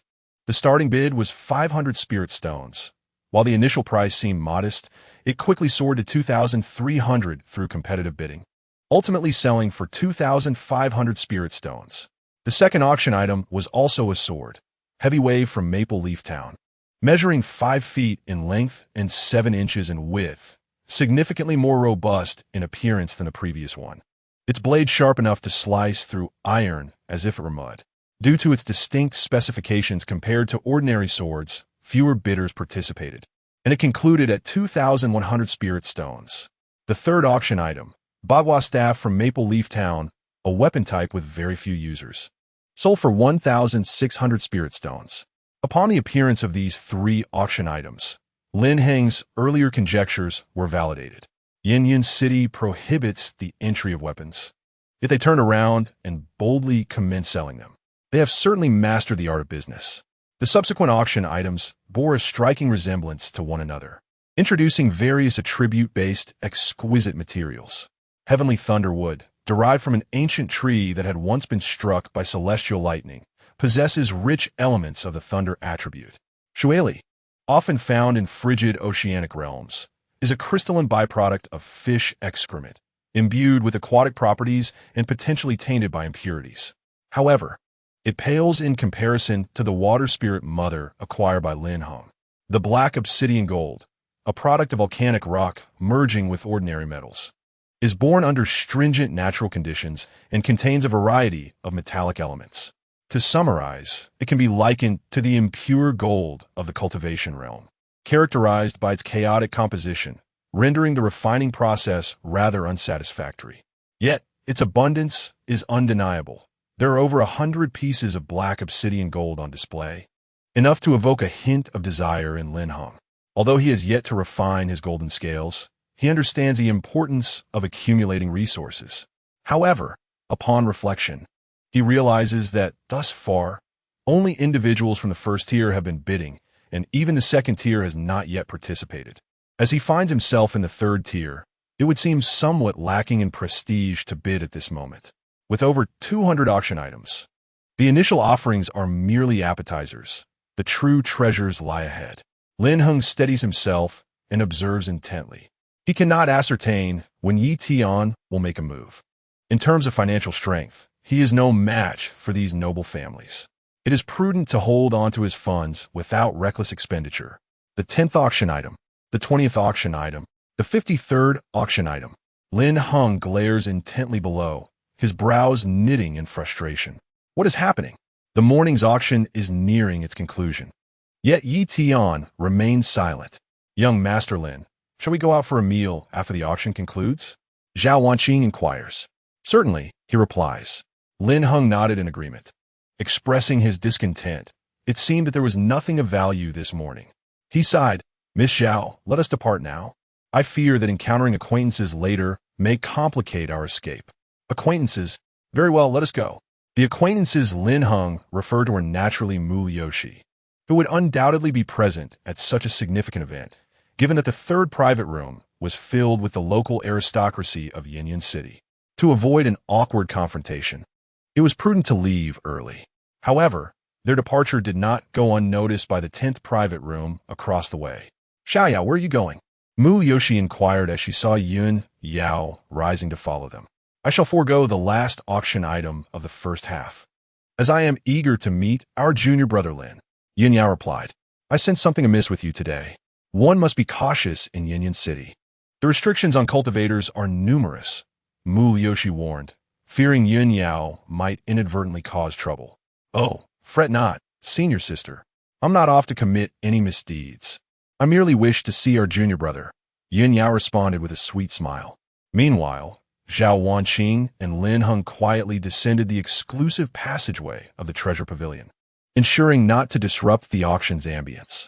Young Master Lin, I know of a tavern not far ahead that showcases all the local delicacies of Yinyan City. Shall we go there? Zhao Wanqing proposed. Certainly, Lin Heng replied. He was not particular about meals, as long as he could satiate his hunger. He did not constantly seek exquisite dishes. Before long, the two arrived at the tavern's entrance. The restaurant is designed with a modest 3-story structure, where 2 imposing stone statues of jade-faced lions stand sentinel at the entrance, each holding a couplet delicately suspended by its teeth. The upper verse reads, 3,000 guests amidst wine, smoke, and lights, while the lower verse states, candle shadows and spring breezes in 100-foot tower. Lin Heng gazes upward at the signboard, drunken immortal abode, and remarks on the poetic essence of the couplet. Zhao Wanqing nods with a smile, explaining that the proprietor of this establishment is known as the Wine Immortal. It is said that in his youth he traveled extensively, seeking out renowned wine connoisseurs and mastering poetry and song. Thus, upon settling in the cloudy smoke city, he named his establishment the Drunken Immortal Abode. As the pair enters the Drunken Fragrance Tower, they are met with a bustling atmosphere. The sounds of lively chatter and clinking glasses resonate throughout, reflecting the vibrant energy of the place. Ah, Miss Zhao, you have arrived, a young server exclaims, ushering them inside.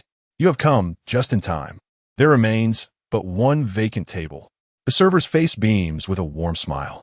In cloudy smoke city, while many may remain unrecognized, the presence of Miss Zhao is indelibly etched in the minds of the townsfolk. As a family with a lineage steeped in the healing arts for centuries, the Zhao family's contributions to Cloudy Smoke City and its surrounding realms are widely celebrated. Every ordinary life must traverse the cycle of birth, aging, illness, and death. Aging is an inevitable aspect of existence, while illness is often beyond human control. Since the days of their esteemed ancestor, who dedicated himself to the healing of the world, the Zhao family has extended their benevolence far and wide. Nearly every street in the 13 cities of the Western continent boasts a free Zhao medical clinic. Coupled with the poignant legacy of 3 generations of the Zhao family who perished in Hedong, the common people of Cloudy Smoke City harbor deep respect for them. The two settle at a table toward the rear of the first floor. What would the young lady and gentleman care to dine upon? The server inquires. Let us partake in the signature feast of the Drunken Immortal Abode, and please convey my regards to the esteemed Mr. Jiu, replies Lin Heng. Having spoken, Zhao Wanqing retrieved a jade slip from her storage ring and handed it to him. All right, please hold on for a moment. Before long, when the waiter returned, he bore 2 large black ceramic jars of wine, significantly larger than the usual vessels. Lin Heng furrowed his brows, the rich aroma indicating it was likely a type of spiritual wine. Miss Zhao, are you certain you can handle spiritual wine? It's fine. This is called transformation wine, an extreme variant of spiritual wine. Consuming it will neutralize the spiritual energy within your body, providing a cleansing effect on the meridians to some extent. Drinking it will greatly alleviate my discomfort. Lin Heng picked up the wine jar, examined it, and poured taste. The flavor was not overwhelmingly pungent. It was his first encounter with transformation wine. At that moment, a shadow passed by, elongating as it fell across the table. Lin Heng, facing away from the door, initially paid it no mind.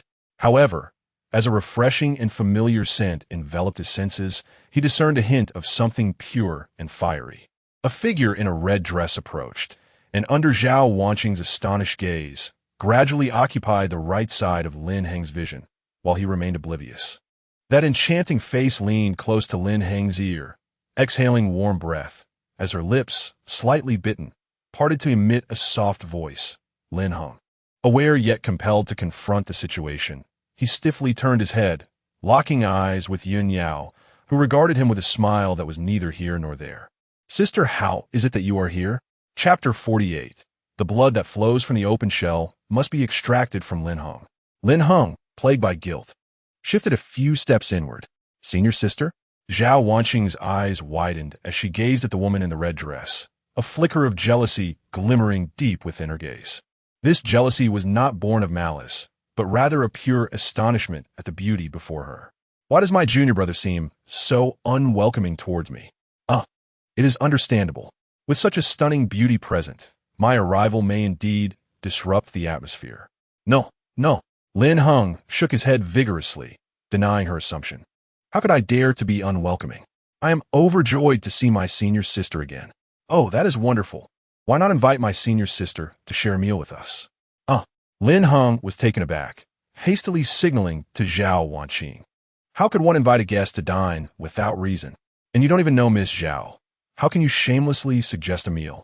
However, Zhao Wanqing evidently misinterpreted Lin Heng's hesitation. Of course. May I inquire how to address this esteemed senior sister? Yin Yao, you must be the young lady of the Zhao family. Indeed, you are as enchanting as the rumors suggest. Lady Yun, you flatter me. I find you even more beautiful. Goodness, are they engaging in commercial flattery now?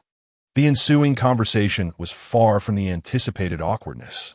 The naturally affable personalities of Yun Yao and Zhao Wanqing quickly found common ground. They even delved into the tale of Lin Heng's heroic rescue of her in Zigu.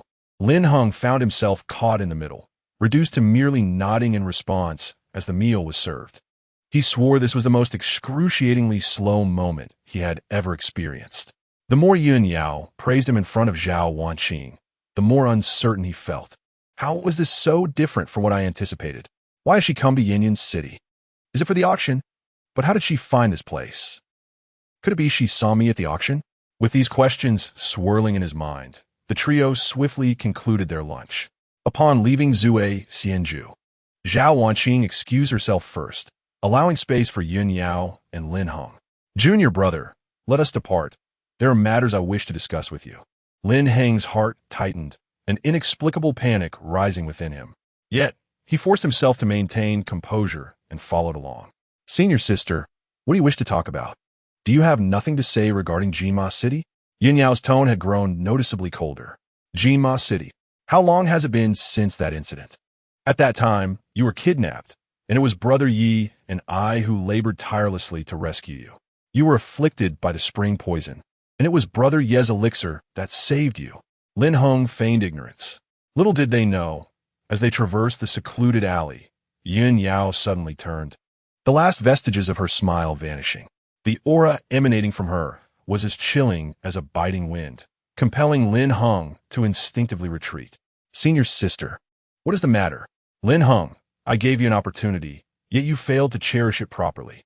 In the absence of the courage to repent and take responsibility for one's misdeeds, it is perhaps only when confronted with death that individuals contemplate penance. Should I continue? The oppressive aura of a golden core cultivator can envelop the entirety of Yinyan City. Yun Yao, wishing to avoid causing a significant uproar, concentrated her pressure at a singular point. With a resounding thud, he knelt, not out of fear, but simply because he found standing while speaking rather tiresome. He could not fathom how, despite remaining concealed behind a mask, he had been discovered that day. The figure in the crimson dress was now within arm's reach, and through the sheer fabric, the contours of her delicate legs were discernible. Upon perceiving his thoughts, Yun Yao couldn't help but let out a cold snort. No clumsy disguise could conceal your vile and shameless conduct, particularly your attitude afterward. With that, a gleaming silver blade materialized in her hand, exuding a chilling aura under the sunlight. Lin Heng's composure finally shattered as he clutched the beautiful leg before him. Senior sister, you cannot slay me. My father is the sect leader, and besides, I merely committed the same errors that every junior disciple encounters. In the urgency of the moment, after consuming the elixir given by senior brother Yi, he discovered that rather than improving, your condition had worsened significantly. Spring toxins like the Hehuan sand and the falling sun pill have no antidote. The consequences can be dire, even fatal. I simply cannot provide a remedy. Huh?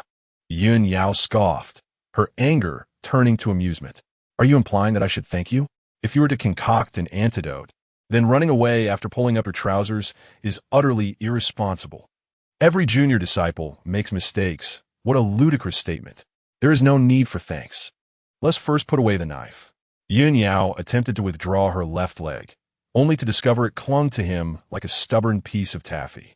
She pressed the blade against his throat, her voice icy as she threatened. Enough of your nonsense. Release your grip immediately, and do not dare to rub your head against me. Just grant me one more chance to explain. Please, senior sister. Explain? Oh no, that is not the term. Merely an opportunity to clarify. Yun Yao hesitated for a moment. Very well, if you release your hand, I shall grant you that chance. Rest assured, this knife will not claim your life.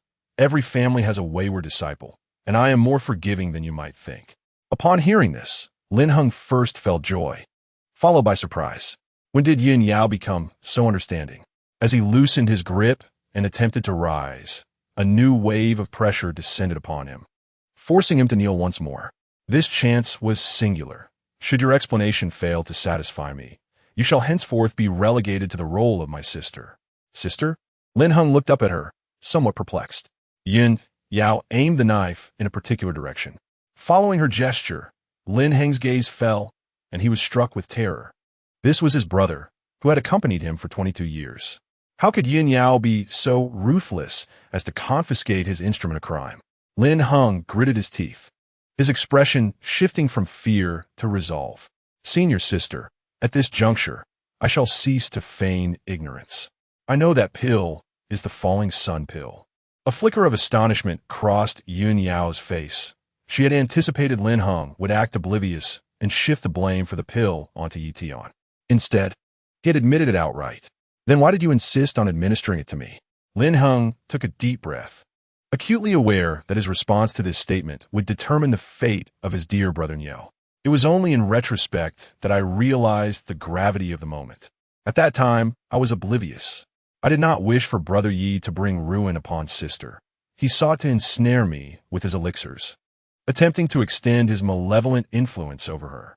I also wish for you to comprehend the insidious intentions of Brother Yi. Thus, the consequence was that you claimed my virtue. Though it was not by choice in my eyes, your actions were scarcely more noble than his. No, I was left with no alternative. Lin Heng shook his head and continued. What I wish to convey extends beyond this. There exists another element, desire. Desire is an amalgamation of affection and longing, devoid of nobility. Ever since I entered the sect and began my interactions with sister, the essence of desire has been etched upon my heart. Therefore, I concede that emotions of desire are intertwined in this matter. It is because of affection that I am drawn to your sister, and it is out of longing that I yearn for you. Whether you deem this as mere flattery or a convenient excuse in a moment of vulnerability, these are my genuine sentiments. Buzz. Yun Yao's mind buzzed momentarily. The unexpected confession compelled her to retreat 2 steps, scrutinizing him with a skeptical gaze. You like me? What is it that you like about me? It would be absurd for her to believe such nonsense. She had often taken offense with Lin Heng, compounded by the unrefined thoughts he harbored within. It was true that he was fond of her. What do I like? Lin Heng's mind swiftly traversed 3 options: physique, appearance, character. Without further contemplation, he recognized that while physique and appearance were indeed honest answers, they were also perilous. It seems we can only approach this from a character perspective. Indeed, it is the character that captivates. Who would not be drawn to a woman who embodies both haughty charm and a cool yet fierce demeanor? Senior sister, you possess both an admirable physique and striking beauty. Although you often exert your dominance over me during our time together.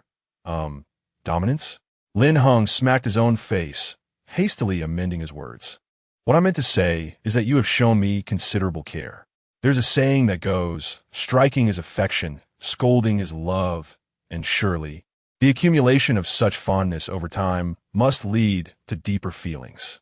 As someone who takes responsibility for their actions, rest assured, senior sister, I will certainly be accountable to you. Oh, is that so?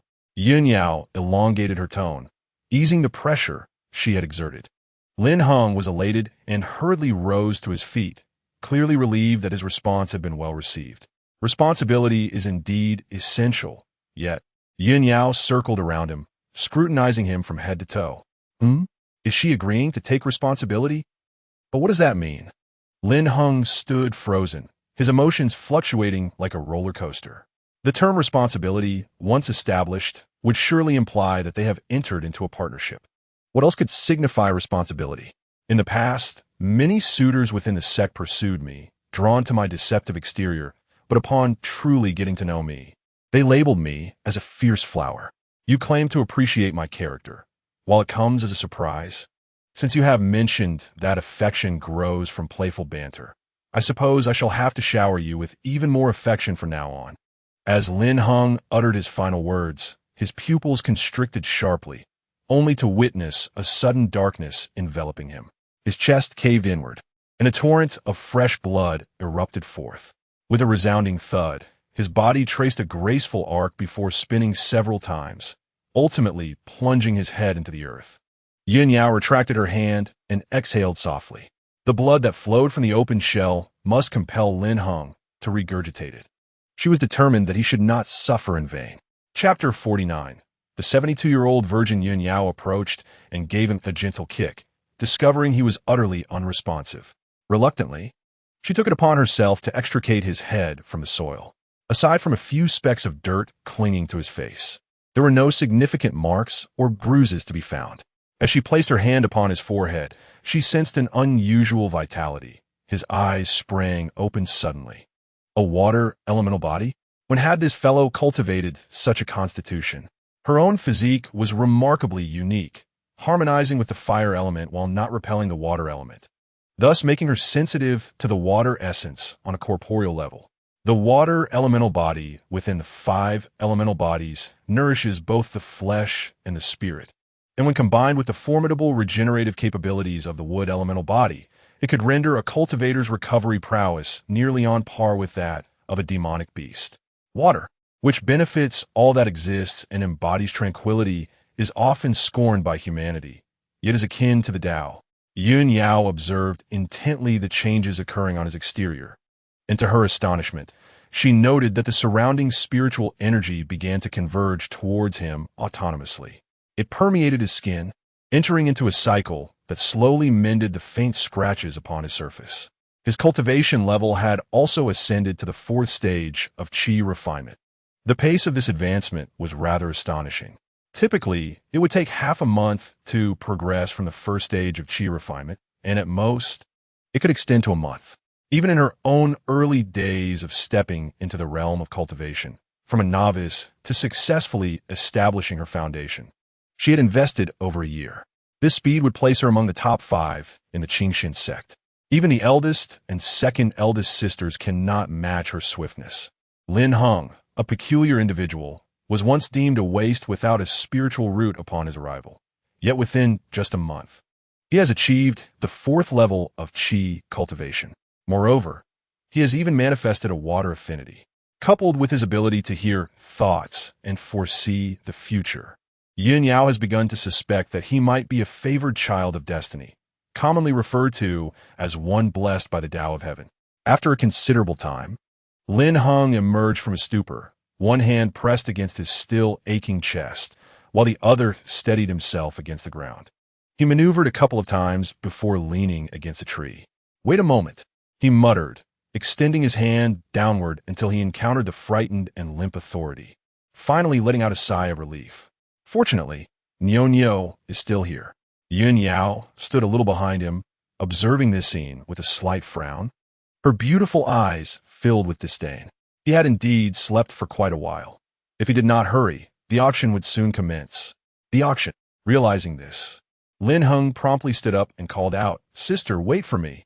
Yin Yao halted, but had not yet turned around when Lin Heng suddenly slipped and, in a reckless dash, collided with her from behind, both hands inadvertently landing below her chest. "Oh dear, my apologies, sister. I slipped, perhaps acting on instinct." Yin Yao wasted no time and executed a shoulder throw, sending Lin Heng tumbling onto his back. With a cold expression, Yin Yao glared at him. Slipping is one thing, but your hands seem to have a mind of their own, do they? Please, sister, we are sisters in arms. Did you not agree to become partners? What did I ever agree to be your partner? You speak of responsibility, yet I have only heard of parents being responsible for their children and husbands for their wives. Surely, you cannot be referring to paternal affection. TSK. It appears you have yet to experience sufficient reprimand. Yun Yao grimaced as she clenched her fists. Lin Heng stepped back several meters, cautioning, "Senior sister, your actions verge on domestic violence. Such conduct could lead to imprisonment." Yun Yao scoffed, disregarding him as she turned to leave. Lin Heng silently followed, this time deliberately maintaining a respectful distance. Nevertheless, the space was ample enough for her to overhear his internal musings. TSK. I anticipated a romantic partner, but it seems I have overestimated my significance. However, putting myself in his shoes, accompanying me is certainly preferable to being with Yi Tian. After all, at the very least, he won't be sold to a brothel, ruining his life. Lin Heng did not consider himself a paragon of virtue. Yet he was not so depraved as to send his partner off like a common vehicle. As they walked, Yin Yao suddenly halted and turned to face him. When we are alone, you may address me as you please. However, within the sect, especially in front of our master and other senior sisters, if you dare to speak of our relationship, be warned, I will not hesitate to retaliate. Her words, once spoken, implied an acknowledgement of their bond as partners. Yet she was reluctant to disclose their status, not out of concern for Lin Heng's worthiness, given his current pace of cultivation. It would be an understatement to call him a genius. The primary reason was her desire to avoid unnecessary scrutiny. Although the Qing Xian sect did not prohibit relationships among disciples, elders from various peaks often cautioned against such entanglements, fearing that romantic affairs might lead to neglect of one's cultivation. Furthermore, the fear of disappointing her master lingered in her heart. Meng Yutong had once articulated that her constitution must remain pure until it had been fully developed. After all, Lin Heng was the son of the sect leader, and such a status inevitably attracted attention. The final and most significant reason was her apprehension that Yi Tian would learn of their connection as partners on the path, and that it might bring misfortune to Lin Heng. The signs indicated that Yi Tian harbored considerable animosity towards Lin Heng. Coupled with Yi Tian's insidious nature, he would not hesitate to employ underhanded tactics to possess her, even going so far as to use Lin Heng as a pawn. While she was not particularly fearful of anything, the thought of Yi Tian secretly plotting against Lin Heng troubled her greatly. Lin Heng, filled with joy, eagerly approached her, proclaiming that it was no problem to conceal their partnership. Engaging in the intimate actions of partners in secret thrilled him. This proposition delighted him, as maintaining their relationship in the shadows would help him evade numerous troubles. Yi Tian had long viewed the 5 senior sisters of Qianyun Peak and their master as potential candidates for his harem. Should he discover that Yun Yao had been taken, he would undoubtedly seek revenge with the fury of a rabid dog, reflecting on Sun Hao's tragic fate and Yi Tian's penchant for married women. The consequences of Yi Tian discovering that Yun Yao had become someone else's partner were too dreadful to contemplate. Lin Heng would never permit such a scenario to unfold.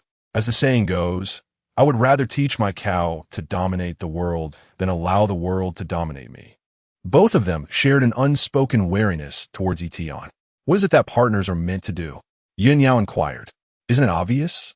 Affectionate gestures and playful embraces are essential, and whether there is a matter at hand or not, some close contact should certainly occur. During festive seasons and on birthdays, it is essential to create a sense of ritual and surprise. In just 2 months, I shall celebrate my 23rd birthday, and, as my partner, you need only to consider yourself as a nocturnal gift. When your birthday arrives, I shall reciprocate in kind. Lin Heng chuckled.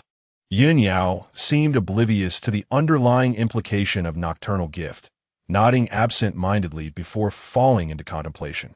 It has been quite some time since I last celebrated my birthday. How swiftly time passes. If I count the days, I should be turning 72 in about half a year. What? 72? At the mention of this number, Lin Heng was momentarily stunned. According to the cyclical calculation of the zodiac based on parents and children, if he was 23, Then his mother would be 47, and his grandmother 71. Goodness, at that age, she could very well be his grandmother. 72-year-old spinster. The jibe regarding her age nearly broke Yun Yao's composure. She immediately seized his ear, gritting her teeth. Why are you so astonished? I'm a golden core cultivator, with a lifespan that can reach up to 500 years, 5 times yours. By the time you turn a century and become a mere skeleton, I shall still be in my prime. How dare you look down upon my age? Cough, cough, cough. Lin Heng found himself momentarily choked by her words, realizing the truth in her argument. The measure of lifespan here could not be compared to that of ordinary mortals. Lin Heng nodded in agreement. Speak of the recent fortuitous encounters you've experienced. I am genuinely curious how your cultivation has ascended to the 4th level of qi refinement in such a brief span. Wasn't it merely at the 3rd level when you were undertaking tasks in Jima City? Of course, if you prefer not to divulge, that is entirely your choice. Yun Yao expressed her innocent curiosity. Fortuitous encounters? Lin Heng lowered his gaze slightly to regard her profile, a subtle smile gracing his lips. There are indeed numerous opportunities, yet the most significant one lies with you, senior sister. Me? Why do you say that? Because of that uninterrupted dual cultivation from dawn to dusk, and then back to dawn again. Lin Heng raised an eyebrow. Otherwise, how could my cultivation have progressed so swiftly? I'm hardly a genius. Chapter 50. The enhancement of cultivation is your deception. Enjoyment is your true aim. You. Yun Yao shot him a glare, remaining silent, yet internally astonished. Is dual cultivation truly so potent? Regarding matters of intimacy and dual cultivation, she was still quite naive, thus could only regard Lin Heng's words with a sense of skepticism. Beyond the discomfort, she had not perceived any enhancement to her cultivation whatsoever. After all, dual cultivation is a venture that bears only benefits and no detriments. It not only delights the spirit and fosters affection between partners, but also elevates their respective cultivation levels. What could be more advantageous? Now, as you stand at the initial stage of the Golden Core, you shall soon comprehend the immense power of dual cultivation when faced with obstacles in your path to breakthrough. It is akin to a miraculous elixir. As long as one does not exploit it excessively, the reciprocation can be endless. Under Lin Heng's persuasion, Yun Yao found herself momentarily captivated by this notion. However, upon witnessing the unmistakable desire flickering in his gaze, she promptly regained her senses. Bah, you are deluding yourself. You nearly fell into my trap. The notion of enhancing one's cultivation is but a facade. Enjoyment is your true objective.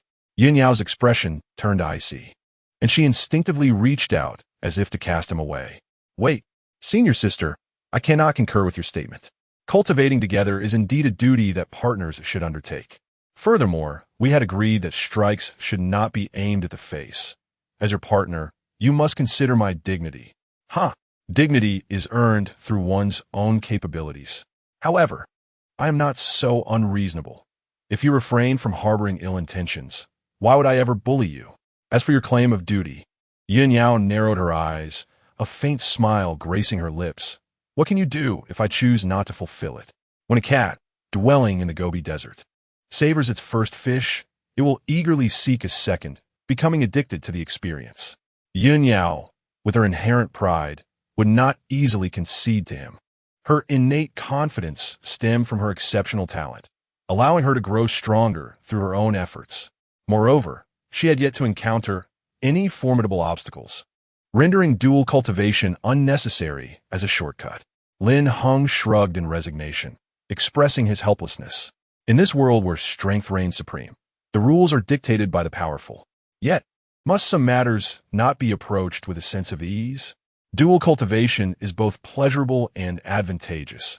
Why take it so seriously? Nevertheless, it matters not. When his strength reaches new heights and the balance of choice shifts, not only will dual cultivation be within his grasp, but even the manner of cultivation shall be beyond her ability to reject.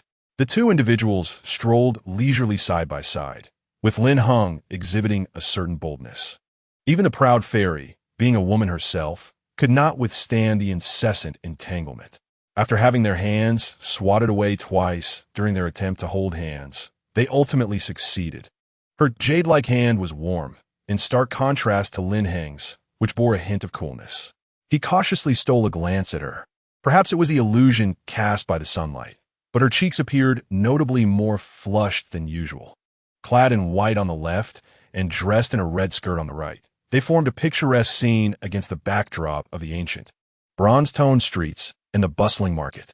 The occasional chirping of birds and the buzzing of insects from the treetops added a lively touch to this otherwise serene tableau, enhancing its charm. Gradually, a distance of one body length emerged between them, and they exchanged knowing glances. "That's senior sister. I will head up first. I shall seek you out after the auction concludes." "No need. I have tasks to assist my second senior sister with. Do not trouble me." "Very well. Then I might as well visit Miss Zhao for a meal tonight. That two-person lunch today left me quite unsatisfied," Lin Heng remarked, half-teasingly. "Lin Heng? What do you mean by that?" Yin Yao clenched her fists, contemplating delivering a couple of playful punches, were it not for the presence of so many onlookers. "Oh, I must be off." The second half of the auction commenced shortly thereafter. Upon Yin Yao's return to Box 10, she found Mu Lu she had been waiting patiently. Did Lin Heng not come along?" Yin Yao pointed in the opposite direction. "Look, he is right over there. He prefers to share a box with that young healer from the Zhao family, rather than being in the same room as us senior sisters." Gazing in the direction indicated, Mu Yoshi couldn't help but chuckle, remarking, "Miss Zhao possesses a gentle and graceful demeanor, an endearing and delicate nature. It's only natural she would captivate more than those of us with somewhat extreme dispositions. Your tone carries a hint of wistful melancholy." I perceive. Mu Yoshi's assessment of herself and Yun Yao was quite apartment. One possessed an aloof and haughty temperament, while the other was fiercely resolute. Qualities Lin Heng had often inwardly criticized. He avoided his senior sister as if she were a ravenous wolf, preferring to keep his distance.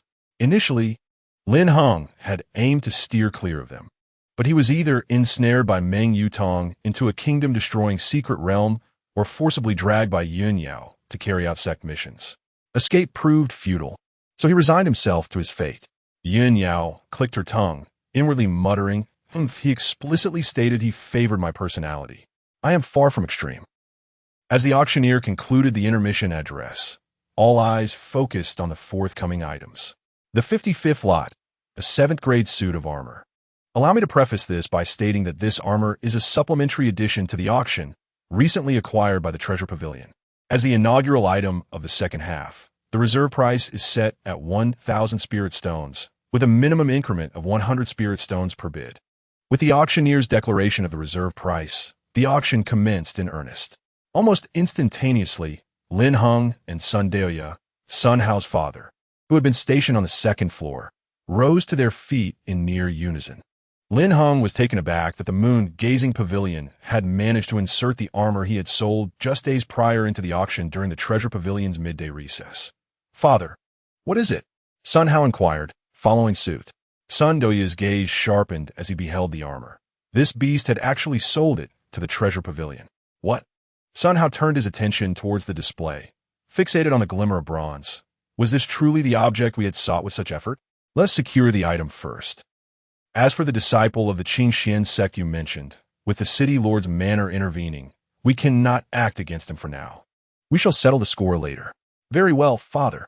After a fierce bidding war, Sun Deoya ultimately reclaimed the armor that rightfully belonged to them for the sum of 15,000 spirit stones. Time passed slowly. As they reached the 80th item on the auction block, the red curtain was lifted, revealing a sheet of dark gray rice paper. From a distance, one could discern a faint halo enveloping its surface. What is this? It appears to be a scroll. Could it possibly be a technique? Ladies and gentlemen, please lend me your ears. This item is merely a fragmented scroll, not a tome of techniques. The reason for its placement here is that it originates from the Black Wilderness, one of the 4 great forbidden areas of the immortal realm. There is no need for me to elaborate on the Black Wilderness. Should anyone decipher its mysteries, it would surely lead to immense fortune. The starting bid is 2,000 gold. As soon as these words were spoken, a wave of excitement erupted among the attendees. The forbidden areas are also known as lands of fortune, far more perilous than secret realms. Entering them is akin to courting death. With only 3 individuals having emerged alive throughout the millennia of the immortal realm. Those attending the auction are not fools. If there were indeed great fortune to be had, would the treasure pavilion truly present it for public display? After countless fruitless inquiries, one intends to capitalize on the ominous reputation of the Black Wilderness to secure a profit. The term Black Wilderness possesses an unsettling allure. Nowadays, any peculiar artifact appearing on the market seems to be linked to the so-called land of the dead secrets. Ultimately, it all amounts to a mere deception. As my companion aptly noted, I have nearly grown weary of hearing the phrase Black Wilderness. With 2,000 spirit stones, I would rather indulge for a few days at the pleasure house. I have set aside these 2,000, and if anyone wishes to add 100, feel free to take it. I shall not contest. A bald man, claiming to be a collector, made a token effort to initiate the bidding. Unsurprisingly, after the auctioneer inquired twice, there was not a single increase in the bid. Clearly, none of the thousands present were interested. However, at that moment, from the 3rd private room on the 5th floor of the pavilion, a calm voice emerged, proclaiming 3,000 spirit stones. Upon hearing this, Lin Heng, who had been drowsy, sprang to his feet as if invigorated, startling the nearby Zhao Wanqing. "Young Master Lin, what has happened?" "The treasure has arrived." "Treasure?" Chapter 51. Brother Yi was filled with rage, invoking a sense of dread, wishing to hide in sister's embrace. Zhao Wanqing followed his gaze and then took out the detailed catalog from the treasure pavilion for comparison. After a brief introduction, it indeed marked the term Black Wilderness. Among the more than 200 auction items, there were a total of 9 with special annotations from the land of the dead secrets. "Come, Mr. Lu Feng, lend me a hand. I shall count on you to assist in raising the bid." Leaning half-heartedly against his chair, Lu Feng was immediately roused by the words and cast a puzzled glance. "I shan't assist you. Cannot you raise the bid yourself?" "What? Do you intend to change your surname to Lin Feng?" Lin Heng retorted, recalling Lu's earlier boastful remarks. "You. Well then, uncle, please assist young Master Lin in placing the bid." Upon hearing Zhao Wanqing's interjection, Lu Feng reluctantly approached the window and grasped the bidding paddle. "How much shall I raise it?" "By 100 spirit stones," came the response. The auctioneer below glanced around, and upon spotting the paddle from box 5 on the 3rd floor, exclaimed with increased enthusiasm. The Zhao family from box 5 on the 3rd floor bids 3,100 spirit stones. Her deliberate mention of the Zhao family was meant to signify that this auction item held greater value than initially perceived. Everyone was acutely aware of the significance of each box. One belonged to a city lord's manor and the other to the Zhao family. When 2 such formidable entities vied for an item, their strengths were regarded as evenly matched. How curious! The aristocracy from the 3rd floor and the city lord's manor from the 4th are competing. Does the Zhao family possess such audacity? A bewildered onlooker wondered aloud. Unfamiliar with the power dynamics of Shizhou, he was a wealthy merchant from Nanzhou who had paused in Yinyun City for a day upon hearing of the auction. "Look at you. It is evident you are not from Shizhou. The Zhao family is no ordinary clan. Their reputation far surpasses that of any city lord's manor in the 13 cities. However, this increase of 100 seems rather provocative, does it not?" The crowd's gaze shifted once more towards box 3 on the 5th floor. Yi Tian cast a glance, picked up the bidding card, and calmly stated for 1,000 spirit stones. Lin Heng's lips curled into a playful smile as he continued. "Mr. Lu, add another 100. Whenever he raises the bid, just increase it by 100. Unexpectedly, Lu Feng frowned upon hearing this, exclaiming, "I understand everything now. I comprehend your intentions for getting close to my lady. You wish to leverage the Zhao family's reputation to contend for the auction items, thereby drawing trouble upon our Zhao family. In aristocratic auctions, there exists a customary rule. Those of the same tier who bid first take precedence, while bids from higher tiers take priority over lower ones. Even if there are mutual interests in certain items, parties can discuss transactions privately after the auction to avoid public disputes. Now, with the city lord's mansion bidding first, our Zhao family assisting you in raising the price has already breached the established rules, and yet you still demand that I increase it by 100 each time." Upon hearing these words, Lin Heng's brows knitted tightly together. Goodness, it seems even an auction can reveal such intricate social dynamics. His intention was merely to further vex Yi Tian while maintaining his concealed identity, without any desire to incite animosity towards the Zhao family. Miss Zhao, do you believe I am provoking your Zhao family and offending the city lordess mansion? Zhao Wanqing paused momentarily. Truth be told, had Lu Feng not mentioned it, she would have forgotten about that particular rule. Nevertheless, she gently shook her head. I believe Mr. Lin must be unaware of this. Mr. Lin's actions must surely be driven by his own reasoning. Your esteemed lady possesses an admirable clarity. Very well. Let us forego any unnecessary maneuvers and simply add 500 spirit stones. 500 should suffice, no? Lu Feng gazed at his lady with warmth and affection reflected in his eyes. His lips parted, but unsure of what words to convey. His intentions were unmistakably clear. He merely wished to avoid offending the city lord's residence for the sake of Lin Heng. Alas, that young man seemed to be under a spell of spring poison, inadvertently captivating his lady's heart. The Zhao family has bid 4,500. Goodness, the competition is indeed escalating. As Lu Feng raised his bid, the previously stagnant atmosphere of the auction began to stir with excitement. After all, who wouldn't wish to witness the fierce rivalry among prominent families? The city lord's residence has encountered formidable opposition this time. While it reigns supreme in Yinyan City, it pales in comparison to the Zhao family's connections and prestige. The city lord's residence finds itself in a precarious position. You are aware that the city lord's residence is the leading authority, yet in such circumstances, with so many attendees from the 13 cities of Shizhou, surely the Zhao family ought to extend a modicum of respect to the city lord's residence. Respect? The Zhao family competes against them. Is that not a show of disrespect? A murmur rippled through the crowd, as even those who understood the situation recognized that the Zhao family was breaking the rules, yet the majority chose to support the Zhao family. At that moment, Yi Tian stood by the window, a flicker of anger crossing his face. Even the steward of the Wang residence, standing beside him, appeared bewildered. What on earth was the Zhao family doing with such bidding? Immortal, shall I descend and negotiate with them while you? No need. I shall raise my bid 3 more times. If they remain persistent, let them have it. Yi Tian stated dispassionately that there would be 3 opportunities to increase the price. He hoped the so-called Zhao family would be sensible. 7,000 spirit stones.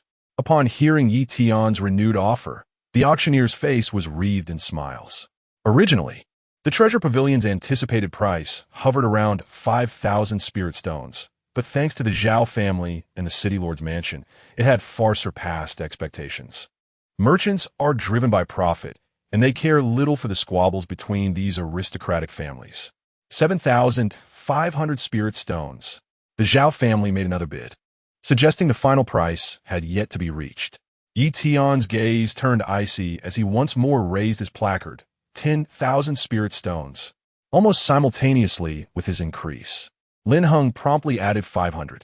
Indeed, a mere 500, embodying a sense of caprice. Bang! Yi Tian slammed his fist on the edge of the platform, gnashing his teeth in anger. This is your last chance, Zhao family.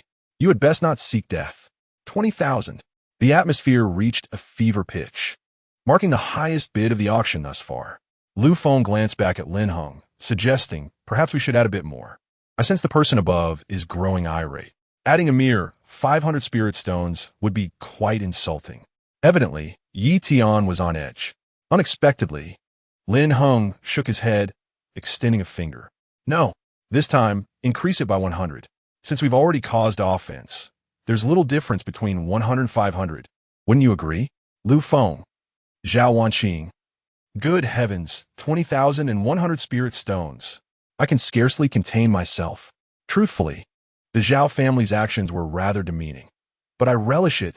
A thunderous roar echoed through the auction hall, as Yi Tian's darkened countenance radiated an aura of murderous intent that enveloped the entire event. Nevertheless, he ultimately refrained from placing a higher bid, allowing the scroll to fall into Lin Heng's possession. Sensing this palpable hostility, Lin Heng involuntarily shivered. Yi Xiang is incensed. How terrifying. I almost wish to hide in Shiji's embrace. Across the hall, in box 10, Yin Yao and Mu Liushi exchanged glances, their eyes wide with astonishment as they regarded Lin Heng's chamber. After a prolonged silence, Mu Liushi finally spoke. It seems that the steward from the Zhao residence is somewhat reluctant to bid. Could it be that Lin Heng is orchestrating this behind the scenes? Yin Yao nodded in agreement, placing her hands on her hips and twisting slightly. Is there any need for speculation? Such underhanded tactics as increasing the bid by 100 or 500 can only be attributed to someone as juvenile as Lin Heng. He is indeed clever, enlisting the Zhao family to assist in driving up the price. If Yi Tian were to discover his machinations, he would undoubtedly be met with dire consequences. Mu Liushi raised an eyebrow, intrigued as she inquired, "What are your thoughts on the relationship between Lin Heng and Yi Tian?" "Shiji, why do you ask?" Yin Yao's heart raced with unease. Could she have discerned any special connection between herself and Lin Heng? Just a casual inquiry. "Don't you sense that there appears to be a subtle discord between the two?" Mu Liushi took the initiative to broach this topic, eager to gauge Yin Yao's perspective on their dynamic. "Moreover, I wish to subtly remind Yin Yao to exercise utmost caution around Yi Tian.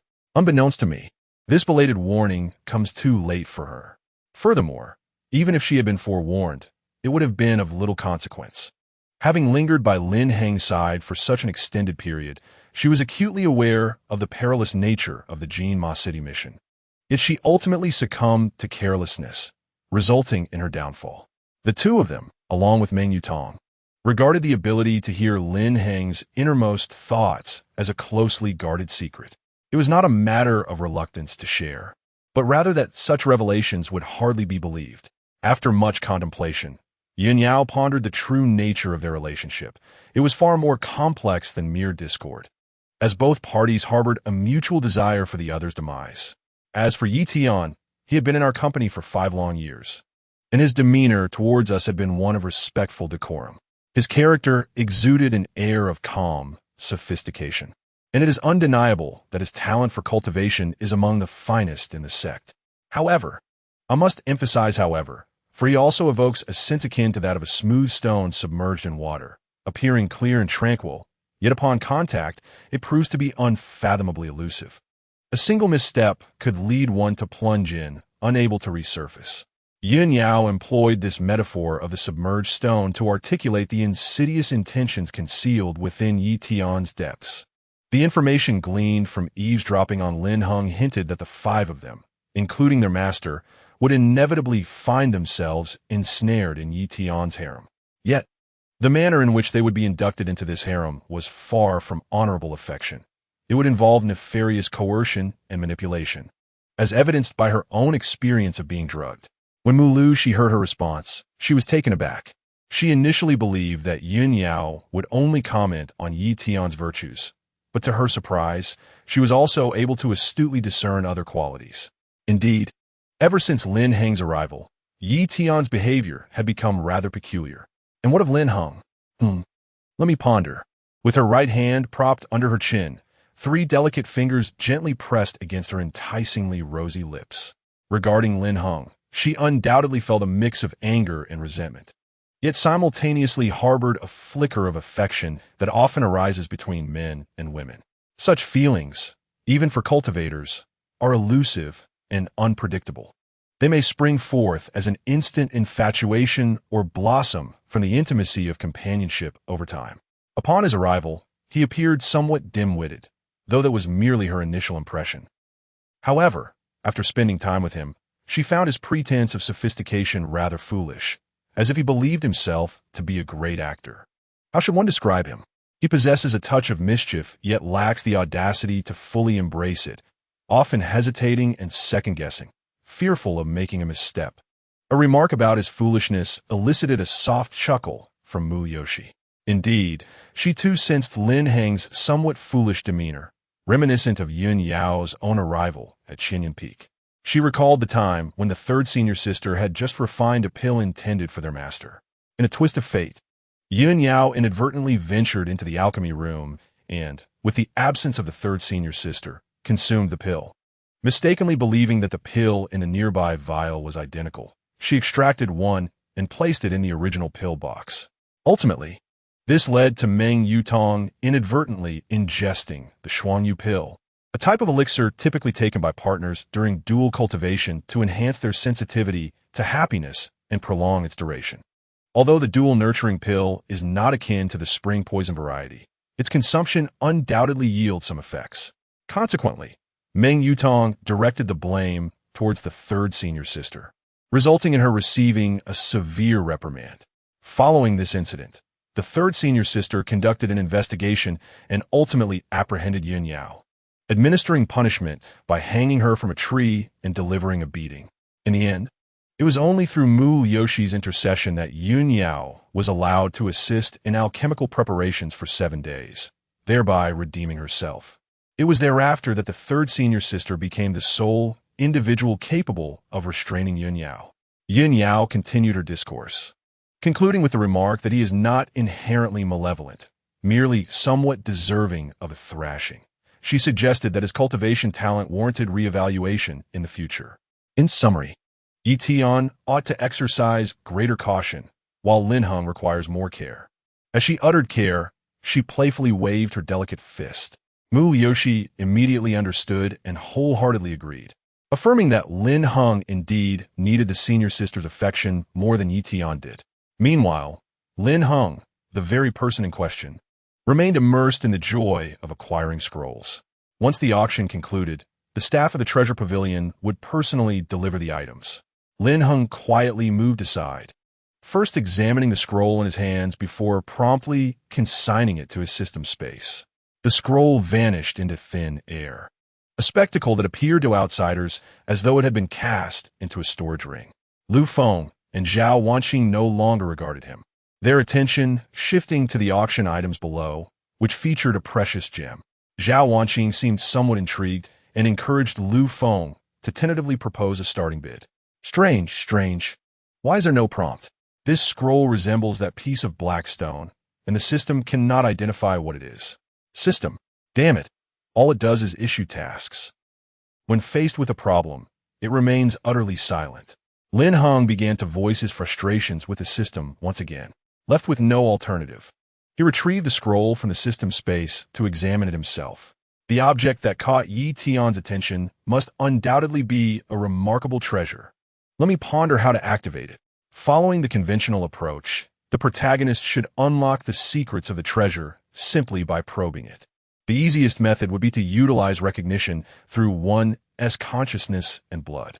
However, as he had yet to establish his foundation, he was unable to focus his consciousness. So he would have to try the blood method first. He redirected his true essence and pricked his finger with a needle, allowing his blood to drip onto the scroll. It remained unresponsive and instead became stained. Just as Lin Heng was about to put the scroll down and clean the stains, he noticed that, under the flickering candlelight, the originally dark gray scroll began to emanate a faint glow. Observing this, Lin Heng quickly laid it flat on the table. Seeing that his blood had an effect, he added another drop. Suddenly, a mysterious black mist, visible only to him, surged forth, seemingly conscious as it rushed towards him. Lin Heng was taken aback, unable to resist the urge to retreat from the ominous mist. It appeared rather sinister. It wouldn't attempt to possess him, would it? In an instant, a wave of dizziness washed over him, causing him to collapse into the chair, his consciousness contracting inward, plunging into a realm of the spirit. He seemed to have arrived alone in an expanse of darkness, devoid of any visible light, unable to discern the path ahead or even perceive his own existence. In that moment, consciousness detached from the corporeal form. A beam of golden light pierced the void, and a scroll materialized, suspended in the air, radiating countless intertwining lines, chaotically coalescing into intricate symbols of profound significance. The remaining sketches intermingled, forming vibrant and lifelike images. The Dragon Emperor of a bygone era reemerged. A fleeting thought rendered the mountains and rivers eternal. What does this signify? The map of mountains and rivers, a relic of the great cataclysm, hailing from the Black Wastes. In this realm of cultivation, there exist 4 locations of deathly secrets: the Black Wastes at the southern pinnacle of the Tianshan continent, the Extinction Forest on the Tiantian continent, the star-settling tower of indeterminate location, and the Longming River, unfathomable in the depths of the Star Sea. Few are those who can emerge from the Black Wastes, and the treasures they bring forth are exceedingly rare. Most individuals prefer to sensationalize the term Black Waste to attract attention, which explains the disdain with which many regard this auction item. They even mock the Treasure Pavilion for profiting from such a notion. In truth, the Treasure Pavilion has not spoken falsely. They have spent decades studying this modest scroll with no discoveries to show, or else it would not be available for sale. A quarter of an hour later, Lin Heng absorbed all the information regarding the scroll within the realm of consciousness. Everything unfolded as he anticipated. This item, known as the Map of Mountains and Rivers, is an artifact of unknown grade, embodying a world of consciousness strikingly akin to that of a dreamscape. The sole distinction lies in the fact that the dreamscape can be manipulated by consciousness, constantly evolving with the power of imagination. In the misty expanse of a landscape map, Lin Heng found himself bewildered as he opened his eyes, only to discover that the map had diminished significantly and nestled itself within his dantian. What on earth? That place is absolutely off limits. Get out of there at once. Lin Heng was utterly perplexed, still grappling with the purpose of the landscape map, which stubbornly lingered within him. Chapter 53. It is not that the senior sister cannot keep up. Rather, employing potions proves to be more cost-effective. Zhao Wanqing and Lu Feng simultaneously turned to glance back.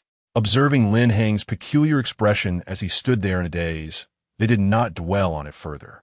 During the ensuing moments, Lin Heng fiddled with the landscape map while keeping a vigilant eye on Yi Tian's movements upstairs. The latter part of the auction swiftly approached its conclusion, during which Zhao Wanqing placed a bid for a spirit stone. This particular stone is known for its affinity to spiritual energy, capable of absorbing it to form an outer layer that gradually sheds upon exposure to air, distinguishing it markedly from regular spirit stones. Wearing the spirit stone would assist Zhao Wanqing in alleviating the internal pressure of her spiritual energy, though the effect of a single stone was rather minimal. As the auction drew to a close, Yi Tian refrained from placing any further bids. Lin Heng and Zhao Wanqing, as per their usual routine, intended to depart a bit early. He had already accepted Zhao Wanqing's invitation to visit the Zhao residence. However, just as they stepped outside the gates of the Treasure Pavilion, 2 graceful figures appeared across the way, Yin Yao and Mu Lu Shi.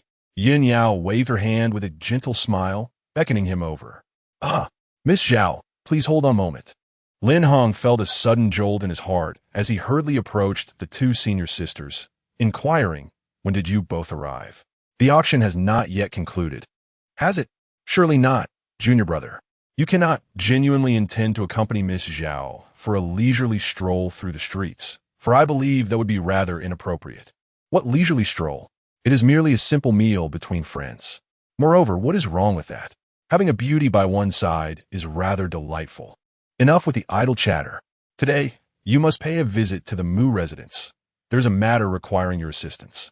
Upon saying this, Yin Yao stepped forward, pinching his ear and whispering closely, "So fond of delight, are you? You shall have your share of enjoyment upon your return." "What? Are you rewarding me?" Mu Yoshi glanced suspiciously at the 2, sensing something amiss. "Miss Zhao, let us arrange to meet another time." Lin Heng turned his head and waved. "Very well." Zhao Wanqing watched the departing trio, deep in thought. "Miss Mu, your senior sister, is actually the future matriarch of the Mu family. It seems that the Mu family has been somewhat unsettled of late." After approximately 20 minutes of walking, they arrived at the Mu residence in Yanyan City. The expansive architectural complex sprawled before them, with interlinked pavilions rising in varying heights, while the 3 labyrinthine corridors left one utterly bewildered. Lin Heng was like a country bumpkin visiting a grand estate, gazing in awe at every corner, particularly captivated by the artistic sculptures. This place was a far cry from the opulence of the Lord's Manor he had previously visited in Jinma City. What constitutes a wealthy family? This is what true affluence looks like. The lavatory is larger than my residence at the Xianyan Peak. It is no wonder that the matrilineal system of the Mu family remains unscathed. Just look at this backyard, which nearly rivals the imperial harem. If I were in their position, I too would desire to be a beneficiary of such indulgence. To my surprise, the typically aloof Mu Liushi is quite affluent. I find myself somewhat tempted. I swear, my intentions are not driven by greed. Rather, it is a matter of heartfelt affection. Sister, what are the conditions for entering the Mu family through marriage? Do you think I meet the criteria? Mu Liushi cast a fleeting glance in his direction. Before she could formulate a response, Yin Yao interjected, "You? Don't even think about it. Do you believe that anyone can simply marry into the Mu family?" "Indeed." Mu Liushi responded with a single word, then continued, "The requirements for marriage into the Mu family are quite stringent, taking into account familial background, social connections, and overall personal qualities, all of which are prioritized in the assessment. Essentially, it resembles a familial alliance, where personal emotions must yield to the interests of the family. Well, I qualify. Sister, consider my familial background. My father is the leader of the Qingxian sect, and my mother is the head of the Shifeng Hall. As for my connections," Lin Heng glanced at Yin Yao, and his eyes darted around. "He knows several senior sisters in Meng Yutong. Surely, those connections count for something. Furthermore, given our camaraderie, we know each other well, making the negotiations for betrothal gifts quite manageable." Upon hearing this, both women wore expressions of disbelief. What notion of camaraderie? What a pretense of familiarity! Even a rabbit knows better than to graze near its burrow. Lin Heng's first misstep was forgivable. But does he truly wish to indulge again? Yin Yao began to prepare for a confrontation. Despite the presence of his nominal partner, Lin Heng dared to engage in playful banter before her. Mu Liushi cast a frigid glance in his direction, revealing no discernible emotion. She cryptically uttered, "There are matters that can be pursued, and those that cannot. The distinction lies beyond human control." What does that mean? Nothing of consequence. Let's be on our way. Junior brother, you may already be awaiting us in the main hall. The main hall of the Mu residence was adorned with classical elegance, its walls embellished with exquisite paintings, and the furniture arranged in meticulous order. At the forefront sat a gentleman clad in white, leisurely savoring the fragrance of the tea before him. "Senior sister, you have returned." Yi Tian rose, his expression shifting to one of surprise upon noticing Lin Heng trailing behind. "Junior brother Lin, what brings you to Yinyan City?" "Greetings, senior brother Yi. I accompanied senior sister Yin Yao." Yi Tian cast a skeptical glance at Yin Yao. If he had come with her, why had he not shown himself sooner? Indeed, after departing from Jinma City, Lin Heng and I hastened our journey here to assist senior sister Liushi with her household affairs. Lin Heng expressed his gratitude towards Yin Yao with a glance. Had she not intervened to provide a plausible explanation, it was entirely possible that Yi Tian might have detected some inconsistency. "Oh, I see." With that, Yi Tian took a step back, clasping his hands respectfully before him, and earnestly stated, "Senior sister, I owe you an apology. My carelessness during the journey to Jinma City has placed you in a precarious situation. Within the sect, any misstep on Yi Tian's part, regardless of its magnitude, was met with serious reflection, bestowed with the aura of a protagonist's diminished intellect. He merely needed to adopt a posture of reverent humility and offer an apology for his seniors to graciously forgive him. Yet in this instance, his actions appeared exceedingly contrived and insincere in the eyes of both Yin Yao and Mu Liushi. As Lin Heng observed this scene, the visage of a general inexplicably materialized in his mind. It is not that the senior sister is unattainable. Rather, employing underhanded tactics proves to be more advantageous. Grant him an opportunity for the senior sister to bestow her affections freely, and he could personally feed the peach to his junior brother. To entrap the senior sister, you are overly ambitious. Should your schemes falter, your fate remains uncertain. Indeed, he is the beleaguered figure, Yi Tian. A grand documentary titled The Legend of the Suffering continues to unfold. A potion? Upon hearing this term, Mu Liushi was suddenly taken aback. Could it be that Yi Tian had committed such an audacious act? While she did not grasp the meaning of plucking peaches, the phrase schemes have failed indicated that Yi Tian had not succeeded. Yin Yao discreetly pinched Lin Heng's waist from behind. Ouch, what was that for? All right, junior brother, you need not continue this way. A cheap apology, in my eyes, is akin to a crumpled piece of paper, easily torn or smoothed out. Some actions may be taken, but one must bear the consequences thereof. I hope you comprehend this sentiment. Yi Tian's heart sank sharply, an ominous premonition swelling within him. Why was his senior sister issuing such a warning? Had she sensed something? This should not be. You all may sit down. Let us discuss my matters. Mulu, she gently tapped her slender fingers on the table, shattering the peculiar and tense atmosphere. Chapter 54. Yi Tian is about to take action against the second senior sister. The four individuals took their seats in unison. Mu Yoshi spoke first, expressing her gratitude. Your arrival in Yinyan City has been a tremendous assistance to me. Otherwise, I would still be laboring without end. What specifically do you require us to do? Yun Yao inquired.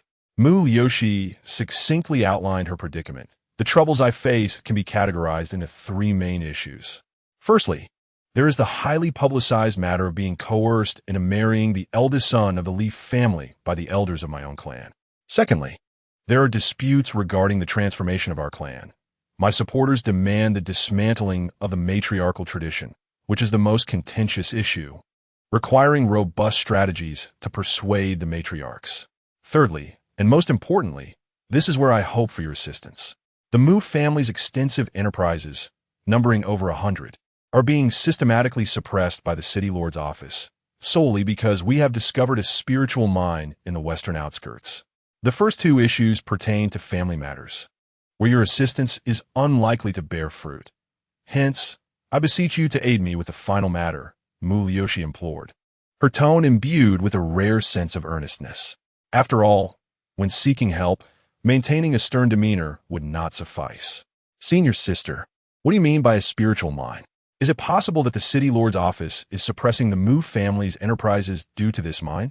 Yi Tian questioned. Indeed, Mu Yuxi affirmed. That particular area of land was originally under the jurisdiction of the city lord's office. However, due to financial constraints, they sold off the lands in the western outskirts. Just last month, a surge of spiritual energy emerged, leading to the discovery of a natural spiritual mine after extensive exploration. If fully exploited, it could yield an astonishing amount, potentially tens of millions of spiritual stones. The three individuals inhaled sharply, having never witnessed such an abundance of spiritual stones in their lives. Fortune and misfortune are intertwined. The Mu family, while reveling in their good fortune, would inevitably attract trouble due to this very cheapness. Indeed, trouble seems a mild term. Calamity would be far more appropriate. Such a vast fortune, who would not covet it? Thus, could it be that the marauders frequently appearing in the western hills are agents of the city lord's estate? How audacious of them! They would rather deny the Mu family the opportunity to exploit these resources than partake in the bounty themselves. I believe so. Presently, I must focus solely on the immediate matters at hand, with little time to address the West Hill situation. Mu Yuxi nodded, recalling how the Mu family had lost over 10 mining workers to the marauders, instilling fear in the hearts of all within Yinyan City, who now dared not venture to the western hills. Let's handle this matter, Yun Yao declared, patting Lin Heng on the shoulder, a smile dancing upon her lips. You agree, do you not, junior brother? Ah, yes. Lin Heng eagerly concurred. After a while, the gathering dispersed as dusk settled, enveloping Yinyan City in its vibrant energy. Yin Yao ventured out alone. Yi Tian, his expression rather somber, returned directly to his guest room for rest after bidding farewell. Meanwhile, Lin Heng trailed behind Mu Yoshi, accompanying her to the kitchen in search of sustenance. The practice of fasting had yet to be perfected, and he still required nourishment. Observing the elegant silhouette before him, he could not help but lick his lips. The icy beauty possessed a heart as fluid as water. A hint of red lips, a touch of affection, pursuing such a proud and aloof woman, and if one could evoke her deep, passionate side, revealing a contrasting tenderness, the sense of achievement would be all the greater. Indeed, it must be said, though the second senior sister may appear distant, upon closer inspection, her allure grows ever more captivating. Her beauty and figure are indeed exceptional. The character's aloofness is not without its unique charm. Mu Yoshi silently absorbed his critiques, her mind poised to commend his discernment when she was suddenly struck by a revelation. Oh dear, what should I do? If I am not mistaken, Yi Tian is about to set his sights on her. After all, her situation was quite dire. Not only was she reluctantly bound to Yi Tian as a mere concubine, but the vast family estate had also become her bridal dowry. The family had crumbled, with some dead and others scattered. Ultimately, she found herself tearfully grateful to Yi Tian, wholly submitting to him. Is Yi Tian planning to target me? She thought, her ears perking up, even as her footsteps slowed. The kitchen was still a distance away, and she yearned to glean further details. For instance, what had compelled her to yield to Yi Tian? And how had her family met such a dismal fate? However, after Lin Heng's tirade of complaints, he fell silent, leaving her in a state of agitation. Speak. Why the sudden quietness? This is a critical juncture that directly impacts my destiny. Senior sister, what's wrong? Why are you walking so slowly? It's nothing, just ahead. Mu Yoshi responded, gesturing towards the attic where the kitchen was located. Oh, when the two arrived at the attic housing the kitchen, they were greeted by the tantalizing aroma of roasted meat wafting through the air. A whole lamb was rotating over the fire, while a 6-meter-long wooden table was laden with an array of exquisite meats, leaving one dazzled. It was not yet time for the banquet, so they could indulge in an early meal here. A banquet? To be precise, it was the dinner for the household servants. Upon your arrival, I instructed them to start a fire and prepare the meal in advance. Ah, how considerate of you, senior sister. I shall not be polite then. Without a moment's hesitation, Lin Heng noticed a roasted chicken to his left, tore off a leg, and began to savor it. After a while, as he indulged in his meal, Mu Yoshi intentionally moved closer and inquired, "How does it taste?" "Quite good. Your family chef possesses commendable skills," Lin Heng replied honestly. Observing her momentary hesitation, he pressed further. "Senior sister, is there something on your mind? You seem to have something to say." Feeling somewhat flustered, especially after returning to the Mu residence, she pondered the multitude of challenges before her, often unsure of how to proceed. "Take the 3 matters I mentioned earlier. What do you think I should do?" Mu Yoshi tentatively asked. In my opinion, you are overthinking it." If it were me, Lin Heng suddenly realized, wait, she is asking me for a solution. Shouldn't she be seeking help from Yi Tian? Lin Heng quickly grasped the situation. What if you were to do it? I could offer some suggestions. I believe you are more astute than junior brother Yi Tian, whose advice I find rather unconvincing. Mu Yoshi attempted to extract information through a strategic retreat. In reality, Yi Tian had yet to approach her. As expected, Lin Heng's brow furrowed upon hearing this, silently reflecting. Yi Tian is indeed swift to act, eagerly offering suggestions to senior sister while digging a pit for her. It appears that due to impatience, the senior sister has begun to harbor suspicions. Just as he hesitated, a chime resonated in his ears. The system task commenced. Ding. Main storyline completed. Rewards have been allocated to the system space. Ding. A new main storyline begins. Positive. Main task. While assisting Mu Yoshi in resolving the issue of her suitor, Yi Tian mishandles the situation, resulting in a catastrophic disaster for the Mu family. Propel the narrative forward, compelling Mu Yoshi to submit to Yi Tian. Reward index. High level. Negative. Main task. Employ every possible means to prevent Yi Tian from extending his sinister grasp towards Mu Yoshi, safeguarding the esteemed senior sister. Reward index. Supreme. Description. An unbreakable bond has formed between you and Yi Tian since Yun Yao, rendering it your only hope to thwart his covetous intentions towards both the senior sister and the master. Pursue her in your preferred manner, as this might yield unforeseen outcomes. The system's hints were unequivocal. Choosing to claim Yun Yao destined him to an irreconcilable relationship with Yi Tian. This signified that the path of surviving through the positive storyline would be exceedingly arduous. My preferred manner. While I'm uncertain about the method, there are numerous postures. Postures? The author intends to refine the subsequent outline while revising the previously acknowledged minor flaws. Chapter 55. Yi Tian's coercive tactics is somewhat perplexing. The thoughts of most individuals are akin to this, elusive and unpredictable. Occasionally, strange notions may suddenly emerge. Seeing that Yoshi was still looking at him with a questioning gaze, Lin Heng pondered for a moment before responding, "Senior sister, there are certain matters I find difficult to articulate, particularly those concerning Brother Yi Tian, which might inadvertently sow discord. Nevertheless, I sincerely hope you refrain from involving him in the affairs of the Mu family. He could very well prove to be more of a hindrance than a help." "Why do you say that?" Molucci Precedon. This left Lin Heng in a bit of a quandary. He hesitated before stating plainly that Yi Tian would bring calamity upon the Mu family, forcing her into a position of subservience. Would Mu Yoshi believe him?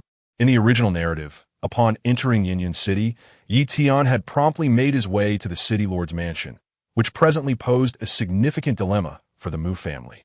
The subtleties of this situation need not be elaborated upon. While Yi Tian ostensibly stood by Mu Yoshi's side to assist her in resolving her troubles, he had, in reality, conspired with the city lord's mansion long before.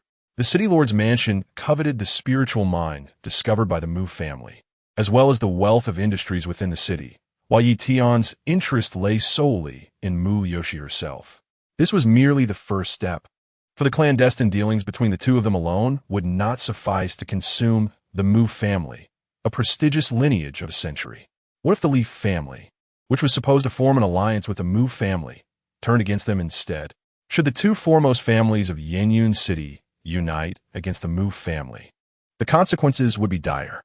Even the illustrious Zhao family, in the face of such a scenario, would find it challenging to reap any benefits, ultimately leading to mutual destruction. Lin Heng wiped his mouth and, with a serious demeanor, extended a finger and said, "Then, senior sister, allow me to pose a question to you. Of the three troubles you just mentioned, the first two pertain to internal family matters. If you were compelled to choose between them, which would you forsake? Or rather, what is the matter you most wish to resolve?" Upon being posed this question, Mu Yoshi fell into contemplation, and after a moment, she provided her answer, "The matter of marriage by recruitment. I do not wish my future to be ensnared by such mundane concerns. In truth, I have no desire for the head of the family. She would never acquiesce to a marriage orchestrated by her family, regardless of any ancestral verbal agreements. Even if she were to seek a partner, she would not choose an ordinary person, for her path ahead is still long. The chasm of lifespan between cultivators and ordinary people is so vast that she could not bear the thought of ultimately becoming a widow. You see, as I surmised, wealth does not guarantee happiness. You have yet to articulate what is precarious about Yi Tian." "Ha, senior sister, is it not evident? Consider the implications if you were to allow Yi Tian to intervene in the recruitment of the Li family. With Yi Shixiang's disdainful view of others as mere ants, if the young master of the Li family dared to act arrogantly before him, he would be swiftly dealt with. Should Yi Shixiang inadvertently kill the young master of the Li family, the Li family would surely seek vengeance against your Mu family. Moreover, with the city lord's mansion already coveting the situation, if the two families were to unite against you, I foresee dire consequences for the Mu family." Lin Heng raised an eyebrow. After Lin Heng's remarks, even Mu Yoshi, who typically remained composed and unflappable, felt her heart race uncontrollably. The solemnity and shock etched upon her brow were unmistakable. Is this the extent of Yi Tian's machinations? The death of the Li family's young master would undoubtedly forge a deadly enmity with the Mu family. So this is the calamity that befalls the Mu family. How could he coerce me into submission? Could it be? Muru Yoshi's eyes widened in sudden realization. She was not foolish. The fragmented clues, though incomplete, when savored carefully, revealed the overarching truth. Reflecting on Yi Tian's arrival in Yinyan City and his close ties with the city lord's mansion, it was evident that their interactions were far from mere correspondence. Take the auction event, for instance. Yi Tian was graciously invited to the fifth-floor suite by the mansion steward. It would be absurd to think there was nothing sinister afoot. If the Muru family faced calamity and Yi Tian orchestrated a scheme of discord, perhaps colluding with the city lord's mansion and the Li family, she would inevitably find herself compelled to bow to them.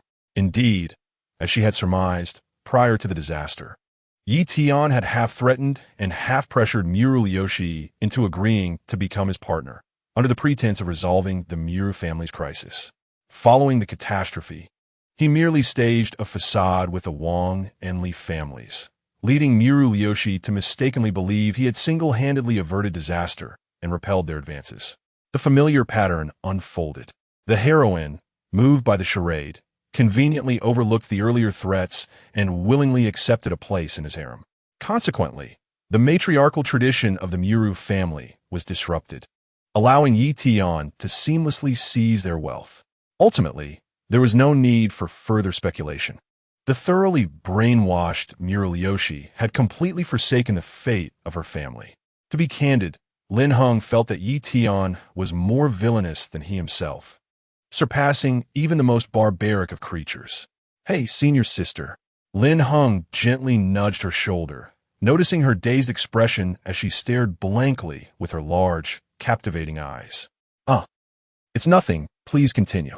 "Continue? But I've already said everything. Speak of your solution." This took Lin Heng by surprise. Despite his numerous disparaging remarks about Yi Tian, Mu Yoshi offered no rebuttal. Logically, these 5 senior sisters held an unwavering trust in Yi Tian, rejecting any negative comments about him. "Are you seeking a solution for me? It seems that under my influence, they can no longer blindly believe in senior brother Yi."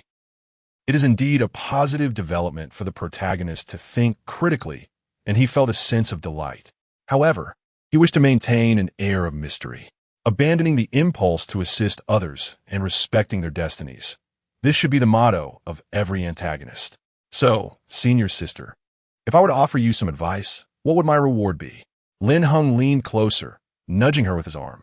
Mu Yoshi slightly turned her head, pressed her exquisitely delicate lips together, and replied nonchalantly, "What kind of reward do you desire?" "Any reward is acceptable." Lin Heng's gaze roamed, landing on her ample assets, barely restraining his drool in a display of intent. Mu Yoshi merely huffed in response. "What do you think? I advise you not to entertain any notions about senior sisters. You cannot handle it." "Who says so? Whether I can handle it or not, shall we not find out?" With that, Lin Heng audaciously reached out with both hands towards her cheeks, his fingers grazing her fair, supple skin and forming a V-shaped smile at the corners of her lips. Mu Yoshi was momentarily stunned, her mind blank, unable to muster even the slightest resistance. "What are you doing? Look, how lovely it is to smile like that."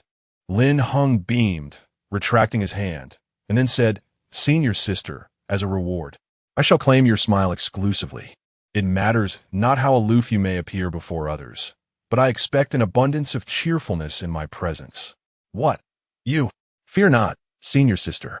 I shall handle the matter of the marriage proposal. As for a solution regarding the city lord's residence, I have devised a plan, which I shall discuss tomorrow." Lin Heng spoke as he retreated, turning to exit the kitchen loft, leaving Mu Ryoshi momentarily bewildered. After Lin Heng's playful antics, her mind felt a rush, and it took her a while to regain her composure. She mimicked his earlier gesture, lifting her cheeks near her mouth, murmuring, "Is this the smile you meant?" With a slight blush on her cheeks, she had initially expected Lin Heng to make some inappropriate advance, yet all he desired was to see her smile. "Oh dear. This fellow truly possesses a knack for teasing. But really, do I look that good when I smile?" Chapter 56. Life is a play. Dependent on performance, Lin Heng's actions, to some extent, drew him closer to Mu Yoshi. He understood that making unreasonable demands would not guarantee her compliance. By fostering a slightly more intimate atmosphere, he hoped that she would not always regard him with indifference. However, unbeknownst to him, this very behavior had inadvertently stirred a sense of inexplicable fondness within Mu Yoshi, although she herself was not yet aware of it. As time passed and feelings accumulated, this subtle sentiment would inevitably manifest. Lin Heng followed the direction indicated by the house servant and arrived at his guest room. After some inquiries, he learned that Yun Yao and Yi Tian were residing in opposite lofts on the east and west sides. Meanwhile, not long after Lin Heng passed by, Mu Yoshi was just about to visit her mother in the main courtyard when she unexpectedly encountered Yi Tian, who shared her destination. "Junior brother, do you need to speak with me?" "Senior sister, I wish to discuss matters regarding the city lord's mansion." The City Lord's mansion? Mu Yoshi immediately recalled the information Lin Heng had shared. It was indeed surprising that Yi Tian would seek her out for advice. Very well, follow me. The two walked in silence until they reached the main hall. Mu Yoshi brewed herself a small cup of fragrant tea, crossing her elegant legs slightly before gesturing for Yi Tian to speak.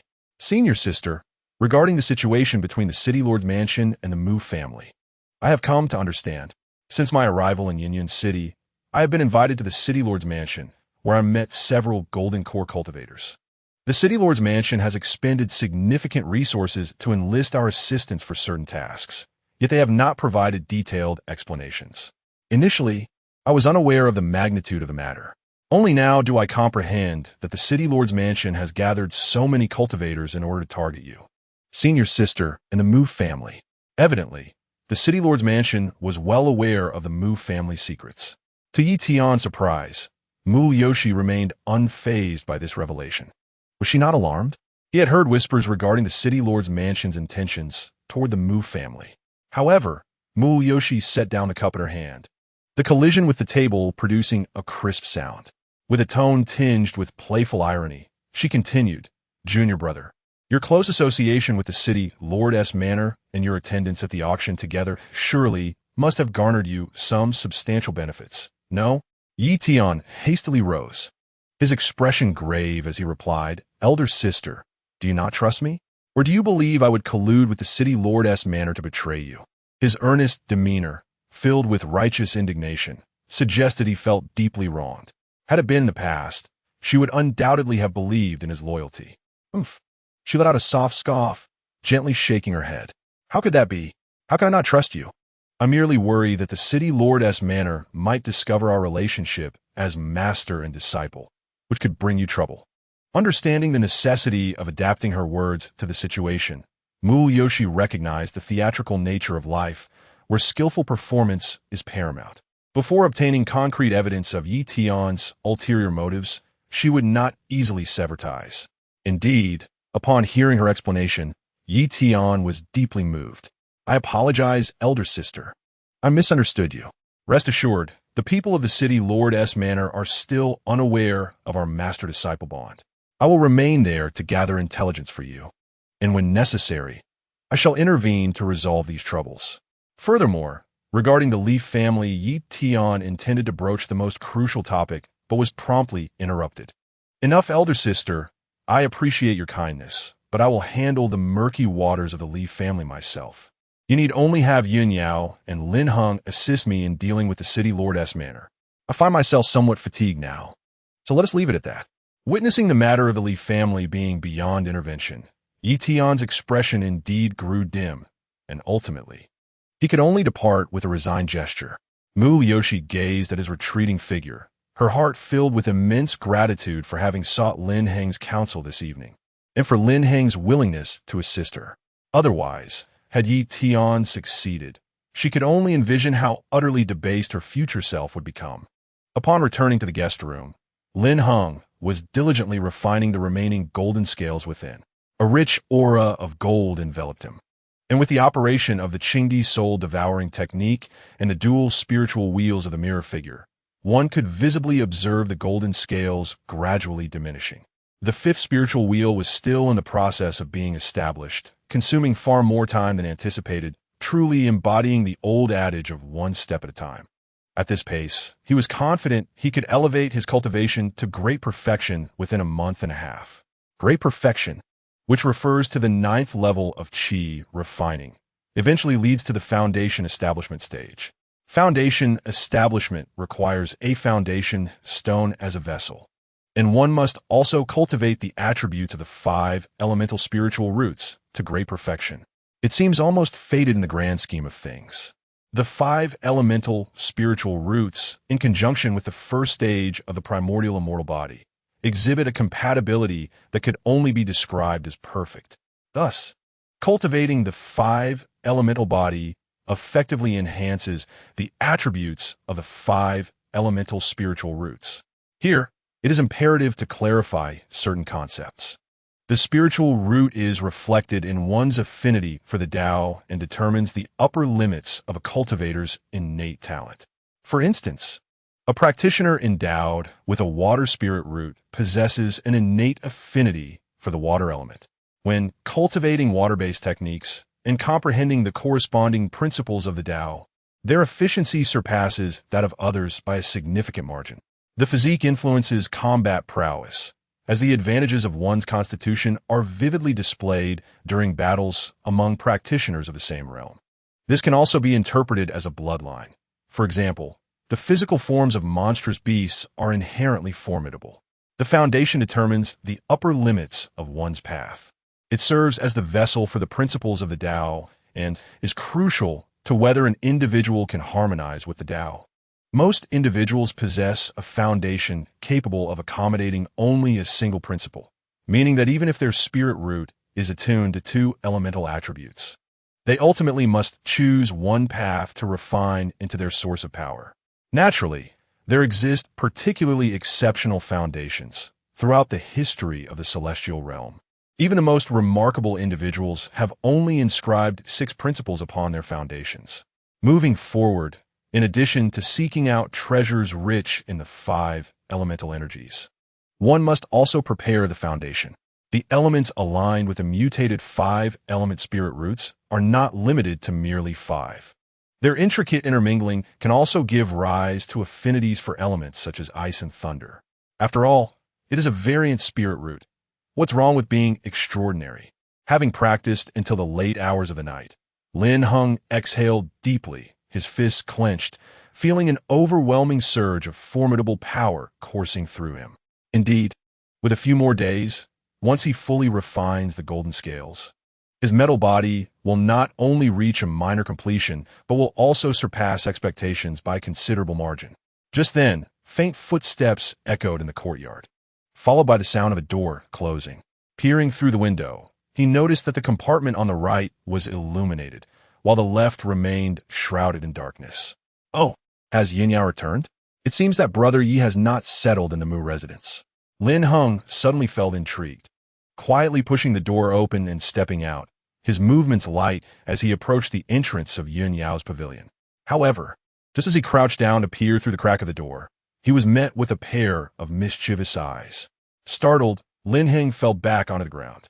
In a flurry, he attempted to turn and flee, only to find a delicate jade hand gripping his neck. Since he had already arrived, why the haste to leave? At his age, how could he engage in such childish acts of peeping? Senior sister, it's a misunderstanding. A misunderstanding. I just got here and didn't have a chance to.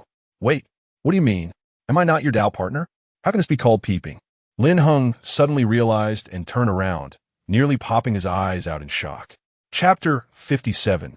A mutual understanding. The moonlight filtered through the gaps in the clouds, cascading over the ethereal white gauze of her short dress, accentuating her slender figure and graceful form. Yin Yao's long hair cascaded down her back, slightly damp strands glistening with subtle sheen, as a droplet of water trickled down her long, fair neck, nestling in the curve of her elegantly sculpted collarbone. She wore only a white short garment to shield her modesty, as light and delicate as her dress, resembling a set of bathrobes. On her feet were exquisite cloud-patterned floral shoes, light and resplendent, complementing her art-like, jade-like feet. Her petite, dainty toes seemed like a divine creation. The graceful curves of her arches exuded an elegant rhythm in every inch of space. Lin Heng had exhausted his vocabulary in extolling the exquisite beauty of the enchanting maiden before him. To his astonishment, the innocent allure of his senior sister was utterly captivating. With the arrival of the new year, heralding a fresh beginning in the year of the dragon, he was uncertain about the dragon's ascent. Yet it was evident that the ox had indeed lifted its head. As Yin Yao noticed his momentary daze and followed his gaze downward, she instinctively took 2 steps back. Good heavens, how brazen! Staring at her feet was one thing, but drooling was entirely another. Could he possibly possess such a peculiar quirk? Hey, have you had your fill of gazing? Keep it up, and I shall pluck out your eyes, Yin Yao declared, adopting a fierce countenance while threatening with 2 fingers. fresh from her bath and yet to tidy her attire. She had sensed someone approaching her chamber and hastily donned her bathrobe. Lin Heng, with a mischievous grin, boldly entered and shut the door behind him. Why so fierce, senior sister? We are, after all, companions in the Tao. You won't suffer any loss by allowing me a glimpse. Lin Heng approached slowly, indicating that his intentions went beyond mere observation. Enough with the banter. Speak your purpose for seeking me. As Yin Yao walked ahead to the vanity to arrange her hair, she was taken aback by Lin Heng's audacity as his hands settled on her waist. The upper half of the bathrobe was quite short, resembling a crop top, exposing her slender waist to his touch. The warm sensation stirred delightful memories, and he was all too aware of her enticing curves. Lin Heng, you. She was about to explode in indignation when Lin Heng preemptively retorted, What do you mean you? Am I not your Tao partner? Can I not embrace this waist? What do you mean? Previously, it was agreed that apart from dual cultivation, all else was permissible. The vital obligations between partners are not something you are willing to fulfill, and yet you refuse to allow me to see or touch. Are you truly intending to cultivate the path of absolute detachment? Yin Yao pouted, startled into silence by his sudden barrage of questions. Admittedly, she had yet to acclimate to Lin Heng's role as her partner, which had nothing to do with her feelings towards him. After all, having lived for over 70 years, an unexpected touch from the opposite sex inevitably triggers a reflexive response. Lin Heng rested his chin on her right shoulder, softly inquiring, Will you let me see in the future? The tingling sensation made Yin Yao feel somewhat overwhelmed, and she reluctantly replied, Fine, you may. What about touching?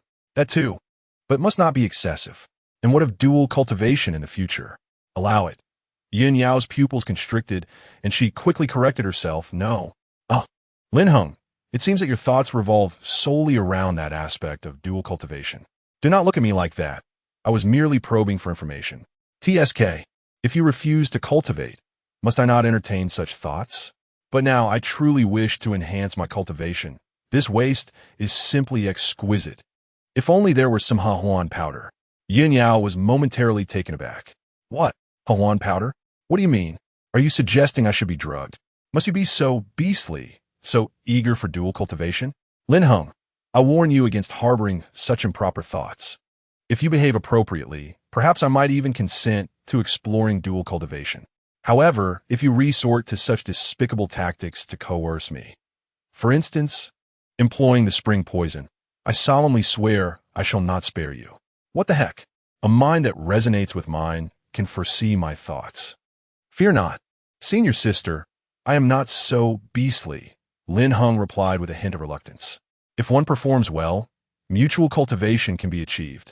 Although this condition encompasses a vast range, at the very least, she has relented regarding the duties of a partner. The distinction between not being able to cultivate together and choosing not to is entirely different. At least I have secured the right to consent for the future. Come now, senior sister, take a seat. I shall tend to your hair. Can you style the Lin bun? ISNT, it's simply the one that is lofty at the back with slightly curled ends. I have seen it. Let me give it a try. Yin Yao pursed her lips, reluctantly allowing him to manipulate her hair. Don't tell me you came here just to take a little advantage, did you? You kissed my face, held my slender waist, and even touched my legs. Did you come here in the dead of night solely for these trifles? Of course not. Wanting to see you is one aspect, but on the other hand, I wish for you to assist me with a favor. What favor? Lin Heng leaned down, whispering softly into her ear. You need to help senior sister resolve the troubles with the Li family. Why must I endure a beating from you? Lin Heng was speechless. After I spoke such a lengthy string of words, you only caught the part about me hitting you, right? I said I want you to cooperate with me in staging a performance, pretending to beat me in front of that young master of the Li family, not to actually hit me with full force. Lin Heng felt it essential to clarify his words. Otherwise, with Yin Yao's aggressive approach, she might truly resort to drastic measures. I don't understand how this relates to solving the Li family's marriage issue. Yin Yao shook her head in confusion, then added from now on, I won't hit you, all right? Just don't be foolish. Yin Yao was apprehensive, afraid that he might become so foolish as to develop a tendency towards victimhood. Oh dear, I really... Lin Heng rubbed his face in exasperation, appearing quite helpless. Fine, you'll find out tomorrow or the day after. Since you claim you won't resort to violence anymore, a gentleman's word is his bond. One must uphold their promises. Well, Yin Yao nodded in agreement. Though inwardly she mused, I am not a gentleman. Hee. It should be amended to a lady's word is her bond. During their exchange, Ling Yun's hairpin had already been meticulously arranged. Yun Yao gazed at the adornment in the mirror, astonished. Not bad. Your craftsmanship is impressive. Oomph. Artisans rely solely on their skills. Time passed, and Lin Heng lingered for quite a while longer. As the horizon began to lighten, he first returned to his room before proceeding directly to the main hall. He had promised to provide Mu Yoshi with a solution last night. At this hour, the household servants were already bustling about, either tending to the fallen leaves in the pond or shuttling back and forth from the kitchen. The rising white smoke indicated that breakfast was being prepared. As Lin Heng approached the main hall, he could hear a cacophony of heated arguments from a distance. How ridiculous! Is it not preferable for you to manage the family affairs yourself? Let your uncles and aunts return to the Mu family, sooner or later. It will jeopardize your own rights. Do you truly wish to see the Mu surname change hands? An elderly woman, her hair streaked with gray and her face lined with wrinkles, leaned on a cane with her left hand while wielding a disciplinary rod in her right, admonishing the mother and daughter before her. Happy New Year! May the esteemed readers enjoy good fortune in the year of the dragon and grow ever taller. Chapter 58. Aunt, my name is Lin Heng. The mother and daughter in question were Mu Yoshi and Mu Shooting. Indeed, due to the family's transformation and the matter of the Li family's adoption, the three began to quarrel once more. This year, Mu Old Lady was 157 years old, her vitality nearly extinguished, and before long, she would be passing the family responsibilities to her granddaughter, Mu Yoshi, whom she had always held dear. Yet at this moment, that granddaughter sought to radically alter the family traditions in collaboration with her mother. Mother, do not call me that. Very well, then I shall refer to you as the head of the household. Moksuking replied coldly, grasping Moleuxia's hand. I do not wish for Lyoshi to be involved in this matter any further.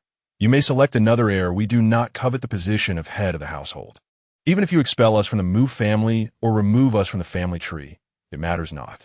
For decades, who has truly devoted themselves to maintaining the Mu family? If you desire Lyoshi to take over the family, yet refuse to relinquish your grip on power, neither my daughter nor I will concern ourselves with the Mu family any longer. Mu Shooting's stance was unwavering, leaving no room for compromise. She held no regard for familial interests or ancestral constraints, only the weight of a mother's responsibility. Mu Yoshi was unwilling to take on the family's mantle. She would neither force her nor persuade her. She was unwilling to accept the son of the Li family as her husband, and she would offer her unwavering support. The Mu family was no longer what it once was. Only she, the mastermind behind the scenes, understood the dire state of affairs that had plagued them for decades. The matriarch of the Mu family trembled with indignation, clutching her chest and quaveringly asking, "Are you truly unwilling to yield?" Yield? Mu Shooting let out a cold laugh, a hint of regret flickering across her face.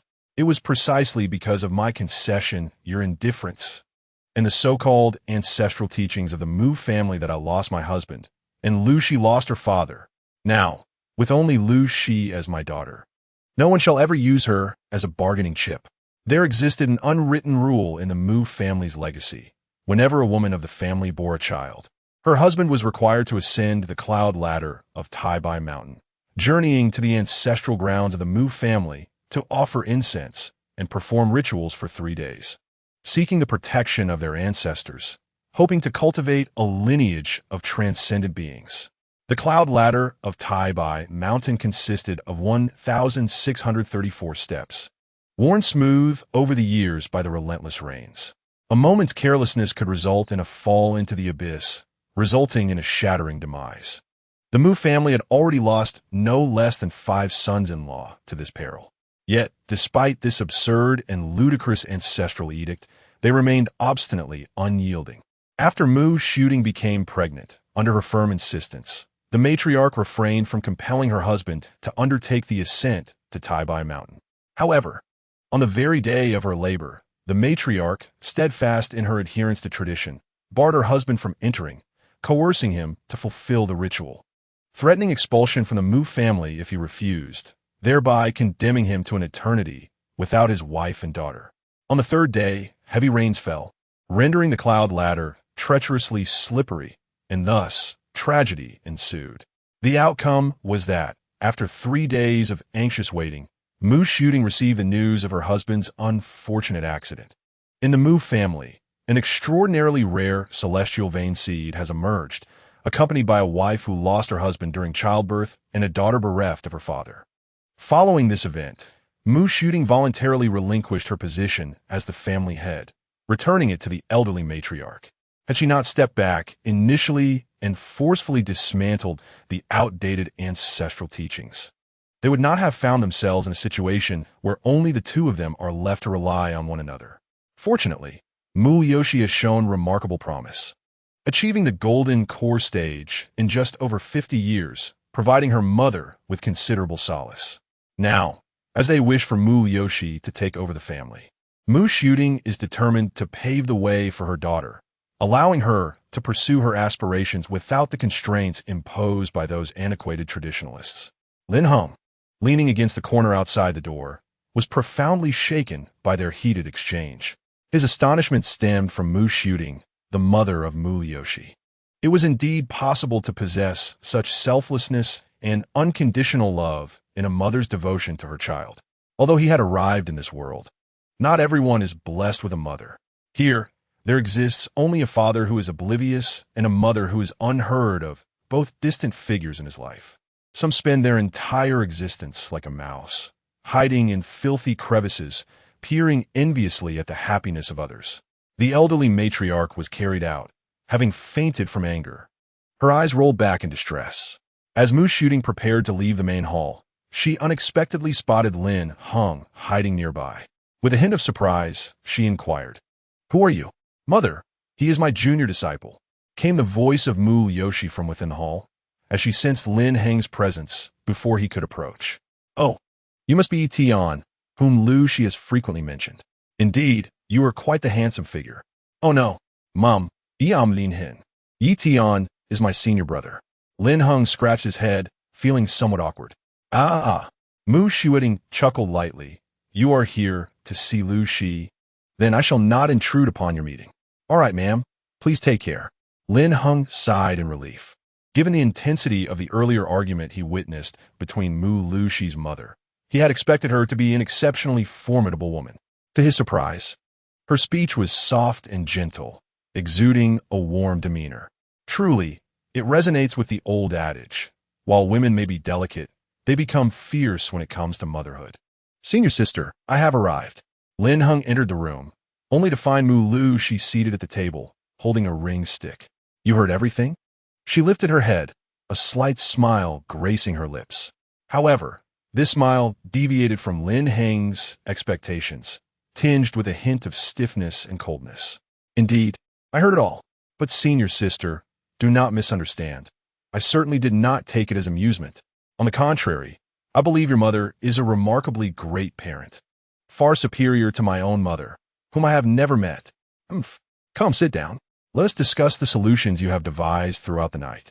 Lin Heng pulled out a chair, intentionally positioning himself much closer to her, then retrieved the prepared rice paper and placed it before her. "What does this mean? What are these large circles?" "Ahem. Do not rush, do not rush. This is a diagram I painstakingly crafted after a night of deep contemplation. Indeed, I spent the night resting my head upon lovely legs while Yun Yao meditated in tranquility, allowing him to ponder without interruption. As for the large circles, they are drawn in accordance with the dimensions above one's head. Senior sister, first observe these 2 circles. Envision them as the Wang family of the City Lord's mansion and your Mu family, with the overlapping section representing the current conflict over the spiritual mine in the western suburbs. The upper and lower segments symbolize the Li family and the Zhao family, respectively, with the 4 foremost noble families of Yinyun City at odds, due to the potential marital alliance between the Mu family and the Li family. The City Lord's mansion remains cautious in its actions. However, Since you are unwilling to take the Li family's eldest son as your husband, regardless of the outcome, the Li family will undoubtedly withdraw their support and may even partake in the division of interests. Thus, the other force becomes exceedingly significant. He pointed to the position of the Zhao family above, and Mu Liuxi furrowed her brows, stating that she understood the reasoning. Yet the Zhao family had no incentive to assist her, did they? Upon hearing this, Lin Heng smiled slightly and replied, "Senior sister, have you ever heard of a responsibility-sharing system? What kind of system is that?" Chapter 59. Distribution of Interests. In simple terms, it refers to dividing profits and power according to a designated responsibility ratio, akin to a partnership. The Western suburban spiritual mind is immense. With countless spirit stones, a number so vast it is beyond measure. Not even a single Mu family, let alone 3, could consume it all. Thus, why not disrupt the waters?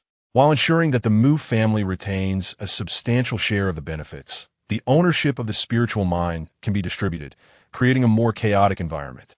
After his explanation, Mu Liuxi immediately understood. Indeed, how could I have overlooked that? The current issue is not about contending with the city lord's mansion for the ownership of the spiritual mind, but rather how to securely consume this piece of flesh. As Lin Heng articulated, what does it matter if the Mu family completely occupies the spiritual mind? Even with countless spiritual stones, relying solely on the Mu family for extraction would take centuries to exhaust even half. The extraction of spiritual minds is no simple task. It is not merely a matter of wielding digging tools and excavating casually. The walls of the mine are formidable, requiring significant time and effort. And the subsequent process of purifying and processing the spiritual stones demands even more time. How exactly should this be accomplished? Will the Zhao family agree to cooperate? They certainly would, as extending an olive branch is beneficial and poses no detriment to them. Why would they refuse? Lin Heng stated that they would allocate 30% of the profits from the mine's spiritual stones to them, emphasizing that this is from the extracted stones, rather than dividing the entire mine into thirds. If this approach is not taken, forming a bond of mutual benefit would be impossible. Additionally, 2 more tenths must be set aside for the Li family. By intertwining the interests of the Mu, Zhao, and Li families, even if the city lord's mansion desires a share, they would have no opportunity. The Li family? Why should we voluntarily concede benefits to them? Mu Lu, she was momentarily perplexed. The Zhao family is acceptable, as there is no animosity between the 2 families. Sister, if we do not allocate benefits, what leverage do we have to resolve the matter of the marriage proposal? Or do you believe it is better to have an additional enemy than a partner? A flicker of clarity crossed Lin Heng's eyes. All right, Mu Lu, she eventually conceded with a nod, acknowledging the reasoning. You make a valid point. Henceforth, I shall entrust this to you. Should you require anything, do not hesitate to ask, and I will do my utmost to cooperate. Since you have chosen to trust Lin Heng, you must do so wholeheartedly. With the words of the senior sister, success is surely within reach. Time is of the essence. Shortly, the auction at the treasure pavilion will commence. Lin Heng rose to depart when he suddenly heard Mu Liuxi remark, "This reminds me, after leaving the Mu residence last night, Yi Tian seemed intent on heading directly to the western outskirts. Today marks the final day of the auction. Will you not participate, senior brother? It seems likely, as he exited the treasure pavilion prematurely yesterday, after failing to secure what he desired." Oh! Lin Heng turned, his eyes narrowing. During the 2-day auction, Yi Tian had only placed a bid once, and now he had chosen not to return. If Yi Tian abstains, it likely indicates that the subsequent items on offer lack value. He has ventured into the desolate western outskirts. Quite the determination. Very well. I shall first reach out to the Zhao and Li families. You senior brother, I wonder what expression will grace your face when, after devising so many schemes, you end up with naught. Lin Heng chuckled softly. Meanwhile, 10 miles outside Yanyan City, a figure clad in white traversed the skies upon a sword, his expression as haughty and imperious as ever. As if sensing the turbulence within his heart, the jade pendant hidden in his bosom emitted a faint glow. Soon a cool, feminine voice resonated. Yi Tian, there is no need to concern yourself with the scroll. I merely sensed a familiar essence. It may not necessarily be a treasure. Raising the price to over 10,000 spirit stones is truly unwise. The voice belonged to the lingering soul of a woman named Hua Qi, residing within the jade pendant. It is widely acknowledged that protagonists often possess extraordinary advantages, whether it be a relic left by a father or an astonishingly powerful grandfather. Hua Qi serves as such a character beside Yi Tian. "I am fine, Fairy Hua Qi," Yi Tian replied with an unchanging expression, though he felt increasingly discontented with recent events. First, the plans in Jima City went awry. Then, the auction in Yinyun City was sabotaged. And now, it seemed that his second senior sister had become significantly more distant. The residual soul within the pendant remained silent for a long while before finally speaking. "You need not rush at this moment. Your chaotic bone tyrant blood physique is not yet mature, and engaging in dual cultivation at this stage may not be beneficial for you. Once your chaotic bone physique has matured, pursuing dual cultivation will yield exponentially greater results." The chaotic bone tyrant blood physique ranks as the foremost among the three great physiques of the primordial era, inherently exuding a powerful and violent aura. Unlike other physiques, the chaotic bone tyrant blood physique can attain unparalleled combat prowess by burning one's own life essence. Additionally, there exists an even more formidable effect. It can disregard severe injuries to the body, becoming increasingly ferocious as the wounds deepen. Simply put, even if you refrain from striking your opponent, the act of self-immolation through life essence to enhance combat strength will simultaneously amplify the effects of self-inflicted injuries. In essence, the more one risks their life, the more formidable they become. Upon hearing this, Yi Tian remained unmoved. "I shall heed your counsel. It shall not impede my intention to draw them close. This time, only I can save the Mu family from their calamity. My second senior sister will come to understand. Being my Tao partner is her only choice." The residual soul within the pendant fell silent once more, ultimately dimming. Yi Tian's tactics did not escape her notice, whether it was administering drugs to Yun Yao or laying traps for the Mu family. She could only offer a few words of caution, unable to impose any restraint. Were it not for Yi Tian's exceptional talent, she would not have chosen him. By the time Yun Yao concluded her cultivation, it was already noon. She crossed her arms above her head, leaning forward and emitting delicate sounds of satisfaction as she indulged in a languorous stretch. Rising to change her attire, she stood before the mirror and suddenly noticed a peculiar purple mark on the left side of her abdomen. Upon closer inspection, she discerned distinct teeth imprints upon it. "Ah, what on earth? Lin Heng, are you a dog?" Last night, Lin Heng had been deep in thought, resting his head on her beautiful legs and unable to resist. He had playfully planted a strawberry-shaped kiss on her fair belly. Yun Yao was momentarily speechless. During her cultivation, she typically preferred to isolate herself from external sensations. While others left marks on their necks, he had the audacity to leave one directly on her abdomen. This simply won't do. Only a few days have passed, and he is already getting too familiar. I cannot indulge him in such intimacy. Oh no. Today, I agreed to accompany senior sister Lu Shi to the auction, and afterwards, I must inspect the Mu family's enterprises. I need to check on that. Chapter 60. Pulling good women into the water. Rescuing red dust women to shore. Doghead protection. Yun City, North Street. The sun poured its golden rays upon streets, filtering through the towering edifices and casting a warm glow upon the bustling crowd. As noon approached, many vendors had already set up their stalls, particularly those offering delectable delicacies, drawing in an ever-increasing throng of eager patrons. Lin Heng gnawed on a baked cake while sipping egg drop soup, his gaze fixed intently on the entrance of the Li residence.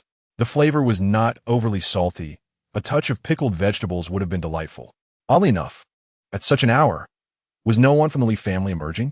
However, shortly after he murmured to himself, the gate of the Li residence creaked open, revealing a young man clad in a white scholar's robe, his hair tied up in a high crown, his countenance appearing remarkably haggard. A servant dressed in gray accompanied him, but he waved his hand dismissively, signaling the servant to retreat.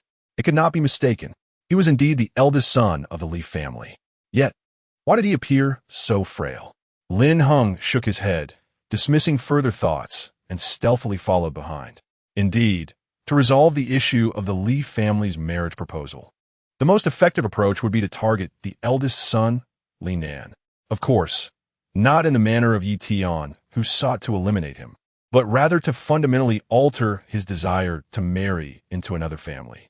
The two maintained a distance of 50 meters apart as they swiftly traversed from the north of the city to the eastern side. Lin Heng stood before a 6-story building, his brow slightly furrowed. Spring Night Pavilion. Another brothel. His body was in such a weakened state, yet he chose to visit such a place. Since he had arrived, he certainly would not leave empty-handed. Upon entering, a woman dressed in pink, her figure gracefully slender, approached him with a welcoming demeanor. "Young master, I am a manager of the Spring Night Pavilion. Is this your first visit to our establishment?" There were 2 brothels in Yanyan City, and Spring Night Pavilion was one of them. As a manager with extensive experience, she could easily discern between familiar and unfamiliar faces. "Yes, it is my first time." Lin Heng surveyed his surroundings and promptly inquired, "Where has the young man in white gone?" Upon realizing that he was seeking someone rather than indulging in the establishment's offerings, the manager's smile faded considerably, and her tone grew notably colder. "Oh, esteemed sir, this flower house is a place of pleasure, not a venue for searches.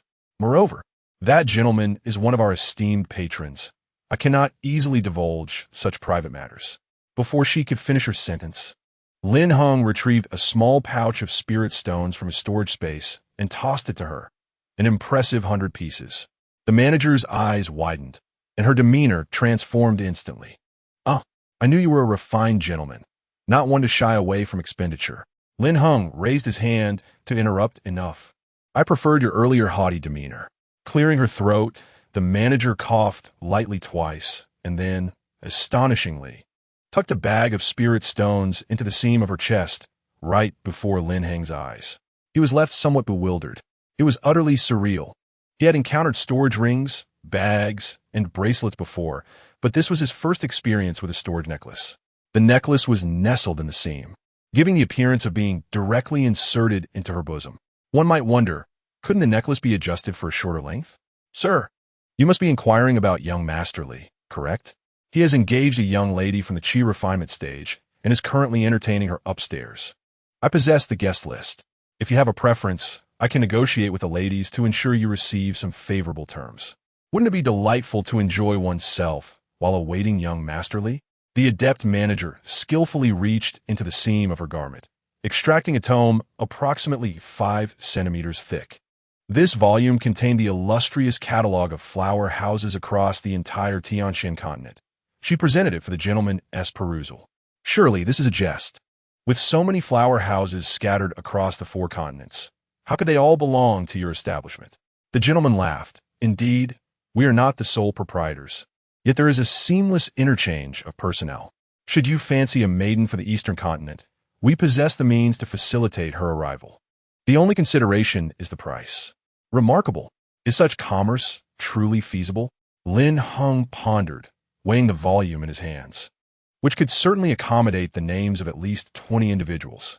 How numerous must the part-time or full-time courtesans of Chunxiao Tower be? Upon opening the book, the first page prominently displayed the characters for directory, followed by categorization into 2 major classes: mundane individuals and cultivators. Each class was further subdivided. The ordinary category referred to common folk, ranked according to various dimensions such as family background, beauty, and talent. The cultivators, denoting those who practiced the arts of immortality, surprisingly included beast women alongside human beings, a revelation that took Lin Heng aback. The ranking among cultivators was straightforward, based solely on their cultivation levels. Turning to the first page of the ordinary category, he was greeted by the portrait of a young woman, accompanied by her personal resume and background details. Zhang Miaowei, age, 20 specialties. 69. Content too risque for display. Background: Ziyu City, Western Continent, daughter of the Zhang family. During a journey, a young lady was harmed by a collusion of household servants and ne'er-do-wells. After failing to extort a substantial sum from the Zhang family, she was sold to the black market for auction, eventually ending up within the confines of the Spring Night Pavilion. Upon learning of this disgrace, The Zhang family shamefully renounced any hope of redeeming their daughter. Is it not astonishing that the Zhang family, a reputable and respectable lineage, would stand idly by as their daughter was consigned to a brothel? The ransom mentioned in the introduction amounts to a mere 10,000 spirit stones, a sum that, albeit considerable, is not insurmountable for a family of their stature. Yet, for the sake of this sum, they forsook their own flesh and blood. Each page contains details about approximately 3 individuals, and Lin Heng continued to leaf through several pages. The top 10 courtesans, categorized as ordinary, shared similar fates with the unfortunate Zhang Miaowei. Some were daughters of noble families, others were female officials under royal patronage, and even a couple of affluent matriarchs were included. Lin Heng felt a tinge of helplessness, not out of cheap sympathy, but rather an acknowledgement of the harsh reality. These courtesans were not innocents. Had Zhang Miaowei treated her servants with even a modicum of respect, would they have turned a blind eye in her time of peril? Turning to the section on cultivators, Lin Heng was taken aback. The sheer number of Qi refinement stage practitioners was staggering, numbering in the hundreds, with backgrounds that were as extravagant as they were varied. Cultivation, disciple of the Tai West sect, elder disciple of the Ming West sect, direct disciple of the Dapan sect. Foundation establishment, celestial maiden of the Dan Men Qing Wei, maiden of the White Goose Lake. Golden core, private restriction, only a little over 10 individuals.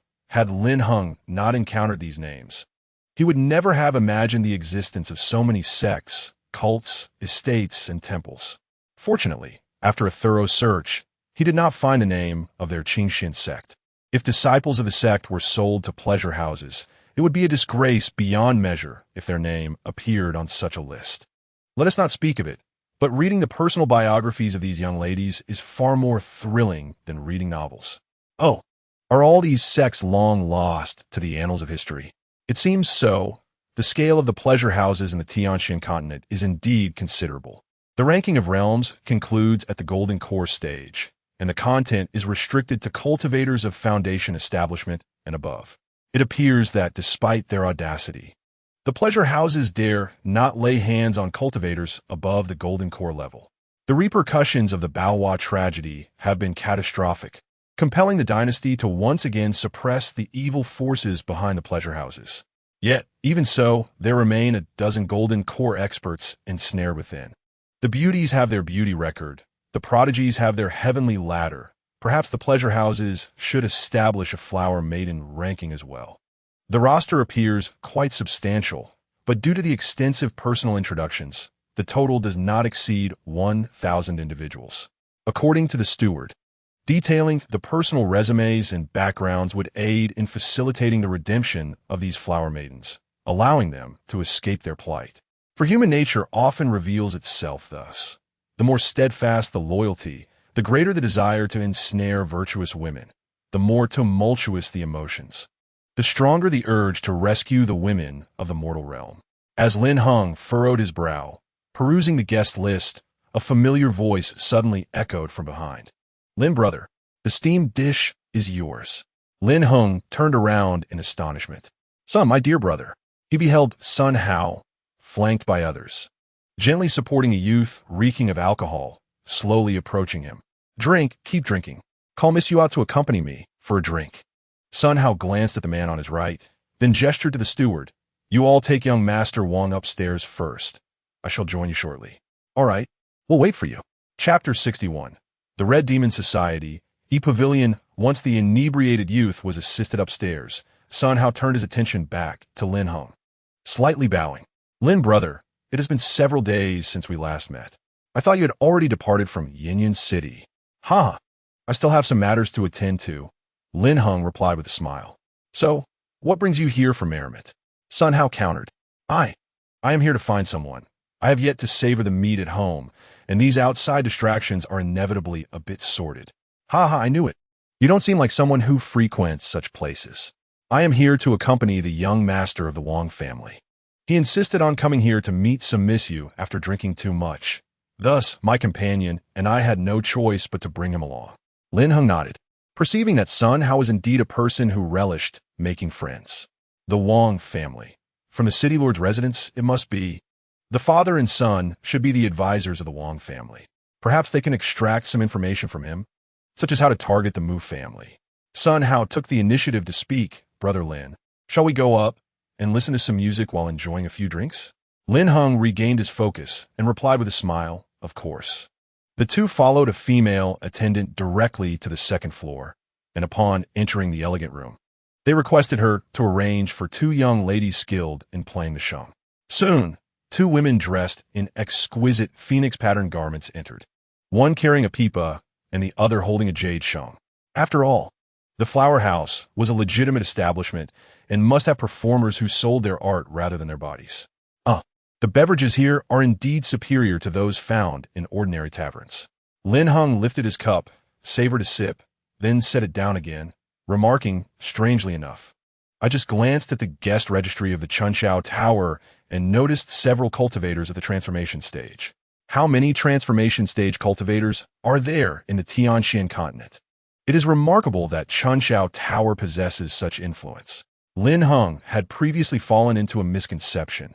For instance, the individuals he interacted with, such as Yun Yao, Mu Yoshi, and Yi Tian, were all golden core cultivators, leading him to subconsciously believe that such cultivators were as common as grass. In reality, he merely occupied a favorable position, the aura of the sect leader's son inevitably allowing him access to some extraordinary individuals. Yun Yao spent 70 years breaking through to the golden core realm, while Mu Yoshi took 50 years. Although this pales in comparison to Yi Tian's remarkable 10-year achievement, it is undeniable that both of them are exceptional talents. In the span of a century, even in the most brilliant historical periods of the immortal realm, reaching the golden core stage would earn one considerable acclaim.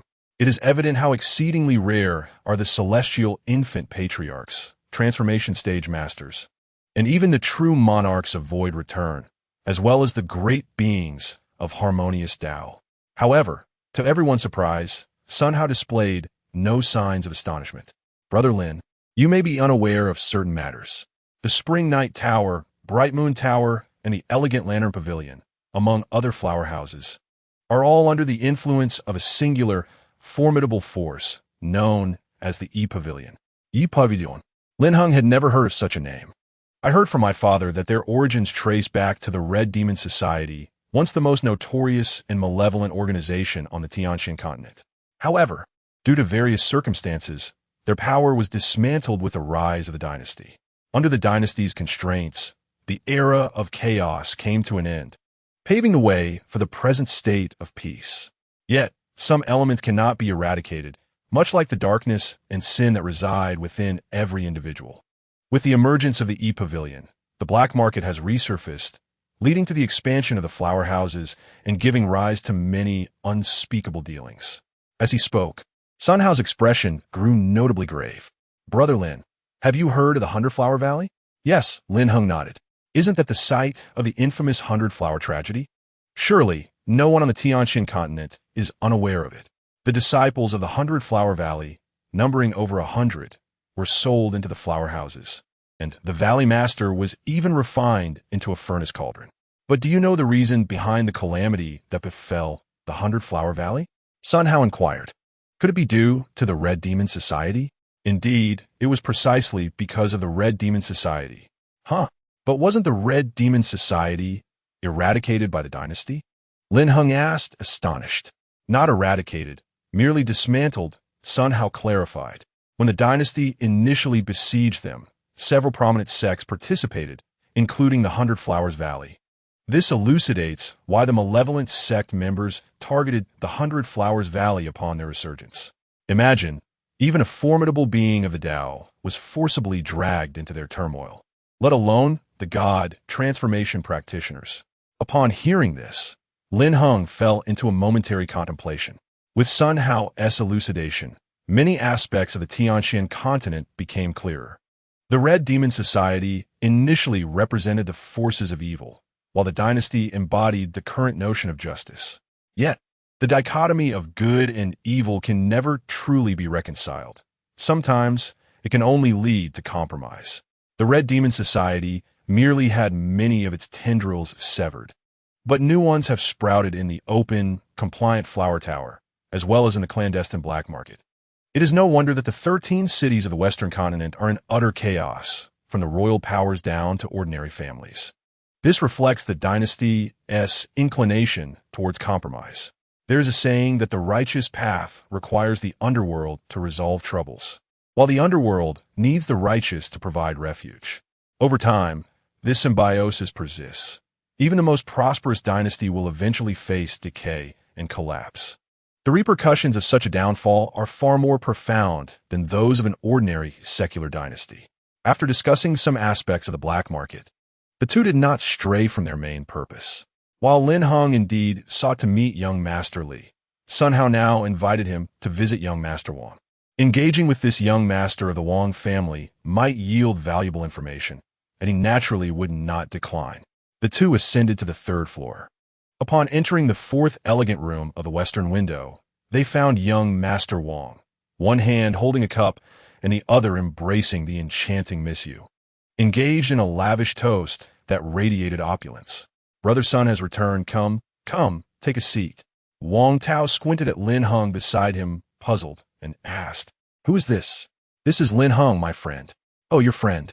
Wang Tao belched lightly, gesturing towards the seat across from him. "Your friend is also my friend. Please have a seat." "Thank you, young Master Wang." Lin Heng replied with a smile that didn't quite reach his eyes before sitting down nearby. His gaze fell upon another man in the room, but he sensed no aura emanating from him. A cultivator? Perhaps at the foundation establishment stage. To conceal one's aura so profoundly, he must indeed be a practitioner of the foundation establishment stage. Wang Tao waved his hand, signaling Miss Yu to leave, then raised a cup of wine and drained it.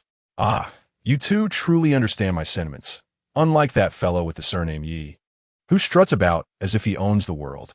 It's only because my father values his strength. Otherwise, I would have long since expelled him from Yinyun City." "The one with the surname Yi?" Lin Heng suddenly realized it must be Yi Tian. Mentioning this name piqued his interest. The story dates back to the day Yi Tian first arrived at the city lord's residence, when Wang Tao, following his father's orders, hosted a banquet for capable cultivators. When he personally approached Yi Tian to offer a toast, Yi Tian's haughty demeanor was evident as he not only refused a drink, but also poured it onto the ground, proclaiming it to be beneath him to consume worldly wine. After publicly humiliating him, he simply walked away. Who wouldn't feel a sense of grievance in such a situation? Even in the absence of the individual bearing the surname Yi, everything shall proceed according to our original plan. Our objective is to lure that golden phoenix to the mountainous outskirts and capture her in one fell swoop. The entirety of the spiritual mineral mountain will then belong to us, and you shall not be deprived of prosperity either. Speaking of which, the golden phoenix from a Mu family is truly breathtaking, unmatched in beauty within the entire Yinyun city, save for the young lady of the Zhao family. Thankfully, we are spared from the clutches of the worthless heir of the Li family. Once the Mu family has been wholly consumed, I shall beseech my father to bestow her upon me, for I am eager to discern the distinctions between a golden core cultivator and one in the foundational stage. Upon hearing this, Sun Hao and another individual were taken aback. "Young Master Wang, that golden phoenix is not to be trifled with. She is backed by the Qing Xian sect. While encroaching upon the Mu family may be a mundane affair, the Qing Xian sect will not remain indifferent should you lay a hand on her. You must heed our warning, for such actions will surely invite dire consequences." Indeed, Sun Hao concurred. The Qing Xian sect is a paramount sect of cultivation in the Western continent, and this young lady from the Mu family is a core disciple. We must tread carefully. Unexpectedly, Wang Tao erupted into laughter. "Do you presume that my Wang family is merely supported by a single dynasty?" Chapter 62. The Mirror of Illusions. Wang Tao intentionally left a hint of suspense. It was not so much a trump card as it was a declaration that could attract unnecessary complications. "In any case, my desires extend beyond merely surrounding her. I wish to capture her as well. The rest shall be entrusted to the city lord's residence. Even if there are risks involved, we shall shoulder them, while you shall reap the rewards without concern." Upon hearing this, Sun Hao furrowed his brow slightly, yet he did not provide a definitive answer, as the ultimate decision rested upon his father's stance.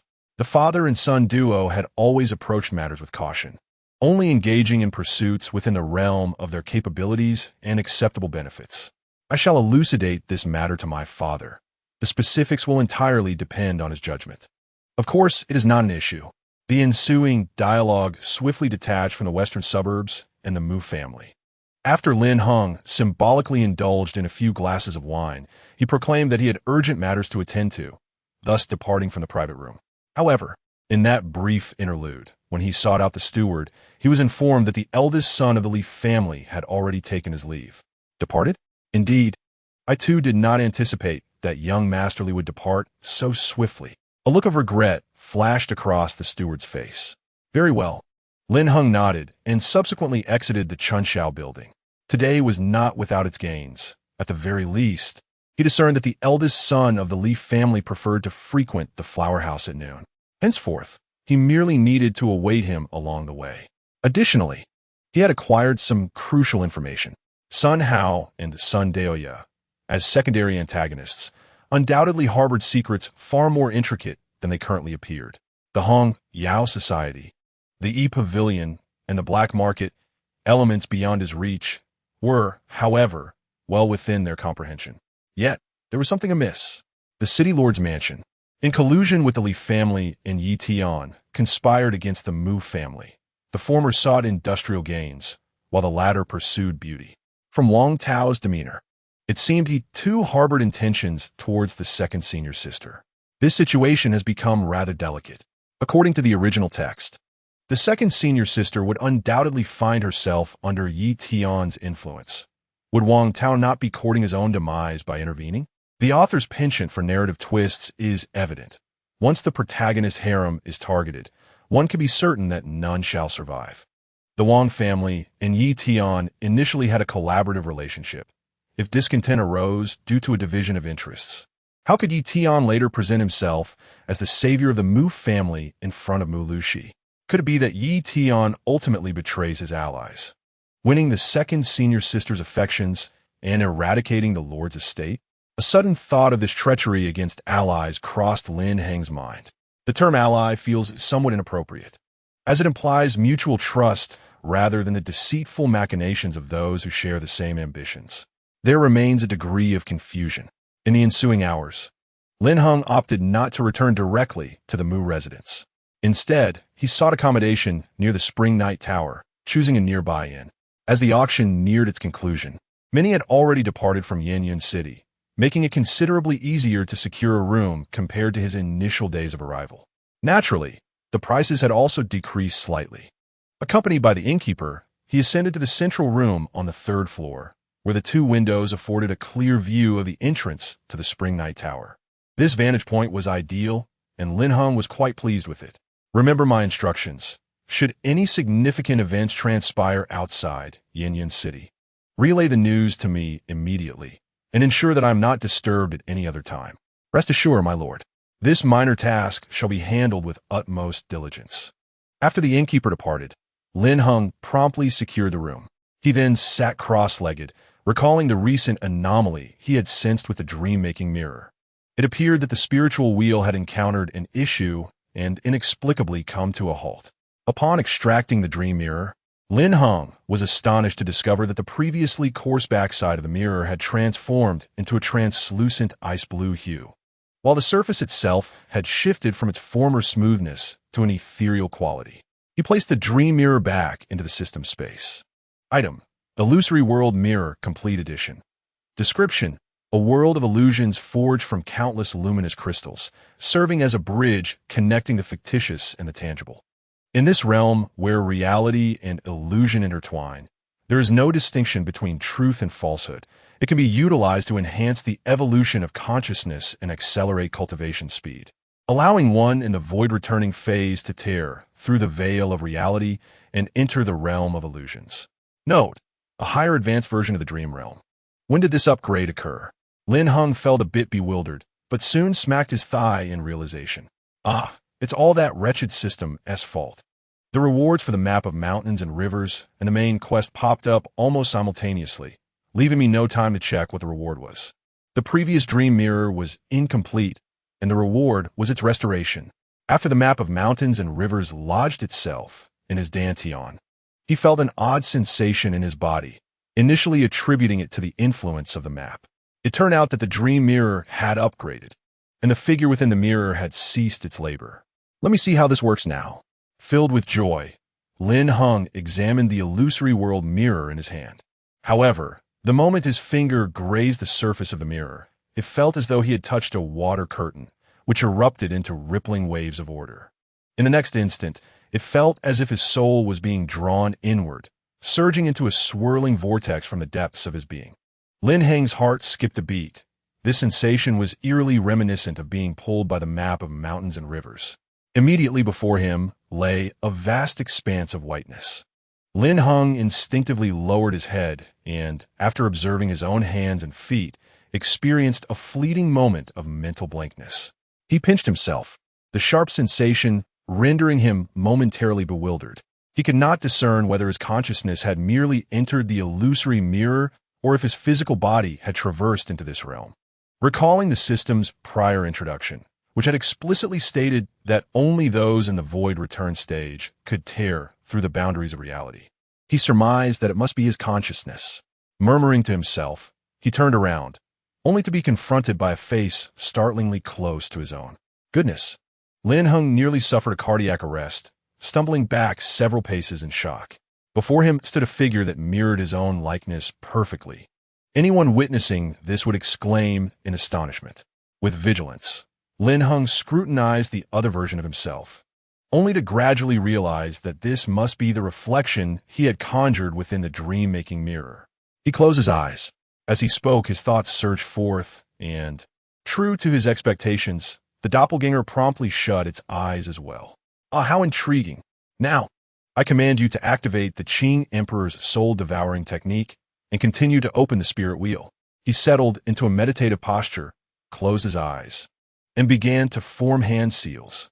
Each movement flowed seamlessly, under the guidance of his will.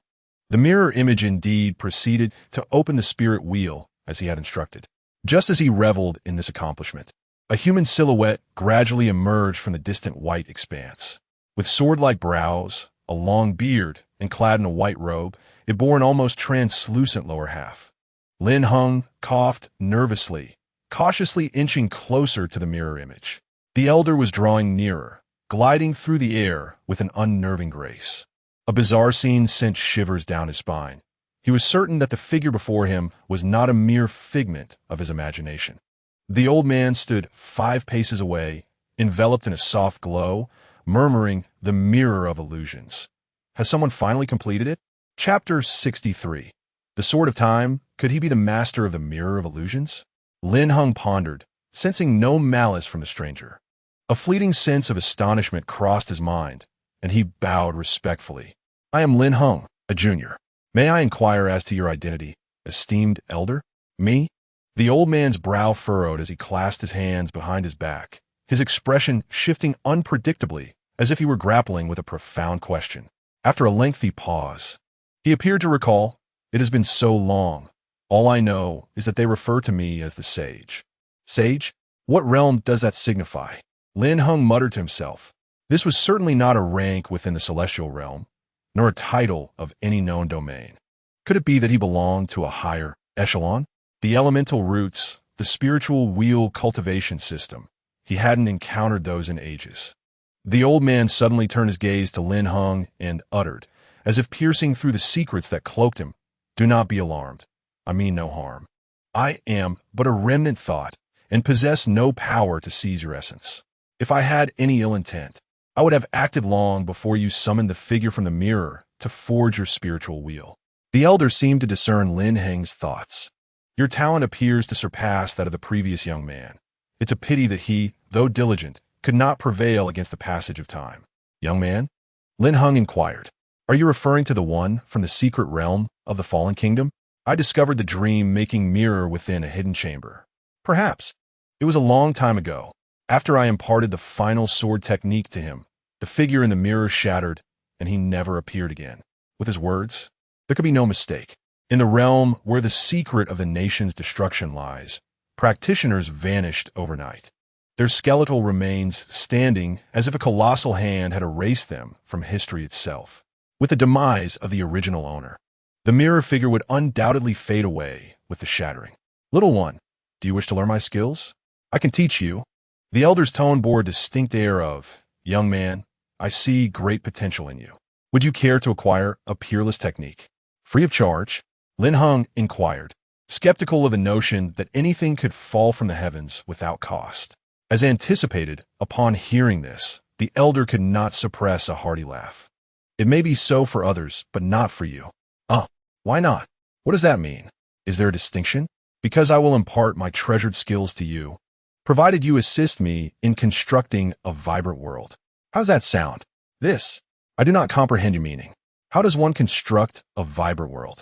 Quite simply, you need only to channel your consciousness into the entire illusionary mirror, using your thoughts as the brush and ink to infuse color into this blank expanse. Is that so? Lin Heng furrowed his brow and closed his eyes, following the elder's guidance. In his mind, he began to sketch the scenes he had once witnessed. From the azure, stone steps to the lush, verdant meadows, from the floating bridges in the clouds to the majestic, grand palaces. There were boundless fields, seas of flowers, shimmering pools, ancient vines, and the moon gradually receding over the long river. Within the illusory mirror, a profound transformation began to unfold as the thoughts took shape, turning what was once mere fantasy into tangible reality. When Lin Heng opened his eyes, he too was taken aback by the sight before him. The elderly man, his eyes wide with excitement, bent down to pluck a newly blossomed five-leaf spirit flower, cradling it in his hands as though it were a cherished treasure. What is this place? He inquired, turning his gaze. This is Qianyun Peak of the Qingxin sect, the place where I cultivate. The only memories I possess of this place are limited, for the true Qianyun Peak is far more breathtaking than this. Lin Heng replied. The elder nodded in understanding, his figure swiftly flitting about as if attempting to absorb the entirety of the scenic beauty of Qianyun Peak. After a considerable time, he descended from the air, exclaiming, You are merely in the Qi refinement stage, yet your mental prowess is already so formidable. If I were to construct an illusory realm at your level, it would take me at least half a day, and even then, I might not achieve such exquisite detail. Especially regarding the vast wilderness beyond, the soil, the debris, and even the drifting petals and leaves, all rendered with such vividness. Utilize the illusory mirror wisely, and when you reach the void returning realm, mastering the art of extraordinary phenomena will be significantly more efficient. However, despite the elder's praises, Lin Heng could not muster a smile. His time on Qianyun Peak had been predominantly spent toiling in the wasteland, laboring under the whims of Meng Yutong, who treated him like a serf cultivating spirit fields. Was it not clear that his memories were born not of keen recollection, but rather the result of prolonged practice? Senior, as for your esteemed skill, he began, fear not. I shall uphold my promise, the elder reassured him. He turned his gaze towards Lin Heng, and with a single flourish of his hand, a long sword emanating a silvery glow materialized before him. Though it was but an illusion, its appearance instantaneously severed the surrounding scenery. In my lifetime, I have crafted a sword technique known as the sword time, with unparalleled speed. It seeks the essence of fleeting moments. When a sword is drawn, time itself may be halted, rendering all obstacles impotent. This sword technique comprises 4 forms: the radiance of time, the intent of time, the domain of time, and the essence of time. These 4 moves are devoid of any restrictions pertaining to realms. As long as one hones each strike to perfection, one may cultivate the subsequent techniques. Mastering the sword is no endeavor of a day. One's aptitude will ultimately determine whether one can grasp it. If your talent is lacking, even my utmost efforts would prove futile. Are you willing? Indeed, I am most willing, Lin Heng replied, bowing in gratitude. At last, the moment had arrived for him to showcase his extraordinary comprehension. Until now, he had yet to acquire any particularly formidable techniques, possessing only brute strength to wield. Against practitioners in the Qi refinement stage, he felt confident, but when faced with those in the foundation establishment stage, he could only flee. To fight beyond one's level requires not only talent, but also formidable strength, which manifests in various aspects, such as the quality of one's cultivation method, physical constitution, and fortune. The opponent, revered as a sage, might well be a celestial being from the higher realms of cultivation, akin to a saint or an ancestral figure. Could their hidden skills be anything but exceptional? Furthermore, the unique effect of the illusory world mirror, which allows for an exchange between reality and illusion, would enable him to learn alongside this elder, facilitating a significant acceleration in his cultivation journey. Without uttering a word, Lin Heng immediately conjured a long sword for the figure in the mirror and issued new instructions, prioritizing the mastery of sword techniques before embarking on the development of the spiritual wheel. Having accomplished this, he departed with a sense of satisfaction, preparing to cultivate the golden body next. For days swiftly passed. During this interval, the city of Yinyun was rife with turbulent undercurrents. As Yun Yao and Mu Liushi busied themselves addressing the vulnerabilities within the city's enterprises, paying little heed to Lin Heng's endeavors. As he exhaled his final breath, Lin Heng gradually opened his eyes, the golden aura emanating from his body, revealing the successful cultivation of the golden body.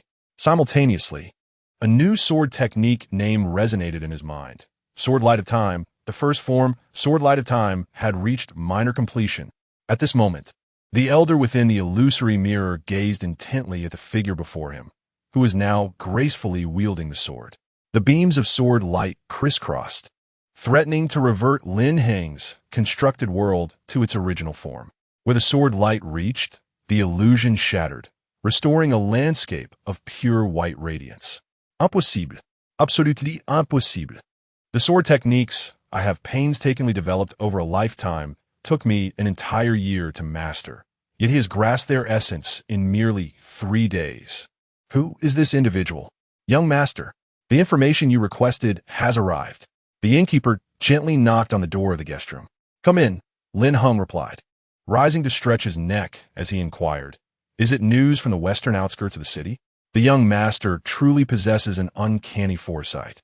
Initially, when you mentioned that significant events would unfold in the western suburban mountains, I was skeptical. What could possibly transpire there? Yet this morning, a considerable contingent from the Office of Punishments set out from the city, reporting that the imperial envoy had encountered an ambush in the western mountains, resulting in numerous casualties. Well, I understand now. After dismissing the innkeeper, Lin Heng approached the window, gazing at the bustling crowd outside, a smile playing on his lips. Is this the beginning? I am eager to witness whether the first move in this game belongs to you, Brother Yi, or to the Wang family. Speaking of which, I wonder if Sister Xiao Yao and Sister Lu share thinking of me. Chapter 64. Heed a brother's advice, Mu Lu Shi. You truly cannot seize the opportunity. As noon approached in Yinyun City, at the Chunxiao Tower, Li Nan was taken aback upon learning that the 3 young ladies he admired had been reserved exclusively for one individual. Steward, did I not instruct that none should approach these 3 ladies? How could you allow them to entertain others? Young Masterly, we are left with no choice. The compensation offered was simply too generous.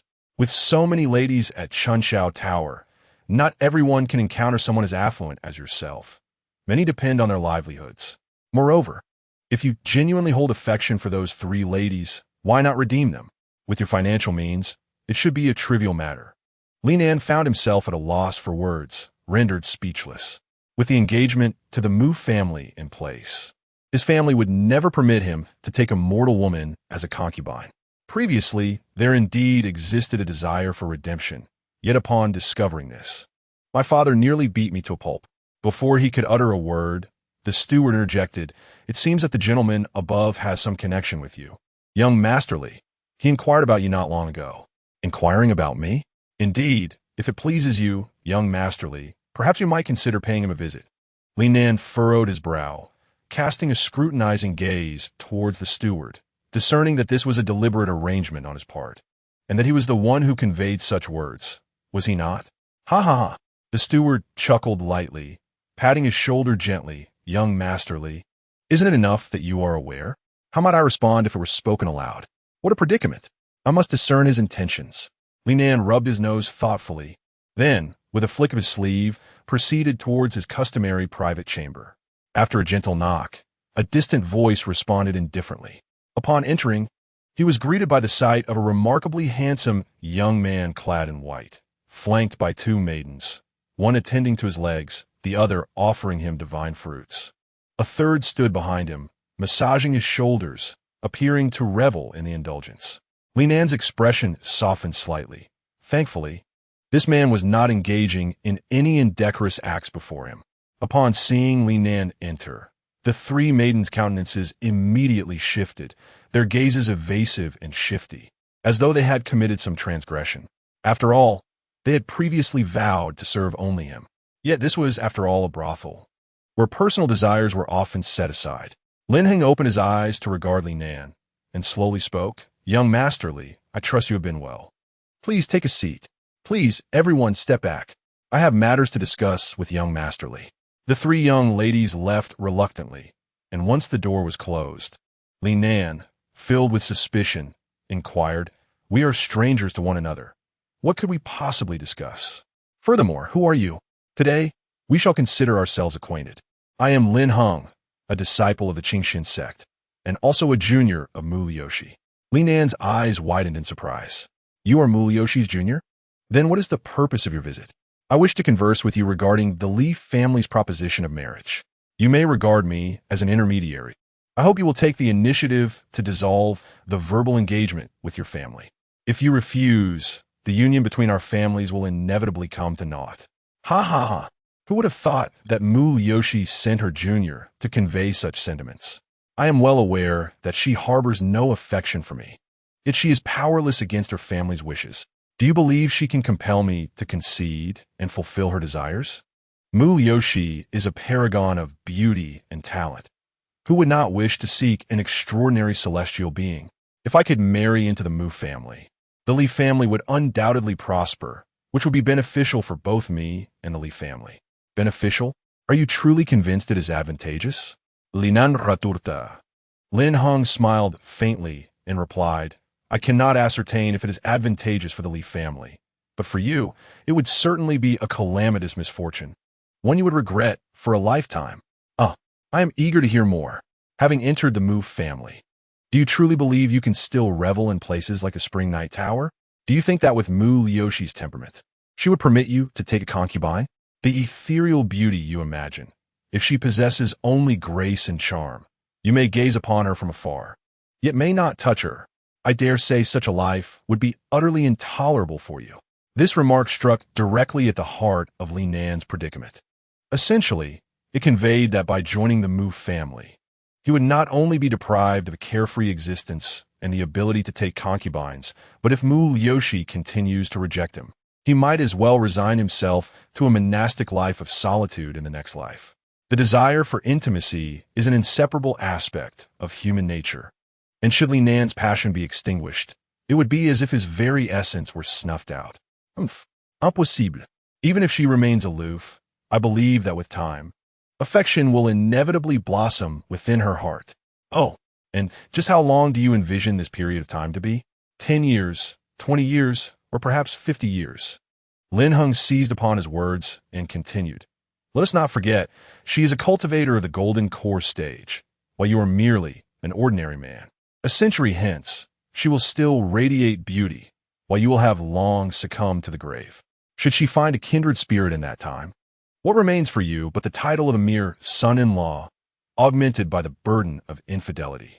The notion of one's beloved being untouchable, only to end up adorned with the taint of betrayal and death, paints a most constricted existence. If memory serves, does not young Master Li have a brother? What a pity indeed.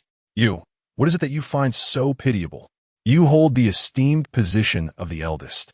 And if you do not consider marrying into the Mu family, the future heir of the Li clan shall indeed be you.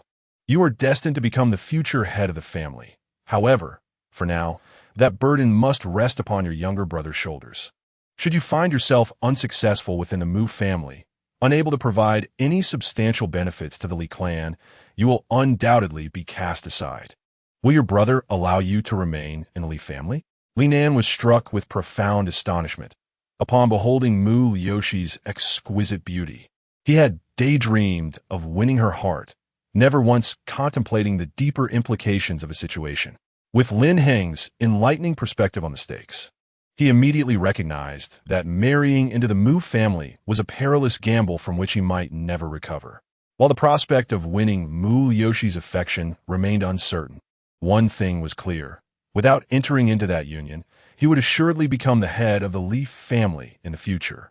Lin Heng, observing Li Nan's expression, understood the gravity of the situation. Rising to his feet, he remarked, "With this matter laid bare, I implore you, young Master Li, to deliberate carefully and consider your own future. By noon tomorrow, provide me with your response at the massage parlor in the western part of the city.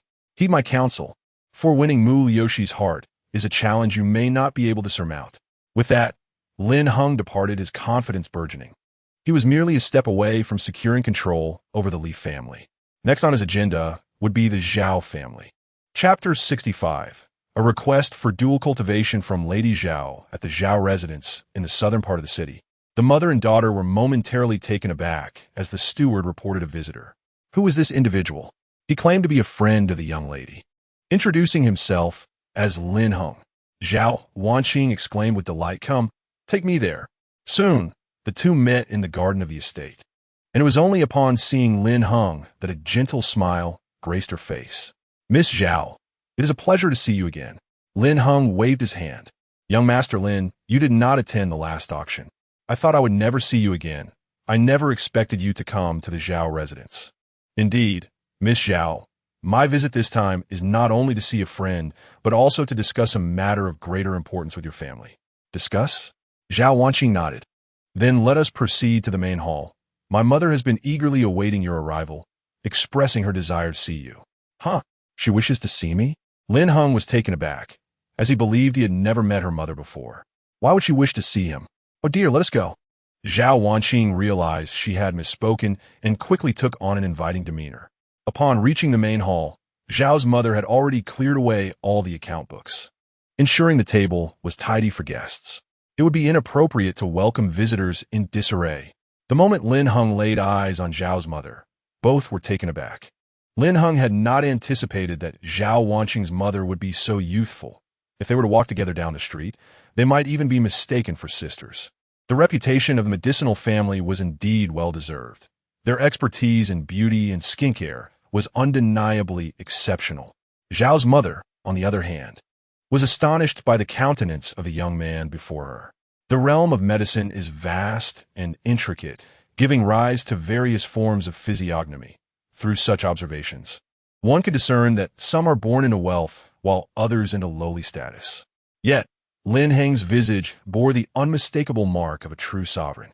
When the ancestral patriarch of the Zhao family was still alive, he had summoned the master of the Celestial Calculation Pavilion to predict that, a century hence, the Zhao family would face numerous crises, yet a chosen one, imbued with the essence of the dragon, would emerge. Coupled with the astrological chart of the celestial configurations circulating at that time, it bore an uncanny resemblance to Lin Heng's facial features and contours. It must be him, without a doubt. Why does it feel a bit awkward? Why is Zhao Wanqing's mother staring intently at my face? There's something strange in her gaze. "Mother?" At Zhao Wanqing's gentle call, she regained her composure, realizing her lapse in decorum. "Young Master Lin, please have a seat." "Wanqing, go fetch the treasured purple leaf clear tea to entertain our guest." "Oh my, Aunt, you are too kind." Lin Heng was taken aback by the courtesy shown by Zhao's mother, who even offered the rare and exquisite purple leaf clear tea. Once Zhao Wanqing returned, Lin Heng wasted no time and directly addressed the matter at hand. After stating his intentions, both Zhao's mother and Zhao Wanqing were taken aback. After a brief pause, Zhao's mother spoke. "I have indeed heard rumors about the discovery of a spiritual mine in the Western Mountain region. But I never imagined that the city lord's mansion would be so ruthless, seeking to completely engulf the Mu family. The four prominent families of Yinyan City stand as a quadrilateral of power. The loss of any one pillar would cause the balance to falter, inevitably leading to chaos. The Mu family, despite having waned considerably over time, possesses a formidable strength, having once overshadowed the Zhao family during its peak, especially since they have recently produced an individual with the potential for celestial lineage. This presents the Mu family with a renewed opportunity for ascendance. Thus, I hope the Zhao family can extend their hand and stand with the Mu family. However, to my surprise, Madame Zhao slightly shook her head. As the head of the family, she must carefully weigh the pros and cons. Every decision could potentially determine the future trajectory of the clan. To speak frankly, the Zhao family seldom chooses sides in such matters, opting instead for a neutral stance, preserving their own strength while avoiding external calamity. In the case of the Mu family, even if the Zhao family intervenes, it is unlikely to affect substantial change, given that the Wang family has already rallied numerous cultivators. If they make significant moves in the near future, it would be utterly insurmountable. Upon hearing this, Lin Heng narrowed his eyes and smiled faintly, understanding the implication that Madame Zhao deemed their leverage insufficient. However, I wish to assert that the Zhao family can no longer afford to remain aloof.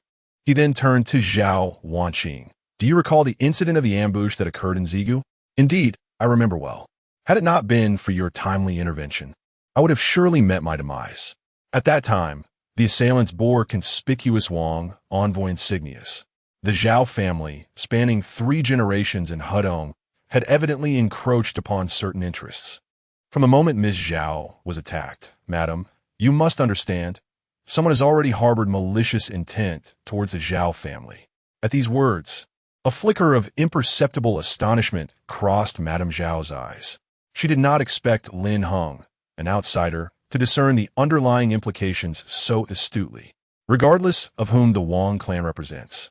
Be it the Wang family from the City Lord's mansion or those within the dynasty, should the Mu family fall, the next to be targeted would be the Zhao family, followed ultimately by the Li family. What? Zhao Wanqing's eyes widened in disbelief as she exclaimed, Young Master Lin, are you suggesting that the Wang family intends to strike against our 3 esteemed families? How dare they? Zhao's mother placed a delicate finger against her lips, deep in contemplation. Could this indeed signify the impending crisis facing the Zhao family? But does the Wang family possess such formidable power?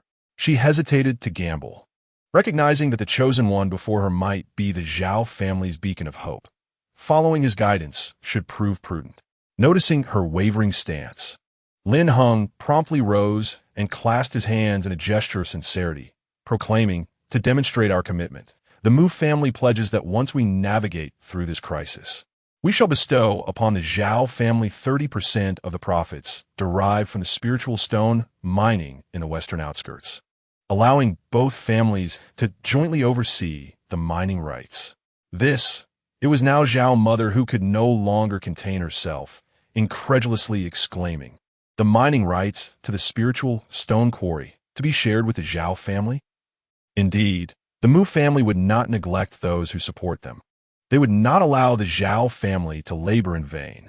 The mother and daughter exchanged glances. The Mu family had always been trustworthy in their dealings, and it was unlikely they would make such promises unless driven to desperation. 30% of the profits from the spiritual stone quarry amounted to an unimaginable fortune, enough to sustain the Zhao family for 3 centuries without faltering. A resolute glimmer sparkled in Zhao mother's eyes. Just when Lin Heng believed that their collaboration was secured, Zhao mother's subsequent words nearly left him astounded. I have appreciated the goodwill of the Mu family, and I am willing to forego the benefits of the spirit mine. I implore you, my lord, to agree to a single condition. My daughter, Wanqing, has been afflicted with an incurable illness, which has hindered her ability to channel her spiritual energy. If a remedy cannot be found, her life may be at stake. I beseech you to assist her in alleviating the burdens upon her body at a critical moment. By means of dual cultivation? Lin Heng blinked in confusion. Mother, what? What are you saying? How can you request such a thing from young Master Lin? Zhao Wanqing was equally astonished by her mother's audacity, her cheeks flushing crimson. Silly daughter, this is the only way to save your life. I see that young Master Lin is handsome and a disciple of the esteemed Qingxian sect. Do you not find him appealing? I. Zhao Wanqing was so embarrassed that she could scarcely speak. How could such matters be presented in front of others? If you were to have a partner with a heart of loyalty, would that not be placing him in a difficult position? She did not believe Lin Heng to be a man driven by lust. Chapter 66. Rest assured, Senior sister, I shall fill you completely, every drop for you. Good madam, I consent. Ah, young Master Lin, there is no need for such compulsion. Banking harbors no ulterior motives. No, Miss Zhao, this is not a burden at all. It is my utmost honor to save Miss Zhao, a small healer with a heart dedicated to saving others. The profound maternal love displayed by Zhao's mother, who would willingly sacrifice immense wealth for her children, is a compelling reason I cannot decline.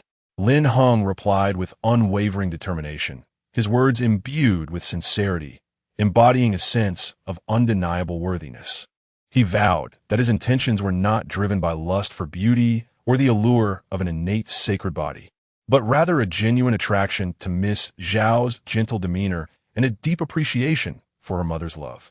In that moment, Zhao's mother nodded in satisfaction, while Zhao Wanqing, embarrassed, hurriedly fled the scene. The visit to the Zhao family proved to be an unexpected delight.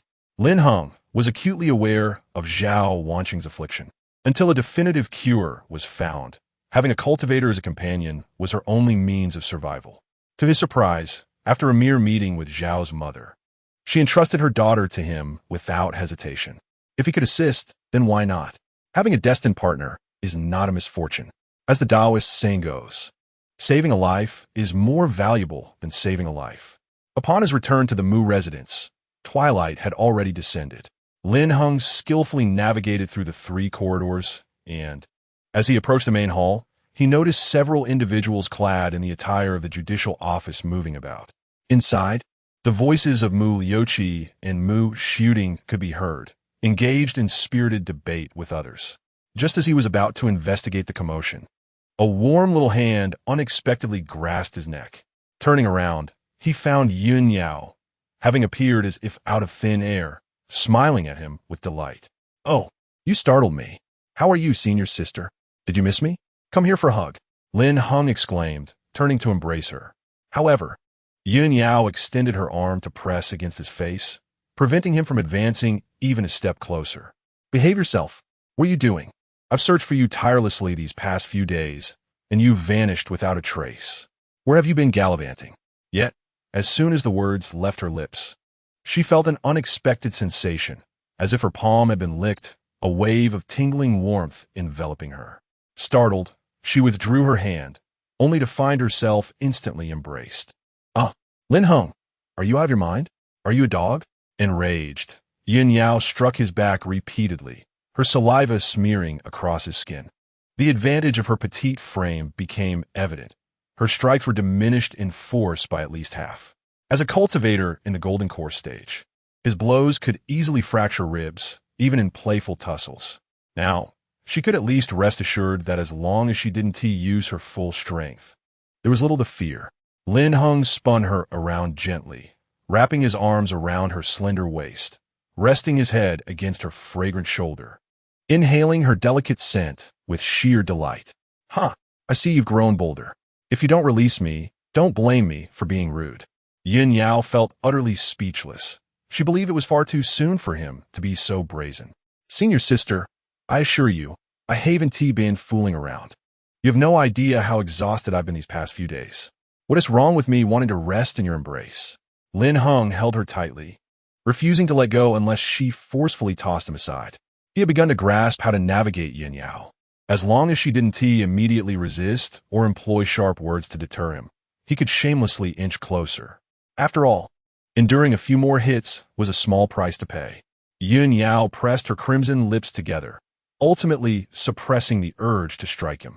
Given Lin Heng's character, which was characterized by an indifference to reprimand, she decided to let him be, as long as he did not go too far.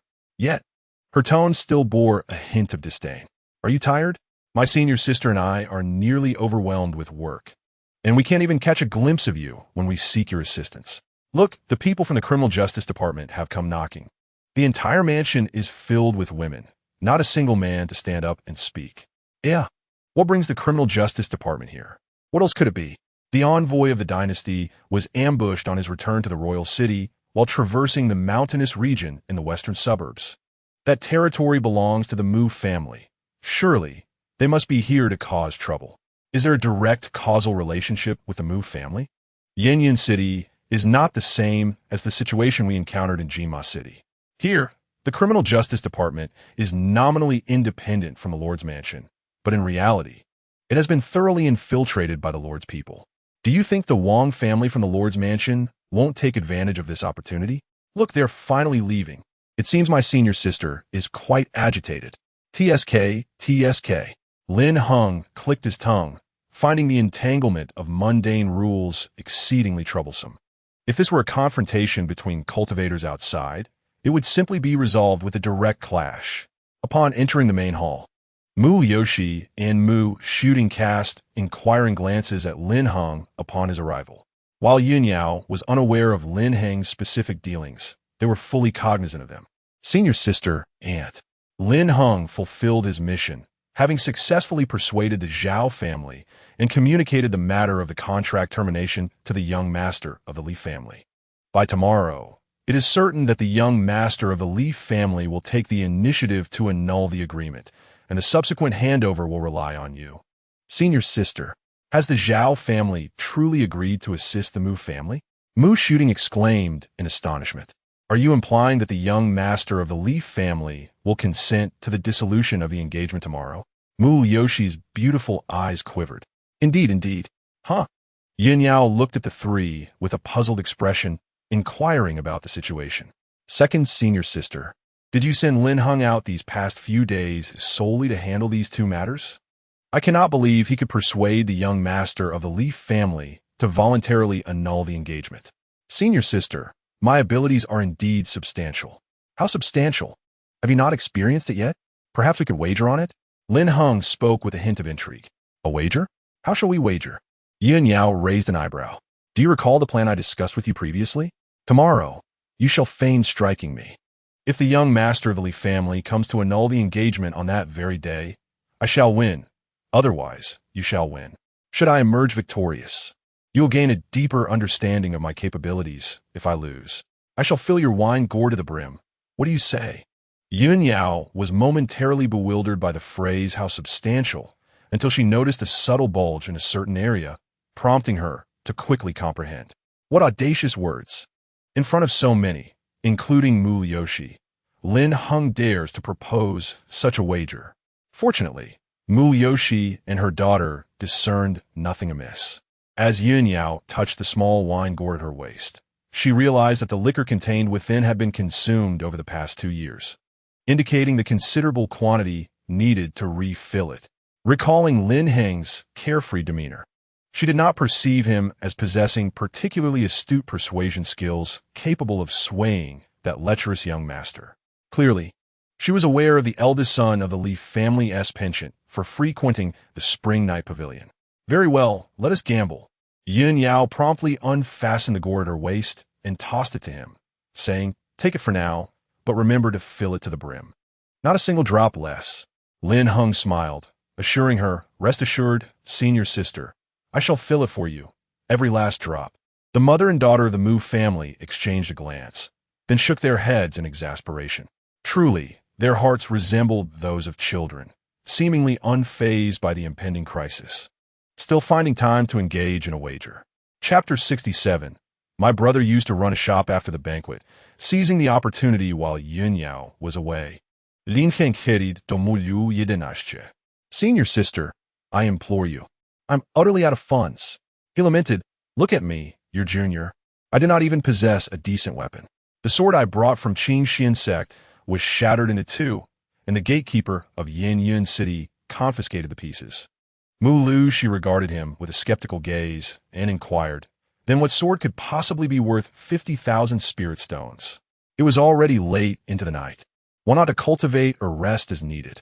Yet here was Lin Heng, stealthily approaching her to demand spirit stones, and he dared to request a sum as extravagant as 50,000.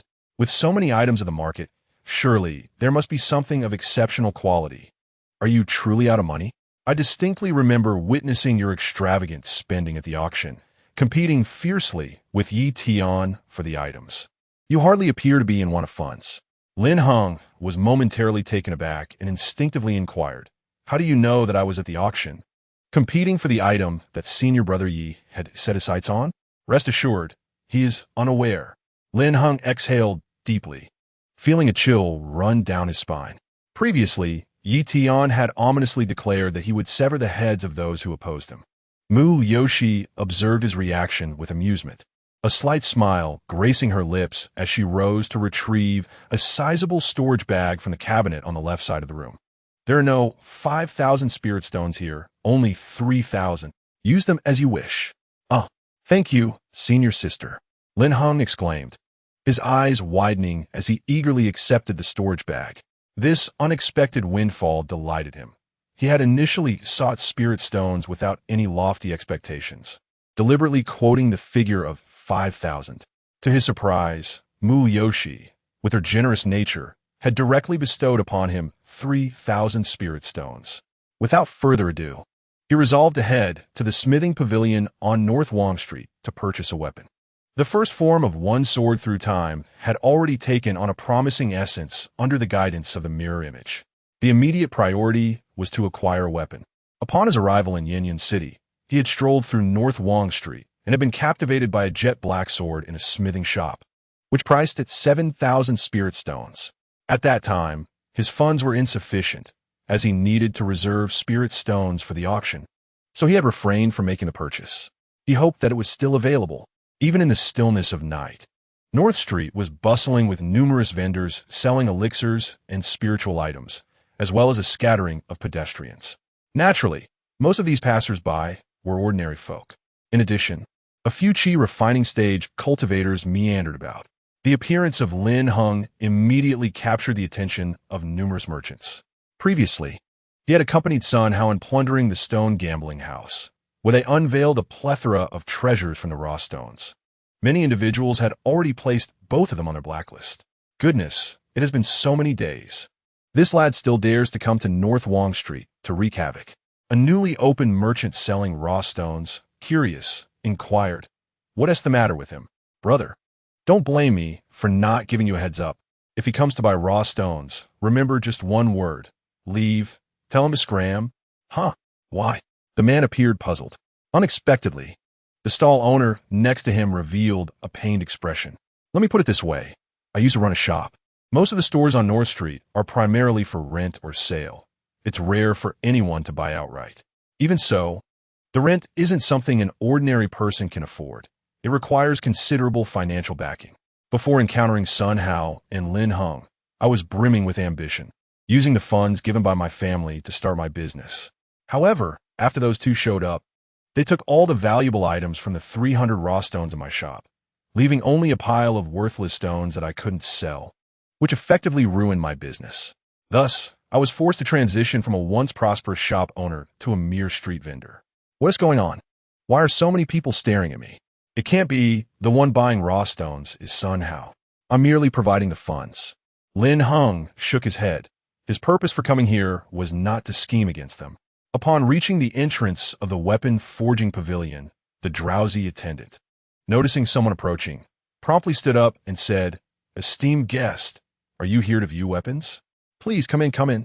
Is that jet black sword, approximately 6 feet in length, still available in your shop?"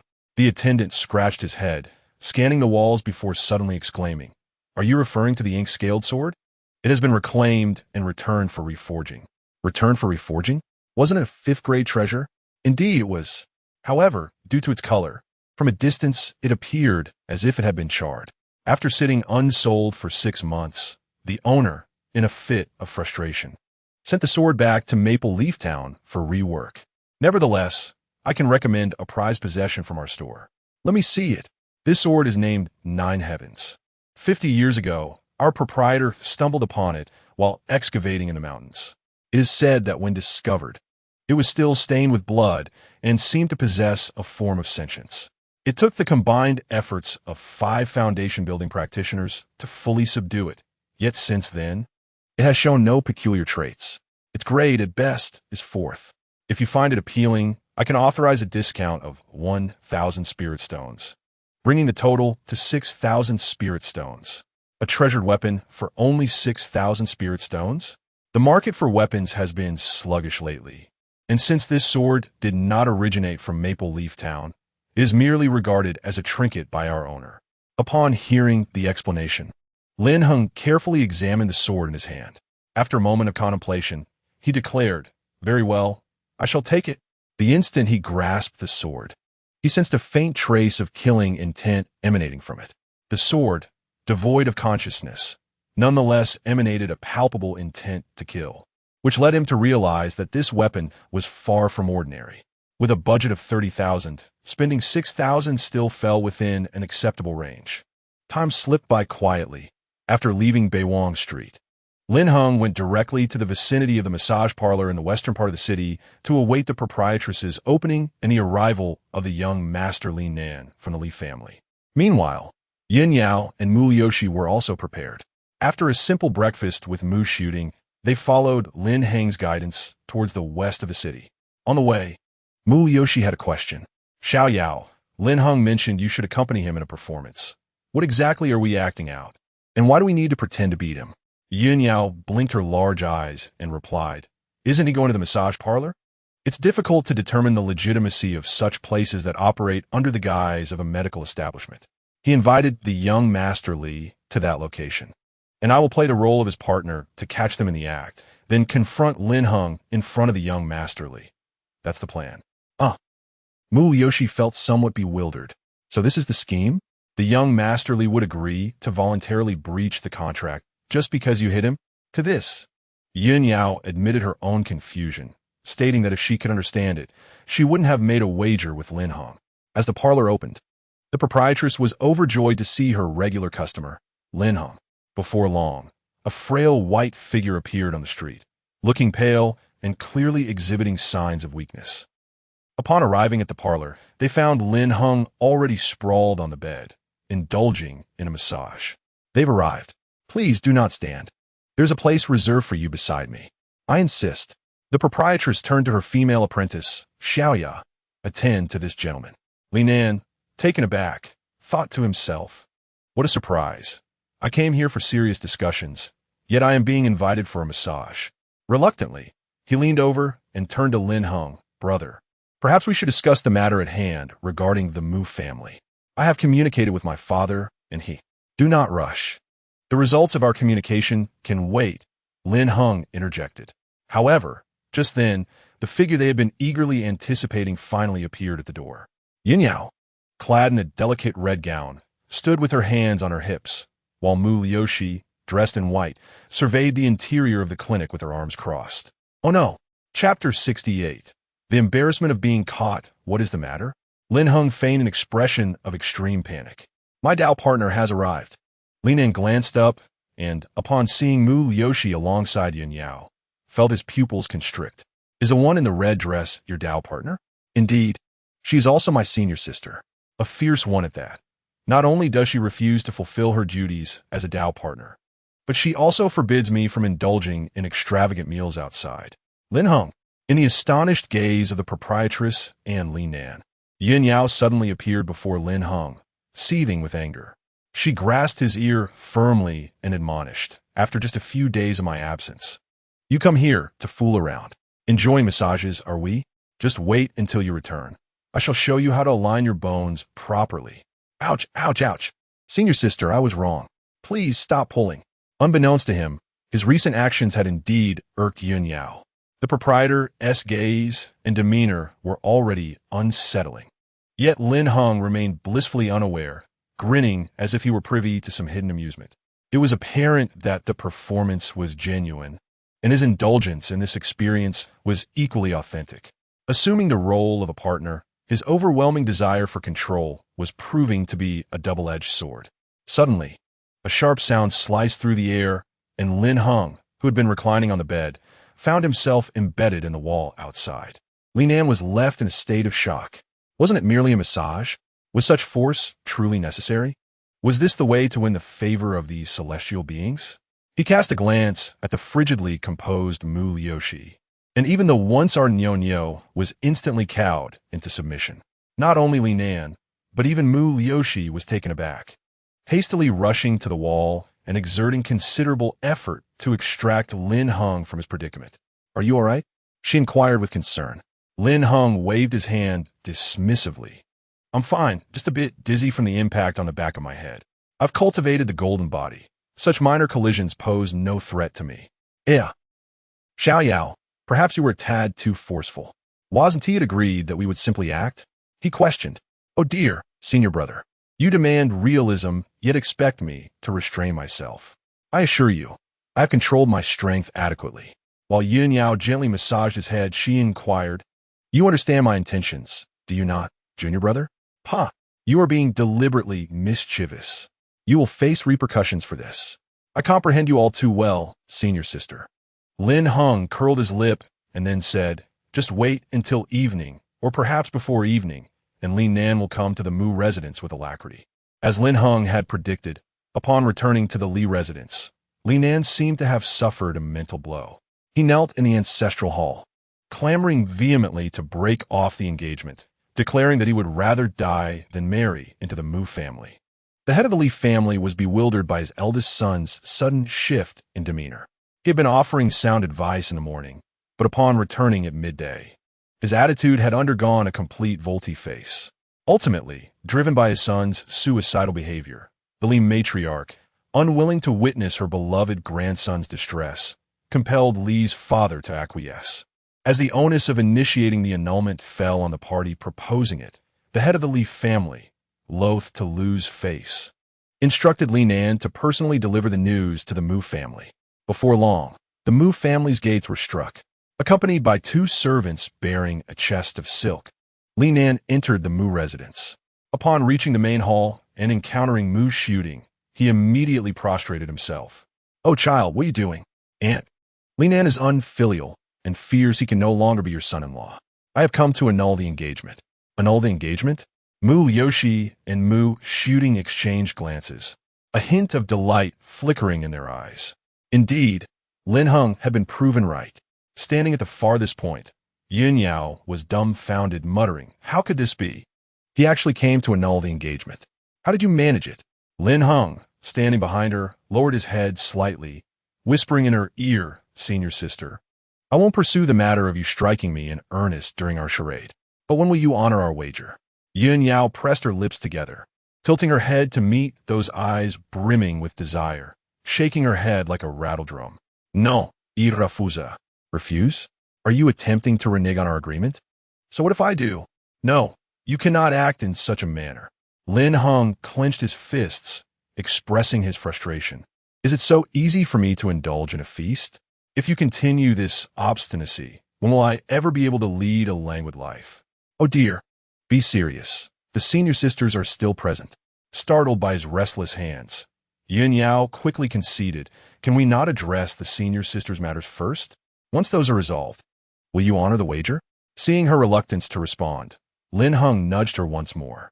Will you honor it or not? Will you fulfill your dual cultivation obligations? Lin Heng leaned closer, whispering in her ear to prevent her from playing with words. Is that correct? Speak quickly. Yes. Only after receiving her definitive answer did Lin Heng step back contentedly, withdrawing his hand. In the ensuing moments, Yun Yao was tasked with assisting Mu Yoshi in managing the transition with the Li and Zhao families. Although the Zhao family claimed they did not desire the spiritual, or the Mu family could not simply forego it. The Li family had unilaterally broken their contract, which was inherently unjust. If the Mu family leveraged the benefits of the spiritual, or as a bargaining chip, and paid a visit, surely the Li family would feel grateful. Meanwhile, the matter of the assassination of the dynasty's envoy in the western suburbs required resolution, compelling Lin Heng to venture there alone for the time being. Relying on Yi Tian was not a viable option. Mounted on the divine steed purchased from the horse station, he traversed the distance and reached Yinyun City, 30 miles away, in just a little over half a day. A sharp blade, akin to a fierce tiger's roar, disrupted the previously unperturbed rhythm of movement. Lin Heng pulled the reins of his horse to a halt and turned to look back. Not far behind, 5 figures were racing towards him. In less than 10 breaths, they had appeared within 30 paces of him. The central figure, a robust man clad in loose black attire, towered over Lin Heng, easily twice his size. With 2 dazzling golden axes sheathed at his waist, Lin Heng furrowed his brow, a vague recollection of having seen this man before eluding him. Yet it mattered little. What was significant was that someone had just attempted to assassinate him with a thrown blade. Was it you who hurled that concealed weapon? Lin Heng inquired, his tone calm. The burly man approached, wielding his golden axes, and spoke in a tone reminiscent of an old acquaintance. Little brother, have you forgotten me? From Wangyue Tower. You did sell a 7th-tier armor. The mention of Wangyue Tower seemed to stir Lin Heng's memory, though his expression remained unperturbed. The 5 assailants appeared malicious, each drawing their weapons. It seemed the scene was destined to culminate in bloodshed. Give me a reason not to slay you, Lin Heng stated flatly. Ha ha! You are rather presumptuous, young man. We have 3 Foundation establishment cultivators among us, and you, a mere Qi refining stage practitioner, dare to utter such words. Blame your ostentatious behavior on North Street. Hand over the dragon scales you possess, and, in a flash, Lin Heng unsheathed his sword with a swiftness that rendered his motion nearly imperceptible. The blade's light swiftly reached the burly man's front, and before he could react, it pierced through him. Initially, those beside him remained oblivious, perplexed as to why the robust man's words had abruptly ceased.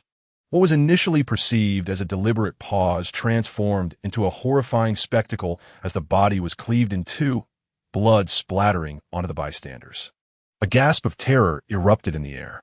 The burly leader, a cultivator at the initial stage of Foundation establishment, was recognized as the strongest among them. Astonishingly, he was severed before he could finish his utterance. Yet, the youth before him was merely a practitioner at the Qi refining stage. To be candid, Lin Heng had intended to execute a surprise attack, but he did not anticipate the overwhelming might of this sword strike. This indicated that he had now acquired the conditions to transcend levels. In the midst of their shock, the 4 quickly retaliated. Lin Heng swiftly drew his sword once more, casting a glance at its blade and murmuring, "My friend, unleash your killing intent upon them." At that moment, the techniques of the Sword of Time, which he had diligently practiced for 2.5 days, flooded his mind. Each anticipated movement, although not intentionally learned, was enriched by the substantial experience gleaned from the reflections of the figure in the mirror. He moved with remarkable swiftness, his strokes executed with such rapidity that they were nearly imperceptible to the naked eye. This was the very essence of the speed that swordsmanship sought to attain. Screams reverberated through the night sky, and the thick scent of blood assailed the nostrils, causing those who inhaled it to tremble and gasp in shock. Lin Heng showed no inclination to relent despite the anguished cries for mercy. With a deft flick of his wrist, he swiftly slit the throats of the remaining 2. From the moment they entered, posturing with bravado, to the time they lay lifeless, scarcely 2 minutes had elapsed. There was no denying that their combat prowess had exceeded expectations. Yet the consumption of true essence within him was considerable. With a single stroke of the Sword of Time, he nearly depleted a reserve of spiritual energy. After wiping the blood from the blade against their garments, Lin Heng proceeded to search their bodies for spoils of war. 3 storage rings contained over 2,000 spirit stones, along with several golden stones. The golden stones, rich in metallic attributes, pleased him immensely. The twin golden axes, crafted from materials imbued with similar golden properties, could indeed be refined. Chapter 69. Unexpected delight in the outskirts of Yinyan City. Lin Heng dismounted and led his divine steed into the nearby woods, then ascended the mountain path alone. The terrain of the western outskirts was such that, if one were to take the main road, it would take at least half a day. However, by traversing directly over the mountain, one could save at least half the time. Upon crossing the small hill before him, he would encounter a stream, and by following the stream upstream, he would arrive at a pristine lake. Flanking the clear water lake were the locations of the spirit mines. Of course, he dismounted in advance and opted to walk in order to avoid alarming any potential threats, particularly not to disturb Yitian. Yitian had departed Yinyan City for the western outskirts, and after several days without a word, he might be plotting something. Yet, Lin Heng pondered whether he had acted too hastily and considered leaving a survivor to inquire further. He slightly shook his head. A robust group of 5 men had come to ambush him, ostensibly for the treasures he had obtained on North Wong Street, such as the golden scales. If their intentions were genuine, They would have acted as soon as he left Yinyan City instead of waiting until he was 30 kilometers away. Furthermore, North Wang Street was under the Wang family's jurisdiction. Their knowledge of his whereabouts suggested that, to some extent, they were acting on behalf of the Wang family. A peculiar conjecture surfaced in Lin Heng's mind.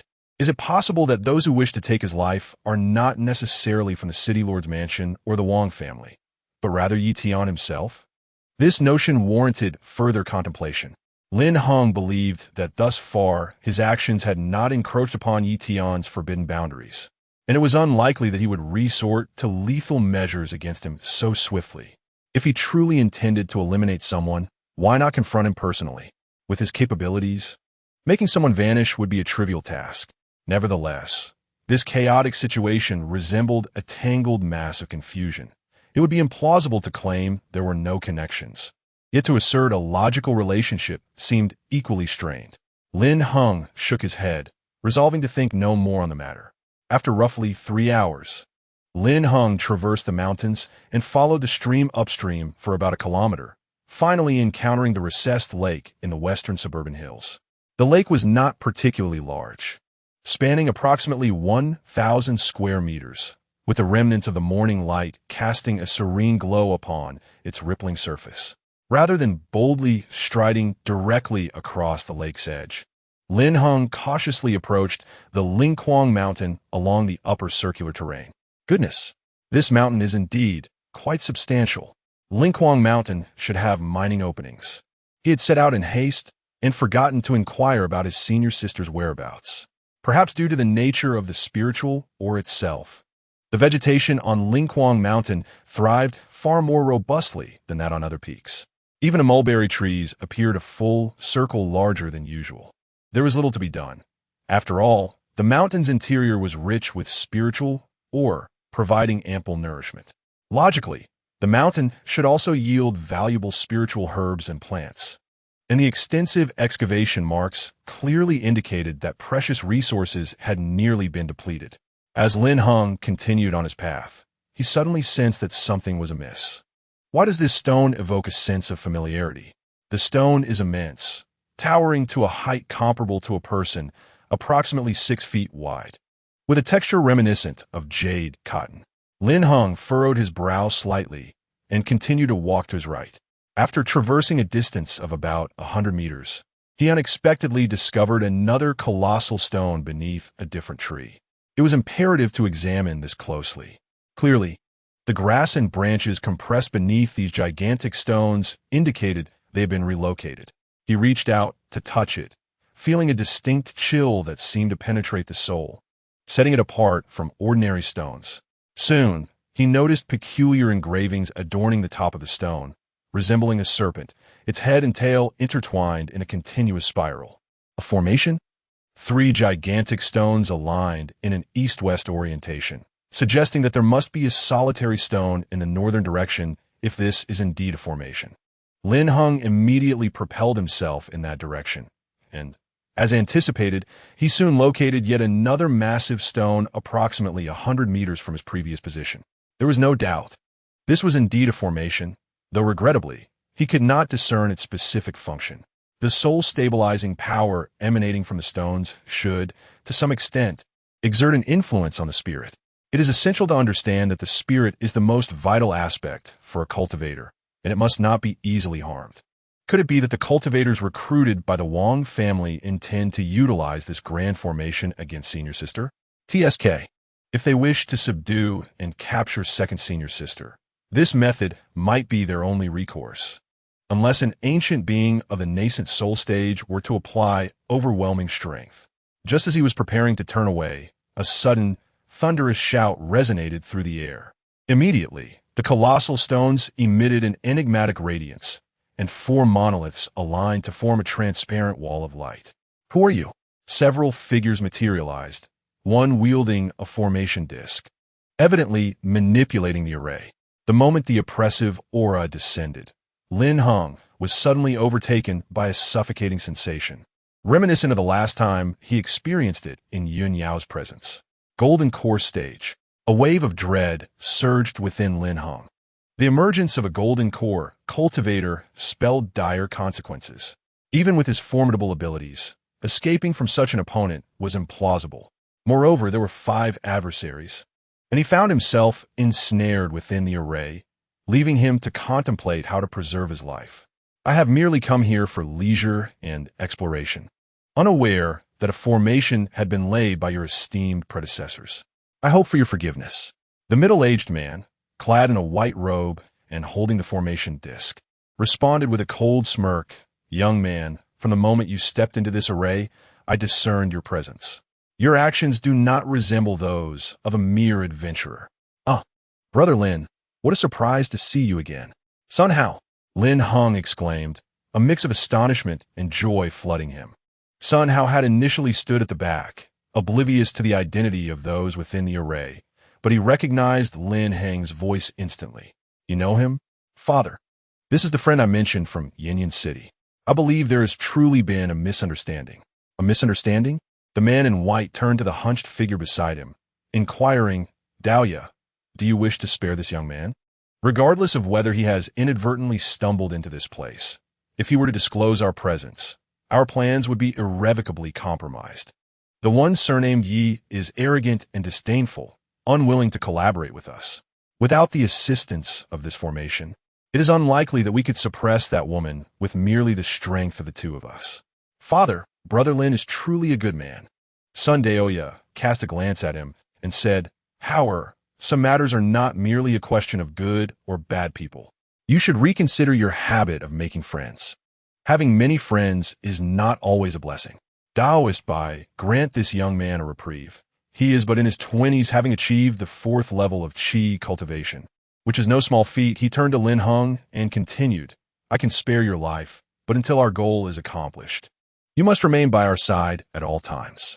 What an unexpected turn of events. No problem. Lin Heng wiped the cold sweat from his forehead and readily agreed. Though there was an element of coercion involved, it was nonetheless a rare opportunity. He had long desired to meet Sun Hao's father. Chapter 70, Strategies of Retreat and Advance. Brother Lin, you nearly frightened me to death. I thought your father was truly going to kill you. If that were the case, I fear I would be quite sorrowful for some time. It was indeed quite perilous. However, even without you, I have my own methods to persuade them to spare my life. This was not mere bravado. Sun Hao had swiftly organized his thoughts in his mind even before he spoke. His plan was to reveal his identity, letting them know he was a disciple of Mu Liushi, thereby establishing the deep bond he shared with Mu Liushi as a sworn brother. Would a rational person kill him upon discovering this? Certainly not. A person with a modicum of intelligence would see him as bait, intending to lure Mu Liushi into their grasp. The man in the white robe chose to remain atop the mountain, while Lin Heng and his 4 companions descended to a gazebo at the foot of the hill. Seizing the opportunity to rest, Lin Heng inquired, How many individuals have come in total? Including us, there are 17 people, not counting your senior brother Yi, came the reply.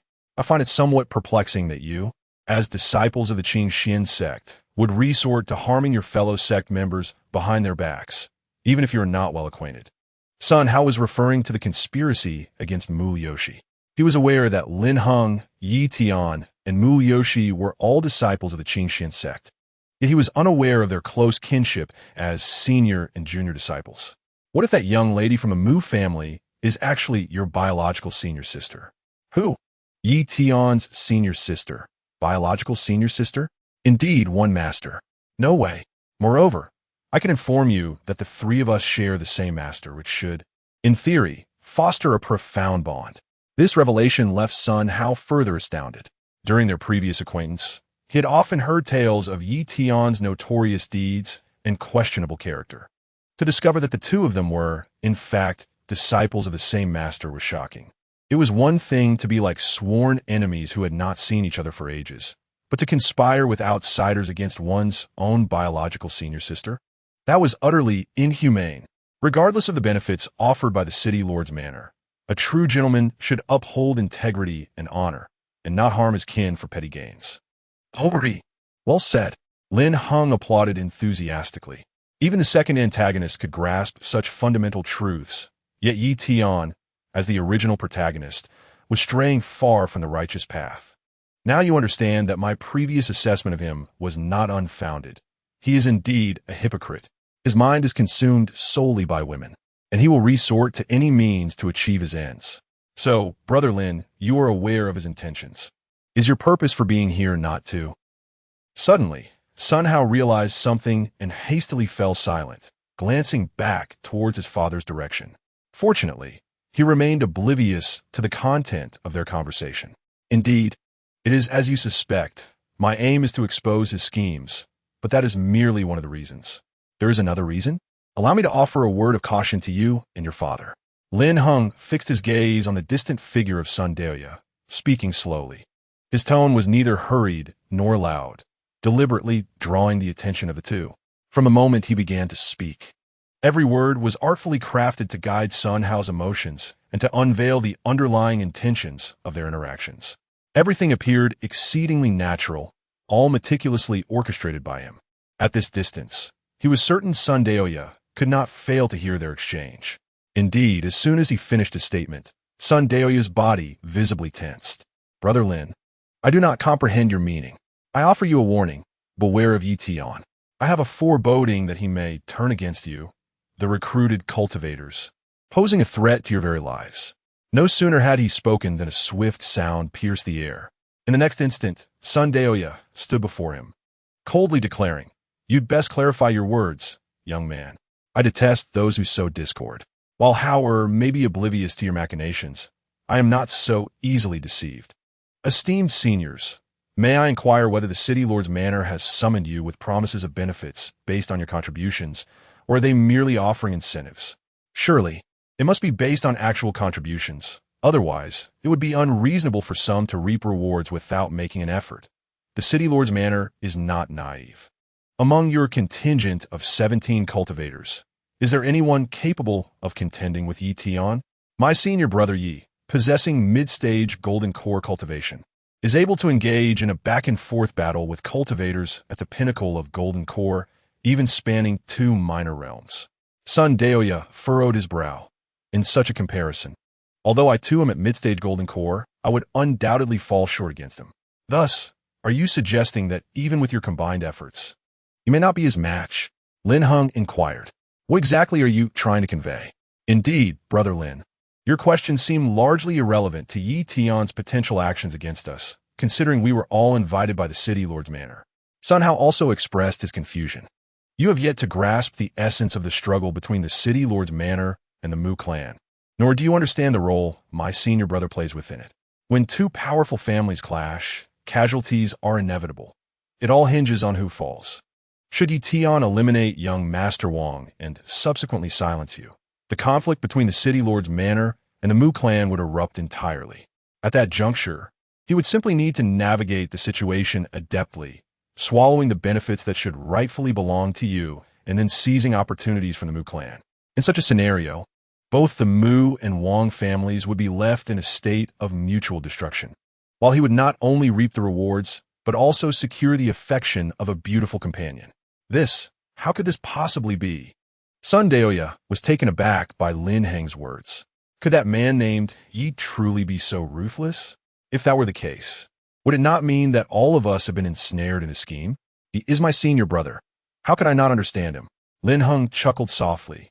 His manner of operation is characterized by arrogance and self-assurance, which drives him to pursue maximal benefits, a significant portion of which is aimed at the Mu family.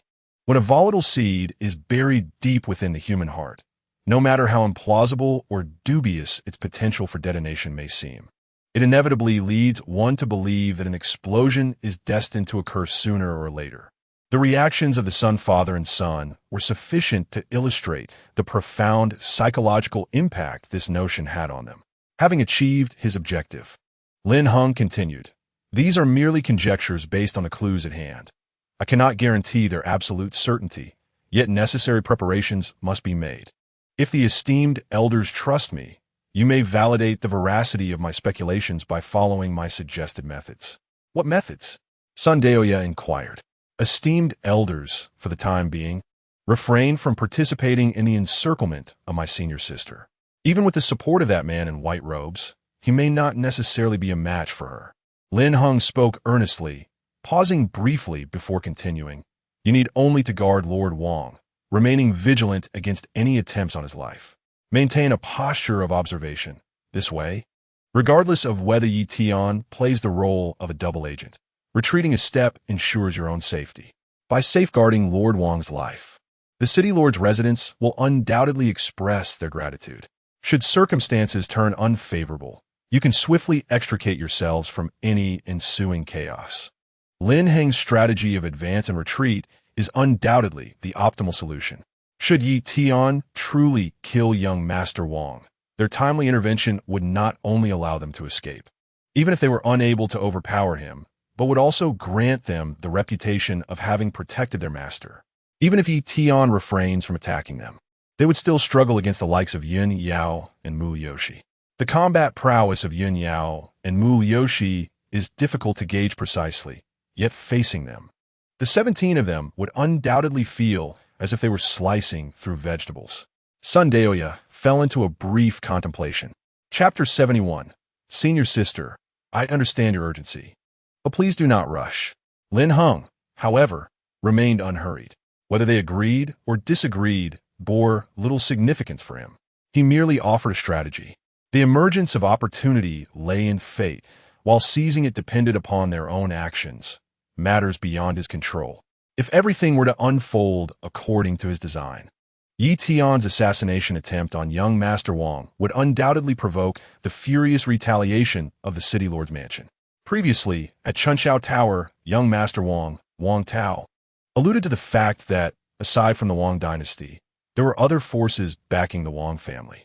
The identity of this other force remains unclear, but Wang Tao implied that they were unafraid of the Qingxian sect, who in the Western continent could rival the Qingxian sect, perhaps the likes of Qing Wechanga, Zishu sect, or even the infamous Hongyao society in Yaij, mentioned by Sun Hao. Regardless of the identity of this force, if it positions Yi Tian as an enemy, it is precisely the outcome he desires. The enemy of my enemy is my friend. By creating foes for Yi Tian, he inadvertently forges alliances for himself. Why not embrace such an opportunity? This encapsulates Lin Heng's current strategy of forging enmities to establish friendships. Very well, let us proceed as you suggest. Ultimately, Sun Daoya acquiesced, turning to his son Sun Hao and remarked, You have made considerable progress compared to the past. This friend you have made is quite remarkable, possessing a sharp intellect. While he praised Sun Hao's ability to discern friendships, he simultaneously acknowledged Lin Heng's wisdom. Elated by his father's commendation, Sun Hao replied, Thank you for your kind words, father. Very well, if you wish to wander, feel free to explore. Just remember not to venture too far, for the mountains are not devoid of wild beasts. Sun Daoya waved his hand, effectively lifting the surveillance on Lin Heng and granting him the freedom to roam.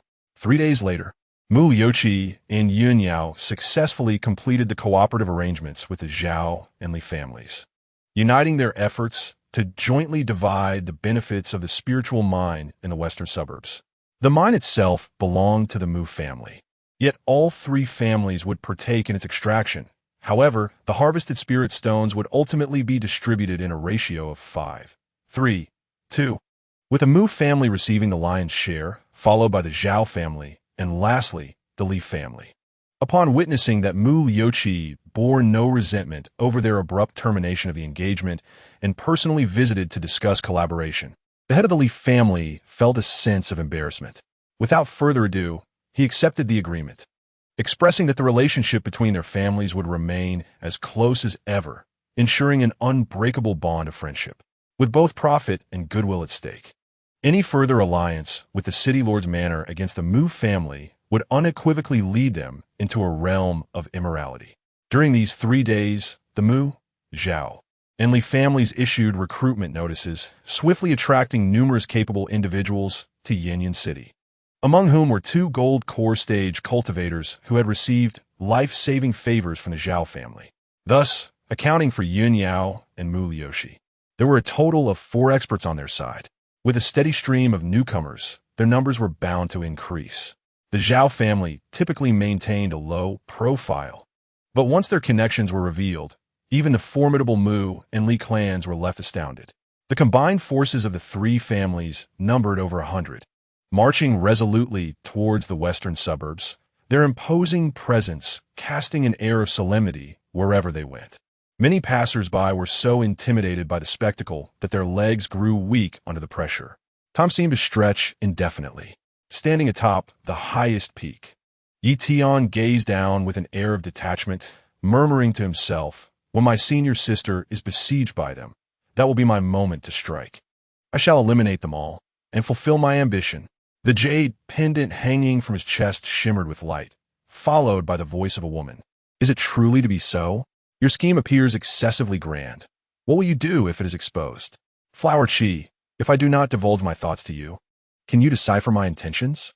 Yi Tian grinned, displaying the quintessential smile of a protagonist. "If even you cannot unravel my purpose, how could those fools possibly guess the magnitude of my strategy? I merely wish for you to comprehend that there are always greater forces beyond our own. Do not act without leaving yourself an escape. Enough, Hua Chi. I do not require your counsel. I possess my own judgment, and I do not believe anyone can stand above me and look down." Thus, their dialogue ended on an unhappy note. Meanwhile, Lin Heng and his companions had already concealed themselves along the route that Mu Yoshi and her entourage would inevitably traverse, poised to activate their formation at any moment. At this moment, upon careful observation, Lin Heng's aura appeared significantly more robust than it had 3 days prior. During the intervening days, he had not remained idle. Capitalizing on the abundant spiritual energy of the spirit mind, he successfully ascended to the 5th level of Qi refinement. Concurrently, after a prolonged effort spanning half a month, the 5th spiritual wheel within him was finally established. He could sense that his body was now able to autonomously absorb and refine spiritual energy at a markedly accelerated pace. "Dahlia, the people have arrived. I shall proceed to prepare the formation. Once it is complete, you can lead the others to assist me. Rest assured, my friend Bai." Upon reaching the edge of the western hills, Yin Yao and Mu Yoshi adhered to the plan they had previously devised with Lin Heng, allowing the main contingent to trail behind. The two of them took the lead, intending to mislead the Wang family. Consequently, the white-robed figure was oblivious to the fact that over 100 cultivators lay in ambush at the farthest edge of the mountains. "Xiao Yao, be cautious. I sense something amiss here." Little did they expect that as soon as the words left her mouth, the grass in the distance began to rustle, and a familiar figure suddenly sprang forth. The white-robed individual was momentarily stunned, as taking just 5 more steps would bring him into the formation's range. How could that fool Sundaoya not keep an eye on this brat? "Lin Heng," Yin Yao and Mu Yoshi exclaimed in unison, before either could inquire further. Several figures suddenly materialized around them. Realizing the situation had turned unfavorable, the white-robed leader had no choice but to alter his plans and reveal himself prematurely. The 8 individuals, led by the white-robed figure, encircled the 3 of them. "You audacious wretch! How dare you thwart my plans? I should have disposed of you personally back then." The white-robed man glared at Lin Heng with malevolence. The old man, relying on his elevated realm, boasted arrogantly, "If you were at the Foundation establishment stage, I could cleave you in 2 with a single sword strike. Enough of your nonsense. Regardless of your connection to the Mu family, you shall perish today." He tossed the formation plate into the air, and suddenly a formation flag appeared before him. The ground cracked open, coalescing into a massive earthen figure. "Umph. A mere formation master dares to confront 2 sword cultivators. He is rather overestimating himself." Yin Yao said calmly, "Leave this to me." "Very well," came the reply. In an instant, a silver-hilted blade materialized in her hand. As the giant's colossal hand descended upon her, she merely unleashed a wave of sword chi. The air rippled around her, as if the very fabric of space were being torn asunder. An astonishing scene unfolded.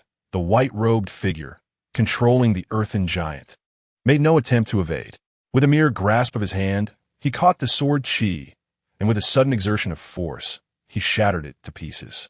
Clearly, both were cultivators of the Golden Core stage, and, at the early phase to boot, how could they be bested by a single sword strike? Undeterred, Yin Yao summoned ethereal flames that enveloped her sword. Sword fire erupts from the clouds.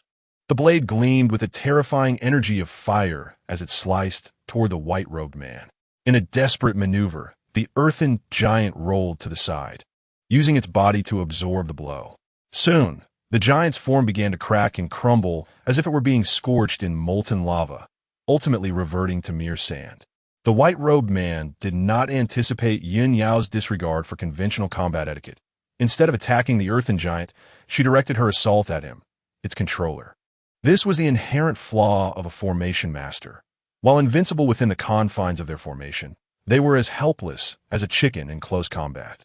After just 2 exchanges, he realized that he was utterly no match for the woman before him.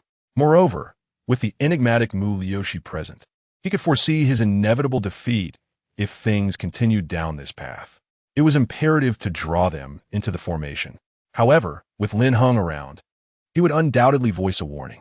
The man in white furrowed his brow, signaling the others to retreat, while Yun Yao and Mu Liushi advanced 2 steps forward.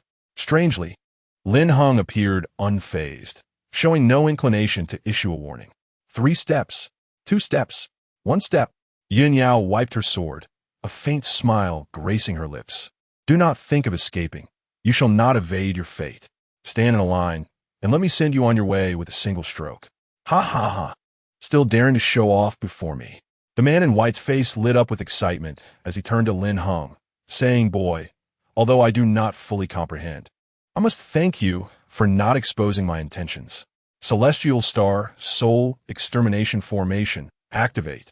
As the words left the man in white's lips, the entire mountain range began to tremble. Following this, billowing black mist oozed from the crevices of the stones, converging into a dense mass that obscured the sky.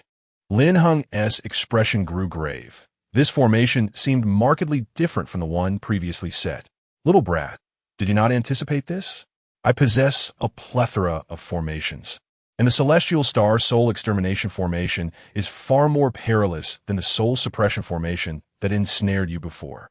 Rest assured, as a token of gratitude, once your soul is extinguished, I shall refine your body into a puppet. This fate is certainly preferable to being reduced to mere ashes. The man in white laughed heartily. Upon hearing this, Yin Yao seemed to grasp the meaning behind his words and seized his ear, demanding, Lin Heng, what trickery are you up to now? Did you know there was a formation ahead and chose not to warn us? Mu Liushi, unable to contain herself, reached out to tug at his other ear, demanding, What on earth is going on? I can't believe it. Both of you, please don't each pull on one. Sister, I understand your urgency, but allow me to explain. My hasty appearance before you is precisely to prevent you two from unintentionally causing harm to that man in white. Once we enter the formation, it will provide Brother Yi with the necessary space to maneuver, won't it? Yin Yao, Mu Liushi. Chapter 72. Attempting to impress sister, what sort of maneuvering does Yi Tian require? The 2 women expressed their confusion. Lin Heng could only provide a brief clarification, succinctly relaying his previous conversation with the son, father, and son. However, upon hearing this, Mu Liushi furrowed her brow. Are you suggesting that Yi Tian might kill the young master of the Wang family? He is their sole heir. If he were to be killed, it would likely incite chaos throughout Yinyan City. She deemed such an action overly reckless. Lin Heng pondered more deeply than they did. Whether Yinyan City would descend into chaos was uncertain, but the Mu family would undoubtedly face peril, potentially dragging the Qingxian sect into the fray as well. And what does this have to do with sparing that man in white?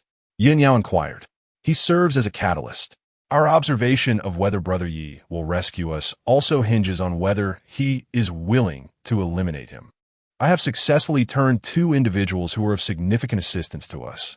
They're responsible for ensuring the safety of the young master of the Wang family. Therefore, all we need to do now is to sit back and watch the unfolding drama. The reasoning is quite straightforward. If Yi Tian intends to kill, inevitably, one must first address the matters concerning Sun Deoya and his associates. Only after resolving the issues with the Wang family will they dismantle the Grand Formation and rescue them, thereby creating an atmosphere of a belated rescue. So, your intention to enter the formation is to obscure our vision? Yin Yao pointed towards the formation's barrier. Clever.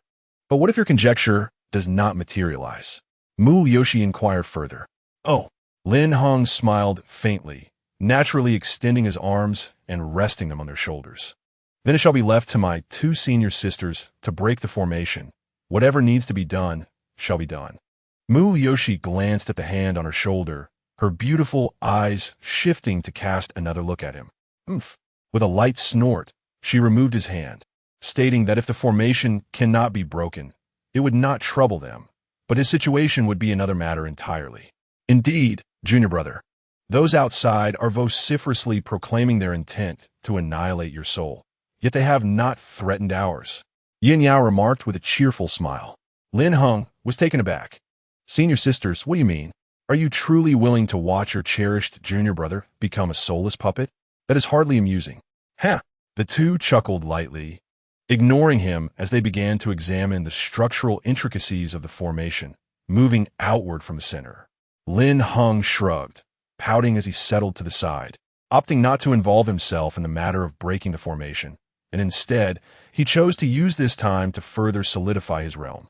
However, after only a brief meditation, he noticed that the figure in the mirror seemed to have ceased their practice, neither engaging in sword techniques nor opening the spiritual wheel. Puzzled, Lin Heng retrieved the illusory world mirror from his system space, discreetly concealing it beneath him while Yin Yao and her companion were not paying attention. Subsequently, a familiar sensation of tugging stirred within my consciousness. Once again, I found myself immersed in the realm of illusions. Upon regaining clarity, I was genuinely astonished by the scene before me. The previously constructed Qinyun Peak lay in ruins, transformed into a vast expanse of whiteness, devoid of any recognizable structures. The elder seemed to sense Lin Heng's arrival, instantly teleporting from a distance to stand before him. At that moment, his figure appeared considerably more ethereal.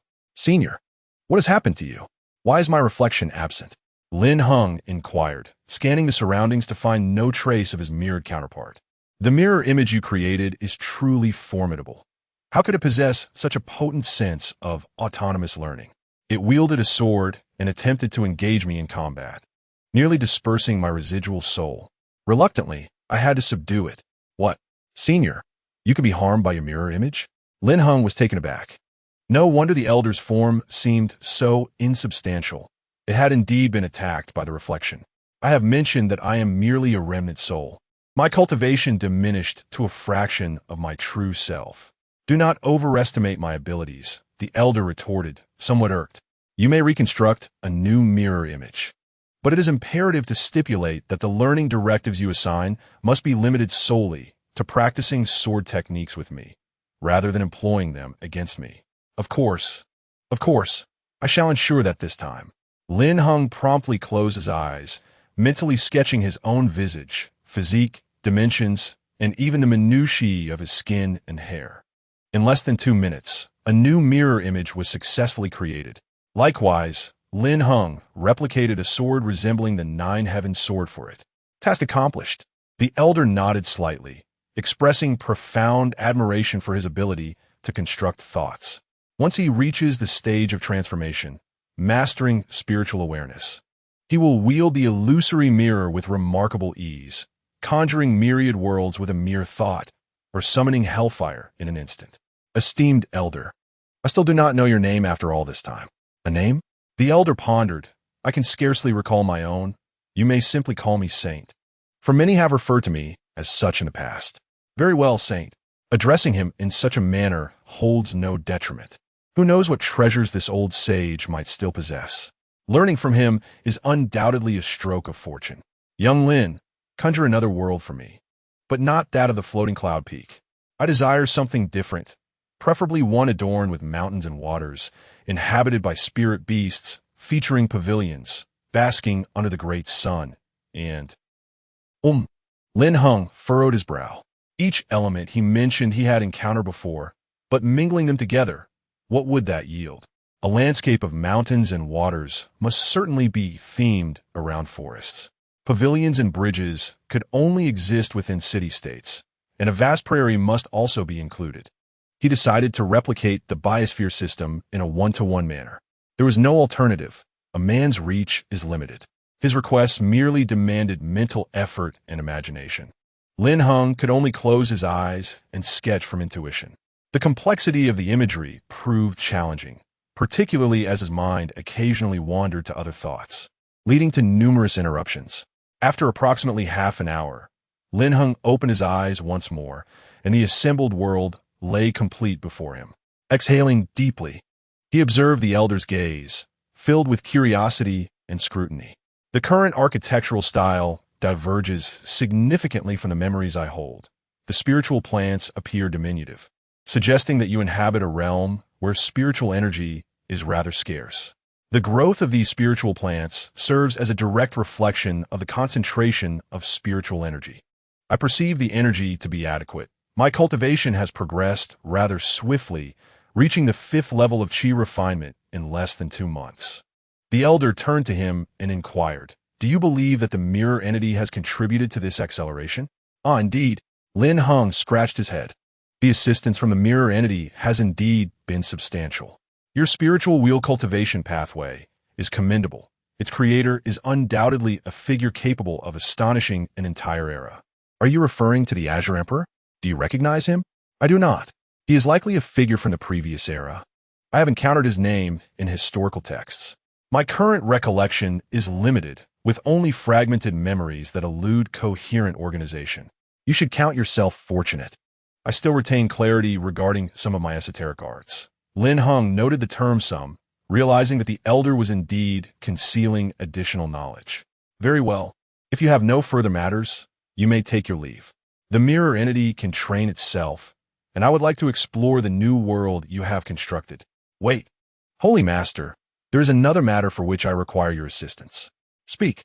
"My senior sisters and I have become ensnared in a formidable formation called the Heavenly Star Annihilation Array. Do you possess any methods to break the formation? I wish to make a grand impression before my 2 senior sisters." "What formation?" "The Heavenly Star Annihilation Array." "What a ridiculous formation. I have never even heard of it." Chapter 73. Friend's Son? Lin Heng twitched the corner of his mouth, pondering whether it was truly due to the lackluster formation or if the elder simply had no recollection of it. It wasn't that the old man had forgotten. Rather, the term soul extermination formation had become utterly obsolete in his era. Moreover, it lacked any semblance of sophistication. In his time, the most prevalent formations often bore names that concluded with ominous connotations or were grandly referred to as the Qiankuan formation. The implications of Qiankuan are profoundly significant. I assure you, the name soul extermination formation is foreign to me, akin to discovering an ordinary stone and feeling a sense of novelty. The methods to dismantle such formations are quite straightforward and nearly universal. There is no need to locate the formation's core. Typically, one can simply dig a hole around the barrier to escape. Digging a hole, one might ask, what other option is there? This type of formation is indeed rather impractical. Of course, if one does not mind the hassle, one could seek the formation's core and collectively shatter it. However, the core is often buried underground, necessitating excavation regardless. Well, I understand now. As consciousness returned to the main body, Yin Yao and Mu Lu, she were still assessing the dark barrier of the soul extermination formation. The swirling black mist surrounding the barrier possessed a strangling force, rendering even sword qi ineffective. The two appeared utterly perplexed. Lin Heng frowned, uncertain whether to step forward and feign prowess. The notion of digging a dog hole to escape felt utterly unrefined. Failing to impress, he risked becoming a target of ridicule from the two of them. Perhaps it would be best to wait a little longer. Meanwhile, on the other side, the young master of the Wang family, Wang Tao, finally made his leisurely way to the spiritual mind mountain. Today, he donned a loose-fitting black robe, standing over 8 feet tall. As a gentleman who also frequented the flower houses, his demeanor appeared far more spirited than that of the young master from the Li family. By his side, a man and a woman trailed closely behind, both clad in silver-gray attire, with an embroidered azure blade adorning their chests. These two were his chosen bodyguards. Young Master Wang. The person has already been ensnared within the soul extermination array by this old man. She cannot escape in the short term. But what about the young lady from the Mu family? The figure in white paused momentarily before replying. There are 2 exceptional women. I am uncertain which one is the Mu family's miss. 2 exceptional women? Wang Tao's eyes gleamed with excitement. That is splendid. I shall have both. Forgive my frankness. But if there were only one, it might be manageable. However, both women possess strength surpassing mine. Capturing them is indeed a formidable task. What do you mean? Are you unable to subdue them? Capturing a golden core cultivator is indeed simple. However, the soul extermination array I have set does not possess any binding means. Unless I extinguish their souls, leaving behind mere lifeless shells. Lifeless shells, Wang Tao murmured, a flicker of conflict in his eyes. If they're devoid of consciousness and movement, how utterly dull that would be.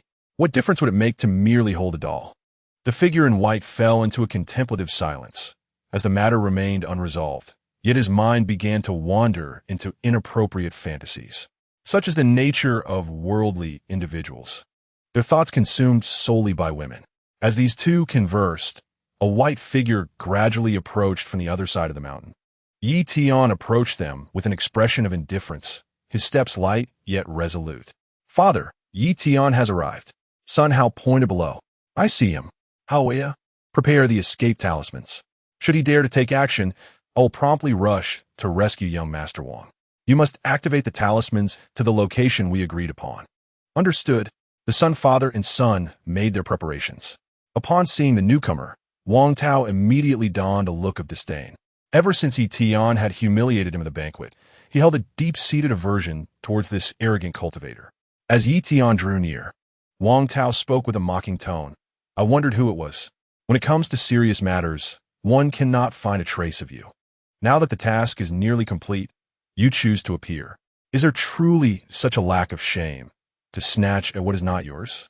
His insinuation likened Yi Tian to a dog, neglecting his duties and yet expecting a share of the meal when the time came. Yi Tian halted, now merely 10 paces away, casting a glance at the swirling black fog of the grand formation beside him, sensing the faint auras of Yun Yao and the others. Young Master Wang, I do not enjoy entangling myself in relationships. Were it not for your father's promise to cede 30% of the Wang family's assets to me, I would have no interest in collaborating with you. However, I have changed my mind. I not only desire the benefits of the Wang family, but I also intend to completely consume the Mu family. Brute, what do you mean by that? Wang Tao erupted in fury. Everything belonging to the Mu family is tied to the Wang family. Who do you think you are to claim it? Whether I am worthy is my concern. At present, I require your heads as a token of allegiance. You must not be stingy. Yi Tian drew the sword of heaven, and a fierce sword aura instantly enveloped the surroundings, akin to a deluge descending upon the crowd. Wang Tao and the 2 ordinary guards beside him felt their bodies weaken in the face of this overwhelming presence. The man in white, furious and alarmed, exclaimed, Yi Tian, what are you planning to do? Do you intend to strike against us? Friend Bai, I shall borrow your head for a moment. Arrogance. With that, Yi Tian swung his long sword, and several beams of sword light shot forth. Although the fabric of space did not visibly warp, the ground began to crumble silently beneath them, an aura of dread that sent shivers through the soul, enveloping all in a shroud of impending death. The sword beams were aimed at the man in white, who, realizing the need for time to complete his formation, had no choice but to evade. Unfortunately, those behind him, including Wang Tao, were left to face the dire consequences. Fortunately, at this critical juncture, Sun Daoya appeared just in time. With both hands raised, he unleashed a tremendous force of thunder, barely managing to shatter the sword beams, causing him to stagger back several steps. Senior Sun, your timing is impeccable. You must save me. This beast, Yi Tian, has betrayed us and intends to strike. Wang Tao shouted, panic evident in his voice, for he had not anticipated such lethal intent from Yi Tian. Brother Daoya, you have arrived just in time, please help me. Before he could finish, Sun Daoya seized Wang Tao as one would a chick and soared upwards. Friend Sun, the man in white was taken aback. After covering some distance, Sun Daoya's voice echoed back, Friend Bai, I leave this to you. I must ensure the safety of young Master Wang. At that very moment, Yi Tian unleashed his second and third beams of sword light. The figure in a white robe gritted his teeth and once again raised the battle flag to defend himself. simultaneously cursing Sun Deoya for being a coward. Clearly, in the face of an opponent capable of transcending levels in combat. Coupled with the inherent flaws of a formation master who had strayed from the formation, he was no match for Yi Tian. The clash of powers was almost overwhelming. As if he were being crushed effortlessly, the white-robed figure could not withstand the force and had half of his arm severed. "You shall perish." With a swift draw of his sword, he severed a head and then pursued the fleeing figure. To ensure the plan's success, the cultivators recruited by the royal residents could not be left alive. The paramount goal was to eliminate Wang Tao. Otherwise, should he return to Yinyan City, it would pose significant trouble for himself. Chapter 74. Treat your junior disciple as you would your own sister Xiao Yao. Do you sense it? The sound of Yi Shidi's sword of heaven. It cannot be mistaken. He has truly arrived. Yin Yao nodded. Has the battle already concluded? Then why has he not come to dismantle the formation? It seemed that Lin Heng might be correct. Yi Tian intended to plunge Yinyan City into chaos completely. During a lull in the conversation between Yun Yao and Mu Lu Shi, Lin Heng grasped the Jiushao sword, searching for the weakest point along the perimeter of the formation's barrier. Locating the formation's core would be too time-consuming. The barrier was vast, and no one knew its exact location or how deeply it was concealed. Rather than waste time, it would be more efficient to dig a tunnel. It was undeniable that after cultivating the golden body, Lin Heng's physical strength was at least double what it had been before. By channeling his true essence, he could effortlessly create a deep fissure in the ground without his hands ever touching the soil. After a brief interval, the two women finally took cognizance of his actions. Upon approaching, they observed that Lin Heng had excavated a pit of considerable depth, approximately 5 meters. "Lin Heng, what endeavor are you undertaking by excavating this pit?" "To depart from this location." The extensive commotion generated by the recent engagement suggests that senior brother Yi has likely vanquished the adversaries.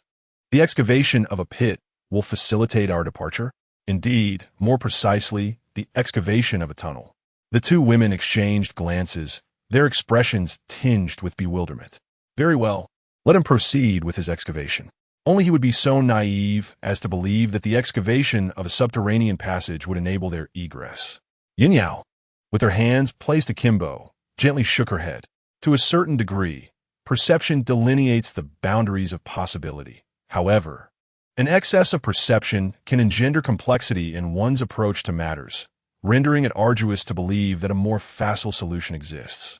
Before long, Lin Heng had indeed excavated a passage to the exterior. Unfortunately, the moment his head emerged, he found himself in an intimate, face-to-face encounter with the severed head of the white-robed figure. Good heavens! Lin Heng patted his chest, taken aback. Dismemberment would be one thing. But how had the head come to rest in this location? "Senior, the passage is complete. Come forth with haste." Lin Heng had already emerged, his voice emanating from the outside. "What? How can that be?" The two women exchanged glances and promptly hastened to the aperture, peering down to behold a ray of light. They broadened the opening with their hands and then emerged, following the contours of Lin Heng's excavation. Incredible! How could this be? The celestial star, soul-slaying array, despite its formidable appellation, proved to be a mere paper tiger, so readily circumvented. The two turned to look at Lin Heng, who was holding a severed head, seemingly searching for something. Following his direction, they were startled to discover a headless corpse not far off. Lin Heng was filled with joy. He cast the head aside and bent down to rummage, successfully pilfering the individual storage ring and pouch. "I knew it. Yi Tian must have been in such a hurry to kill that he didn't have time to loot."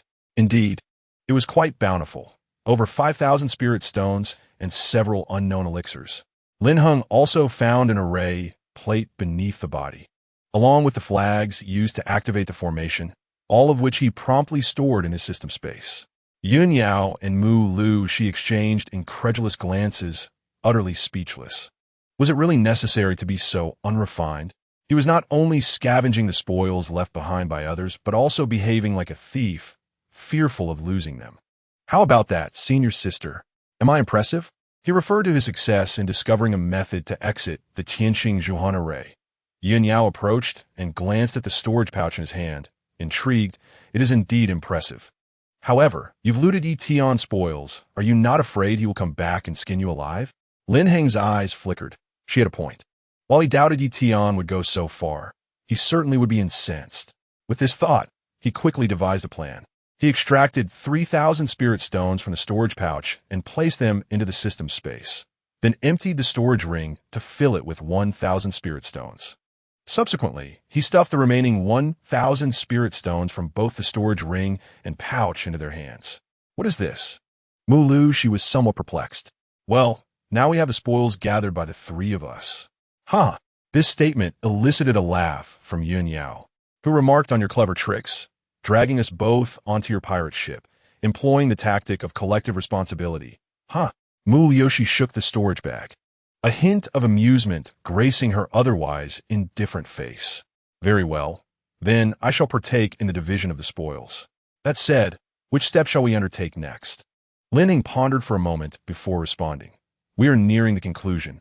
The Mu family may soon encounter troubles, though they are of little consequence. Rather, it is Brother Yi who may face repercussions for his treacherous actions. Senior sister, please bring all the cultivators you have recruited to the mountain. Let the spies of the Wang family witness a crucial truth. The Mu, Li, and Zhao families have formed a de facto alliance of interests. After delivering these words, Lin Heng cast a lingering glance at Yoshi. He wondered if his actions could reveal to her the true nature of Etion. Yin Yao had shed her blind trust in Etion, her mind now clear. From an observer's perspective, she might discern Etion's dual role within the intricate game between the Wang and Mu families. Yoshi, however, was different. She had always known that Etion had intentionally infiltrated the city lord's mansion as an undercover agent. Now, having slain the white-clad figure as a token of allegiance, he had proven his loyalty to the Mu family. Thus, should Etion proceed to eliminate Wang Tao, it would precipitate a full-blown conflict between the Wang and Mu families, an event that would seem trivial in the grand scheme. Wang Tao's survival could spare Yoshi from being coerced into Etion's harem, yet it may not suffice to awaken her completely from her delusions. Some truths, when articulated directly, may not be readily believed. However, observing from an outsider's perspective often reveals that underlying realities can be far more compelling than mere words, guiding these female protagonists to introspect, awakening their consciousness, is undoubtedly a choice, albeit one fraught with latent risks. Yet, unbeknownst to him, Yoshi had long been wary of Etion, having gleaned insights from his innermost thoughts, including his initial claim of infiltrating the city lord's residence as a spy. Had she placed her complete trust in Etion, she would not have sought his counsel nor permitted him to orchestrate a plan to dismantle the Wang family's conspiracy. The outcome vindicated her prudent choice. In contrast to Etion, her companion for 5 years, Lin Heng, the one she initially dismissed, turned out to be the most reliable ally.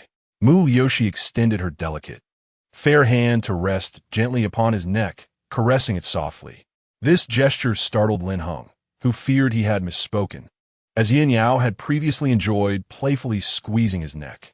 However, her touch was tender, lacking any force, as she remarked lightly, "Once these matters are resolved, I shall host a grand banquet in your honor, for you are a hero of the Mu family." She then turned to Yin Yao, saying, "Lil Yao, you are henceforth forbidden from bullying Lin Shitty. Treat him as you would your own sister. Do you understand?" Lin Heng's earlier reaction was not lost on her. It was undoubtedly a remnant of Yun Yao's previous antics. What? Both were taken aback by her words. Upon hearing the term sister, Lin Heng felt a chill run down his spine. No, Shiji, when have I ever bullied him? It has always been him. Xiaoyao, do you think I am unaware of your deliberate actions during the performance at the medical hall? Yoshi's eyes narrowed slightly, as if she could perceive everything. Ahem. Yin Yao cleared her throat awkwardly. There was indeed an element of intention in that incident, yet she vowed she had controlled her strength. Logically, she should not have sent Lin Heng crashing into the wall, and he should not have been so difficult to dislodge. This only indicated that Lin Heng's physical resilience had significantly increased. Chapter 75. The Collapse of Yi Tian. Indeed, the second senior sister was correct.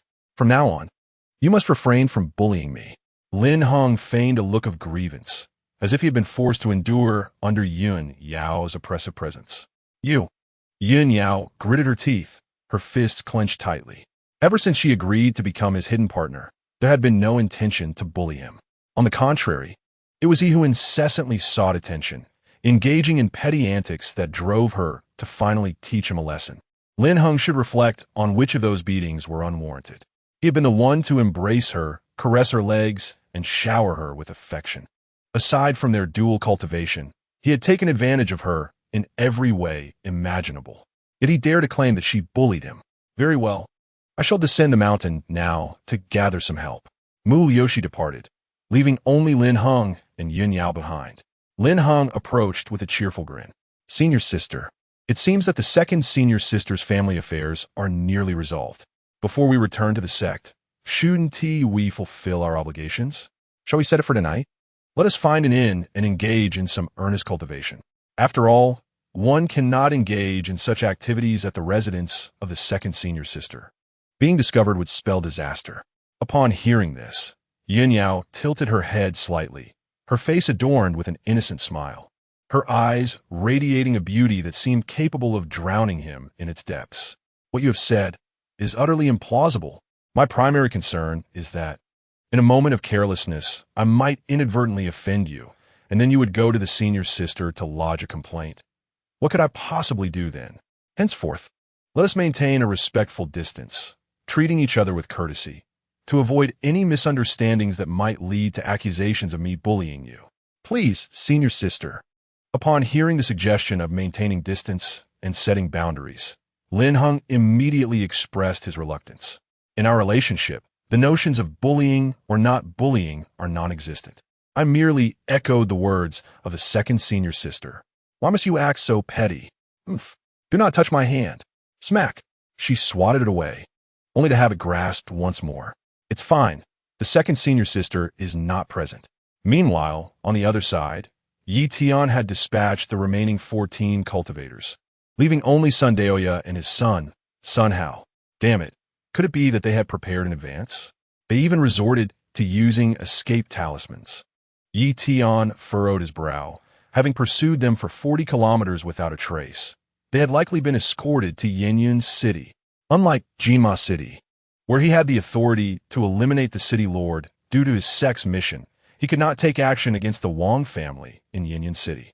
The dynasty's restrictions are in place to safeguard the interests of ordinary people, should he dare to recklessly act against the institutions governed by the dynasty. Even Qingxian's sect would be unable to protect him. I have already cautioned you that one must not act recklessly and impulsively, for it is precisely such situations that we fear.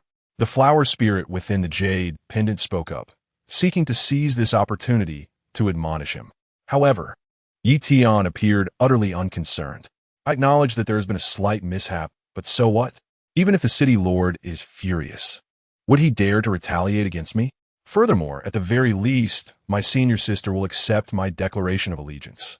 The Mu family, being feeble, still requires my assistance.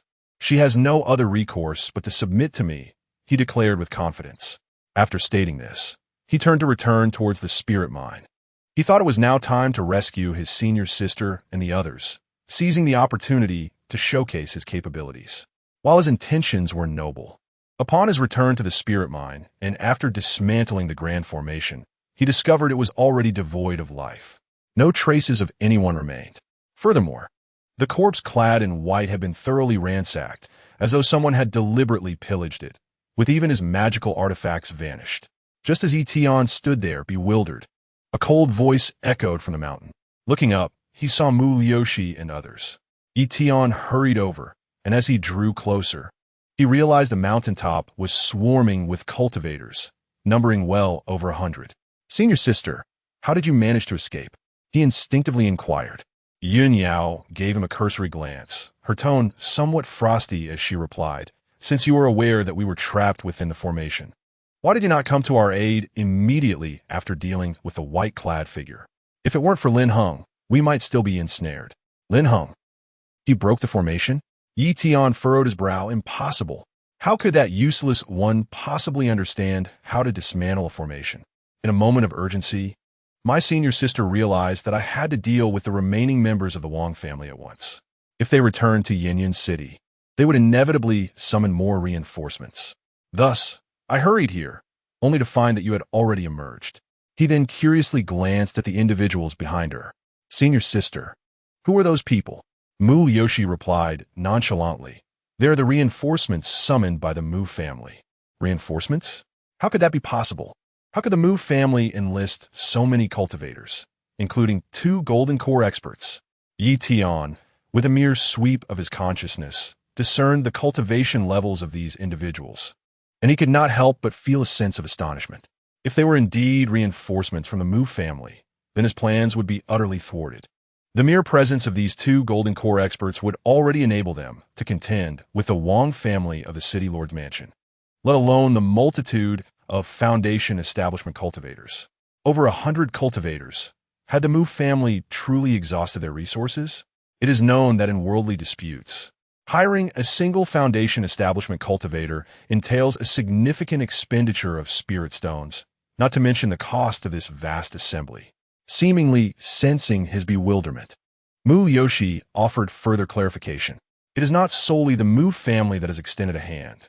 The Zhao family and the Li family have also lent their support. The Zhao family and the Li family?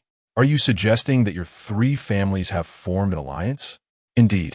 A sudden jolt struck Yi Tian, as if struck by lightning. All is lost. Everything is lost.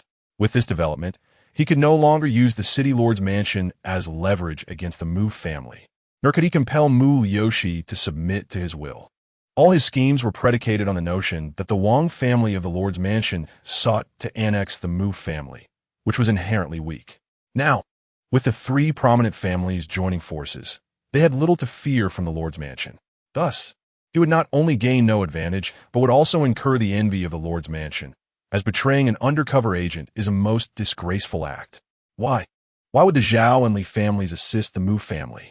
Surely, with Mu Yoshi's abilities, she could not influence the decisions of the 2 great families. If we could win over the Zhao and Li families, why were we so passive from the start? There must be someone supporting her from behind. Who is orchestrating this from the shadows? I cannot accept this. Having failed in his plan to poison Yun Yao and achieve his goal against Mu Yoshi, Yi Tian was filled with frustration and resentment. This had been the best strategy he could conceive, yet he had lost all initiative. Before he could collect his thoughts, Mu Yoshi continued, Junior brother Yi, your role as an undercover agent in the Lord's Mansion has been of great help to me. Perhaps you should return to the sect for now. Huh? You want me to go back? Yi Tian discerned that Mu Yoshi was intent on sending him away. Your identity is now exposed. The Lord's Mansion will certainly harbor great resentment towards you. If you return to Yinyan City, I fear they may act against you. Moreover, you have spent considerable time executing the sect's mission. Our master will undoubtedly be concerned. Huh, so you are worried about me. A sweet confidence spread across Yi Tian's face. Very well, if that is the case, I shall return to report to our master. Yi Tian nodded in agreement, just as his senior sister had said. The Wang family of Yinyan City would undoubtedly no longer tolerate him. Chapter 76, a one-time hardware softening project under the conditions of the burning of Chibi.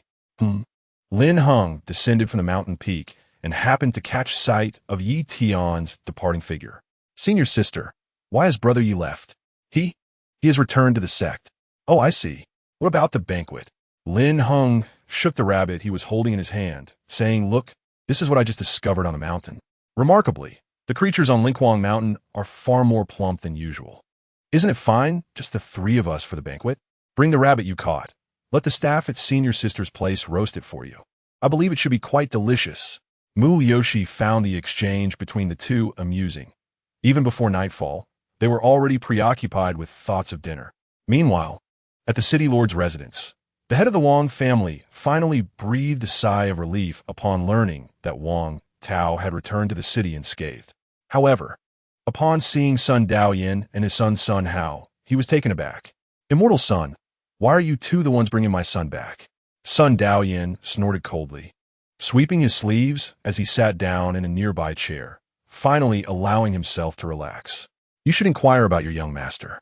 At that moment, Wang Tao's complexion had turned an alarming shade of purple, trembling as if he had encountered some unspeakable terror. On one hand, he was intimidated by Yi Tian's formidable presence. On the other, he was frightened by Sun Daoyan's swift use of the escape talisman, which had transported him 10 kilometers in an instant, an acceleration that no ordinary person could withstand. Noticing his incoherence, the head of the Wang family, shedding all paternal affection, slapped him twice to bring him back to his senses. Upon reuniting with his father, Wang Tao burst into tears, overwhelming the head of the Wang family with his distress. "Do not fear, for I am here." "What transpired?" he inquired. "Father, that Yi Tian, he actually sought to take my life.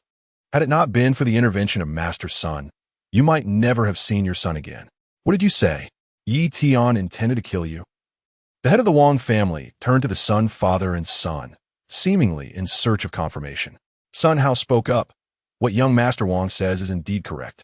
Yi Tian's true identity is that of a disciple of the Qing Xian sect, sharing the same master as the young lady of the Mu family.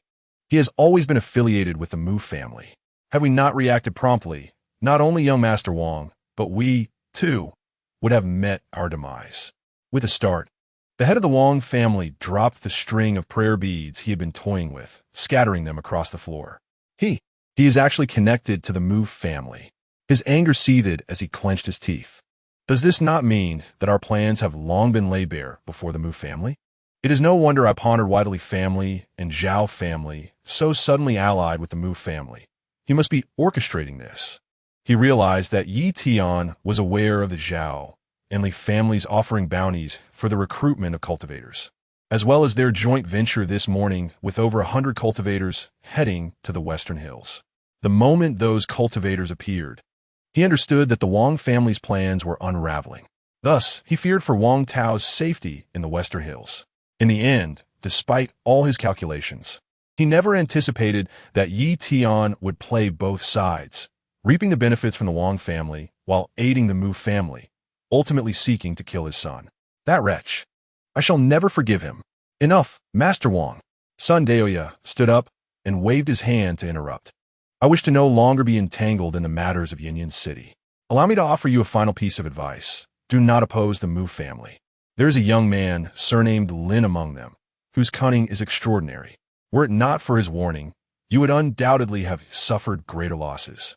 With that said, if these noble families wish to continue their struggles, it is no longer my concern. Thank you, esteemed immortal, for your reminder. To express my gratitude, I kindly request that you remain in the Wang residence for 2 more days. You have saved my son, and I, Wang, will not treat you too poorly. Very well. Just 2 days then. As night fell, the 4 great families found themselves